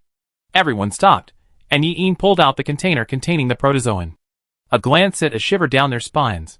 The protozoan within had doubled in size, and at some point, it had slightly opened its eyes. Holy crap! This time, Cesare was completely frightened. To even witness such a rare event as the protozoan awakening was truly incredible luck. Seeing the protozoan still rapidly growing, tiny cracks were already appearing in the high-strength glass, and the protozoan was about to break free of its container. Zhao Liqing quickly pulled out the liquid nitrogen he had brought, infused with a powerful sedative against Zerg, and sprayed it on the container for several dozen seconds. Under the ultra-low temperature, the protozoan was forced to stagnate once more, falling back into a dormant state. The blue team is in real danger right now. Xi and Jing's commentary came from the heart this time, and he worried for the blue team. Once the Protozerg awakens, it will be a super S-tier Zerg, and it's not impossible for them to completely wipe out both red and blue. I can't say the blue team's plan is reckless. After all, there are very few precedents for Protozerg awakening, and no one expected them to actually awaken. And then, back at the main force, the red and blue vanguards have already spotted each other, and are about to engage in battle. The battle between the two command teams is now underway. Gu Changfeng is currently single-handedly taking on 4 people, and has already killed a sniper. Julian is completely suppressed by Gu Changfeng. It's only a matter of time before Gu Changfeng breaks through the defenses, and finds the arc. But even Xiao was still dazed, and not very optimistic. The blue team is completely at a disadvantage. There are 3 parts now. Any failure on the blue team's part would be a fatal blow to the blue team. This is really too difficult. Blame it on Gu Changfeng and the others for deciding on such a risky plan. Is Sister Lian okay? Sister Lian, hang in there, wake up. Gu Changfeng looks even more impressive in combat than usual. His handsome face, emotionless, and ruthless execution of the enemy is truly stunning. There's something new going on with Wen Guxue. The camera finally cuts to Wen Guxue, who shone brightly in this military exercise. For some reason, as a key figure, she receives so few live shots. Compared to Lian Xiao, she entered a state of hyperactivity, launching an even more intense mental attack. However, when Guxue discovered, to her surprise, that she couldn't locate Lian Xiao. Because Lian Xiao wasn't even within her sea of consciousness, not only Wen Guxue, but even the Tiangita system itself couldn't detect a single trace of Lian Xiao's mental energy fluctuations, yet Lian Xiao's vital signs were intact. Lian Xiao watched coldly, as Wen Guxue widened her search for her location, but her search remained confined to her sea of consciousness, yielding no results. Unlike Lian Xiao, Wen Guxue couldn't hear the distant flute and couldn't step outside her own sea of consciousness. Realizing this, Lian Xiao used Wen Guxue's frequent searches to locate her, and then infiltrated Wen Guxue's mental pathways. Who was it? The mental power that didn't belong to Wen Guxue wasn't concealed, and it came with a fierce force. While its size couldn't rival Wen Guxue's, amplified by Ella and treated with forbidden mental drugs, its strength far surpassed her A-level power. Like a sharp blade, it relentlessly cleaves through any obstacle it encounters, rendering all resistance futile. Furthermore, when Guxue discovered she couldn't find the source of her spiritual power, it seemed to appear out of thin air. It was so bizarre. This was the first time when Guxue had encountered such a situation, and she was completely panicked. Before the military exercise, when Guxue hadn't dared to reveal even a hint of her true strength. Although she had gone through simulated training with the instructor, he had never dared to attack her with real weapons. No, she couldn't lose. Thinking of the consequences of losing, when Guxue steeled her heart. But the pain of having her spiritual pathways invaded was too intense. Tears welled up in Wen Guxue's eyes, as her nerves were repeatedly cut, and she clutched her head. It hurt so much. Wen Guxue could barely think. She only wished the pain would stop immediately, not even realizing she'd fallen from her seat. How had Lian Xiao managed to endure this long, enduring pain twice as severe as her own? I surrender. I surrender. Wen Guxue screamed hysterically. But the pain didn't stop as she wished. Lian Xiao calmly ignored her opponent's pleas for mercy. In battle, she trusted only the outcome, not her opponent's promises. She rushed into Wen Guxue's consciousness at top speed and destroyed the red team's Tower of Babel. The Tower of Babel collapsed, and instantly the red team lost contact. The spectators, and the red team's main force erupted in a commotion. The battle between the arcs was secretive and cryptic, and no one knew exactly what had happened. When Gu Xue was seen curled up in the core module, tears streaming down her face in agony. And Lian Xiao opened his eyes. Sister Lian. Great. The blue arc crew is safe. That was truly thrilling. Did Lian Xiao free himself from the mental plague? How did he do it? The whole process was heartbreaking to watch. Lian Xiao is truly suffering this time. So now it's the red arc crew that's in agony. Yi Yanzhan was right. The plague god Ella, when exceeding the user's mental power limit, will inflict harm upon the user. Even after being injected with the forbidden drug that boosted her mental power, when Gu Xue's mental power had been completely depleted in the fight against Lian Xiao. She felt that Lian Xiao's mental power was as vast and deep as the ocean, and unarmed humans were no match for it. Under the backlash of the mecha's mental power, when Gu Xue felt as if every nerve was pierced by shards of glass. She was now experiencing all the pain Lian Xiao had endured. If when Gu Xue's willpower wasn't strong enough, and she collapsed first, her mental strength would suffer irreversible damage. Upon regaining consciousness, Lian Xiao's first action was to control Yue Chan to quickly check on Gu Chengfeng's condition. Good news, the commander had gone berserk, targeting the enemy. Minutes after she lost consciousness, part of the hull of Julian's mecha, the Silver Knight, was thrown down the mountainside. As the leader of the Knight Emblem Guild, Julian still met the A-rank standard, and he tenaciously withstood the semi-berserk Red Dragon for a while. However, by the time Lian Xiao climbed the mountainside, he was already under Gu Chengfeng's feet, who used his greatsword to slice through the mecha's components bit by bit. Madman. From time to time, the Red Dragon kicked Julian's soft abdomen, and the pain was so intense that he lost all composure and rolled on the ground, his stomach cramping and threatening to vomit acid. He thought Gu Chengfeng had always been a well-hidden madman. Otherwise, why would Red Dragon number 3 have accepted Gu Chengfeng? He still had 4 teammates present, but none of them could save him. After pushing aside the men blocking his way and acting as his agents, Julian was no match for them. Bad news. Red Dragon had noticed Yue Chan's arrival. Lian Xiao was wary, ready to retreat at any moment. She wasn't sure if Gu Chengfeng, in his enraged state, would attack her as well. Her mental connection with Gu Chengfeng was still intact. If Red Dragon number 3 attacked her, she could use the mental connection to knock him unconscious. Quickly formulating a strategy, Lian Xiao prepared for battle, but she didn't expect Gu Chengfeng to shake off the sand clinging to his object and hand it to her. It was her slicing knife. Gu Chengfeng had actually picked up her weapon.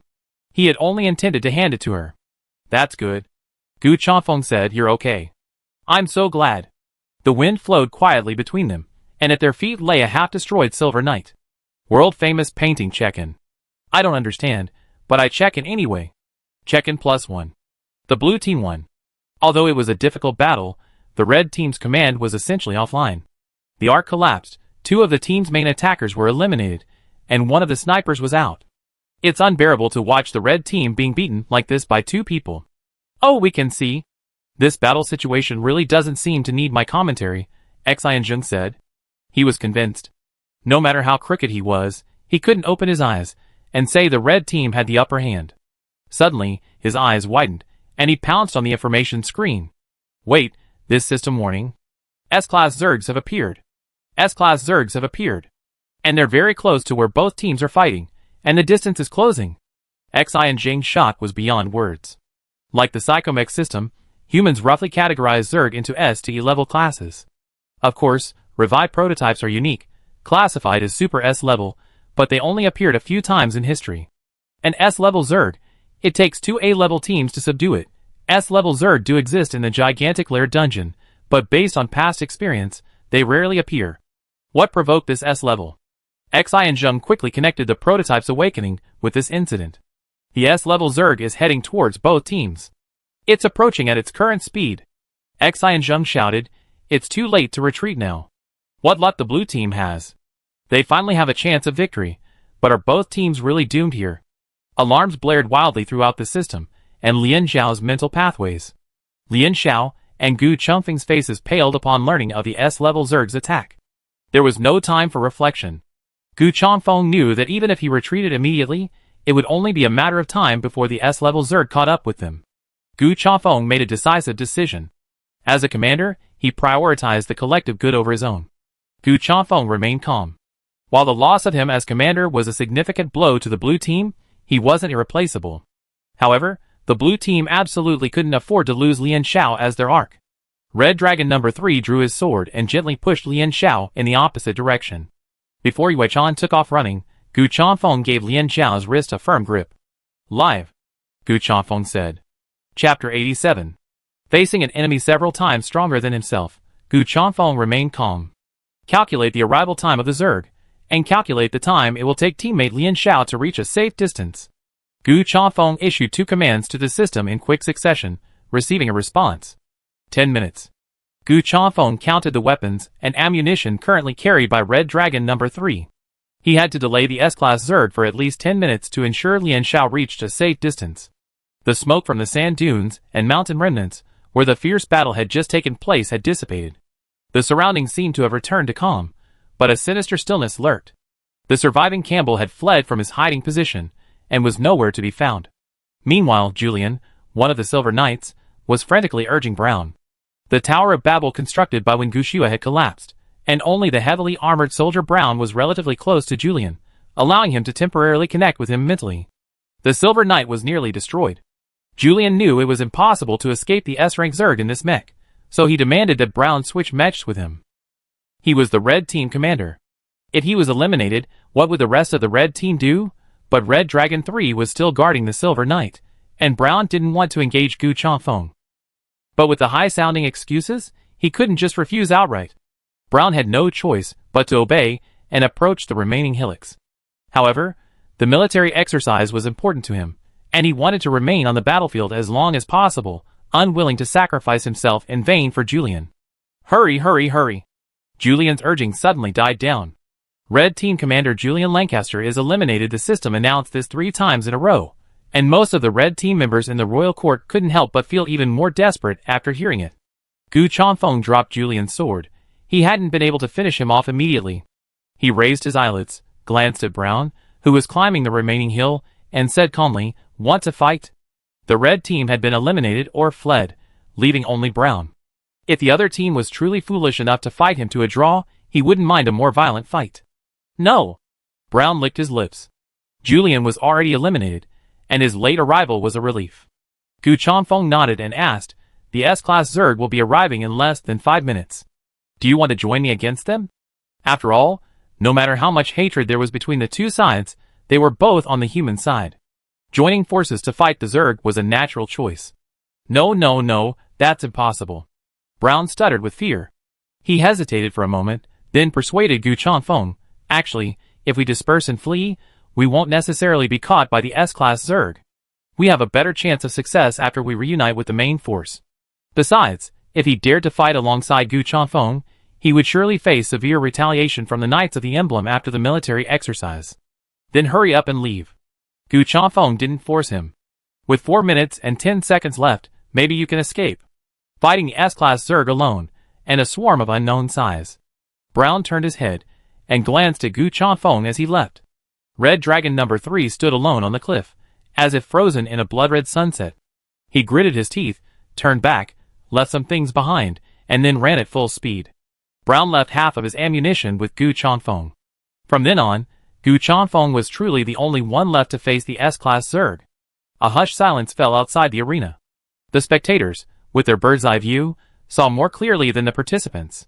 A multitude of small red and blue dots intermingled in the royal court. One blue dot rapidly moved closer to the main force, leaving a lone blue dot frozen in place. Heading towards this dot was a dense, surging enemy force. 10 minutes. Could the blue team's commander really hold off the S-rank Zerg for 10 minutes? At this point, Xi and Zheng no longer paid attention to the red team. The entire exercise had been full of ups and downs for the blue team. Aside from the single capture of Gu Chanfeng and Lian Xiao, and when Gushua's momentary wink, there was nothing else worth noting for the red team. 1 minute to the countdown, Red Dragon number 3 made final preparations before the battle. With half a minute to the countdown, Gu Chanfeng drew the second sword Red Dragon number 3 carried. A lion's roar. When the lion roars, all beasts die. Like the Buddha's teachings, the demons vanish.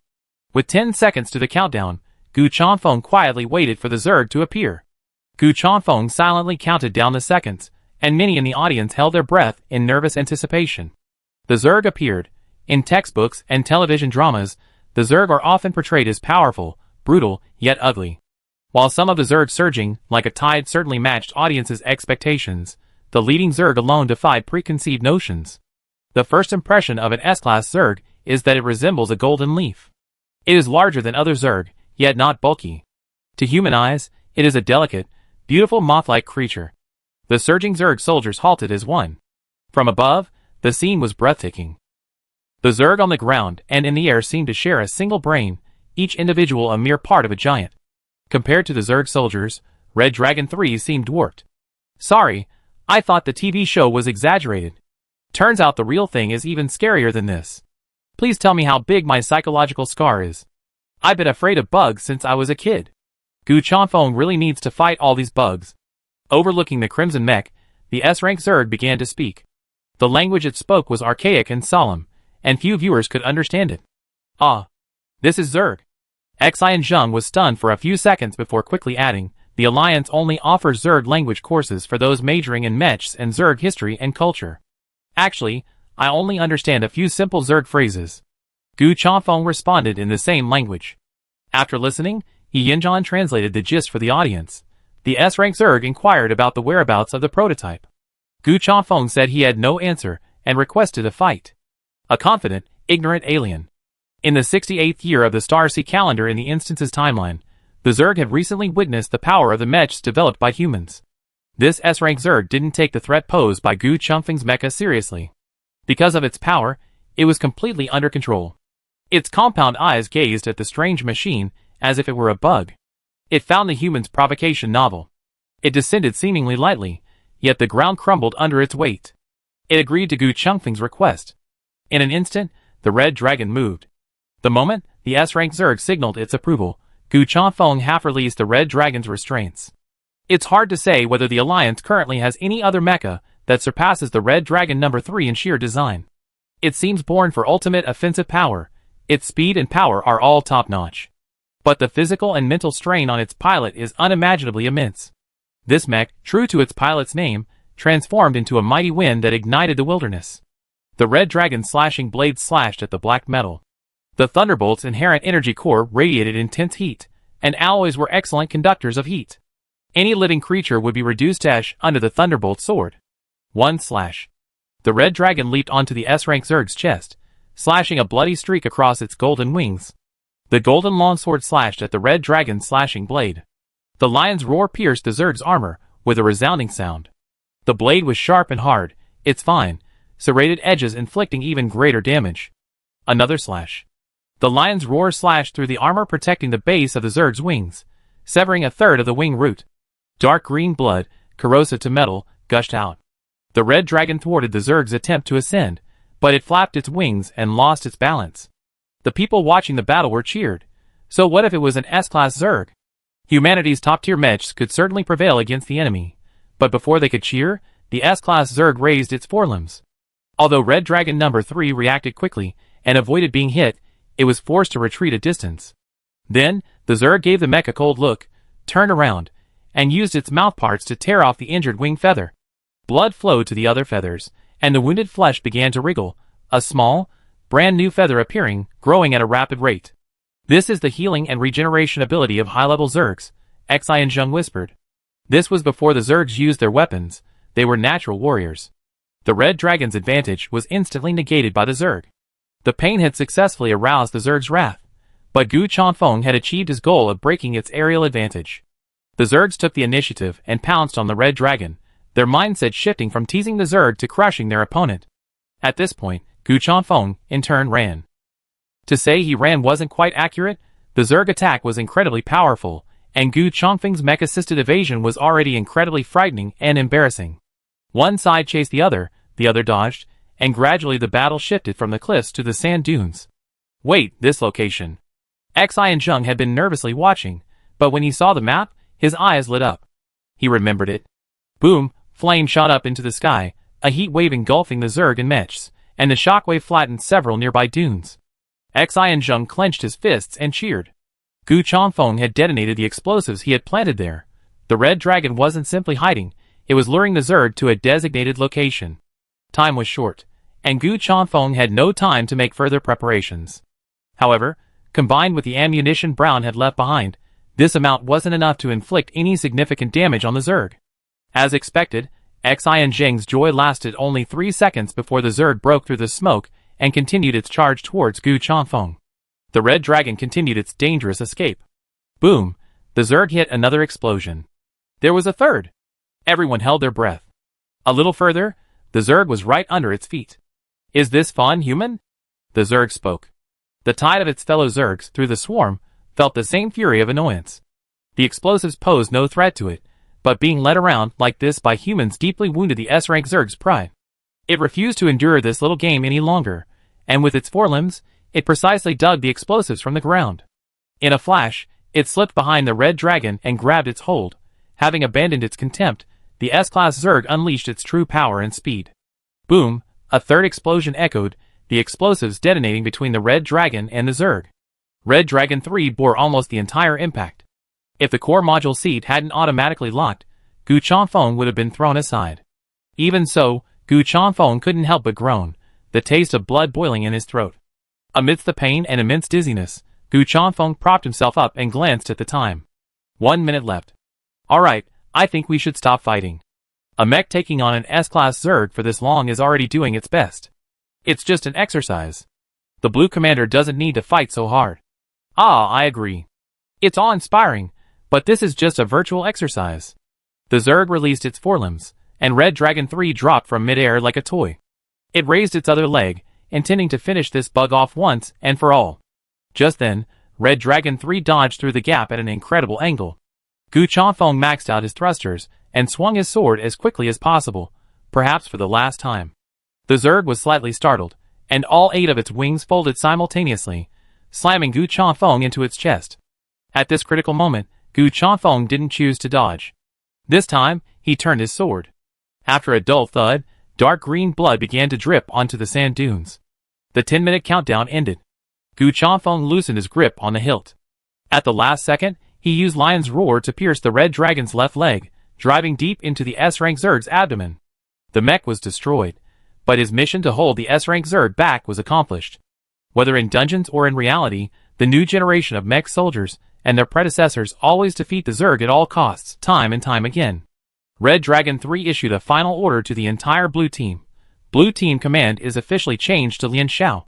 The dawn of victory is in sight, let us all work together. Blue Team Commander Gu Chanfeng is out. The 10 minutes Gu Chanfeng bought Lian Xiao allowed her to evacuate to a safe area and reunite with the support team. The situation on the field now reached a strange stalemate. Some on the Red Team believe that since the original Red Team commander was out, they should elect a new commander and continue the battle against the Blue Team. Others believe that they should focus on fighting the S-tier Zerg. But the Tower of Babel had collapsed, and the Red Team's communication was fragmented. Several members with higher mental power levels on the Red Team argued endlessly. A strange voice suddenly interrupted the barely formed Tower of Babel. I propose that the Red and Blue Teams put aside their past grudges and join forces to fight the Zerg, Lian Xiao said. You have no other choice. Chapter 88. The Red Team was initially shocked. Where did this rude person come from? Then they were terrified. How did this person sneak into their Tower of Babel like a ghost? Which arc is he on the field? Lian Xiao politely said, Would you like me to introduce myself? I'm the current commander of the Blue Team. Lian Xiao? The Red Team knew someone. She had partnered with Li Lindu against Lian Xiao before, and could barely recognize her voice. Shit! At the mention of this name, several members of the Knight's Emblem reacted violently. What a joke. Lian Xiao and the Knight's Emblem had a long-standing grudge, and she was just going to listen to a suggestion from a country bumpkin from Earth. Before they could finish their rant, the one who jumped the most suddenly heard Lian Xiao's coordinates called out. The Knight's Emblem member grew wary. What are you trying to do? How did Lian Xiao know his exact coordinates? Could there be a Blue Team undercover agent in his squad? Just as he glanced around, ready to leave immediately, a rumbling fire enveloped him. Zhao Liqing and Yi Yin in the distance sheathed their weapons, instantly eliminating the member. Upon hearing the news of this member's exit, the members who had been shouting suddenly fell silent. Can we talk properly now? Lian Xiao said. Time is running out, so cut the crap. Sure enough, the members calmed down considerably and began to struggle with their thinking. What good would it do us to agree to join forces with you against the S-rank Zerg? The Knight's Emblem member said, clearly lacking confidence. Even if we win, will the red team ultimately be victorious? This was the main reason for some red team members' passive response. Throughout the exercise, even though both commanders had been eliminated, the blue team had at least captured a key facility in the royal court and had the benefit of earlier Zerg kills. The red team, under Julian's command, rushed to ambush the blue team, but before the battle even began, the command was lost and the S-rank Zerg arrived. The entire red team's efforts were for nothing. If they agreed to join the blue team in fighting the S-rank Zerg, even if they won, they would likely end up making things easier for others. Lian Xiao could fully guess the red team's hesitation. Are you really participating in the military exercise just to earn points for the winning team? Of course not. The red team members were silent. The extra points were important to them, but they pale in comparison to what they truly desired. Everyone knew that the annual military exercise was not only live broadcast, but also had representatives from the Alliance military headquarters. Impressive performances during the exercise would ensure a smoother path to becoming a mech soldier. So, don't miss this opportunity, Lian Xiao said, showering them with compliments, such as humanity uniting to fight foreign enemies and being loved by their classmates, leaving them feeling embarrassed to argue. They needed to stay on the field and perform, and Lian Xiao needed more manpower. It certainly sounded like a win-win situation for both sides. The red team was largely in agreement, and Shiyu, somewhat curiously, asked, "What do you plan to do if we all disagree?" Lian Xiao smiled and said, "I know your coordinates." The implication was, if you don't cooperate, I kill you. Time was running out. If persuading these Knights of the Emblem wasn't relatively efficient, she might have eliminated them all and taken full control of the red team's Tower of Babel herself. The discussion returned to cooperation. Lian Xiao wasn't polite about the choice of commander. Cooperation was possible, but she would be the sole commander. The red team sighed, what a conceit. However, Julian's exit was so hasty, and the red team couldn't have agreed on a replacement commander beforehand. Any replacement would be met with dissatisfaction, so it was better to just give it to Lian Xiao. The cooperation was agreed upon, and the next second, a powerful mental force invaded the red team's Babel Tower, repairing and reconstructing the connection, rapidly expanding the mental connection to all red team members. In just over 10 seconds, all red team members noticed that communication had been restored, and the quality of the mental connection was even better than before.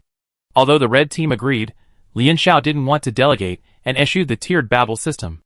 All members connected directly to Yuechan, eliminating any possibility of internal red team manipulation. The immense mental drain such a direct connection would incur was unimaginable. The red and blue teams united, with Lian Xiao in command, achieving unprecedented cooperation in a major military exercise. Time was running out for both red and blue. The system indicated that after being intercepted by Gu Chanfeng, the S-class Zerg and soldiers' marching speed had slowed slightly, but they were running out of time to prepare for battle. Half of the blue team's forces, carrying their depleted Zerg ammunition, quickly withdrew from the royal court and reunited with the others. If they really wanted to fight, they definitely couldn't do so in the royal court. From Gu Chongfeng's transmission of his encounter with the S-class Zerg were fast, large, powerful, and resilient. Gu Chongfeng fought desperately, only severely damaging this S-class Zerg, which was slowly recovering. If only there were a terrain advantage. This was Lian Xiao's first thought.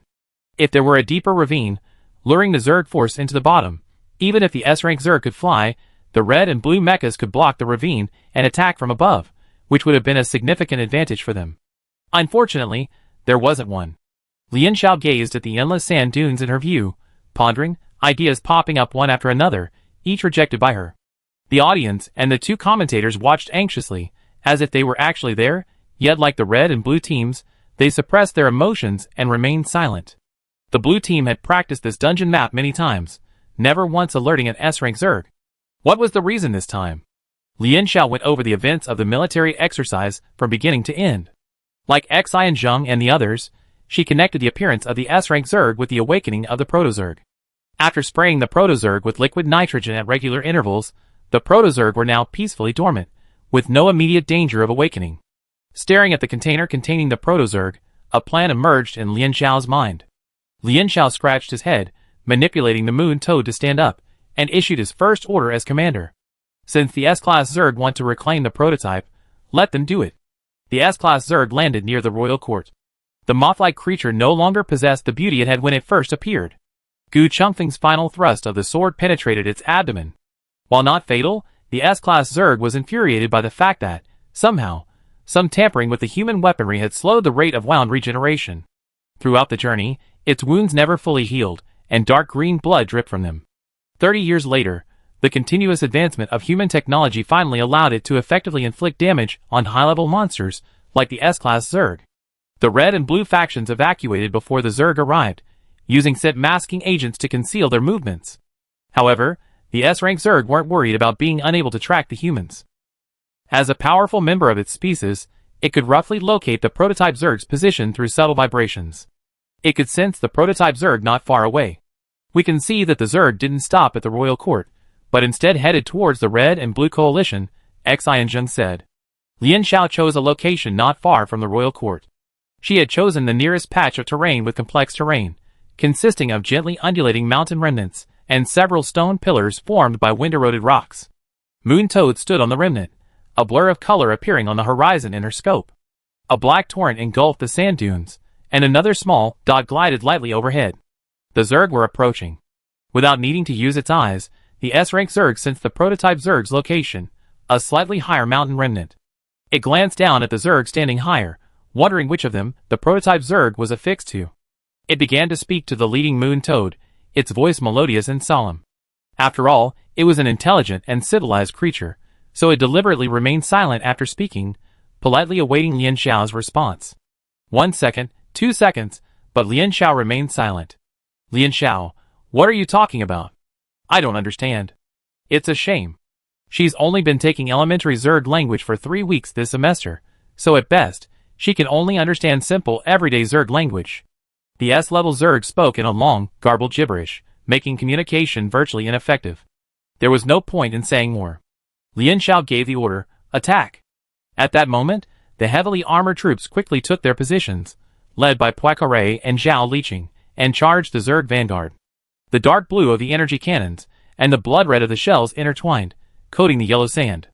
The heavily armored soldiers, relentlessly expending their ammunition, pushed their lines between the remnants of the mountain on either side, blocking access to the vast area behind them. The Zerg advancing on the ground were temporarily held back, but there were still those who could fly. Several Zergs soared into the air, nearly crossing the line of fire, only to be entangled and stopped by light armored models behind them, their thrusters activated. Among the mecha models created by humans, light armored models, and some main attack models are lightweight, making them suitable for prolonged aerial combat. At the same moment that Lian Xiao gave the order to engage, several people on the cliff turned and ran towards the stone pillars behind them. The entire audience's attention was fixed on the S-Class Zerg sprinting behind the line of fire. Lian Xiao ordered that there was no need to stop the S-Class Zerg. She would kill it at the stone pillar. Could these few people really succeed in killing it? The audience wondered. The S-Class Zerg was also internally wondering, which mech was the prototype Zerg on, the fastest one, or the one with the strongest mental power? Su Xing, the fastest, suddenly displayed a distinct mental fluctuation.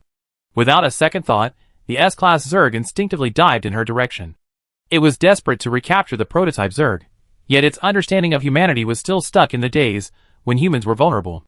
Su Xing's light armored mech reached its maximum speed, with the S-Class Zerg in hot pursuit. Su Xing knew that with just one misstep, the S-Class Zerg could crush the fragile light armored mech.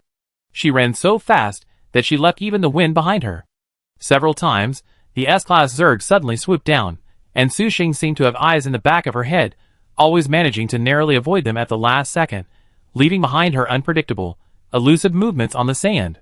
A few hundred meters from the stone forest, the S-Class Zerg couldn't quite grasp this easily crushed foe, kite tactics. Pilots from other directions always looked down on their light armored units, believing them to be practically useless in combat beyond reconnaissance and aerial interception. Even after graduation, the roles available to light armored units were far less than those for other mech types. But Su Xing always loved it, proud of her position. She slipped into the gaps between the stone forests, like a gust of wind. This military exercise would prove that light armored units weren't completely useless in combat, right? The Zerg, focused on diving into the stone forest to capture Su Xing, suddenly felt a steady pain in his wings. Turning his head, he saw that Lian Xiao had somehow leaped into the air with his thrusters, unsheathed his blade, and landed precisely between the wings of the S-Class Zerg. The kite was in place, and they had to follow suit as damage dealers. The wings shaved off several pieces of the Moon Toad's surface. Lian Xiao, gripping the blade with both hands, plunged fiercely into the Zerg's wings, then gripped the hilt tightly, letting gravity pull him down. The entire blade slid through the Zerg's flesh, creating a deep, long gash. Dark green blood splattered all over Moon Toad. Not enough. Cesare, a step behind them, arrived and, aiming for the slicing knife as a marker, unleashed a barrage of bullets, shattering the gap in the wing. This time, the S-rank Zerg was truly in pain, its pale yellow wings half lost and dragging on the ground.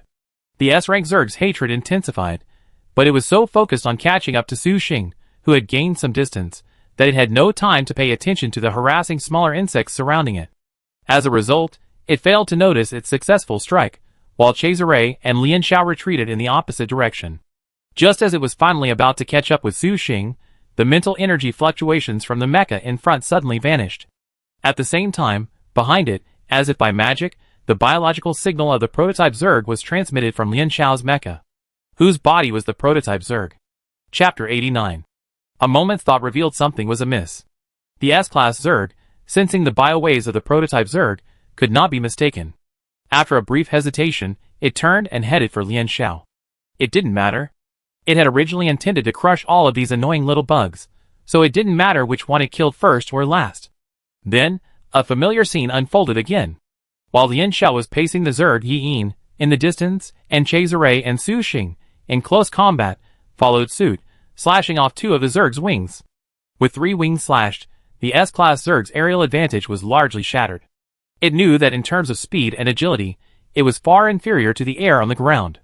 But the biowave signal of the prototype Zerg disappeared again, suddenly switching to Cesare. This time, the S-class Zerg didn't rush to pursue. It began to wonder, was the biowave signal real, or just a technological simulation? The audience outside the arena knew the answer to this question better than the S-class Zerg itself. Time cuts back to when Lian Xiao ordered the Red and Blue Coalition to advance toward the final battlefield. The 6 remaining members of the Blue team held a small meeting. The protozoa were a key component of the original plan, and the team had previously intensively reviewed their knowledge of the protozoa. How did high-level Zerg determine the protozoa's location? Biowave signals. Are protozoa considered high-level Zerg? Yes, and in some aspects, their physiological functions are far superior to those of S-level Zerg. So, the protozoa share the superior vitality and rapid healing abilities of high-level Zerg, and may even be even more powerful. The team members watched in amazement as Lian Xiao stretched out his hand, his palm hovering over the glass container, and cleaved the protozoa into several equal pieces. Lian Xiao, some Zerg species can survive for short periods of time without parts of their bodies. Even if a prototype is broken into pieces, it won't die immediately. Each prototype still generates a weak biowave signal.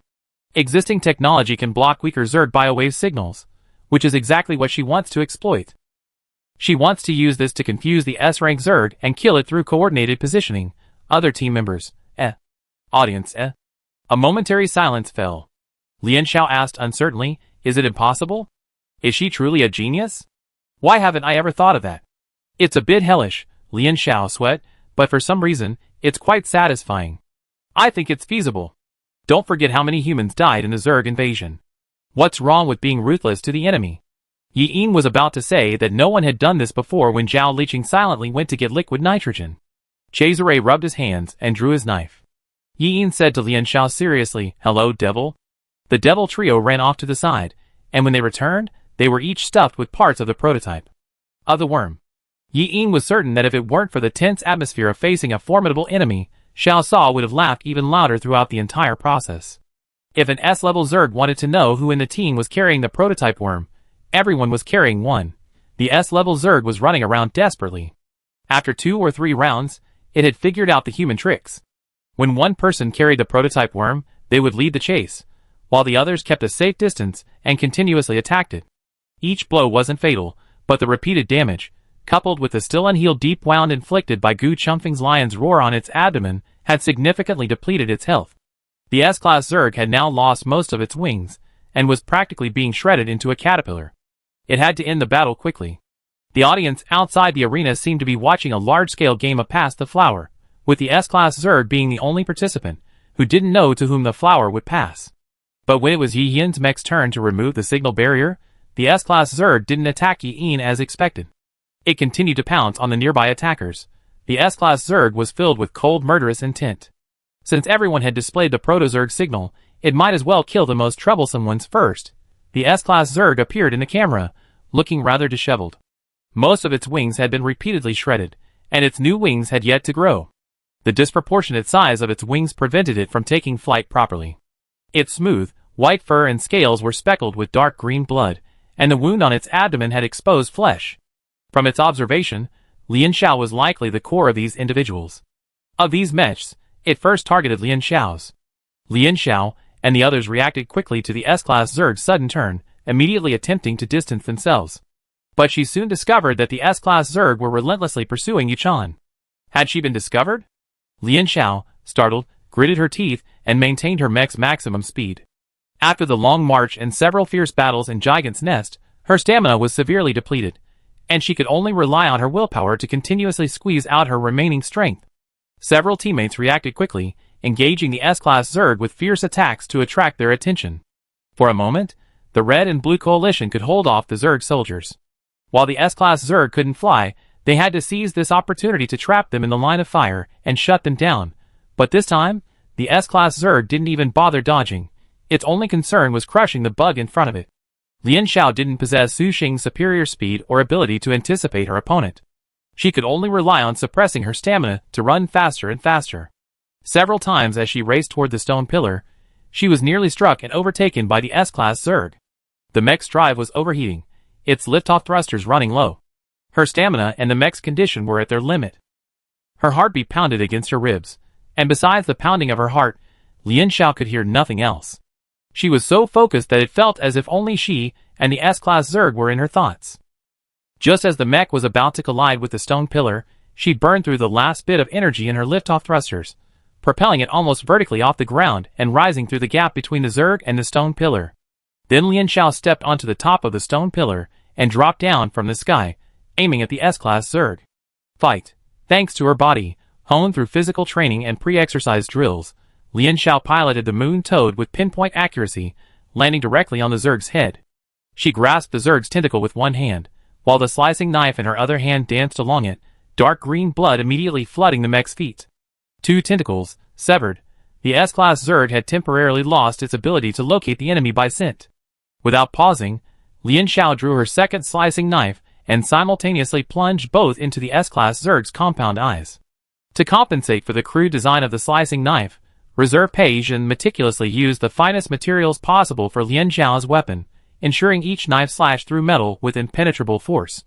Even so, Lian Xiao struck twice before finally piercing the knife into the stratum corneum of the S-Class Zerg's compound eyes. The Zerg, overcome with pain and fury, shook its head wildly, trying to shake the Moon Toad off. The mech shook violently, unable to find support. Lian Xiao gripped the hilt tightly, swinging his blade and using inertia to deliver a powerful kick to the Zerg. The live camera was shaking, making it difficult for viewers to see clearly, and Lian Xiao in the core module felt dizzy and nauseous. Lian Xiao and the S-Class Zerg engaged in a stalemate, while Cesare and his men opened fire. Bullets rained down relentlessly on the S-Class Zerg, ejecting shells and scattering its shattered shells in the nearby sand. Under such circumstances, the Zerg, not caring about its incomplete wings, flapped them, carrying Lian Xiao wobbly into the air. Across the way, the Zerg force, sensing the S-Class Zerg's injuries, charged even harder, hoping to aid its kin. The Zerg soared higher and higher, its rapid draft sweeping across the mech's surface, reducing the two combatants beneath its feet to a dense mass of dots. The blood-soaked hilt of the knife slipped, but Lian Xiao didn't dare to relax, gripping it tightly. Her foot barely hooked the gaps between the scales, her mech clinging to the Zerg. If she let go, she'd be doomed after plummeting over 100 meters. Everyone's heart hung in the air as the Zerg soared high, then plummeted as the mech suddenly swooped down. The S-Class Zerg was trying to smash her to the ground. The Moon Toad's thrusters were running out of energy. A diagram of the depleted energy appeared on the screen, and there were groans from the crowd. Some even covered their eyes, unwilling to watch the Moon Toad fall. The ground zoomed rapidly before her eyes. As she approached the impact, Lian Xiao felt a surge of resentment. She refused to accept that her plan had been interrupted, that even with her mech, she still couldn't defeat the Zerg. She heard the S-Class Zerg's joyful laughter, like the sound of silver bells ringing in the wind. Hundreds of years ago, when the Zerg invaded Earth, facing the defenseless humans, did you all burst into laughter? See if you can keep laughing. At the last moment, Lian Xiao relaxed her sweaty palms, remarkably calm. She pressed a button, releasing the information block, and something was ejected from the mech, falling into the distance. It's the protozerg. The glass container containing the protozerg fragment was ejected, tracing a parabola. No! The S-class Zerg screamed. The glass container's descent seemed like slow motion to it. Forgetting all the battle, it desperately flew forward, trying to catch the mid-air protozerg and prevent it from harm. Right now. Lian Xiao released one of the blade handles and, with a powerful push of her toes, launched the mech into the air. Using the other blade as a fulcrum, she managed a thrilling flip onto the S-class Zerg's back, holding it beneath her. Then, Lian Xiao fired. Under these conditions, she couldn't really aim properly. She could only hit whatever she could, unleashing relentless damage on the Zerg. Half of its wings were shattered, and it spawned from midair, plummeting. Also falling was the S-rank Zerg, which had finally captured the Protozerg, and the Moon Toad on its back. The audience covered their mouths. Would Lian Xiao and the Moon Toad be able to remain on the field? The earth trembled, and the violent impact ripped a deep crater into the desert. Before the smoke and dust had even cleared, Chazare and the others rushed in. Moon Toad isn't completely destroyed. Lian Xiao is alive. Xian Zheng leaped to his feet, shouting one of the few fair words of the military exercise. But the S-rank Zerg is seriously injured, and the other teammates are stepping up their damage to kill it. The blue team, despite a temporary change of command, managed to do it. Not only did they put on a thrilling battle against the red team, but they also eliminated an S-rank Zerg. Remarkable. Gu Changfeng, who fought to the bitter end with the demeanor of a leading general, was remarkable. Lian Xiao, who repelled when Gushua's mental plague, defeated Li Lindu, and, in the final crucial moment, came up with a strategy to defeat the S-rank Zerg in a remarkably short time, was remarkable. Every member of the blue team was remarkable. Xian Zheng's eyes grew warm for some reason, and he wiped his face. The Zerg are powerful, but not invincible. I see the courage to persevere despite adversity in the Alliance's young reserve mechs, and I see hope for humanity. The military exercise concluded. Winner, Blue Team. No one dared to question the system's decision. The Tiangita system closed the dungeon map and ejected users in an orderly fashion. While waiting to be ejected, Lian Xiao's emotions were turbulent, difficult to calm down. Happiness was undeniable. The credits and the humiliation of the Knight's emblem made her feel her efforts were worth it. Still, she felt a little unsatisfied. Lian Xiao pinched her fingers, feeling a little frustrated that she didn't beat up Julian herself this time. She'd find an excuse to do so once she got out. As soon as she left the training chamber, Lian Xiao was greeted by a hug from Ms. Zhao and a thunderous applause. If the red team members hadn't been impolite, they would have been eager to escape the moment they left the training chamber. The guests in the guest seats also stood up and applauded, showing them a great deal of respect. Amid the applause, General Tkachev lowered his hand, signaling to the audience that he had something to say. Congratulations to the blue team in the military exercise. An excellent performance, a truly exciting match. General Tkachev said, I'd like to take this opportunity to announce something, the restart of the Mecha League. After a decade, the Mecha League is actually restarting. Before the audience could even roar with surprise and joy, the general's gaze fell on the blue team and said, First, the victorious team from the Union University military exercise will directly qualify for the Mecha League. But children, don't get too excited just yet. The general smiled and said seriously, the restarted Mecha League will be different. Some matches will no longer be held within the Tiangita system, but will be actual combat. Therefore, the risk factor will be significantly increased. Chapter 90. The Mecha League restarts.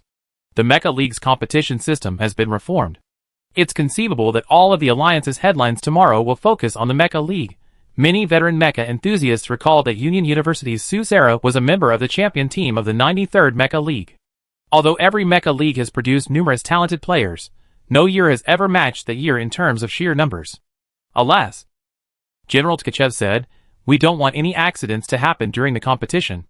Considering the dangers of actual combat, the Alliance and the military will deploy off-site rescue and medical teams to provide prompt assistance in the event of an emergency. However, before the official competition begins, you will all have time to carefully consider your options. Qualified members may voluntarily forfeit their spots. This is the true value of participating in the first restart of the Mecha League, especially for students like them, who aspire to be specially recruited by the military. Who would pass up such a great opportunity? Everyone was immersed in the joy of victory in the military exercise, and the chance to compete. Only Zhao Liqing and Gu Changfeng were a little worried. On the way to celebrate, Zhao Liqing quietly asked Lian Xiao, "You'd be interested in joining the Mecha League, right?" The two friends chatting didn't notice, but Gu Chanfeng, walking in front, couldn't help but listen. He had been looking for an opportunity to talk to Lian Xiao alone, and when he caught the key words, he subconsciously slowed his pace. Of course. Lian Xiao was puzzled. Why do you ask that? Because Lian Xiao wasn't particularly interested in mechas. Zhao Liqing and Gu Chanfeng thought the same thing. After so much time together, they could vaguely sense this. Several of their team members, he, Zhao Liqing, and Cesare, were drawn to this career path by family influence. Yi Yin and Su Xing were simply drawn to the profession out of pure interest. Poicaré was simply tricked into joining by the admissions office because of his physical abilities. Lian Xiao possesses a high aptitude for mechas and thrives rapidly. But she doesn't seem to harbor a burning desire to become a mecha soldier. Well, Lian Xiao couldn't reveal the true reason to Zhao Liqing. She imagined that if she confessed to Ms. Zhao that she actually came from Earth hundreds of years ago, Ms. Zhao would probably worry that she was hallucinating from the intense training she'd been undergoing. To reassure her friend, Lian Xiao hugged Zhao Liqing's arm. "Don't worry. I still want to win the championship and be specially recruited by the military." This was precisely why Lian Xiao was participating in military exercises and the future Mecha League. Given the Alliance's current situation, the dream of returning to Earth would only be encouraged if written into an elementary school essay. The Alliance has enjoyed nearly 30 years of peaceful and stable development, and administrative boundaries have become remarkably stable. Unless a large-scale conflict with the Zerg breaks out in the near future, given the Atria peace agreement, the Alliance is unlikely to be the first to renege on it and launch military action against the Zerg-occupied Earth. Furthermore, Alliance citizens generally have little desire to reclaim their home planet. The previous generation's storm of hatred against Earth and its survivors has barely subsided. This generation of Alliance citizens can only say that most have managed to avoid discrimination and prejudice against Earth citizens, but their so-called affection for their home planet is as blank as their understanding of the Zerg. In summary, the Alliance has neither reason nor popular support for its actions against Earth. Thus, Lian Xiao has set two more immediate goals. First, she wants to join the military. Reclaiming Earth ultimately depends on force. Becoming a mecha soldier isn't Lian Xiao's dream, but it was the original owner's dream, and she's the one most likely to participate in the recapture of Earth. The Mecha League was a golden opportunity for her, and her talent for both attack and boat cultivation was rare. If she won the league, her goal would be a sure thing. Secondly, she couldn't stop pursuing side hustles and promoting Chinese cuisine. Public opinion could be influenced, and the Alliance's citizens' attachment to their home planet could gradually be nurtured. If one more person became curious about Earth and learned about it through Chinese cuisine, then when the day came that the Alliance truly resolved to retake it, public opinion might play a greater role than anyone imagined. 5 years, 10 years, or even longer. Lian Xiao was mentally prepared for the long haul, and the uncertainty of even returning to Earth. This was destined to be a lonely journey home. The next day, the news of the Mecha League's restart was officially published. Although the specific rules and timeline had not yet been announced, the mere mention of real combat easily ignited media and public opinion. In my Lifetime series, the last time I watched the Mecha League was when I was in junior high. Now I'm a bald ox and a horse. I really miss watching the Mecha League with my friends in the summer. The Mecha League not only selects the next generation of talent for the military, but also attracts many students to apply for military academies. In our year of the college entrance exam, almost everyone wanted to apply for the Mecha major. The above person seems to be talking about me. Unfortunately, my physical fitness test score was not high enough, and now I'm struggling to repair mechas. I want to fly mechas, not repair them. Predict which schools will participate, besides Union University. The 3 major mecha schools should all participate: Union University, Kitakamigawa Academy, and San Carlos Military Academy. Several other second-tier military academies have been very strong in recent years, even recruiting S-level players. I'm looking forward to their performance and see if the top 3 schools will reshuffle the lineup. As the first team to have its participating players roughly confirmed, Lian Xiao and his team have received unprecedented attention. Then, viewers of the Apu video website were surprised to discover that the influencer they followed was actually a competitor in this year's Mecha League. What an amazing experience! They thought he was just a food influencer with a bloody personality, but he turned out to be an S-rank mecha pilot. Lian Xiao instantly became the most famous player among young people, and her follower count skyrocketed overnight, with fans clamoring for her to update her training videos. However, the media had caught wind of the exercise recently, and on the second day of the military exercise, reporters infiltrated the Alliance University dormitory, staking out their space and pestering them for an interview. The team was annoyed, and had spent the past few days trying to avoid the media. One day, Lian Xiao, to avoid the frighteningly enthusiastic media, hid in an empty classroom. Seeing that the empty classroom was already occupied, Cesare stood up alert and prepared to bolt, but only relaxed when he saw it was Lian Xiao. Cesare's face was filled with the expression, "Are you also avoiding the media?" What a coincidence! These past few days, Cesare hadn't managed to scare the reporters who came to interview him, but instead had witnessed how annoying they were and how capable they were of fabricating stories. The most outrageous tabloid reporter had even fabricated an entire dorm scandal, nearly making Cesare faint. Lian Xiao thought that she and Ms. Xiao had to avoid not only the media but also Wenguxia these days, making the situation doubly difficult. After the military exercise, several Mecha families complained that the school hospital's equipment wasn't up to par with specialized hospitals, so the Red Team members were taken to a private hospital for a day of observation. The rest of the group had at most taken a mental stabilizer. The key was to see a psychiatrist to soothe their frustrations. Only Wenguxia's condition was more serious. When she reappeared in class, she was as thin and pale as a sheet of paper, as if she would be blown away by the wind, her once carefully cultivated delicacy gone.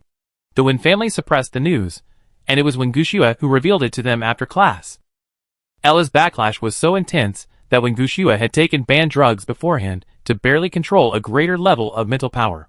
The backflow of mental power washed over her sea of consciousness, and the doctor diagnosed a permanent and irreversible decline in her mental power level. As for the exact level, they couldn't give a definitive answer. The two families kept Wenguxia's decline a secret, not wanting to make a big fuss. After all, taking banned drugs beforehand was considered shameful. But having lost an A rank in vain, they had an excuse to take a bite out of the Lancaster family's fated pie. Wenguxia didn't know what terms the two families had secretly agreed upon. She only knew that no one visited her during her hospital stay. Only upon her discharge was she informed that her relationship with Julian was over. As she had hoped, Wenguxia no longer bore the family's pressure to become a Mecha soldier, and even now, no one would stop her from changing departments. Besides the matter of dropping out of school and getting married, she had actually gained some of the freedom her family had promised her. A Mecha reserve with declining mental power was a family outcast. But now, her parents were grateful for her gender, at least, besides being a Mecha soldier, she still had some value. After being discharged from the hospital, Wenguxia wanted to move out of the Knights Emblem's private student housing. She felt she couldn't face anyone in Knights Emblem. At that moment, she suddenly remembered that the school had originally assigned her a dormitory. It felt a bit unfair to deny Wenguxia the dormitory, but Wenguxia's declining mental power was indirectly related to them. Lian Xiao thought, aren't there many cases of roommates turning against each other? But Wenguxia seemed too fragile to withstand the blow, so Lian Xiao and Zhao Liqing had to leave as soon as get out of class was over these past few days to prevent Wenguxia from speaking up again. However, what made Lian Xiao slightly happier was that everyone at the Knights Emblem suffered a share of the damage. The military exercise defeat was truly disastrous. Not only were people constantly mocking the Knights Emblem on the forums, but insiders revealed that many within the Knights Emblem were plotting a move. Julian was overwhelmed, trying to ensure his position as president was not ousted, while also dealing with the Academy's investigation team. If the investigation proved true, he would likely be expelled according to regulations. As the heir to the House of Lancaster, was he going to leave such a huge stain on his record? Julian, the master of persuading students to quit, finally had his own side of the story. Tyrant Lei Ting was furious. Susera had been away from the academy for the past 2 years, and many of the teachers there lacked the strong personalities or backgrounds to confront these secretly allied Mecha families head-on. As long as the Knights Emblem didn't go too far, the academy would turn a blind eye. It said that both the Lancaster and Ross families were turned down by Susera during this investigation. The tyrant was very adamant, stating that after the investigation was complete, they would either voluntarily withdraw from the school or be expelled. Lian Xiao hoped she could find an opportunity to give Julian a beating before the results of the investigation were released. Fearing the reporters hadn't left yet, the two of them hid in an empty classroom, watching videos on their laptops to pass the time. Cesare continued to watch the video halfway through, and Lian Xiao took a closer look. The title, Mecha League Final, Star Sea Calendar 93, Alliance University vs. Alliance First Military University. The most legendary season in the Mecha League. They were recently replaying past matches, and Cesare shared half of the laptop screen with Lian Xiao. Back then, the league's premier military university was a powerhouse in mecha technology, but the defeat by Tyrant and her teammates left a psychological scar on it, and it's been a bit of a slump ever since. Cesare spoke mysteriously. Some say not only the runner-up, but also the champion team, is cursed. 2 of Tyrant's teammates are missing and haven't been found yet. The remaining few graduated and entered the military, but some died or were injured. Only Tyrant is still active on the front lines. And, in fact, the most dazzling figure back then wasn't just Susera, but also Fuming Wang, who came from Earth and later mysteriously disappeared. Chapter 91. Lian Xiao reviewed the Mecha League in reverse chronological order. He hadn't seen the 93 class yet, but he remembered the name. The senior who disappeared while on a mission before graduation? Lian Xiao asked.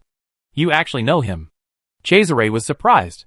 That's right, you're from Earth. You must have heard of him when you were there. Though he didn't want to admit it, Lian Xiao remembered Fuming Wang, thanks to that incredibly annoying Wei Wei. The video showed the 2 teams in the final making final preparations. The footage from 20 years ago still looked incredibly clear. The camera suddenly panned over a face that looked vaguely familiar. Cesare, hee, shocking, right? It's Tyrant, you're not mistaken. Lian Xiao's eyes widened in surprise. Among the group of high-spirited young people, Susera stood out the most. She was half a head shorter than the others, and looked no more than 15 or 16. At that time, Tyrant's face still had some baby fat, and his cheeks were puffed out as if he was angry. When the camera came, he simply raised his hand perfunctorily. Looking at Tyrant now, it's hard to imagine her youthful, adorable self when she was angry. Tyrant is the youngest contestant yet, Cesare commented. The one next to Tyrant is Fuming Wang, her partner at the time. The camera panned over to a young man with dark hair and dark eyes, smiling and waving friendly, adjusting his stance to quietly block out the grouchy Susera. Cesare folded his arms and leaned back, watching Lian Xiao's expression suddenly light up for a second. He wasn't surprised at all. He's handsome, isn't he? Everyone's expression upon seeing Fuming Wang for the first time was similar. Lian Xiao nodded and gestured, only slightly worse than Gu Chanfeng. That was a high evaluation from her perspective. He lived up to his name. In both appearance and demeanor, Fuming Wang gave off a clean, refreshing vibe, like the sunshine of late spring and early summer. He seemed more suited to the scene of him wearing white, cycling along a river amidst lush summer vegetation than to appear in the Mecha League. This man probably truly possessed that innate magnetic aura and charisma. Anyone who had seen his cheerful smile could hardly dislike him. But Fuming Wang, piloting a mecha on the field, was a completely different beast, precise, agile, violent, and graceful. Watching Fuming Wang descend from midair, slamming his sword hilt into the opponent's core module, Lian Xiao couldn't help but rethink her experience. Can a light armored unit be used this way? In the finals, Fuming Wang, an S-rank main attacker, actually chose a light armored Fingli, and his attack power was no less than his opponent's. Light armored vehicles can't carry many weapons, but Fuming Wang's speed and precision in weaponry make up for this, leveraging the light armor's agility to its full potential. Speed so fast it leaves no room for reaction, and the efficiency of a single strike cuts through the enemy's throat. Fengli swiftly swung his sword through the enemy mechs with a flowing dance. The next second, the enemy mech's core compartment was delicately severed, forcing him to retreat with his full ammunition supply.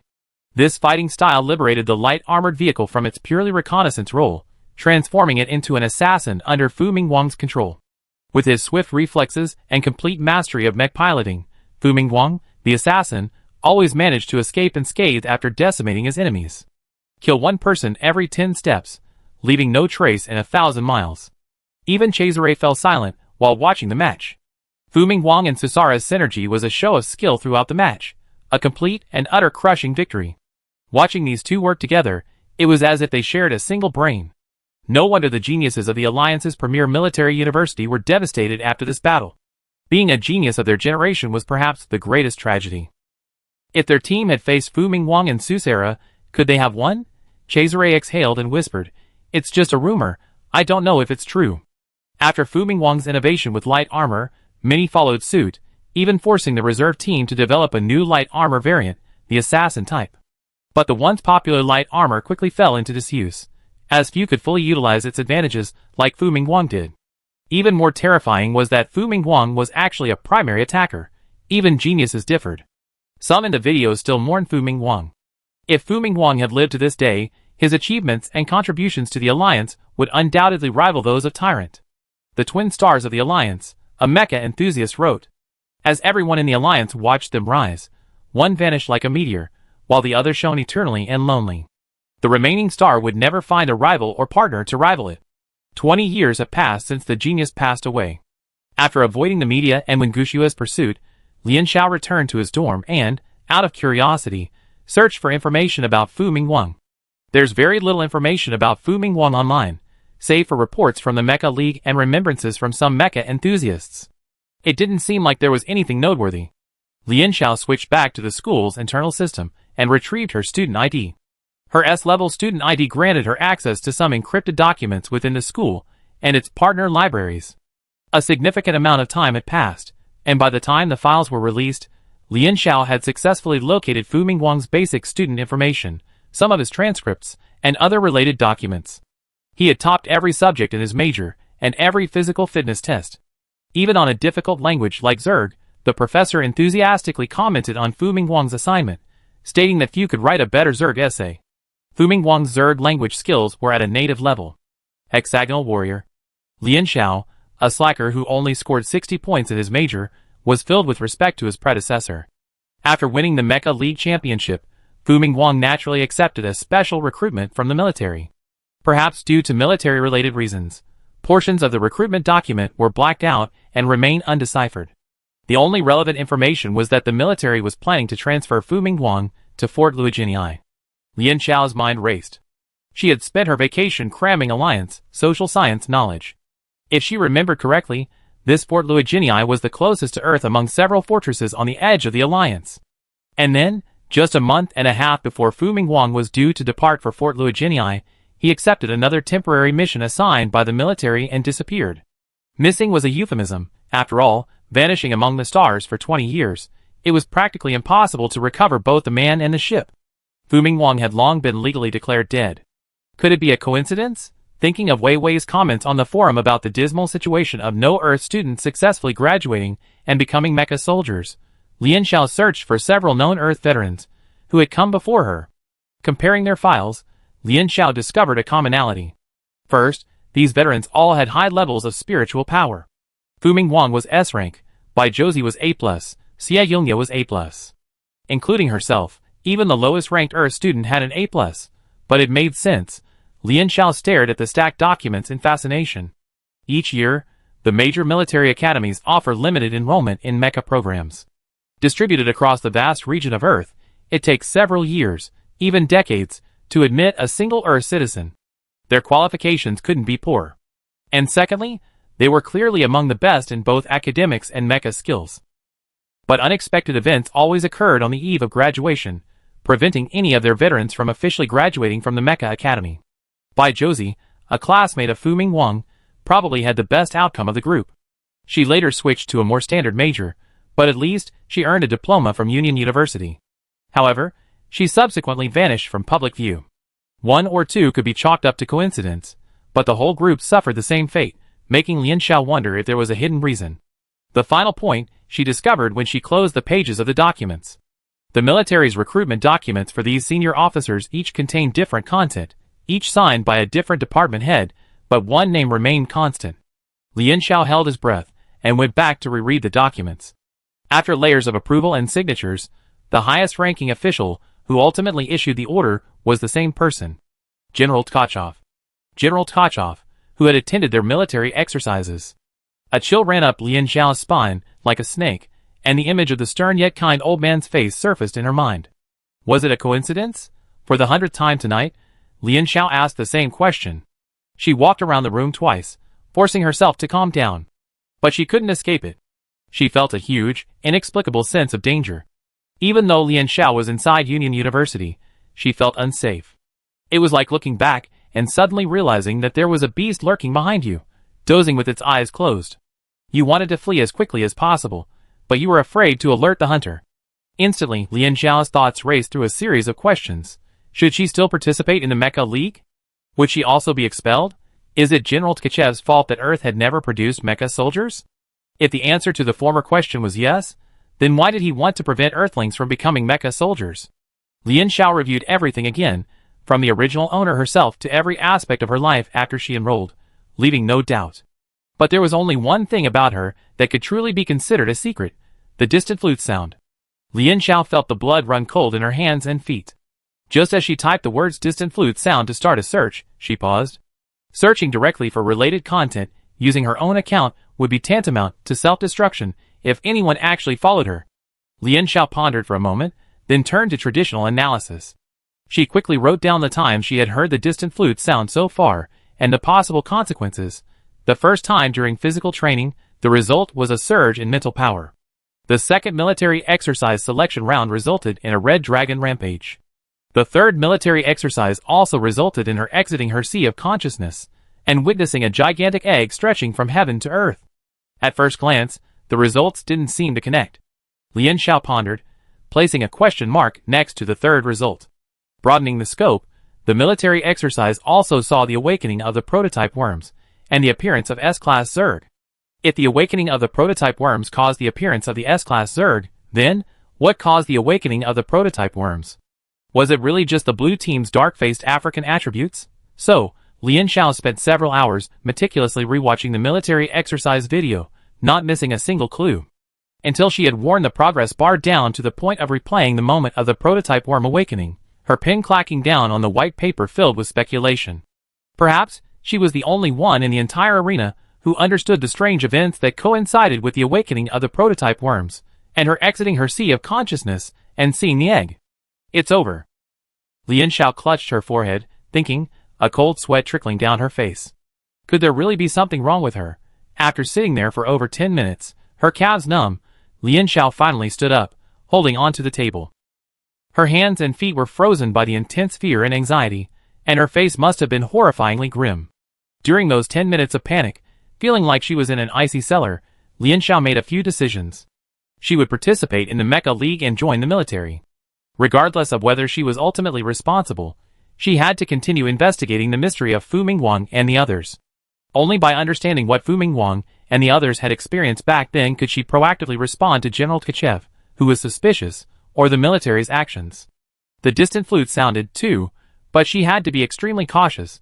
Fortunately, apart from Gu Chongfeng, who might have had some suspicions, she hadn't even told Zhao Liqing.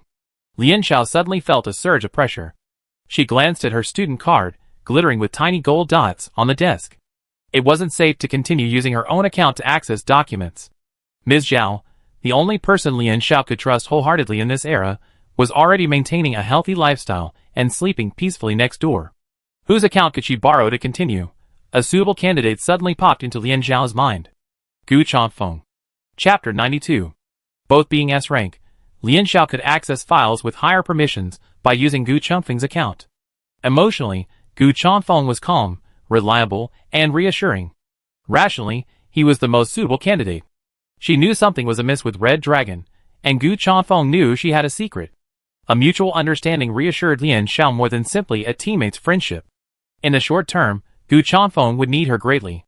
After all, in the Mecha League, Gu Chongfeng couldn't find an arc more suitable for him, or with a higher connection rate than her.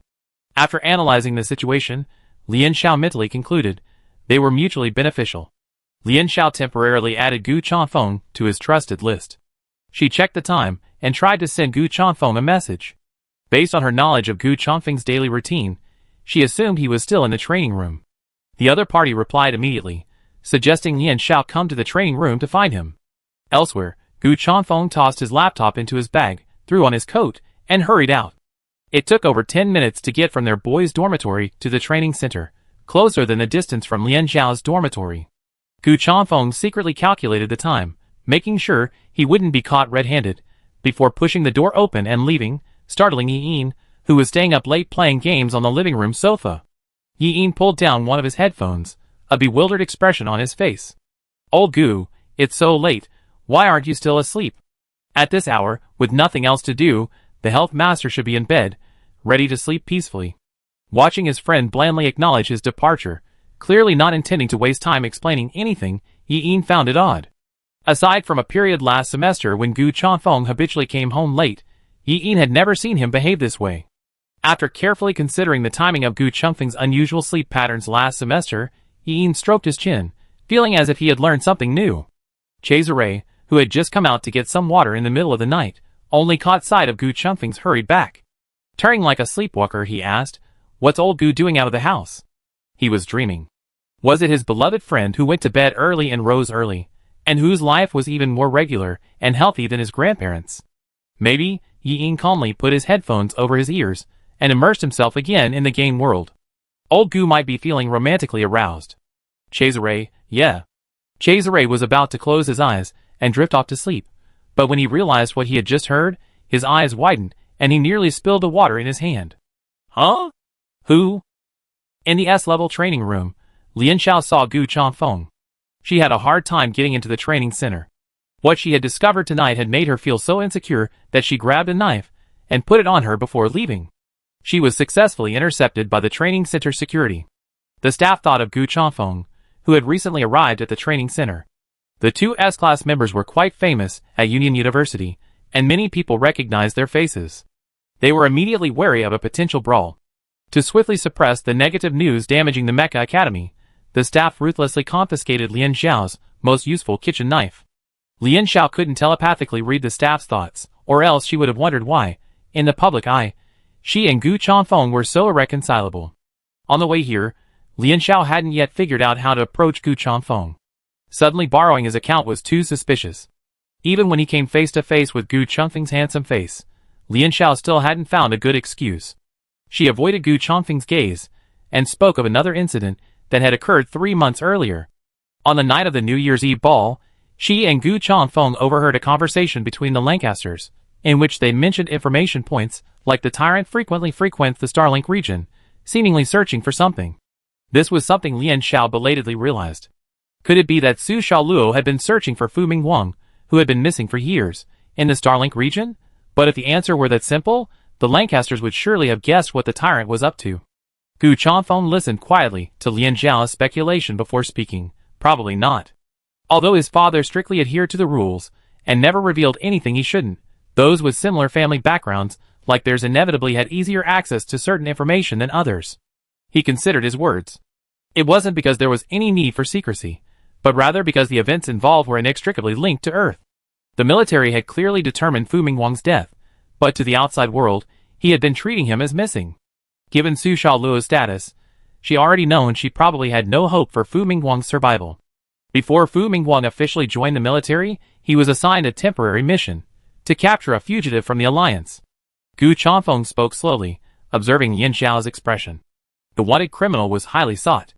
The Alliance codenamed him Blue Bird, and he was once a military informant. To be more specific, he was the most crucial informant for the Alliance's Second Earth plan. Lian Xiao let out a sudden "oh," understanding Gu Chengfeng's hesitation. After all, she wasn't a native Alliance citizen, so Gu Chengfeng's mention of this plan, which had dramatically altered the Alliance's trajectory and the attitude of Alliance citizens toward their home planet, didn't really hurt her feelings. The Second Earth Project aims to return humanity to Earth and usher in a second, human-led golden age for Earth. This project is the highest-ranking military project, and most of the archives remain unreleased. Gu Chanfeng said, "Not many in the Alliance know the specific role Qingke played in the project. But what is certain is that Qingqua's ultimate betrayal caused the entire project to fail, and the elites involved were annihilated. Qingke betrayed all of humanity. The last-minute betrayal by the leader of the Earth remnants has left those who managed to survive with the Alliance stigmatized for generations. Because of this, Earth citizens were once called running dogs, traitors, and betrayers. However, the culprit, Qingke, miraculously evaded the Alliance's pursuit. Years later, intelligence reports indicate that Qingke has reappeared in a human-inhabited star system. No wonder Fu Mingwang took on this mission. Personally arresting Qingke and bringing him to justice is the most effective way for these descendants of the Earth remnants to atone for their sins and be accepted back into their fellow human race." Lian Xiao thought for a moment. So Qingke escaped in the end? Yes. Gu Chanfeng also felt regretful.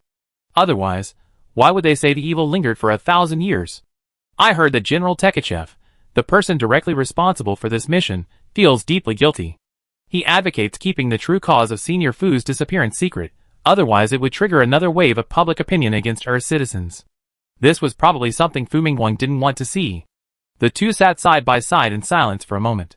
Lian Xiao stared straight ahead, feeling an indescribable emotion.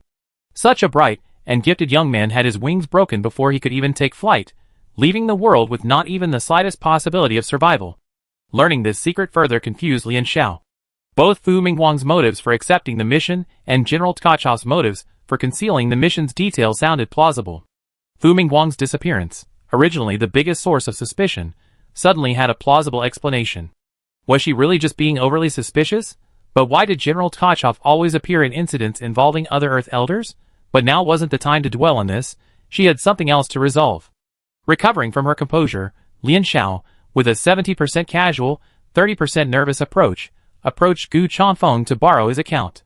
She expected some effort, but to her surprise, Gu Chanfeng swiftly pulled out his student card and placed it in Lian Xiao's hand.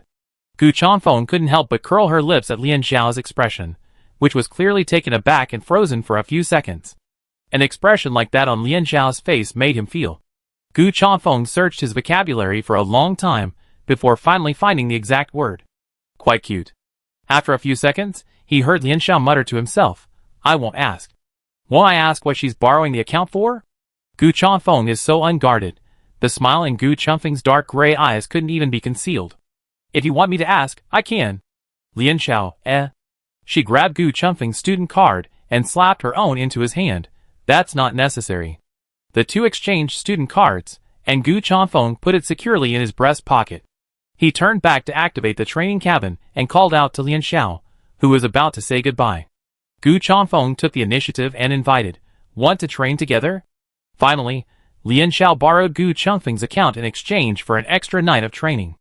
Over the next week, besides awaiting further notice from the Mecha League, Lian Xiao spent much of her time searching and reading every research paper she could find. Also, Lian Jia Xiaoqiao had another matter on her agenda. Lian Xiao had signed up for the upcoming district exhibitions on the main planet. This exhibition would showcase the unique products and customs of each district. The Alliance has more than a dozen districts, each with a diverse population structure, which has shaped distinct customs over time. For example, the Valentino district, where Cesare came from, is famous for its fine wine, sunny beaches, and the romantic love stories of the Valentino people. After school started, customers returned, and with Chu Xiaohua by her side, Lian Xiao's daily stress was greatly reduced, and she was finally slowly escaping her penniless plight. The unhappiest person should be the Alliance University Hospital, which has recently seen a surge in patients with gastrointestinal diseases. Things were looking up for Lian Jia Xiaoqiao. Lian Xiao was considering hiring more staff and expanding his business to the area near Alliance University.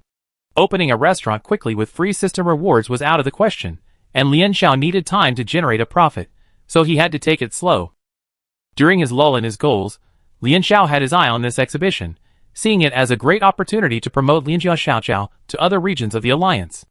The idea was great, but securing a booth at such a large-scale exhibition was not easy. Approved businesses were typically of a certain size, and Lian Jia Xiaoqiao's size looked modest. Just as Lian Xiao was racking his brains over how to secure a booth, John Lu suddenly appeared, offering to help him with the paperwork. He actually secured a booth. Because it's a special booth, John Lu said, offering a heads-up. A few days before the exhibition, several members of Lian Jia Xiaoqiao went to scout the venue and discovered that their assigned booth was remote, deserted, and less than half the size of a typical booth. A sign hung above the row of booths, Shuxing University Student Innovation and Entrepreneurship Zone. Lian Xiao turned to look at the nearby booths. From creative bionic pets to smart technology projects for senior care, the names were all flashy, but the booths were empty. They looked like they were just college students accumulating credits. The atmosphere was filled with a joyful atmosphere of earning credits to support retirement. A bad start. And then, on the first day of the exhibition, Lian Xiao faced more than just a bad start, it was a complete landslide. Chapter 93. No one showed up. After checking out the booth, Lian Xiao sounded the alarm, abandoned his previously customized decor, and rushed to order another set overnight.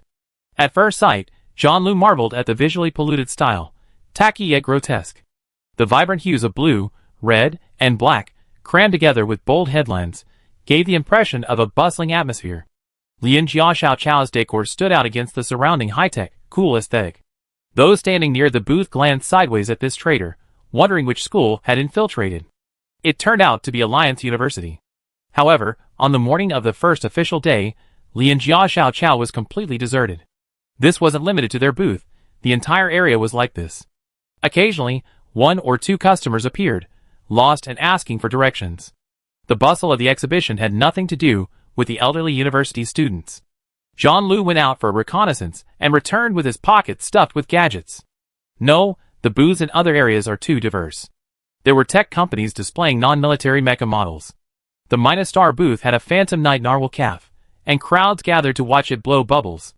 And those wealthy people in our district literally brought in a small date palm grove, where you can try out their home tanning devices, and robots will apply tanning cream for free. He shared a handful of dates with the other 3 people. The exhibition is too big. Ordinary customers are already exhausted before they even reach our corner. Besides, there's no point in promoting Lianjia Xiaoqiao's participation in the exhibition. Currently, our target audience is still students from Union University. Even if they like and support it, they won't make the long trip. Lian Xiao also posted about attending the exhibition, but so far, he hasn't seen a single fan. If the food he brought today isn't sold out, it can't be sold overnight, and will simply be thrown away. The 4 people at Lian's stir-fry fell into deep thought. Lian Xiao couldn't think of a good idea, so out of habit, she pulled out a carrot and started shredding. After the system released the knife skills mission, she took advantage of every opportunity, gaining experience whenever she could, and now her experience points has surpassed level 5. While slicing, Lian Xiao picked up the remaining carrot and pondered. Besides shredding, carrots can also be carved. She looked up and asked John Lu, "Are there many children at the exhibition?" It's well known that carving fruits and vegetables is also a criterion for evaluating Chinese culinary knife skills. Lian Xiao often felt that the internet-famous white people's meals he had in his previous life were not worth mentioning, except for the beautiful presentation, and the taste was not worth mentioning, even worse than any university snack street. Learning how to package dishes can transform even the most inedible and low-fat vegetarian dishes into something more expensive than meat dishes. Learning to package yourself can elevate the prices of your entire store. Chinese vegetable and fruit carvings are still the best, at least they're edible. Completing numerous system knife skill quests has dramatically improved Lian Xiao's already impressive knife skills, opening up a new realm of carving he never encountered before. Inspired by the most popular children's cartoons in the league, Lian Xiao carved a piglet, then a puppy. Employee number 1, amateur cyclist Cui Yingqin, has a relative with preschoolers. She said her younger cousins would go crazy for this, and clamor for it if they saw it. Great. That's exactly the effect she wanted. You have to know that the spending power of human pups is astonishing. Use carvings to attract them, and then get the parents to spend money along the way. She immediately got to work. Luckily, she'd been busy completing quests lately, so she brought plenty of carrots. She carved a whole row of pigs, puppies, and bunnies. Within 10 minutes, Zhanlu had arrived, bringing in his first small customer. The child, clutching the carrot and puppy like a treasure, lit up at the sight of the small figurines lined up on the booth. The parents couldn't stop him, saying, "I want this, this, this." The child's parents were completely overwhelmed. They encountered Zhanlu along the way, and when the demonic Zhanlu whispered, "Do you like them? There are more at your sister and brother's booth," their travel plans went completely haywire. The screaming, tantrums of children who can't get their toys are incredibly damaging to the eardrums, and parents had no choice but to give in. Bored adults simply couldn't understand that a puppy carved from a carrot was still just a carrot. Couldn't they just write a code and have a robot do the carving for them, and mass production could be achieved? This family, coming from a planet near the main star, were quite generous. They immediately asked Lian Xiao if they could buy the entire row of carved carrots. Surprisingly, Lian Xiao refused. Under the child's eager gaze, she bent down and handed a small pig to the child, smiling businesslike, limited to 2 at a time, free. Seeing this, Zhu Xiaogui, who was standing nearby, cleverly began to promote the food Lianjia Xiaoqiao had on sale today to the child's parents. This was Lian Xiao's goal. The carved carrots were just a giveaway, and they didn't force them to buy the food. Parents generally wouldn't refuse a product pitch, which gave Lianjia Xiaoqiao an opportunity to promote their products. Free is the most expensive. As for why it's limited to 2, if there were too many people, she wouldn't be able to handle them all with 8 hands. The child's parents initially wanted to refuse. Middle-aged working adults don't have much free time to surf the internet, so naturally, they never heard of Chinese food. This generation has grown up on supplements, and the mother frowned at the mention of words like delicious and nutritious, thinking she had to cover her child's mouth to prevent his curiosity from getting the better of him. But the moment Chu Xiaoguo lifted the lid of the pot, the two parents paused and swallowed. It smelled so good. One vegetarian pot, one meat pot. The vegetarian pot was kept warm to preserve the texture, while the meat pot was bubbling away. The lid had been tightly closed, trapping the rich aroma of the braised meat. Now, with the lid removed, the hot, fragrant aroma burst forth. The aroma permeated most of the booth. The Lianjia Xiaoqiao booth lacked extra seating, and Lian Xiao, mindful of this, decided not to continue selling freshly cooked dishes. Instead, he planned to offer a series of grab-and-go snacks. The dishes were quick to serve, convenient, and easy to carry, without any soup, making them suitable for both a full meal and a late-night snack. Today, Lianjia Xiaoqiao's menu featured braised dishes. The two parents, immediately struck by the aroma, found the two pots of greasy, brown food suspicious, but their mouths honestly salivated. The unique aroma of the complex spices, combined with the long-marinated aroma of the various meats, triggered hunger signals in the brain. The two parents exchanged glances and changed their minds. Since we were already here, we might as well try a little of everything. Compared to meat, vegetables that have been shaped in their prenatal form are safer. The couple both chose the familiar potato chips for their first bite. As they bit into them, they couldn't help but hum. The potato chips were soaked in the marinade, their salty flavor tinged with a hint of sweetness. The texture was soft and fluffy, easily dissipated with the tip of the tongue. The lotus root slices were crispy again, each bite creating a crisp crunch between the teeth and tongue. The inherent flavor of the lotus root made them even sweeter than the potato chips. There was also the thick, meaty knotted kelp. The best part was the knotted center. It was thick and satisfying, breaking open the layers of soft, delicate kelp. For the meat dishes, Chu Xiaoguo strongly recommended the chicken and duck necks, each sprinkled with her special chili powder. Their tongues were numb from the eating, but the joy of chewing the chicken and duck necks lay in sucking the shredded meat between the bones, and the more they ate, the more they enjoyed it. The two parents even took a moment to glance at the shop's name and contact information on the small bowl of braised food. They could order and deliver within a certain radius. It was a shame they weren't from the main planet, but they were determined to try the shop's other dishes the next time they visited. The child, contentedly playing with the carrot critter, was drawn in by his parents' obsessive eating and clamored to eat too. The mother covered her child's mouth, saying, "No, honey. You can only eat it when you're older." It was up to the adults to take care of this earth delicacy, which came from unidentified sources outside of nutritional supplements. They were truly responsible parents. The child's protests were futile. He looked up at his parents devouring the food, and finally burst into tears. And so, amid the cries of children weeping over their envy, Lianjia Xiaoqiao opened its doors for business. Carrot marketing proved incredibly effective. After a dismal morning, the Lianjia Xiaoqiao booth was surrounded by frustrated parents and noisy children. "I want Pexels the pig. Can you carve a pig that big? I want a prince and a princess. I want the princess to hold the prince. I came here first. I don't want anything else. Can you carve me a giant mecha?" Lian Xiao, So noisy, so desperate. She began to regret her sudden inspiration a few hours ago. The children surrounded her with a chattering cacophony. She imagined a flock of chicks circling a mother hen. The children's chatter was unstoppable. Lian Xiao painstakingly carved a carrot mecha out of several carrots, only to be immediately criticized by the children, saying, "Sister, your candle dragon doesn't look right. Who's actually driving the mecha?" Lian Xiao was speechless and wanted to laugh. Fortunately, she didn't encounter any naughty children, otherwise Lian Xiao would have been the first to give in. Ultimately, it was the two girls who saved her life. Cui Yingqin, with a few tricks, had the children in awe, and they obediently lined up to receive their carrots. After escaping death, Lian Xiao vowed never to do such a thing again. She would rather wear 10 knights' coats of arms than deal with children. The reputation of Lian's stir-fry carrot sculptures and delicious food spread like wildfire among adults and children, and the restaurant became even more popular the next day. As soon as it opened, children were dragging their parents to line up. However, just as they were preparing to open, they discovered that the refrigerator storing the ingredients had been unplugged, and the pre-processed meat inside had been left without power for who knows how long. Financial losses were secondary. With the opening imminent, customers couldn't be kept waiting. It was impossible not to rush, but Lian Xiao had no choice but to send Zhang Lu back to the kitchen to urgently retrieve the spare ingredients. If it weren't for the crowd, Chu Xiaoguo's temper would have already exploded. She glared at the nearby booths, pointing her index finger at each familiar college student.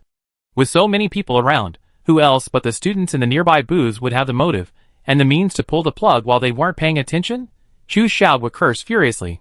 She was wearing a mask, and since there were no cameras and no one could recognize her, she didn't care about her image at all. Don't let me catch you, bastard, Chu Xiaohui cursed. I skin him.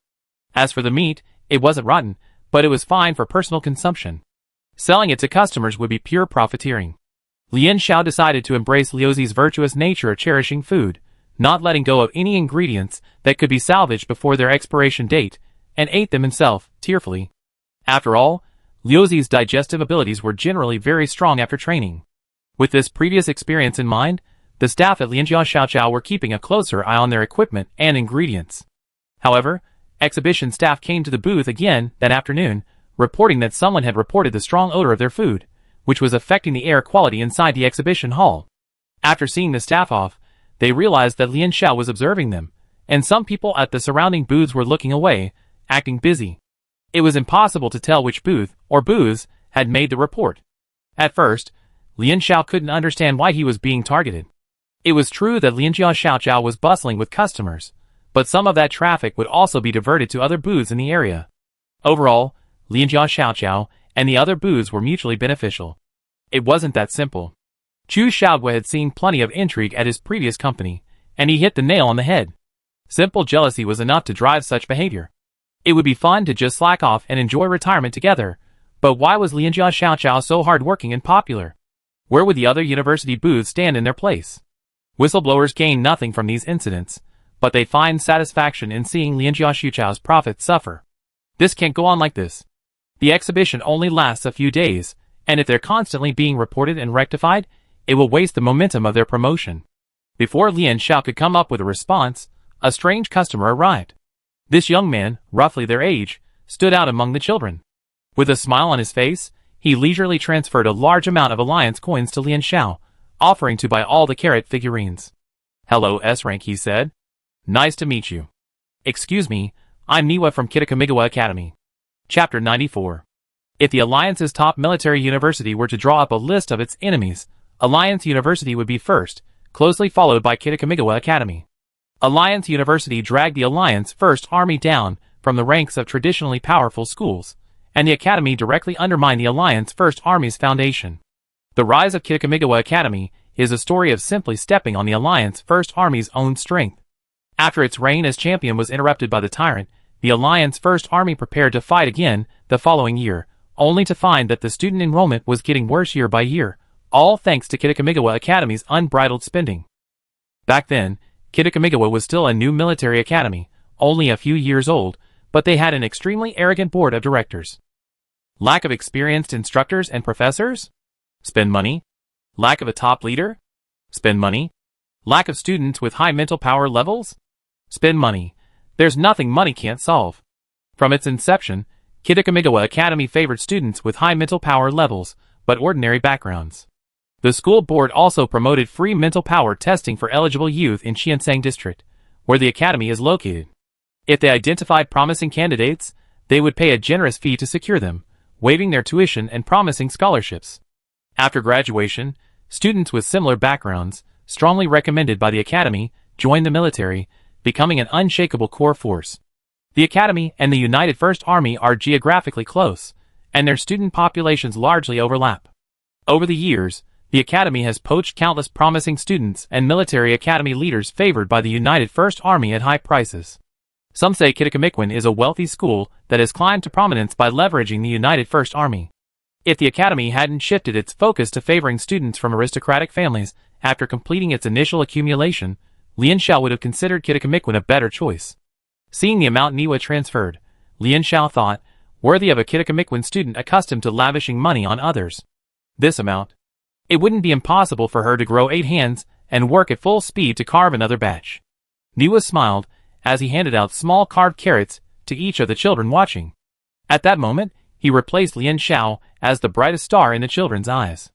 After successfully dissuading the children from watching and clearing the room of distractions, Niwa continued, "We met once before in the Tianjita system. I was quite impressed by you." Lian Xiao still remembered Niwa sneaking into the blue team's draft and being kicked out by Cesare. According to netizens' predictions, the 3 strongest schools would definitely be present in the league, and Niwa was included in the list, not only because he was an A+ level ARC, but also because his family was the highest-ranking member of the Academy's board. He had come here to scout the enemy before the match, but why had he chosen such a unique venue as an exhibition? Niwa wasn't being modest at all. The exhibition's biggest sponsor happens to be our family. Actually, I approached Gu Chanfeng before you, Niwa shrugged, handing over the laptop. But unfortunately, I was blocked by everyone in their dormitory. I came to you today to convey our Academy's sincerity. His eyes lit up, and he spoke word by word. I'd like to propose that the Alliance University and the Academy collaborate in the qualifiers to jointly compete against the other participating teams. This request for cooperation was new to Lian Xiao. Her previous encounters were mostly veiled threats, not as kind as Niwa's. Lian Xiao looked down at the laptop. The front page displayed a bold headline, Mecha League teams confirmed. Qualifiers coming soon. This news spread quickly to every corner of the Alliance via the internet. The qualifiers were a format never before seen in the league. The schools on the participating list were all well-known military academies to the citizens of the league. There were 7 teams in total. The qualifiers were announced along with a list of participating schools and the rules of the qualifiers. The schools will send teams to participate in this preliminary round. Each team consists of 7 people and can bring 2 to 3 substitutes. 7 teams set out simultaneously, heading to a designated location to capture a flag. At the start of each team's departure, any member of each team could carry a marker. Teams could snatch or destroy the markers from each other. Only the member carrying the marker would be considered successful in capturing the flag. The team with the fastest flag capture time would be the winner. As the first match of the Mecha League, the league implemented system reforms, and the preliminaries would be held in real-world competitions. Venue, Nox Planet. The preliminaries started with a real-world competition. Lian Xiao and John Liu, who had joined her, read through the news about the preliminaries. She was a little impatient. The thought of actually piloting a mecha was exhilarating. No prizes for the winning team in the preliminaries? Lian Xiao tried to scroll down, but found that the news didn't mention any prizes for the winning team. The current preliminaries format seemed a bit strange. In Lian Xiao's opinion, preliminaries were only held when the official roster hadn't been determined and there was competition for a spot. According to the format of previous years, it'd probably be the one with the highest bonus points, Niwa said. But this year, the military has called the first match of preliminaries. Maybe the bottom-place teams will be eliminated directly. Another elimination round among the 7 military academies is most likely because the military wants to reduce the number of participating teams and shorten the format, but this doesn't fit with the grandeur of the restarted league. Or perhaps, the military wants to squeeze in additional teams while maintaining the historical number of participating teams, so they added a preliminaries before the official start. Lian Xiao fell into thought. She was now curious about who the military was planning to squeeze in. Niwa clapped her hands, causing Lian Xiao and John Liu to look up. A little insider tip. Our merchant ships on the Imperial border have seen military-affiliated specialists frequently traveling between the Alliance and the Empire in the past few months. Lian Xiao's speculation was close to reality. After lengthy negotiations, the Alliance and the Empire reached a private agreement, allowing the Empire to send a team to the relaunched Mecha League. Of the 7 teams that competed in previous years, 1 school would now have to give up its spot for the Empire. The 3 strongest schools remained composed, but the remaining 4 schools of comparable caliber were anxious. The second-tier military academies were equally matched, and no one would accept the replacement. The presidents and deans fought fiercely over the spots in the meeting. Since no one was convinced, they decided to have a fight. The principal of the San Carlos Military Academy spoke. The San Carlos Military Academy's style was to speak with force, believing in iron discipline and the supremacy of strength, all born out of the teachings of Principal Narishkin. And so the preliminaries were decided. This single match would determine the outcome, and the uncertainty was immense. No one could predict whether the 4 weaker schools would give it their all, or whether the traditional powerhouses would suffer an upset. Anyway, once the Allied army got wind of this, they began actively contacting other schools. Having learned of this, Niwa rushed to find Lian Xiao. The Allied army hated them to the core, and with their combined public and private grudges, they would absolutely fight to eliminate the academy. San Carlos Military Academy had always been a lone wolf, and it seemed the only possible partner was Alliance University. After all, the relationship between Alliance University and the Allied army couldn't be described as good against their will. As for Lian Xiao, Niwa had prior knowledge. Alliance University had luckily recruited their second S-class player, a dual master of attack and boat skills.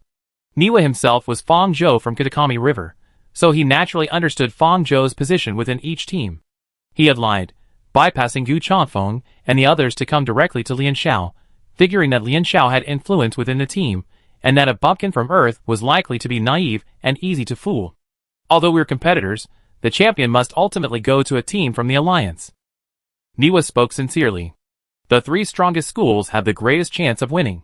We must help each other, and prevent any of them from being eliminated. Only then can we safely eliminate the Empire in the official competition. Niwa felt this was a sure thing. Business people believe in harmony and mutual benefit, and the alliance universities will likely not refuse. However, once the official competition begins, the academy will show no mercy to the alliance universities. First place in the league can only go to the academy. Unexpectedly, Lian Xiao threw up her hands, suggesting she consider it and discuss it later. I really don't have time, Lian Xiao said sincerely, holding up the rectification proposal letter left by the staff. We just received the notice regarding the exhibition rectification. We must take it seriously. We will devote our time and energy to the rectification and strive to satisfy the organizers. The exhibition sponsor was right there, asking for a favor. This opportunity was not to be taken lightly.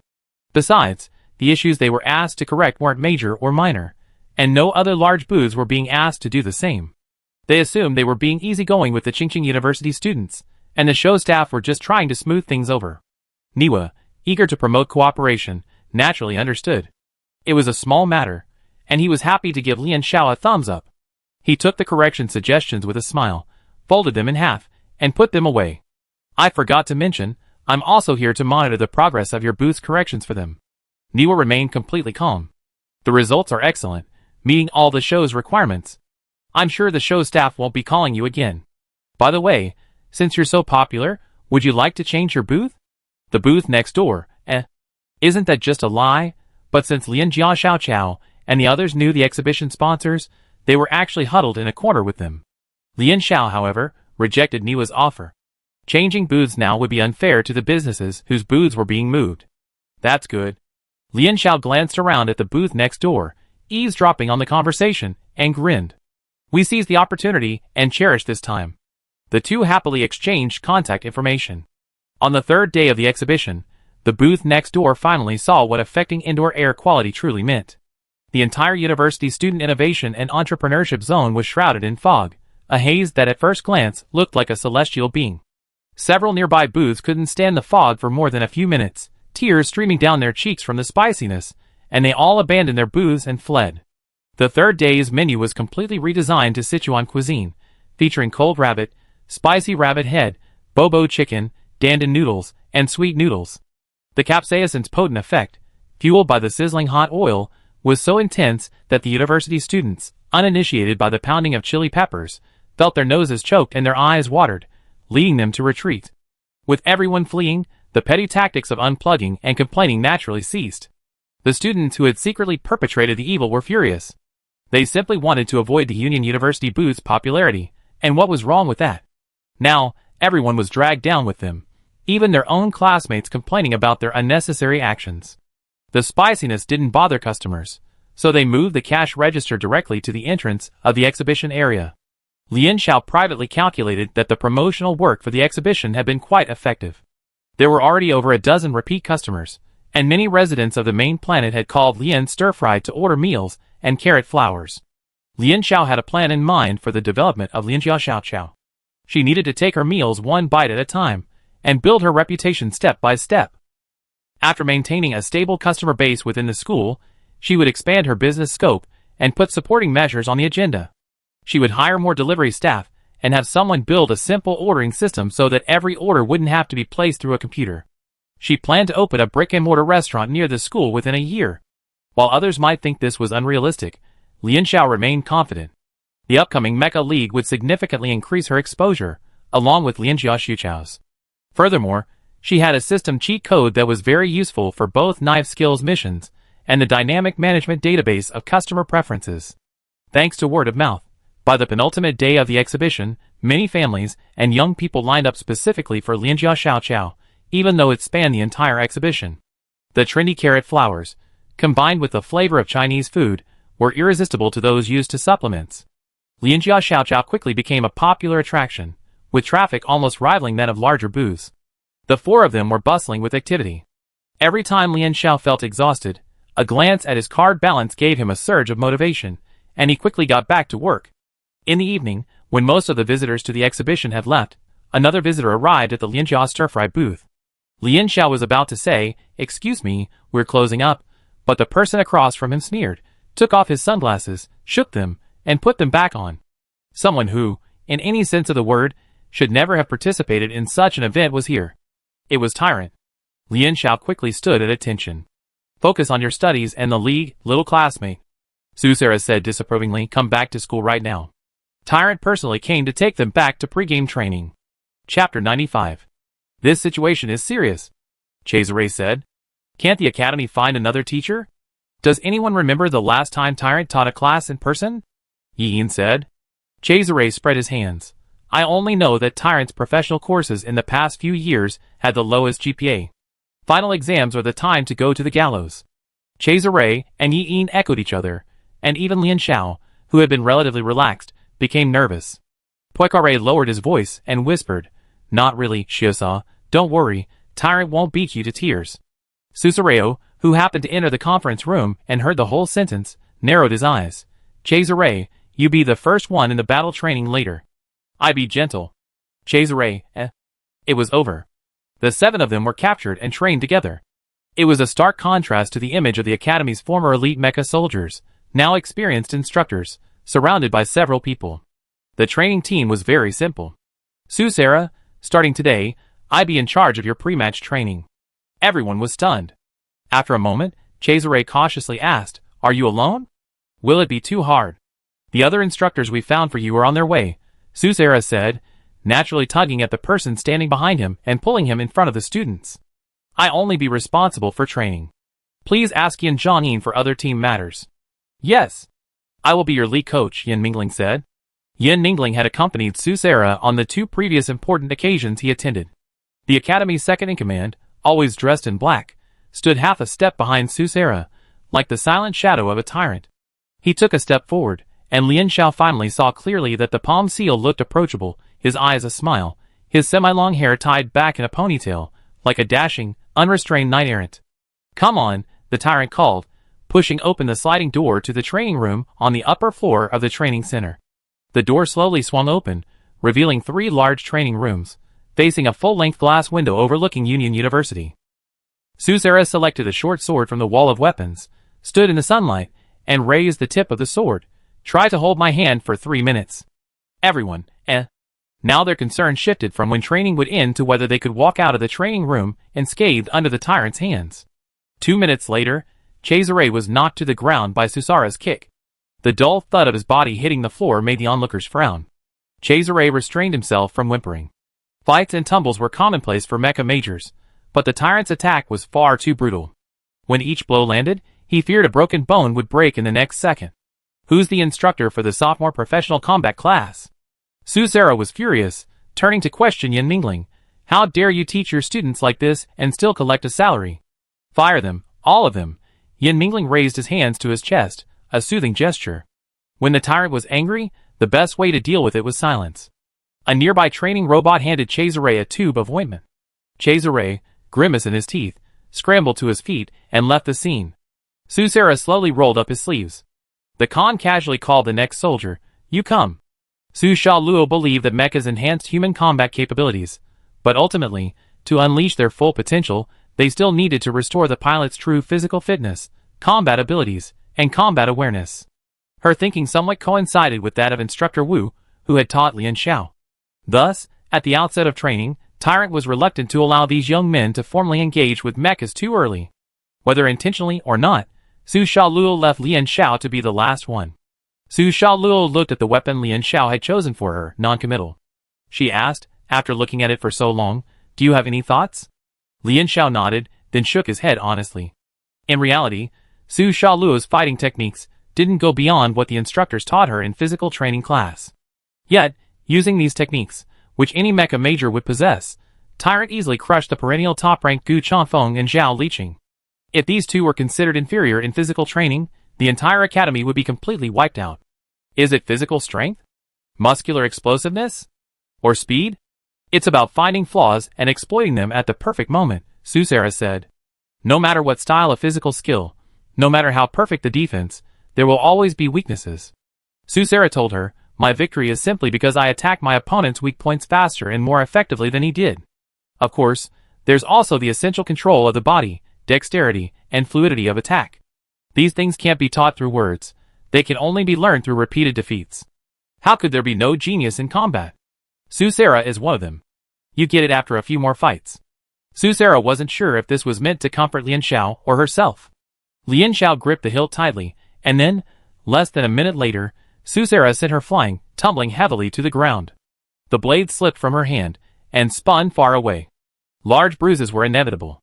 Lian Xiao's mind replayed the dozens of seconds of battle with Tyrant in slow motion. Her reaction time couldn't keep up with her eyes, and Tyrant's movements couldn't keep up. She only remembered Susera's blows, some of which even caused her internal organs to ache. Theory is one thing, actual combat is another. Lian Xiao quickly climbed to her feet. She fought 7 rounds without making Susera break a sweat. While others praised Tyrant to the skies, Lian Xiao still felt that Susera was a two-dimensional figure on paper.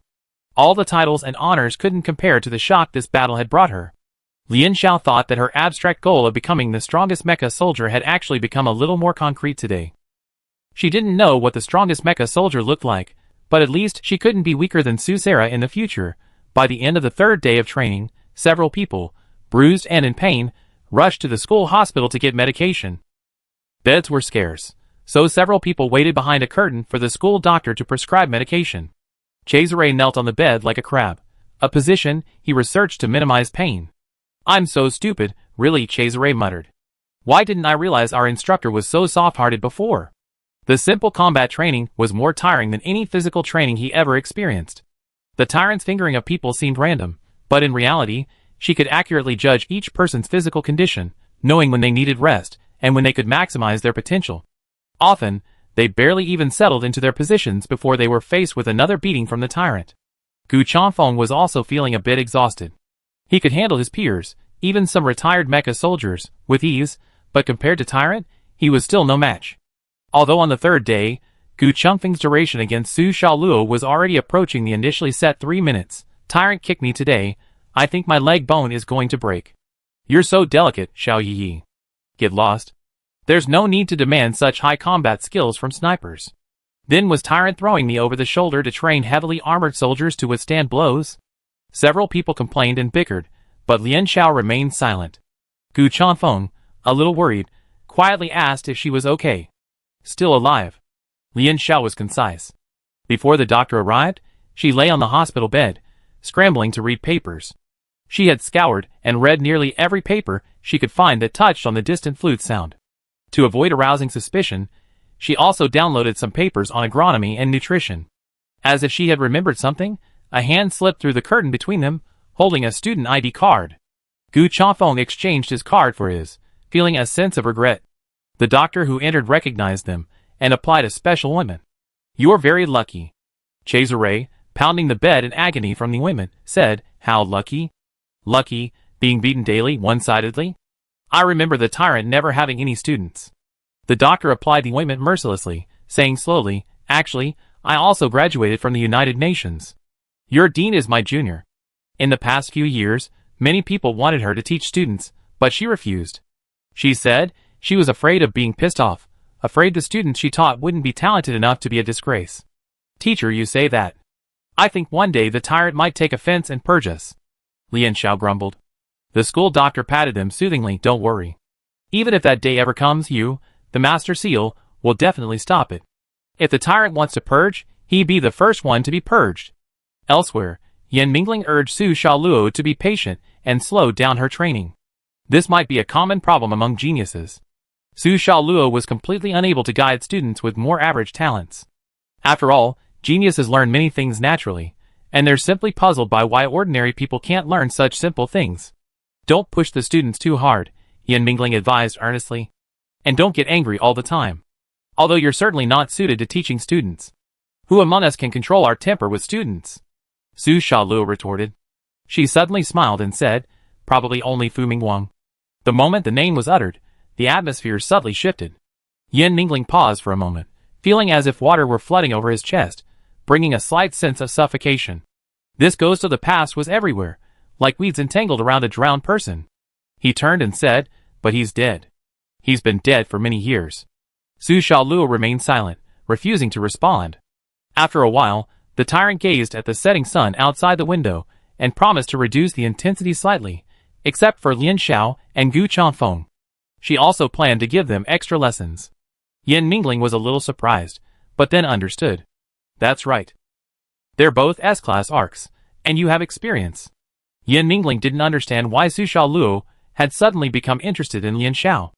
Any other principal would have lavished the S-class students on their shoulders, paying extra attention to Lian Xiao's development from the outset. She clearly could have grown faster. This led to some people gossiping behind her back, saying that Tyrant was jealous of her students' talent, fearing that these prodigies would take away her glory once they matured. Susera lit a thin cigarette.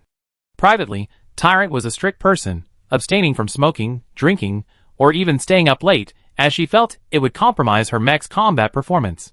She didn't smoke, but simply inhaled the scent of the quietly curled, burning tobacco leaves. Because genius isn't precious, Susera said. S-class students aren't more precious than A-class students. On the contrary, students of average rank might even live longer. Isn't that right? Observing Yan Mingling's expression, Susera blew away the snow-like ash from the cigarette butt, which vanished in the blink of an eye. Of the few of us who were there back then, only now can we stand here properly. The so-called S-rank and A-rank, in the eyes of the military, are merely expendable materials, perhaps even more precious. War. As long as the war between humans and Zerg continues, young geniuses will perish under the gunfire one after another. Only the lucky few who escape death will live to enjoy the honor accumulated by the deaths of their comrades. Sometimes, the tyrant feels tired. Susera felt he wasn't capable of such cold-bloodedness as to let his carefully trained students become expendable materials under the gunfire. Then why are you so anxious to train them now? Yan Mingling asked softly. Susera sighed softly, turning his head to watch the fiery sunset sink like a drop of blood. Because there was no time. As Tyrant had said, the instructors arrived one by one, and the squads trained separately for half a day. After the training, everyone met up. Upon seeing Lian Xiao, Zhao Liqing excitedly grabbed her good friend's hand. This expression of surprise was rare on Zhao Liqing's face. Guess who Tyrant hired as the heavy armor instructor? Feng Juni? Lian Xiao's guess was always spot on. A poster of this heavy armor instructor still hung above Zhao Liqing's bed. Zhao Liqing clutched her forehead, feeling like she was suffocating. Who could understand the feeling of meeting an idol you written about in a high school essay? Yi Yin was also dazed.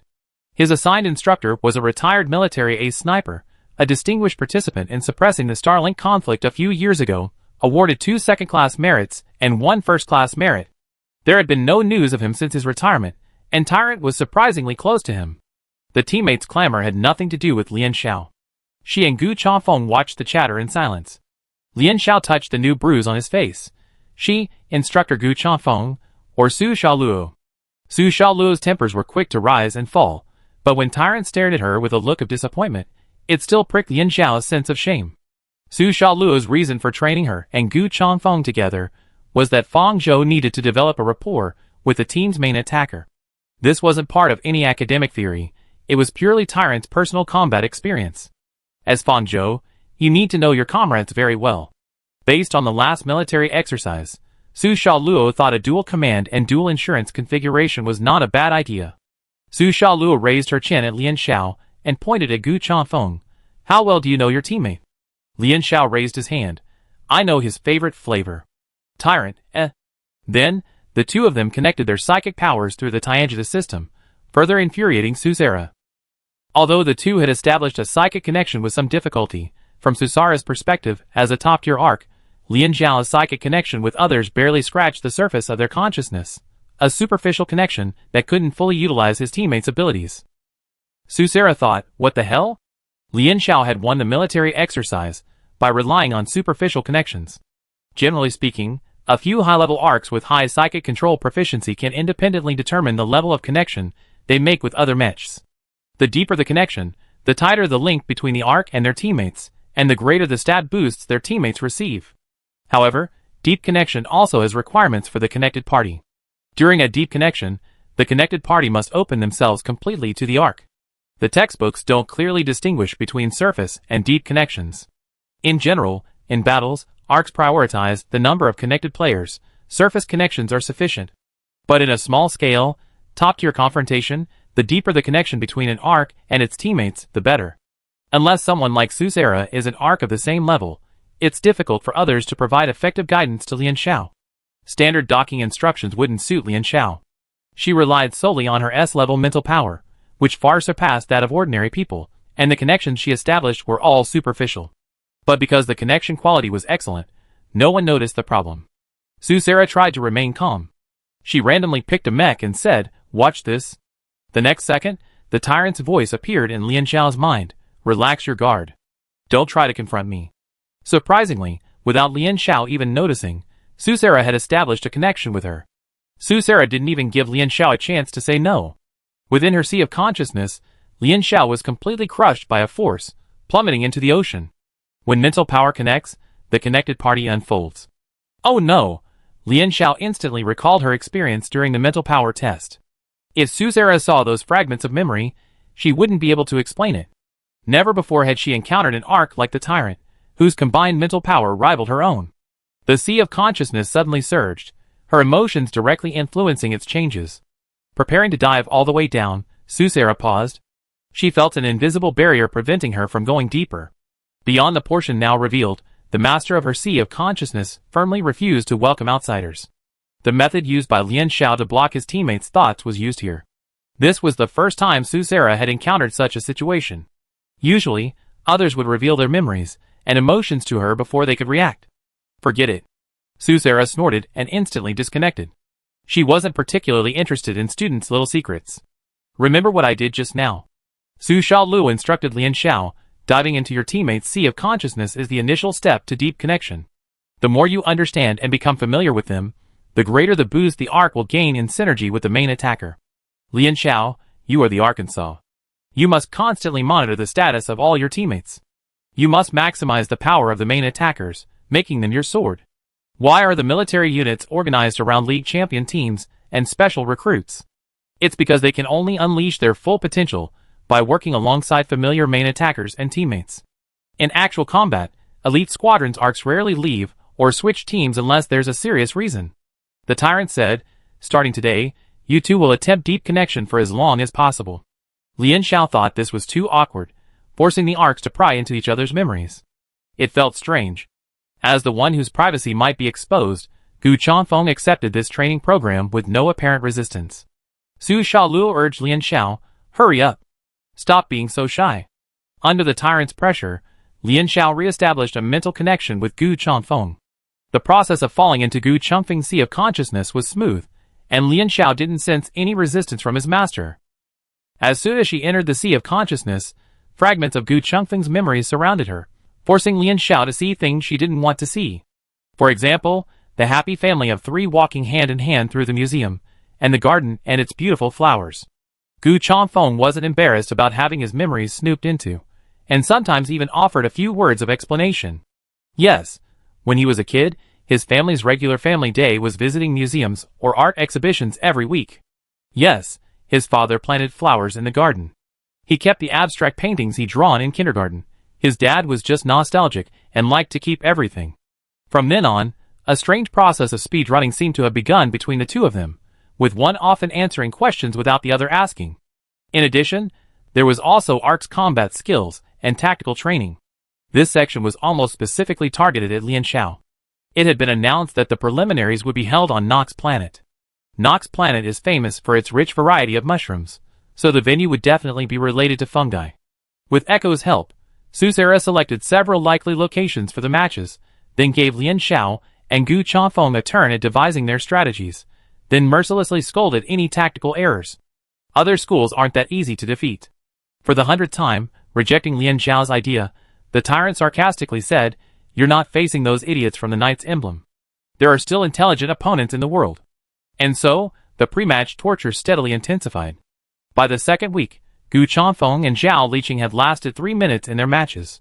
The next to meet the standard was Su Xing, whose fighting skills weren't great, but his evasion was full. Then came Cesare. With the tyrant's constant guidance, Lian Xiao was routinely knocked down and up, knocked down again and up again. She became a regular at the school hospital, and after countless visits, Lian Xiao learned one thing: observe. Without getting eliminated, observe the enemy's movements, observe their habits, and try to emulate their tactics. This applies to offensive combat techniques, and it also applies to Feng Zhou. Su Xiaoluo's high-pressure one-on-one combat not only solidified their fundamental fighting skills, but also taught Lian Xiao to use his brain to identify the enemy's weaknesses during the brief intervals between fights. Not only did his combat experience improve dramatically, but after the initial awkwardness wore off, Lian Xiao and Gu Changfeng were already capable of long-term, deep-seated communication. In just 2 weeks of torture, Lian Xiao learned more than he had in an entire semester. The final sparring session. Still in the training room, where they had first trained, Lian Xiao managed to maintain a steady exchange with Su Xiaoluo. The past 2 weeks had gradually acquainted her with Su Xiaoluo's attack rhythm and habits. However, just as Lian Xiao dodged Su Xiaoluo's attack from his usual direction, Su Xiaoluo suddenly turned. In a moment of desperation, Lian Xiao swung her sword to meet his attack. The two forces collided, and both swords vibrated and flew out simultaneously.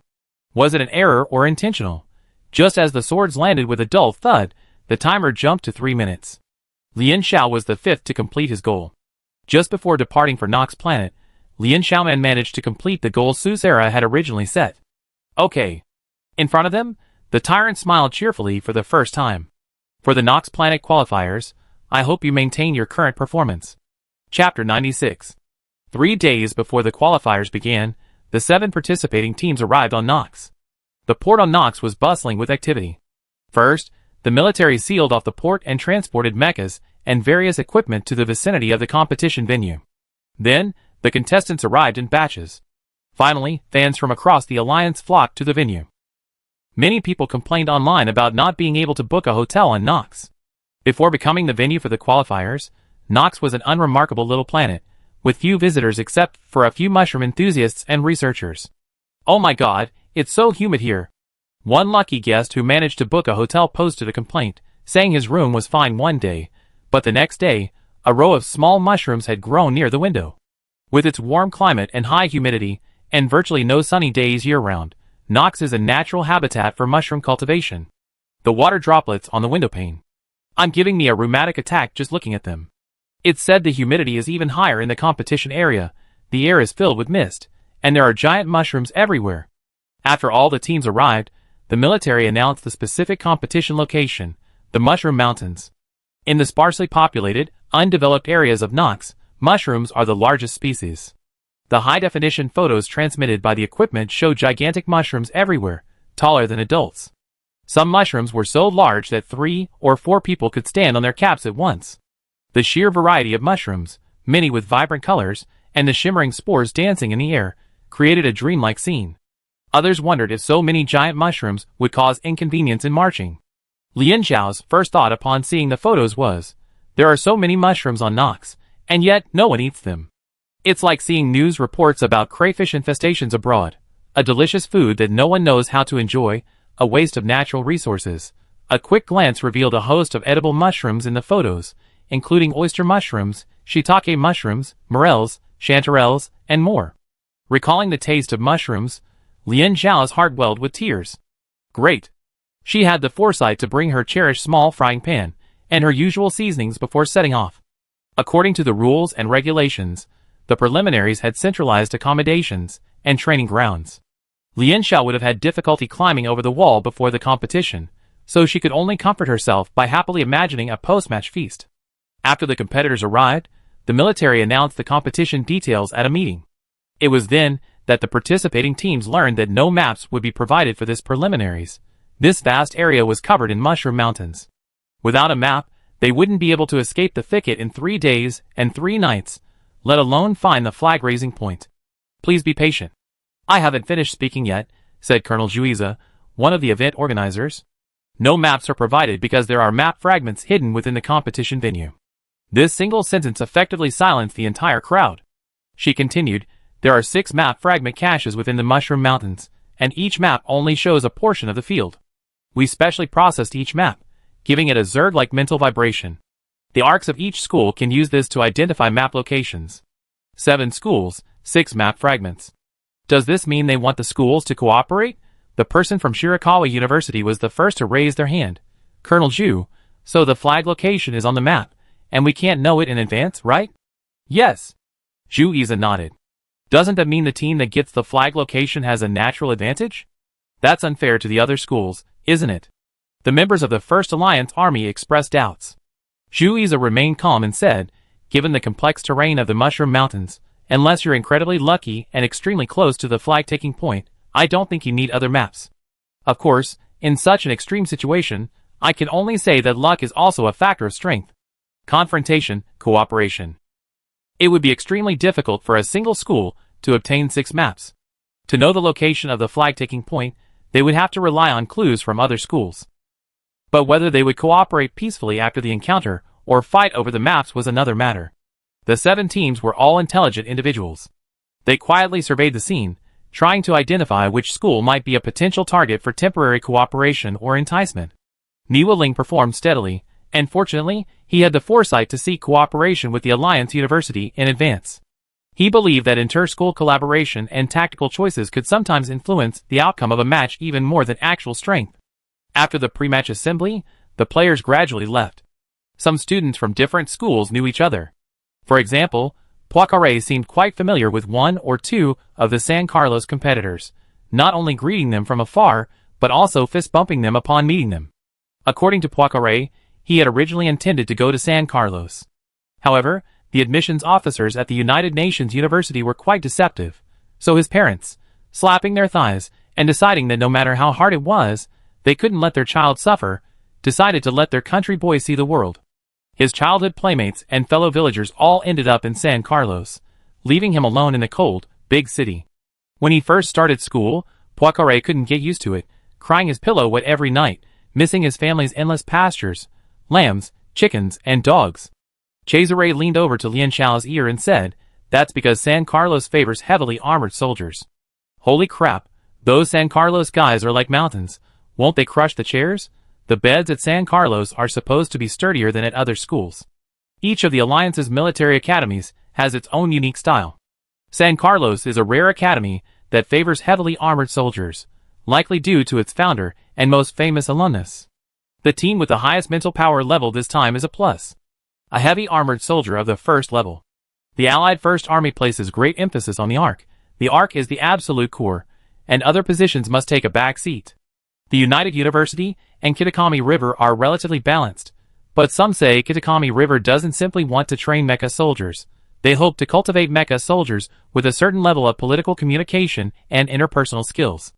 Therefore, Kitakami River students quickly advance into the military after graduation. In contrast, Shirakawa University's student body is composed entirely of the original student body. It is the only university in the Alliance that accepts anyone who meets the physical requirements. Some people online have criticized Shirakawa University as a ragtag group. Lian Xiao was about to speak when Cesare was pulled away by Gu Chanfeng.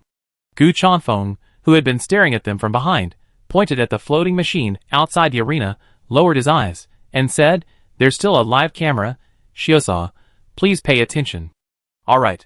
Cesare distanced himself from Lian Xiao, his face gloating. It was a shame he couldn't freely criticize others behind their backs. How could such a major event as the Mecha League not be live-streamed? From the assembly hall to the training grounds, every school's dedicated conference room was equipped with live cameras. When Lian Xiao opened the door this morning, he was startled by the camera floating in front of it.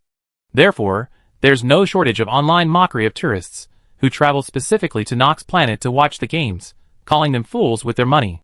Since there won't be spectators in attendance, they might as well watch the live stream at home. In the afternoon, the local Nox Planet staff held a small meeting to remind the players of some precautions. The main reason is that the mushrooms in the Mushroom Mountain range are so diverse, and there are some important points that the players must be aware of in advance. Mushrooms reproduce through spores, and now is their breeding season, the staff said, releasing spores into the glass box. Be careful. When a spore tide appears, please avoid it if possible. Mycelium grows much faster than you might imagine. Inside the glass box was a sheet of surface material commonly used by Alliance mechas. In just a dozen seconds, under magnification, white mycelium could be seen gradually seeping through the cracks, entwining itself into the material, and vigorously growing inward. A spore tide is an area of air where the number of spores per cubic meter reaches a certain level. It typically moves with air currents across the mushroom mountain range. Once a suitable parasitic organism passes by, the spores will attach and grow. The organizers required the contestants to wear special protective clothing whenever they exited their mechas in the mushroom mountains. Then the staff demonstrated how to put on the protective clothing. Also, the organizers won't be providing food supplies. Each team should bring their own nutritional supplements, but remember not to eat mushrooms. Most mushrooms are poisonous. They're poisonous. The staff members stared at Lian Xiao intently as they spoke, clearly having some prior knowledge of each contestant. Lian Xiao, under the gazes of the crowd, wore an innocent expression. Lian Xiao, you're just listening, you're just a bunch of idiots. Ha ha ha, why did I emphasize this so many times? I think he was talking to the Union University players? Who are these players? This is hilarious. This warning is meant for my sister, Lian Xiao. Let me introduce you to our Union University's Arc Lian Xiao, the legendary figure who not only pilots a mech, but is also a food blogger. No, that's unnecessary, sir. How could Lian Xiao possibly cook in Mushroom Mountain? She doesn't have the skills, a sincere look, and just the day before the competition, during practice, the first inter-team clash broke out. It seems the incident started when a Shirakawa University attacker accidentally bumped into a Yagwon University player, leading to a verbal altercation and a shoving match. The Yagwon University players refused to accept the apology, and the Shirakawa University players, who were also quite stubborn, said a few words to the other team.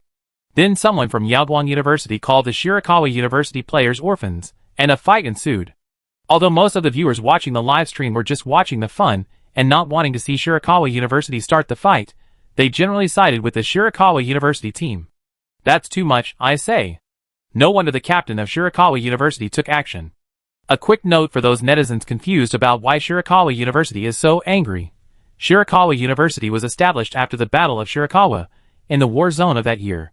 The university's first batch of Mecha students were almost all war orphans left behind by the Battle of Shirakawa. Lian Xiao stood in the outer circle watching. Major General Ika, another event organizer, who had arrived upon hearing the news, separated them. The Yogwon University men, their faces swollen from being beaten, followed Major General Ika in two groups. The crowd dispersed, and those in the inner circle pushed out, causing Lian Xiao to be hit hard on the shoulder. Excuse me. He bumped into someone and then hugged his arms, uttering two words through gritted teeth. This smug expression was clearly intentional. Zhao Liqing immediately shielded Lian Xiao behind him. Situ Xian, did you do that on purpose? You weren't even looking where you were walking. Situ Xian, how did you see I did that on purpose? Do all the people at the Lianda University like to make subjective assumptions like you do? He watched as the remaining Lianda University players cautiously gathered around Lian Xiao, a hint of malice in his smile. He had checked the live camera position beforehand to ensure that the crowd would obscure his movements. There was also a conflict between Lianda University and Oran University. The other teams, with the exception of Kitakami Chuan, who was trying to mediate, watched with indifference. They were all going to fight anyway, so there was no point in playing it safe and friendly. Cesare sneered. He was usually a smooth talker, but now, he was spouting off words so fast that no one could get a word in. You know whether you did it on purpose or not. How could someone with an underdeveloped cerebellum, unable to walk upright, run into our arc? Oran University is so short of money and people, even a main attacker with an underdeveloped cerebellum can make the starting lineup. I advise you not to play tomorrow, and get your brain checked first. Lian Xiao rubbed her numb shoulder, making sure she hadn't been pricked by the needle through her clothes or anything like that. She poked her head out from the crowd. Who are you? Have we met before? What grudge did this person have to provoke her before the match? Lian Xiao considered himself reasonable, and wanted to understand her reason before taking action. Heh. Situ Xian said sarcastically, who wouldn't know you? Where would a country bumpkin from Earth get the money to study mechatronics? I'm afraid it's for you. By the way, who is that person? Quite unique tastes. They were all young people who stood out from their peers, and they all understood the implication of Situ Xian's words. Situ Xian saw the instant indignation of the people at the United Nations. Even the usually calm Gu Chanfeng instinctively raised his fist, feeling proud. The only flaw was that Lian Xiao, who was being slandered, showed no reaction. She placed a hand on Gu Chanfeng's arm, and glanced at Situ Xian casually. Forget it, I don't even want to ask your name. Lian Xiao gestured to Situ Xian, wiping his neck and smiling. Tomorrow's game, I'd be the first one to eliminate you. Chapter 97. Oran University is located on Habenheim, the second largest planet in the Alliance. The main planet is the Alliance's political and administrative center, making Habenheim its undisputed economic center. Everything in Habenheim reeks of Alliance currency, and students attending Oran University come from either wealthy or privileged backgrounds. Ai Yuling privately told Lian Xiao and the others that Situ Xian's family had recently suffered a significant financial loss, and that he might have gone mad and bitten people out of frustration. Lian Xiao looked up the surname and realized that Situ was one of the major shareholders of the Cartover company. Cartover's revenue had recently plummeted due to the investigation. The Alliance had likely been targeting Cartover for a while. With the Nightless Star incident as a catalyst, they were hoping to snatch a larger piece of the pie. The investigation team is still entangled with Cartover. No wonder Situ Xian acted this way. Xiao Liqing was the only one among the group who knew the inside story. Situ Xian's ambition was limited, yet he dared to secretly spread rumors.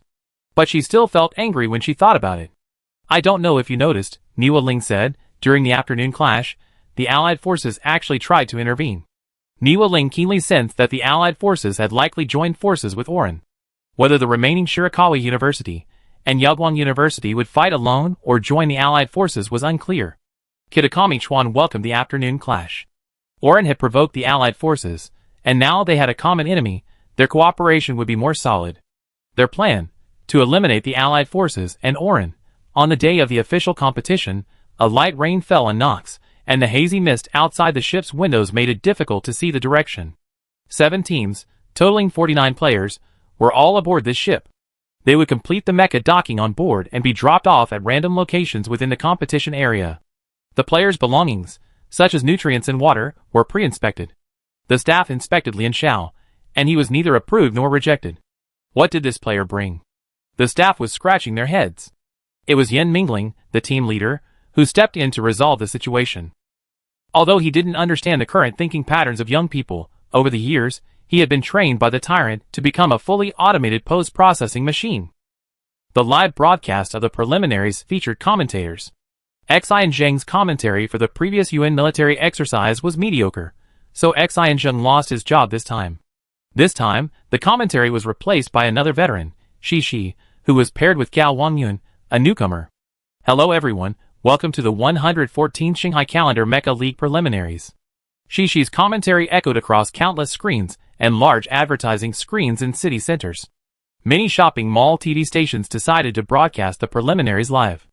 Unlike Xi and Zheng's fast-paced, passionate commentary style, Shi's commentary is simply steady. Despite thorough pre-match preparation and in-depth knowledge of each player, Shi's commentary felt lacking in passion and drowsy after a while. After hearing Shi's detailed introductions of 5 teams in a row, the audience couldn't take it anymore. Master, stop nagging, stop nagging. I'm here for the qualifiers, not for class. Sorry, I fell asleep during the commentary. Why haven't the matches started yet? As Shi was introducing Lian Xiao, she had just entered the mech's core cabin, preparing to dock with it. With the match approaching, Lian Xiao remained in high spirits. The mecha's main nerve bundle seemed to sense the pilot's excitement, its fiber pathways twitching at a faster than usual rate. Quite unexpected, Lian Xiao from the Union University actually chose a main attack mecha, Shi said. Hecate, the main attack mecha. The legendary goddess of the Black Moon, the goddess of sorcery, and the dead, the god of death. As I said before, Lian Xiao is a dual cultivator of attack and boat, Shi said calmly. This competition has a small field, so using a main attack mecha as an arc is not a bad idea. More importantly, perhaps the Union University's plan for this match is to focus on offense. The ship descended, the draft causing the mushrooms on the mountain to sway and fall. An exit opened under the ship, and the Union University mechas leaped down one by one. The team successfully landed in the Mushroom Mountain range. Until the last team was deployed, they had no choice but to remain where they were, as ordered, taking this opportunity to observe the environment. The Mushroom Mountain range in real life was even more dramatic than it looked in photos. The mushrooms were roughly level with the mech's chest. If a human entered it, they feel like they stumbled into a land of giants or Alice in Wonderland. Cesare couldn't help but push the stem of a nearby mushroom, causing it to sway like jelly. These large mushrooms naturally block vision, making them ideal for concealment and ambushes. Gu Chanfeng surveyed his surroundings thoughtfully, drawing a conclusion. Then he turned to see Lian Xiao, manipulating Hecate, attempting to stand on the largest mushroom. As expected, the giant mushroom couldn't withstand the mech's weight and was crushed. Lian Xiao feigned indifference. She wanted to try to see if she could, like in the game, step on the mushroom's cap and be launched upwards. The final team was deployed, and the preliminaries officially began. As the starting whistle blew, each team, regardless of order, established their Tower of Babel and began searching the map in a specific direction. Glancing at Shishi, who showed no sign of speaking, the new commentator Gao Wangyun spoke. The first hurdle facing each team in this preliminaries is finding map fragments. If the number of fragments is less than the number of teams, at least one school will be without a map. Conflict over the map is bound to break out. Although the United University and Kitakamiquan have secretly formed an alliance, the two schools are in no rush to join forces. Searching separately for map fragments is more efficient. Without a map, Lian Xiao and his team followed a single direction to avoid getting lost or missing unexplored areas. All teams tightly surrounded their arcs, keeping a vigilant eye on their surroundings, wary of running into other teams in the unlikely event of a collision. After a drizzle, a milky white mist rose from the Mushroom Mountain range. These unfavorable weather conditions presented some challenges for the participating teams, but the good news was that they didn't have to worry about the spore tide for the time being. There were no maps nearby. There were none here either. No. Ark's mental search range was limited, requiring them to stop and check every few steps. The fog lingered for several hours before slowly dissipating, and during that time, Lian Xiao didn't detect any similar mental fluctuations. The commentators were experienced. Mecha competitions with large arenas like this could sometimes last 2 or 3 days. However, some viewers didn't understand. From the bird's eye view, several teams narrowly missed the map fragments, making them anxious. Luck is also a factor in strength. The organizers and several principals present at the event felt that the team's luck today was mediocre. On the contrary, Shirakawa University, which had remained silent until then, was the first to hit a map fragment near noon. Shirakawa University obtained a map fragment. I repeat, the Shirakawa University Mecha team obtained a map fragment. Listening to the announcement that echoed throughout the arena, everyone's faces changed. They hadn't expected the organizers to announce the discovery of a map fragment, making it difficult to conceal their acquisition. It's not just the organizers who will announce it. Shishi perked up, but his tone fluctuated emotionally. The director switched to Shirakawa University. The team that obtains the map will be able to determine the approximate direction of other teams carrying maps. Fight. The military clearly didn't want to let anyone rely on sheer luck to find a flag-taking point. The inability to conceal the discovery of a fragment and the inability to conceal their approximate location drove these teams into direct combat. Over the next few hours, San Carlos and the Allied First Army successively found map fragments. The 4 teams that hadn't found a map grew increasingly anxious. With only half of the map fragments left, any team that couldn't find one was essentially eliminated. The weather and visibility weren't ideal for further searching. Considering they already been searching intently for hours, the participating teams opted to take a short break to replenish their energy and drink water. Choosing a flat area clear of spore swarms, the team dismounted from their mechs. No, what's Lian Xiao thinking about not getting out of his mech? The other team sat down to nibble on nutrient supplements to recover, but the audience watched as Lian Xiao, piloting the Hecate, took 2 steps and drew his blade. Enemy? The audience sat up straight. Then, they saw Hecate grab a mushroom and slash it with a cleaver. One mushroom, half a man's height, wasn't enough, so she turned around and chopped off another. What the hell? Ah, Sister Lian, are you really planning on eating mushrooms? Mushrooms are poisonous. I give up. Is Ark from Union University deliberately going against everyone? She's completely ignored everything the staff said. I checked and didn't bring Ark substitutes for the Union University qualifiers. If Ark gets poisoned and leaves the game, well, this is hilarious. The first player in Union history to get himself eliminated because of stupidity. The other Union University players didn't try to stop him. I feel like the team's relationship is strained. Lian Xiao returned with 2 large mushrooms in tow. With her years of experience in mushroom hunting, she immediately spotted several edible species nearby. There was no mistaking it. In her previous life, studying in a rural area abroad was incredibly boring. When the season arrived, Lian Xiao would join her classmates in the forest to pick mushrooms. A dedicated mushroom testing station would inform them of the species they found, including whether they were poisonous or not. For this purpose, Lian Xiao even bought a mushroom encyclopedia. The 2 mushrooms she brought back were strikingly distinctive: the dark, wrinkled morels and the apricot yellow chanterelles, with a grease-like sheen. She rarely got this excited. Mushrooms half a man's height. How many meals could she devour? Lian Xiao didn't rush out of the core module.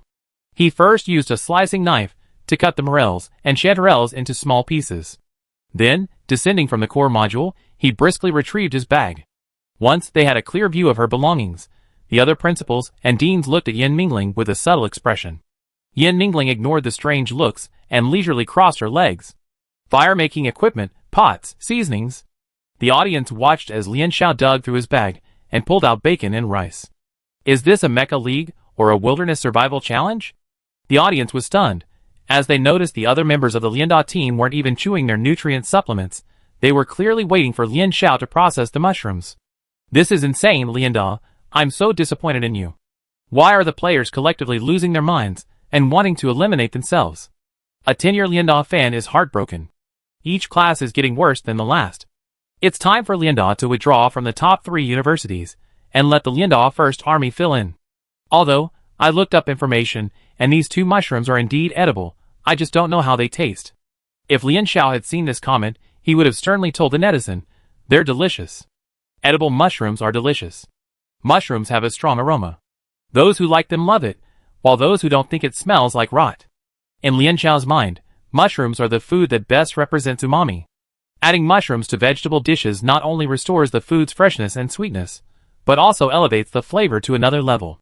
For example, in the summer, Lian Xiao likes to make loofah and egg drop soup with a handful of seafood mushrooms, creating a refreshingly sweet flavor. When she's stuck for ideas, she sautés shrimp heads to make porridge, then add chopped shiitake mushrooms. The shrimp and shiitake mushrooms alone are enough to make the porridge incredibly delicious. Dried mushrooms also pair well with meat. The aroma of tea tree mushroom and old duck soup permeates the entire building. There are also fried oyster mushrooms and shiitake mushroom chicken. The inconspicuous little mushrooms that grow in the wetlands after rain have greatly enriched her previously monotonous menu. Lian Xiao plans to make bacon and mushroom rice. There's no set schedule for the competition, so she keeps things simple. Cut off the fat from the bacon, briefly rinse with water to remove any excess saltiness, and slice. Heat the bacon in a pan and stir fry. The translucent fat will gradually release oil. Now add the morels and chanterelles and stir fry over high heat. Once the mushrooms were fried until soft, they were transferred to another pot with water and rice. Cover the rice, cover the pot, and let it simmer. The team gathered around the fire, their eyes longing for the rice. The aroma from the bacon frying was already overflowing, and the aroma from the simmering rice was even more intense, making them unable to resist. It's a shame that optical computers haven't yet developed the ability to smell, so the audience couldn't detect anything and mock them. Haha, I want to see how these contestants die of stupidity. Amid the audience's laughter, Lian Xiao took a deep, intoxicated breath and lifted the lid of the pot. Chapter 98. It looks surprisingly good, dark red diced bacon, dotted with golden and black mushrooms. The ingredients were stirred and mixed, revealing the golden rice underneath, which looked saturated with fat and glistening with a lustrous sheen. How wonderful it would be if there were also fresh bamboo shoots and edamame. Lian Xiao took a deep breath. The aroma alone was enough to make one dizzy. It was hard not to imagine how delicious this whole pot of ingredients would be. Netizen, it doesn't look so dark after all. The netizens, briefly shaken by the appearance, quickly came to their senses. The pretty mushrooms are all poisonous. This rice, however tempting, is poisonous. The whole pot of rice was divided into 7 parts, and the pot was scraped clean, leaving not a single grain of rice behind. Eager to taste it, Lian Xiao suddenly remembered something and put down his spoon to search for the camera. Where's the live broadcast camera for the match? The arena was filled with cameras, attempting to show the fierce mecha battle from every angle. The organizer was speechless, but still controlled one of the professional-grade IVs and stopped it in front of Lian Xiao. Lian Xiao leaned close to the camera and said earnestly, "Don't just imitate us because we're enjoying our meal. Many mushrooms are poisonous and shouldn't be eaten." The staff was speechless. Do you think your words are convincing? After Lian Xiao finished speaking, he couldn't resist the temptation any longer and took a big bite. It was so delicious. Lian Xiao closed his eyes. The bacon provided a rich, savory flavor, the chanterelles were soft and thick, with a slightly sweet, nutty aroma, and the morels had a crunchy texture. The rice was the perfect culmination of all these flavors. After a day of intense mech piloting, nothing could be more satisfying than a hearty, hot meal. A few people sat together, deep in their food, the warm glow shone on the Union University team. Everyone was so engrossed in their eating that they didn't have time to talk. Compared to them, the other school's nutritional supplements suddenly seemed pathetic and shabby. What's going on? I'm starting to wonder if this thing is actually delicious. It makes me want to try it. It's delicious, my friend. Just look at their reactions, and you know it's delicious. Suddenly, the nutritional supplements in my hand don't smell good anymore. Eat, wait, and see Union University get poisoned and eliminated. Did I switch to the wrong channel? I remember I was watching the Mecha League. Just give me one bite. Sister Lien, please. Unable to hear the calls from the netizens, Lien Xiao, having eaten and drunk his fill, laid down in his tent. His relaxed appearance further intrigued the netizens, many of whom vowed to stay up all night to watch the Union University poisoning unfold. In the end, those eager to see the Union University team's poisoning unfolded waited anxiously all night, but no one on the team showed any signs of abnormality. Damn it! Netizens were amazed. Even before the Lianda team left the next morning, they ate mixed mushroom pancakes sprinkled with black pepper. How could anyone carry a pot and seasonings to the Mecha League? The Lianda team ate so lavishly that the other teams, consuming supplements, were practically tortured. Screenshots of Lien Xiao's bacon and mushroom rice quickly went viral on social media, and even those unfamiliar with the dish, hearing netizens' descriptions, salivated over the novelty. Many were even introduced to Lien's stir-fries. The Nox government even issued a warning on social media, warning netizens not to try wild mushrooms. But that's another story. On the morning of the second day of the preliminaries, the 7 teams set off one after another. Even though 3 schools had found map fragments, that didn't mean they could rest easy. Shishi, who had just taken a seat in the commentary booth, exclaimed, "There are 2 schools' points of light approaching the Alliance First Army, but the Alliance First Army seems unaware and remains motionless. Is a fight brewing over the map fragments?" Shishi said, "Yagwang University and Orin University are now approaching the Alliance First Army, and a conflict is very likely. The Alliance First Army's strength this year cannot be underestimated. Including their bench, they have a total of 3 ARC players." The organizers thoughtfully showed a shot of the bench outside the stadium, and one player caught the audience's attention. "What a handsome boy!" netizens exclaimed. "He has delicate features and a pale complexion. In his Alliance First Army uniform, he looks smaller than the other cadets present. Perhaps it's his habit of holding his chin high that gives him a haughty look." The bench could hear Shishi's commentary, and Zhao Yu thought to himself, "Idiot." On the screen, Orin University and Yogwang University collided with the Allied forces, but instead of engaging in battle as Shishi had expected, they kept pace with the Allied forces and headed toward Shirakawa University on the map. The 3 schools had unexpectedly united, 3 against 1. Even the most formidable Shirakawa University couldn't withstand the sheer force of numbers. The Allied forces had always been dissatisfied with the 3 powerful schools. Ever since their narrow defeat to the Allied forces, being forced out of the top 3 race had been a source of deep resentment. Niwa Ling's judgment was correct. In addition to Orin University, the Allied forces had also privately contacted Yagwang University. The 3-school alliance was poised to shake up the landscape of the 3 powerful schools. They still had to think carefully about facing San Carlos, but Shirakawa University was definitely a target they could bully. Otherwise, Yagwang University wouldn't have been so irrational in provoking Shirakawa yesterday. The Yagwang University captain touched the wound on his face, his eyes dark. "Let's start by snatching Shirakawa University's map fragments. As for Yagwang University's loss of face in front of the cameras, they have plenty of time to slowly redeem themselves." Shirakawa University saw the Allied First Army approaching from the map, but it was too late to evacuate, so they immediately headed for San Carlos. "If you want to fight, then muddy the waters. A fight's about to start, right? The 5 teams have gathered. What are the remaining 2 doing? The United University and Kitakami are still searching for the map. Shirakawa University successfully caught up with San Carlos, but they didn't expect 3 teams to come charging at them. Hand over the map fragment." The Alliance's ARC opened fire, shouting to Shirakawa, "Give us the map, and I promise not to start a war and let you go." "Huh?" Shirakawa University Captain Mishima sneered. She pointed casually at the 2 teams glaring at her from behind the Alliance. 3 against 1, but we only have 1 map fragment. Who are you going to give it to? Or are you planning to threaten us, and then turn around and try to steal San Carlos's map fragment?" These words not only sowed discord among the 3-school alliance, but also dragged San Carlos, who was watching from a distance, into the fray. Leading the San Carlos team was their A+ class heavy armored soldier, Petrov, who piloted the Typhon, the largest mech in the preliminaries. The entire San Carlos team stood silently between the two teams, not saying a word. Come on, the Yaoguang University team said. No need to bother the garbage collectors with figuring out how to divide things internally. San Carlos has always been neutral, and they won't make an exception this time. Petrov, of course. He led San Carlos in a slow retreat. San Carlos and the Mecha soldiers they trained were a breath of fresh air in the alliance. They were wary of all forms of taking sides and forming factions, and they didn't even stay close to their alumni. Their loyalty was solely to the interests of the alliance as a whole. In an unnoticed corner, Fong Art Jianlu of the First Alliance breathed a sigh of relief. So far, everything had gone smoothly according to that person's prearranged plan. Next, he would bring Oren and Yaoguang with him to retrieve Baichuan's fragments. His previous promise remained intact. Baichuan could still remain on the field. After all, their target was the two absent schools. 1 against 3, there was no chance of winning. Would Shirakawa obediently hand over the map fragment? Just as the commentators and netizens held their breath, Shirakawa's arc, Maxima, suddenly threw something into the air, briefly drawing the attention of the 3 schools to the spinning, falling object. Taking advantage of the momentary pause, the Shirakawa team dispersed and took flight. It's not a map. Maxima mentally cursed the allied forces for being foolish.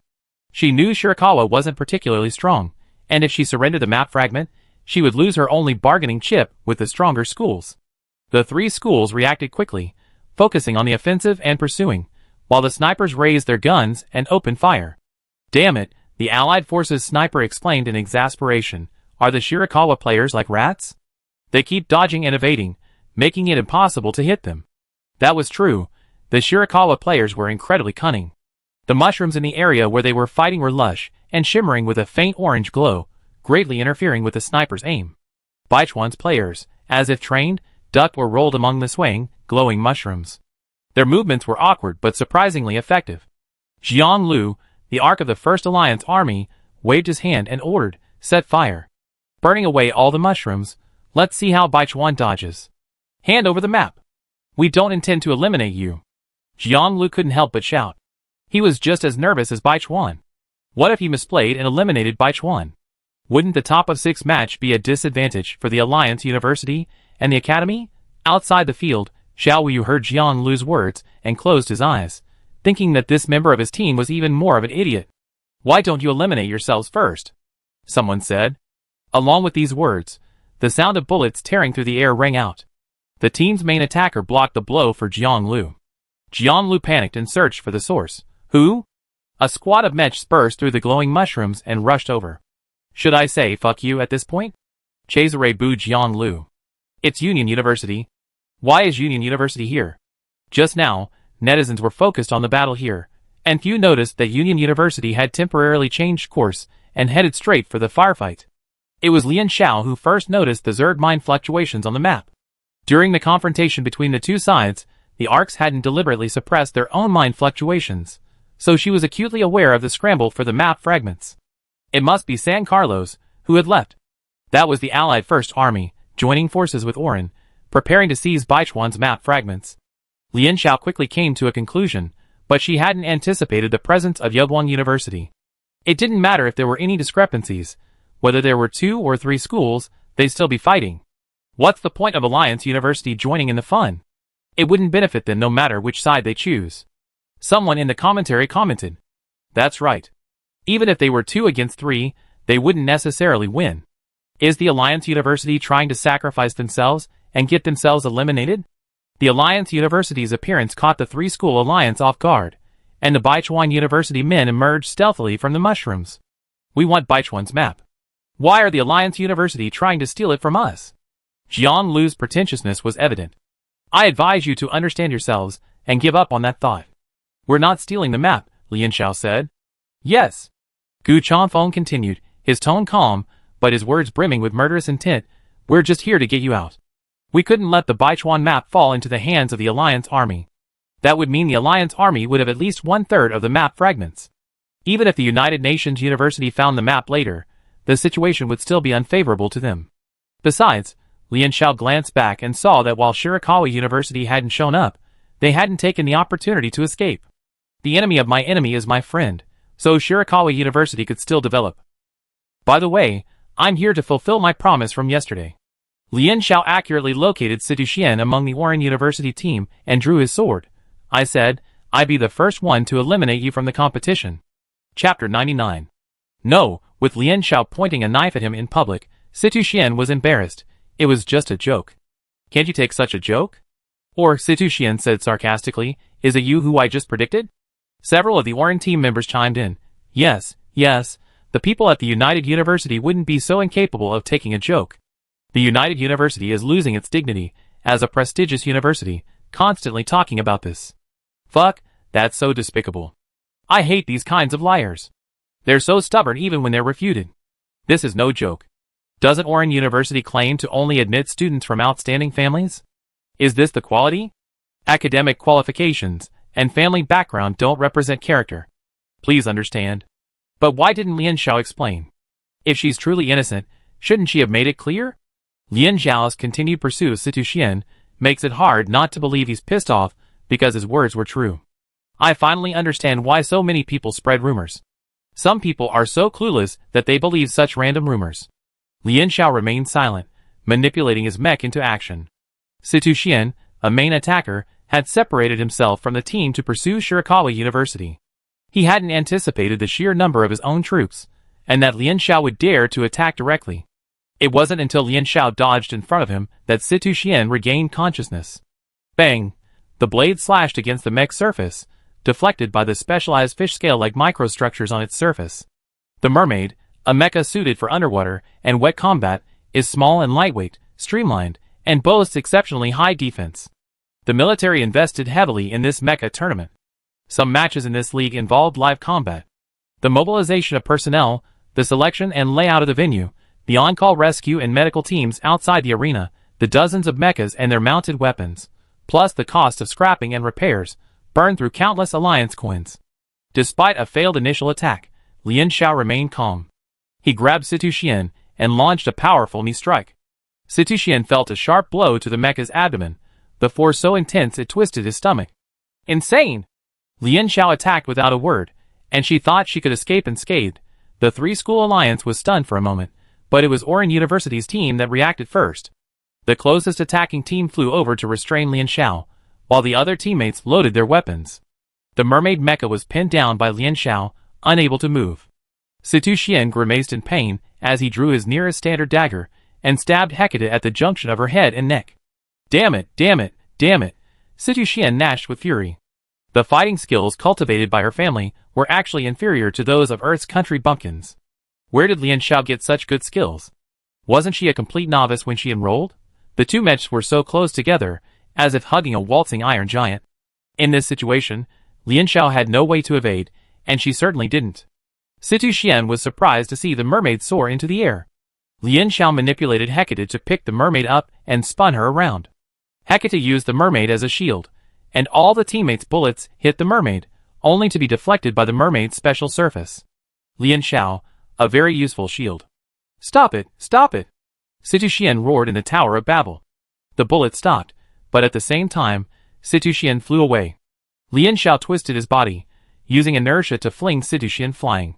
The mech crushed a large field of glowing mushrooms, and landed covered in mud in the UN camp. At this moment, Lian Xiao quickly retreated, slashing repeatedly with a cleaver at the same spot on the mermaid's head. If she couldn't cut through the slippery shell once, she didn't believe she couldn't do it again. Besides the whistling sound of bullets being expelled from the barrel, the entire field echoed with an eerie, frantic slashing sound, like the sound of chopping meat. Lian Xiao swung the cleaver repeatedly, a crack appeared on the mermaid's head, and then the entire head was chopped apart by Lian Xiao. Lian Xiao didn't stop, firing directly into the cross-section of the mermaid's neck, and then fired several times into the mermaid's chest until a red light flashed on the mermaid's chest. Oran University, Situ Xian out. The red light signals that a mech is damaged, unable to continue competing, and therefore eliminated. The military has installed a system on every participating mech to prevent accidents that could cause injury to students. Now that the red light is on, the competition is temporarily suspended, awaiting the arrival of the off-site rescue team. In the drizzling rain, Lian Xiao stood up and kicked the limp mermaid mech on the ground. After a moment's thought, he opened fire to the other members of Oran University, who had arrived too late to rescue him. I told him, this guy would be the first to be eliminated. Lian Xiao sincerely warned them, be careful. This is what happens to those who spread rumors about girls with their dirty mouths.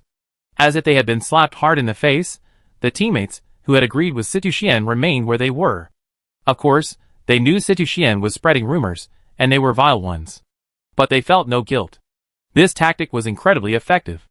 Lian Xiao wasn't the first person Situ Xian had spread rumors about. With just a few words, victims often have to spend countless hours and energy trying to clear themselves of the false accusation and prove their innocence. So Lian Xiao never considered proving himself. If someone dares to spread rumors, then beat them down until they're hurt like a reflex, and see if they dare to spread rumors again.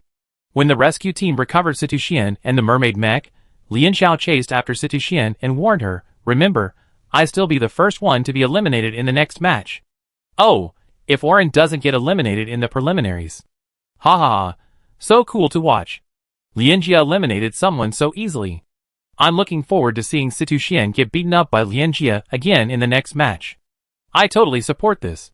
I'm going to edit this scene out. This is what happens to those who spread rumors. Has Lian Zhao's fighting skills improved a bit since the UN military exercises?" The netizens were pleased, but the president of Oren University wasn't happy. He reached across several seats and attacked Yan Mingling. "Master Yan, your school is full of martial virtues, but we can't neglect the moral education of our students. Such brutal threats and intimidation are inappropriate." Yan Mingling, who had been sitting relaxed with his legs crossed, slowly straightened upon hearing this. "You're right. Our student is young and needs some education," Yan Mingling said. The president of Oren University was pleased. "I have to teach her a lesson. This kind of person forgets quickly. Don't wait until the competition to slap her. We need to teach her a lesson right then and there. Holding her breath is bad for her health." The other presidents were stunned. They hadn't expected Yan Mingling to publicly embarrass Oren University for the sake of a student. Yan Mingling smiled and said, "You're spreading rumors and making a fuss. My student has helped you teach her a lesson. No need to thank me." After saying this, Yan Mingling ignored the Oren University president's livid face and lazily slumped back into his seat, resuming his comfortable, cross-legged sitting position. It was just a child. Why were a bunch of half-buried old men fussing over a child? Yan Mingling felt very fair and tolerant. Besides, what Lian shouted wasn't out of line in his eyes. Compared to Su Xiaoluo's impulsive behavior in his youth, this student had a truly good temper. The surrounding principals vaguely remembered that Yan Mingling, the tyrant's dog, had become so skilled and reliable over the years that they had almost forgotten that he had once been a frivolous and troublesome person. Situ Xian was eliminated, and the competition continued. Jiang Lu stopped the Oren team, who immediately wanted to defend Situ Xian. He turned to the Alliance University. "It seems, Gu Chanfeng, you guys are planning to go all the way and fight us? Gu Chanfeng, we told you what we wanted to do from the beginning." Jiang Lu was a little wary of this S-class, and the Red Dragon Mecha. He raised his voice. "I advise you to think carefully. Don't help others in vain. Look, you've been holding out here for so long, and do the Baichuan people have any intention of fighting alongside you? I think if a fight breaks out, the Baichuan people will be the first to flee." The Baichuan University team remained motionless. "See," Jiang Lu sneered. "We're not enemies. As long as you don't stop us from pursuing Baichuan University, we won't attack you. If you find the map fragments, we can also work together to piece together the flag capture point." Gu Chanfeng was silent for a few seconds, as if thinking. Jiang Lu thought he had convinced this Alliance University core member, but Lian Xiao suddenly intervened. "The Alliance Army's association with Oren doesn't seem very trustworthy," Lian Xiao said. Jiang Lu was genuinely annoyed.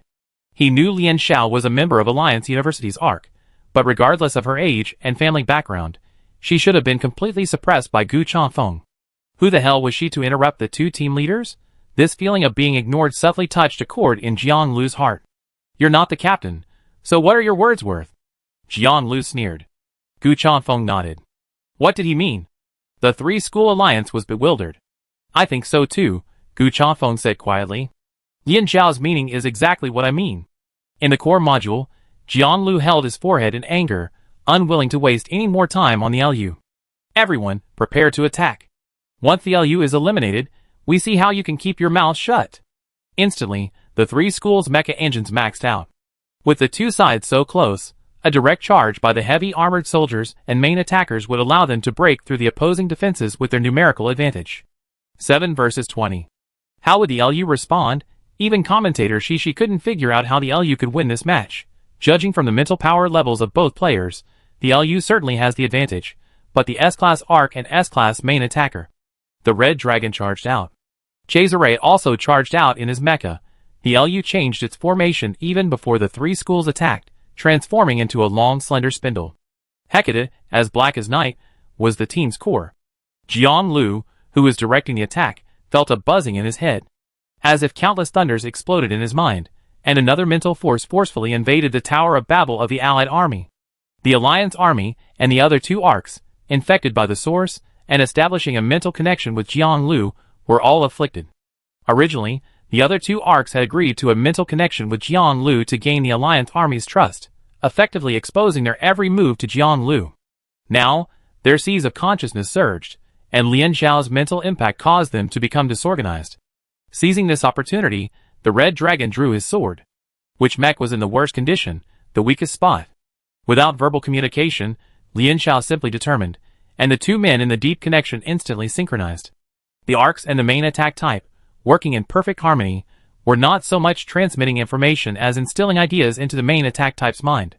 The tyrant was right. A top-tier arc could unleash a main attack type's full power beyond 100%, becoming a sword in the arc's wield. This was the first official public appearance of the fully equipped Red Dragon. The demon god flared and leaped like flames in the drizzling rain, displaying an incredible display of violence and beauty. Gu Chongfeng's lightning melted the shells of the leading mechas, leaving deep puncture wounds in their bodies. Heat weapons were useless against mechas of Red Dragon's caliber. Mechas move faster than bullets, making it difficult for the spectators to discern Gu Chongfeng's attacks. Wherever the red flame swept through, the momentum of the attack turned into a frantic defense. The two main attackers charged straight into the formation, leaving Cesare only a few mechas away from Jiang Lu. Jiang Lu's forehead veins bulged. Retreat! Everyone, prepare your heat weapons. With only two heavily armored units on the other side, he doubted they could withstand all the damage. Not good. The energy cannon's lasers brewed from the exposed muzzles of the mechas.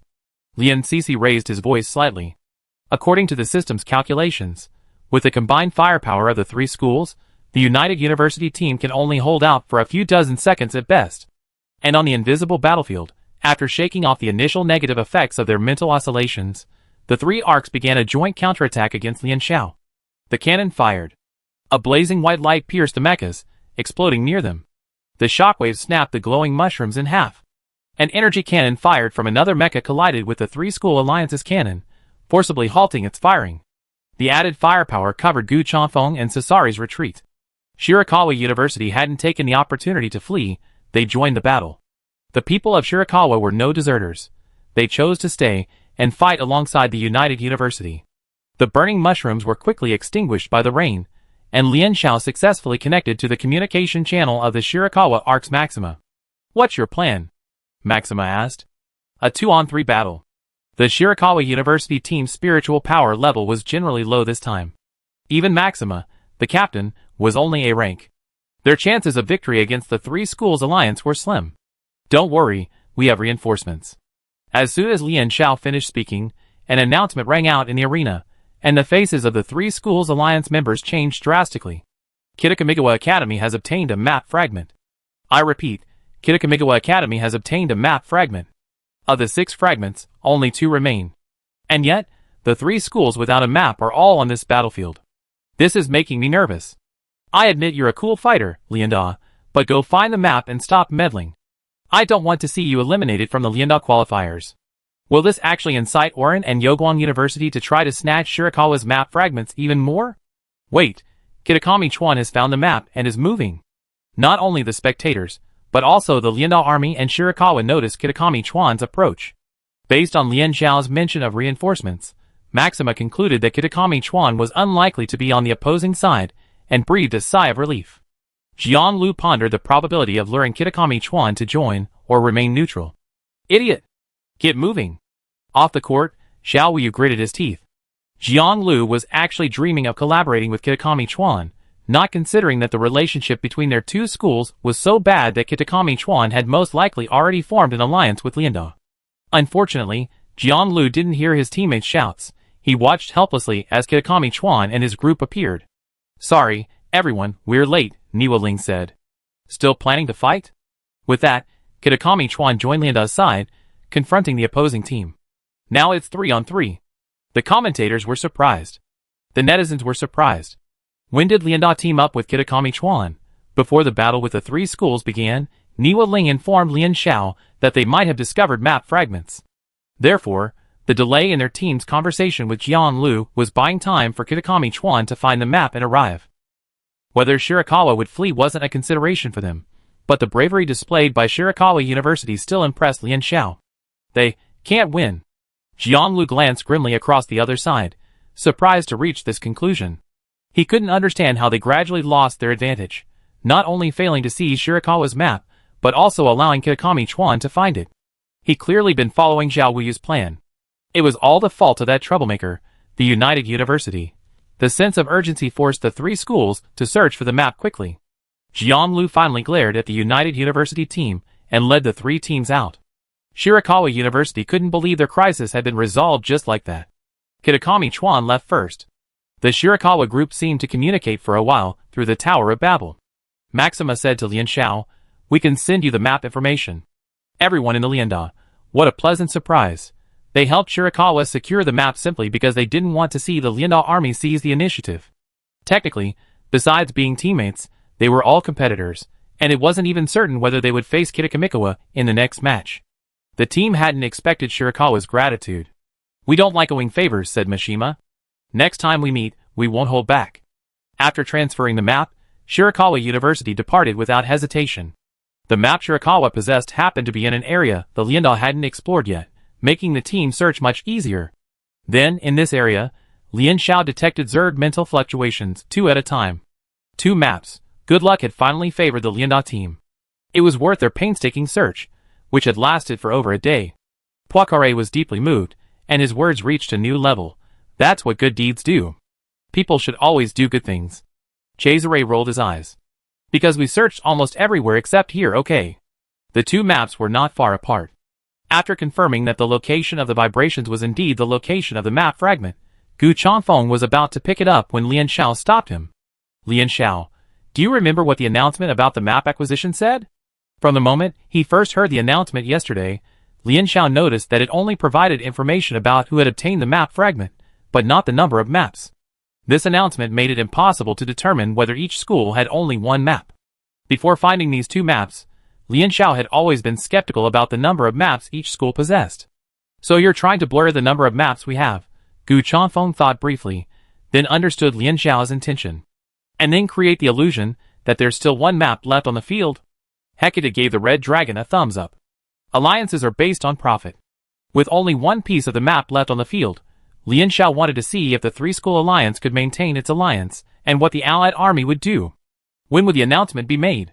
If the announcement was made when a piece of the map was picked up, how would the organizers define picking up? After asking an Yuling about the communication, Lian Xiao began her experiment. Using mushroom stems to poke and branches to scrape, as long as the mechas didn't touch the map fragments, the tournament announcement didn't sound. The conversation within the Tower of Babel was inaudible to the outside world, and the tournament organizers were unsure of what the United Nations was planning. Until the 2 pieces of the map were moved within reach. Wait! The tournament organizers seemed to understand what the United Nations was planning, but then, they saw Lian Xiao touch both pieces of the map simultaneously. Staff, Alliance University obtains the map. I repeat, Alliance University obtains the map. 2 pieces. The staff laughed indignantly, then suddenly realized, this Alliance University class is too good.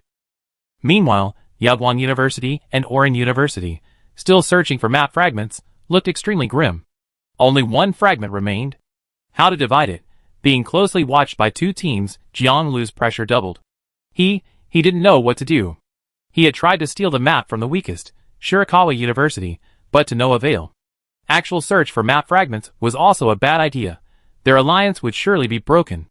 And worse still, if they found the remaining fragment, with the exception of the neutral San Carlos, which would agree to share the map, they would completely offend the remaining 3 universities. The preliminaries were clearly a prime opportunity for him to showcase his abilities. As the Alliance's Arkansas Jian Lu's body trembled slightly. Why wasn't he proceeding as planned? It was a choice between Oran and Yaguang University. The one not chosen was essentially eliminated. The 3 commanders were in turmoil. After a long deliberation, Jiang finally reached the front of Oran University. As expected, Yewguang University, while inferior in both its team members' mental power and its strength, was currently a more powerful ally against the Alliance. The Yewguang University captain's reaction was surprisingly calm. "Why look for a map? There's no need," he said coldly. "Isn't there already a map here? Ha ha, weren't the Allied First Army so impressive when they took on Shirakawa? How come they're now fighting among themselves? There's no need to mock the Allied First Army. If it weren't for the Allied First Army interfering, Shirakawa University would be crying now. That mockery above is premature. How could Yewguang University possibly defeat the Allied First Army in Oran? It looks like Yewguang University is going to be eliminated from the qualifiers this time." "Not necessarily. Yewguang University, don't cry yet. Actually, there's not a single map left on the field. Maybe Oran will join you. Just thinking about them fighting over a map that doesn't even exist makes me want to laugh. Ha ha. Sister Lien, I heard you're looking for a map. Do you want the one in my left hand or the one in my right?" Amidst the mockery of netizens, Yewguang University was defeated without much action. Fighting 1 against 2 was inherently unwinnable, but Jiang Lu, out of respect for the image of the Allied forces, spared the Yewguang team by not completely annihilating them. Before the Allied forces and Oran left, the Yewguang University team looked at them with resentment. Suddenly, Jiang Lu contacted the Yewguang University captain via the communication channel and said something. The Yewguang University captain seemed lost in thought. What Jiang Lu had just said to him was, "If you want to steal the other school's maps, there's another way. It all depends on whether Yewguang University is willing to do it. It's a very risky method, and improper execution could result in injury to the players. If they were determined, Jiang Lu could offer them the location of either the Allied forces or the Kitakami River." Between the two options, the Yewguang University captain chose the Allied forces without hesitation. After all, without the Allied forces, they wouldn't be forced into such a desperate situation. That method was the spore tide of the Mushroom Mountain Range. Chapter 100. The Lianda team was completely unaware of the plots of the Liani army and Yewguang. They were discussing the map fragments. Now that the map fragments were complete, it was time to consider piecing them together and finding the flag-taking point. Inspecting the map fragments, Shirakawa, San Carlos, Kitakami Chuan, and the Liani army each took one, while the Lianda team had 2. Lien Xiao looked at the map. The Liani army was still constantly changing their position. It seemed they had been successfully misled, searching in vain for the remaining piece. He just didn't know whether they had chosen Oran or Yewguang. It would be great if Kitakami Chuan or San Carlos had the piece of map with the flag-taking point marked on it, Zhao Liqing said. The Lianda team collectively possessed half of the map information, but unfortunately, the flag-taking point was missing. Kitakami Chuan said their piece of map didn't have it either. Lien Xiao asked Miwa Ling. "If it's San Carlos, they're incredibly lucky," Yi Ying grumbled.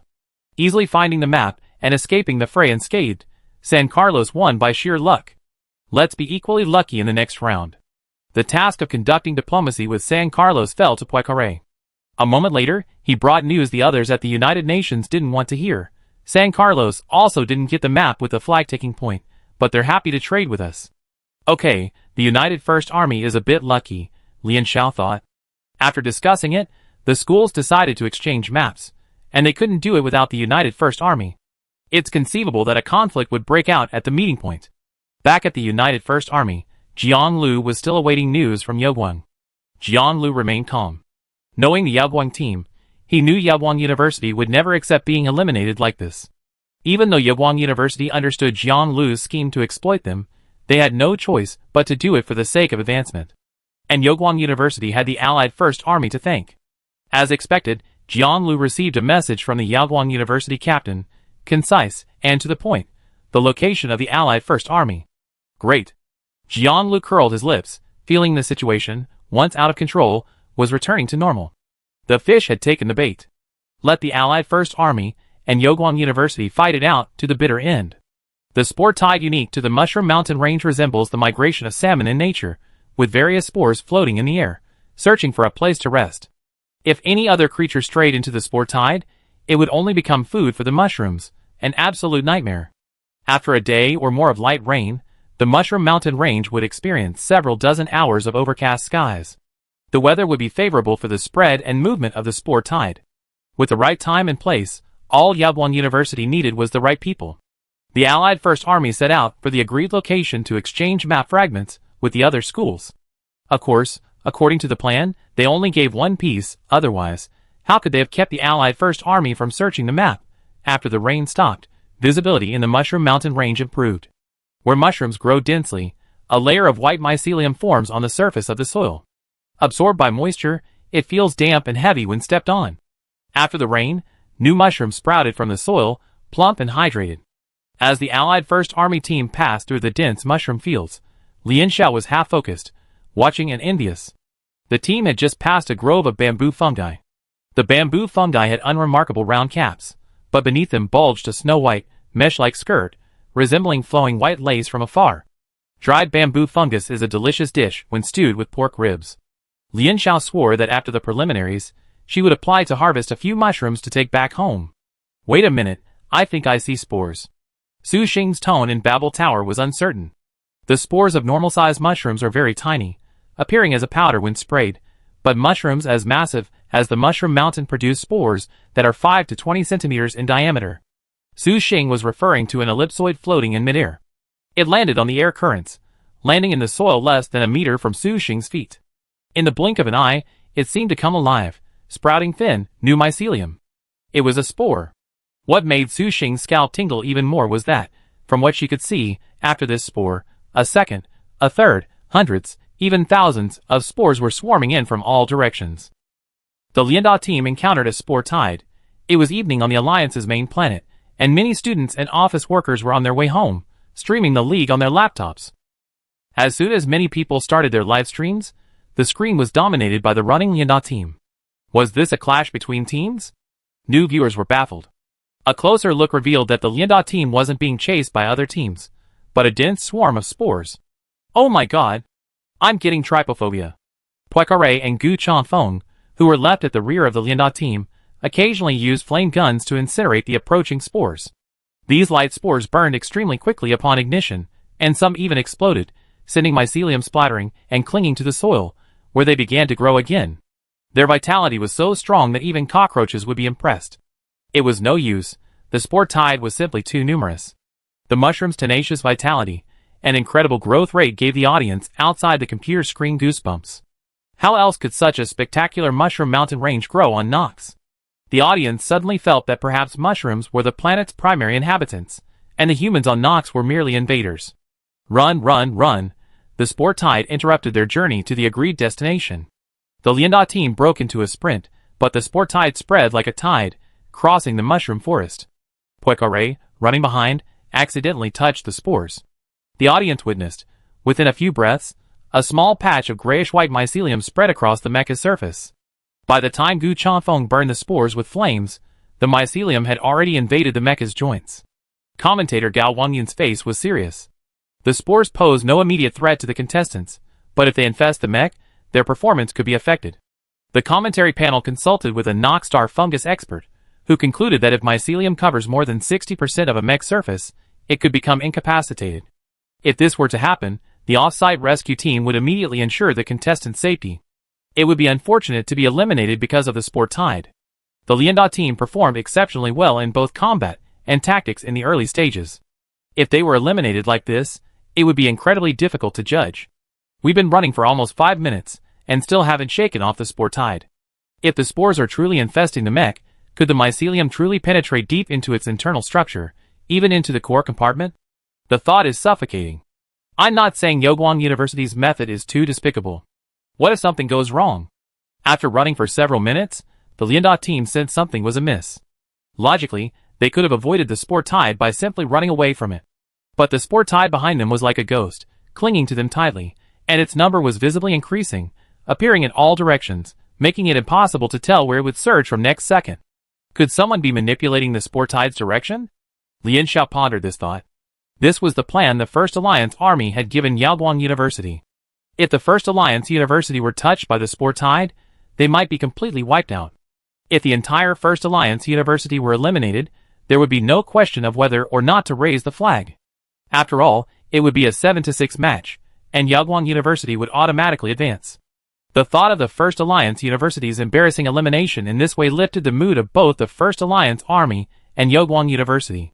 Good news, there's a higher slope ahead. Lian Xiao checked the map and breathed a sigh of relief. Ahead lay 2 narrow passages on higher ground. If so many spores flooded into the narrow mountain path, it would be terrifying. They could go up. The spore tide couldn't reach very high. They could simply climb to slightly higher ground and avoid the spore tide. Before the UN supporters could rejoice for a few seconds, the organizers cut to a scene. To make matters worse, even from the higher ground, swarms of slender mushrooms were swaying and gradually drifting. The unique plant of Nox planet, the mayfly mushroom. This mushroom has a thin, broad cap, and a slender stem like a jade bottle. As its name suggests, it is ephemeral and dies within a day with a very short lifespan. When the mayfly mushroom matures, its roots detach from the soil, floating in the air, spreading its spores further afield. If it weren't for this emergency, Lian Xiao would have still had the energy to admire the pale pink fluorescent mayfly mushroom for a few more moments. Good news, climbing the hillside would have allowed them to avoid the spore tide. The bad news is that mayfly mushrooms produce toxic hallucinogenic gases. With the hillside just around the corner, the Lianda squad was caught in a dilemma. Just then, gunfire rang out. The gunshot missed any of the Lianda squad. Looking up, they saw the Yaoguang University soldiers already ambushed on the other side of the hillside, apparently intent on preventing the Lianda squad from escaping. Lian Xiao sneered inwardly. The Lianda First Army had abandoned Yaoguang University, so the spore swarm was undoubtedly their work. It was a choice between the spore swarm and the mayfly mushroom swarm. Everyone in the Tower of Babel unanimously decided to head upwards. The light armored and main attack tanks, with thrusters capable of lift, took to the air, providing cover for the snipers and heavy armored soldiers as they climbed the hillside. These mushrooms are so beautiful. From afar, they look like pale pink roses floating in the air. If Nox Planet had a tour that let you see mayfly mushroom swarms, it would be a great film. Wake up!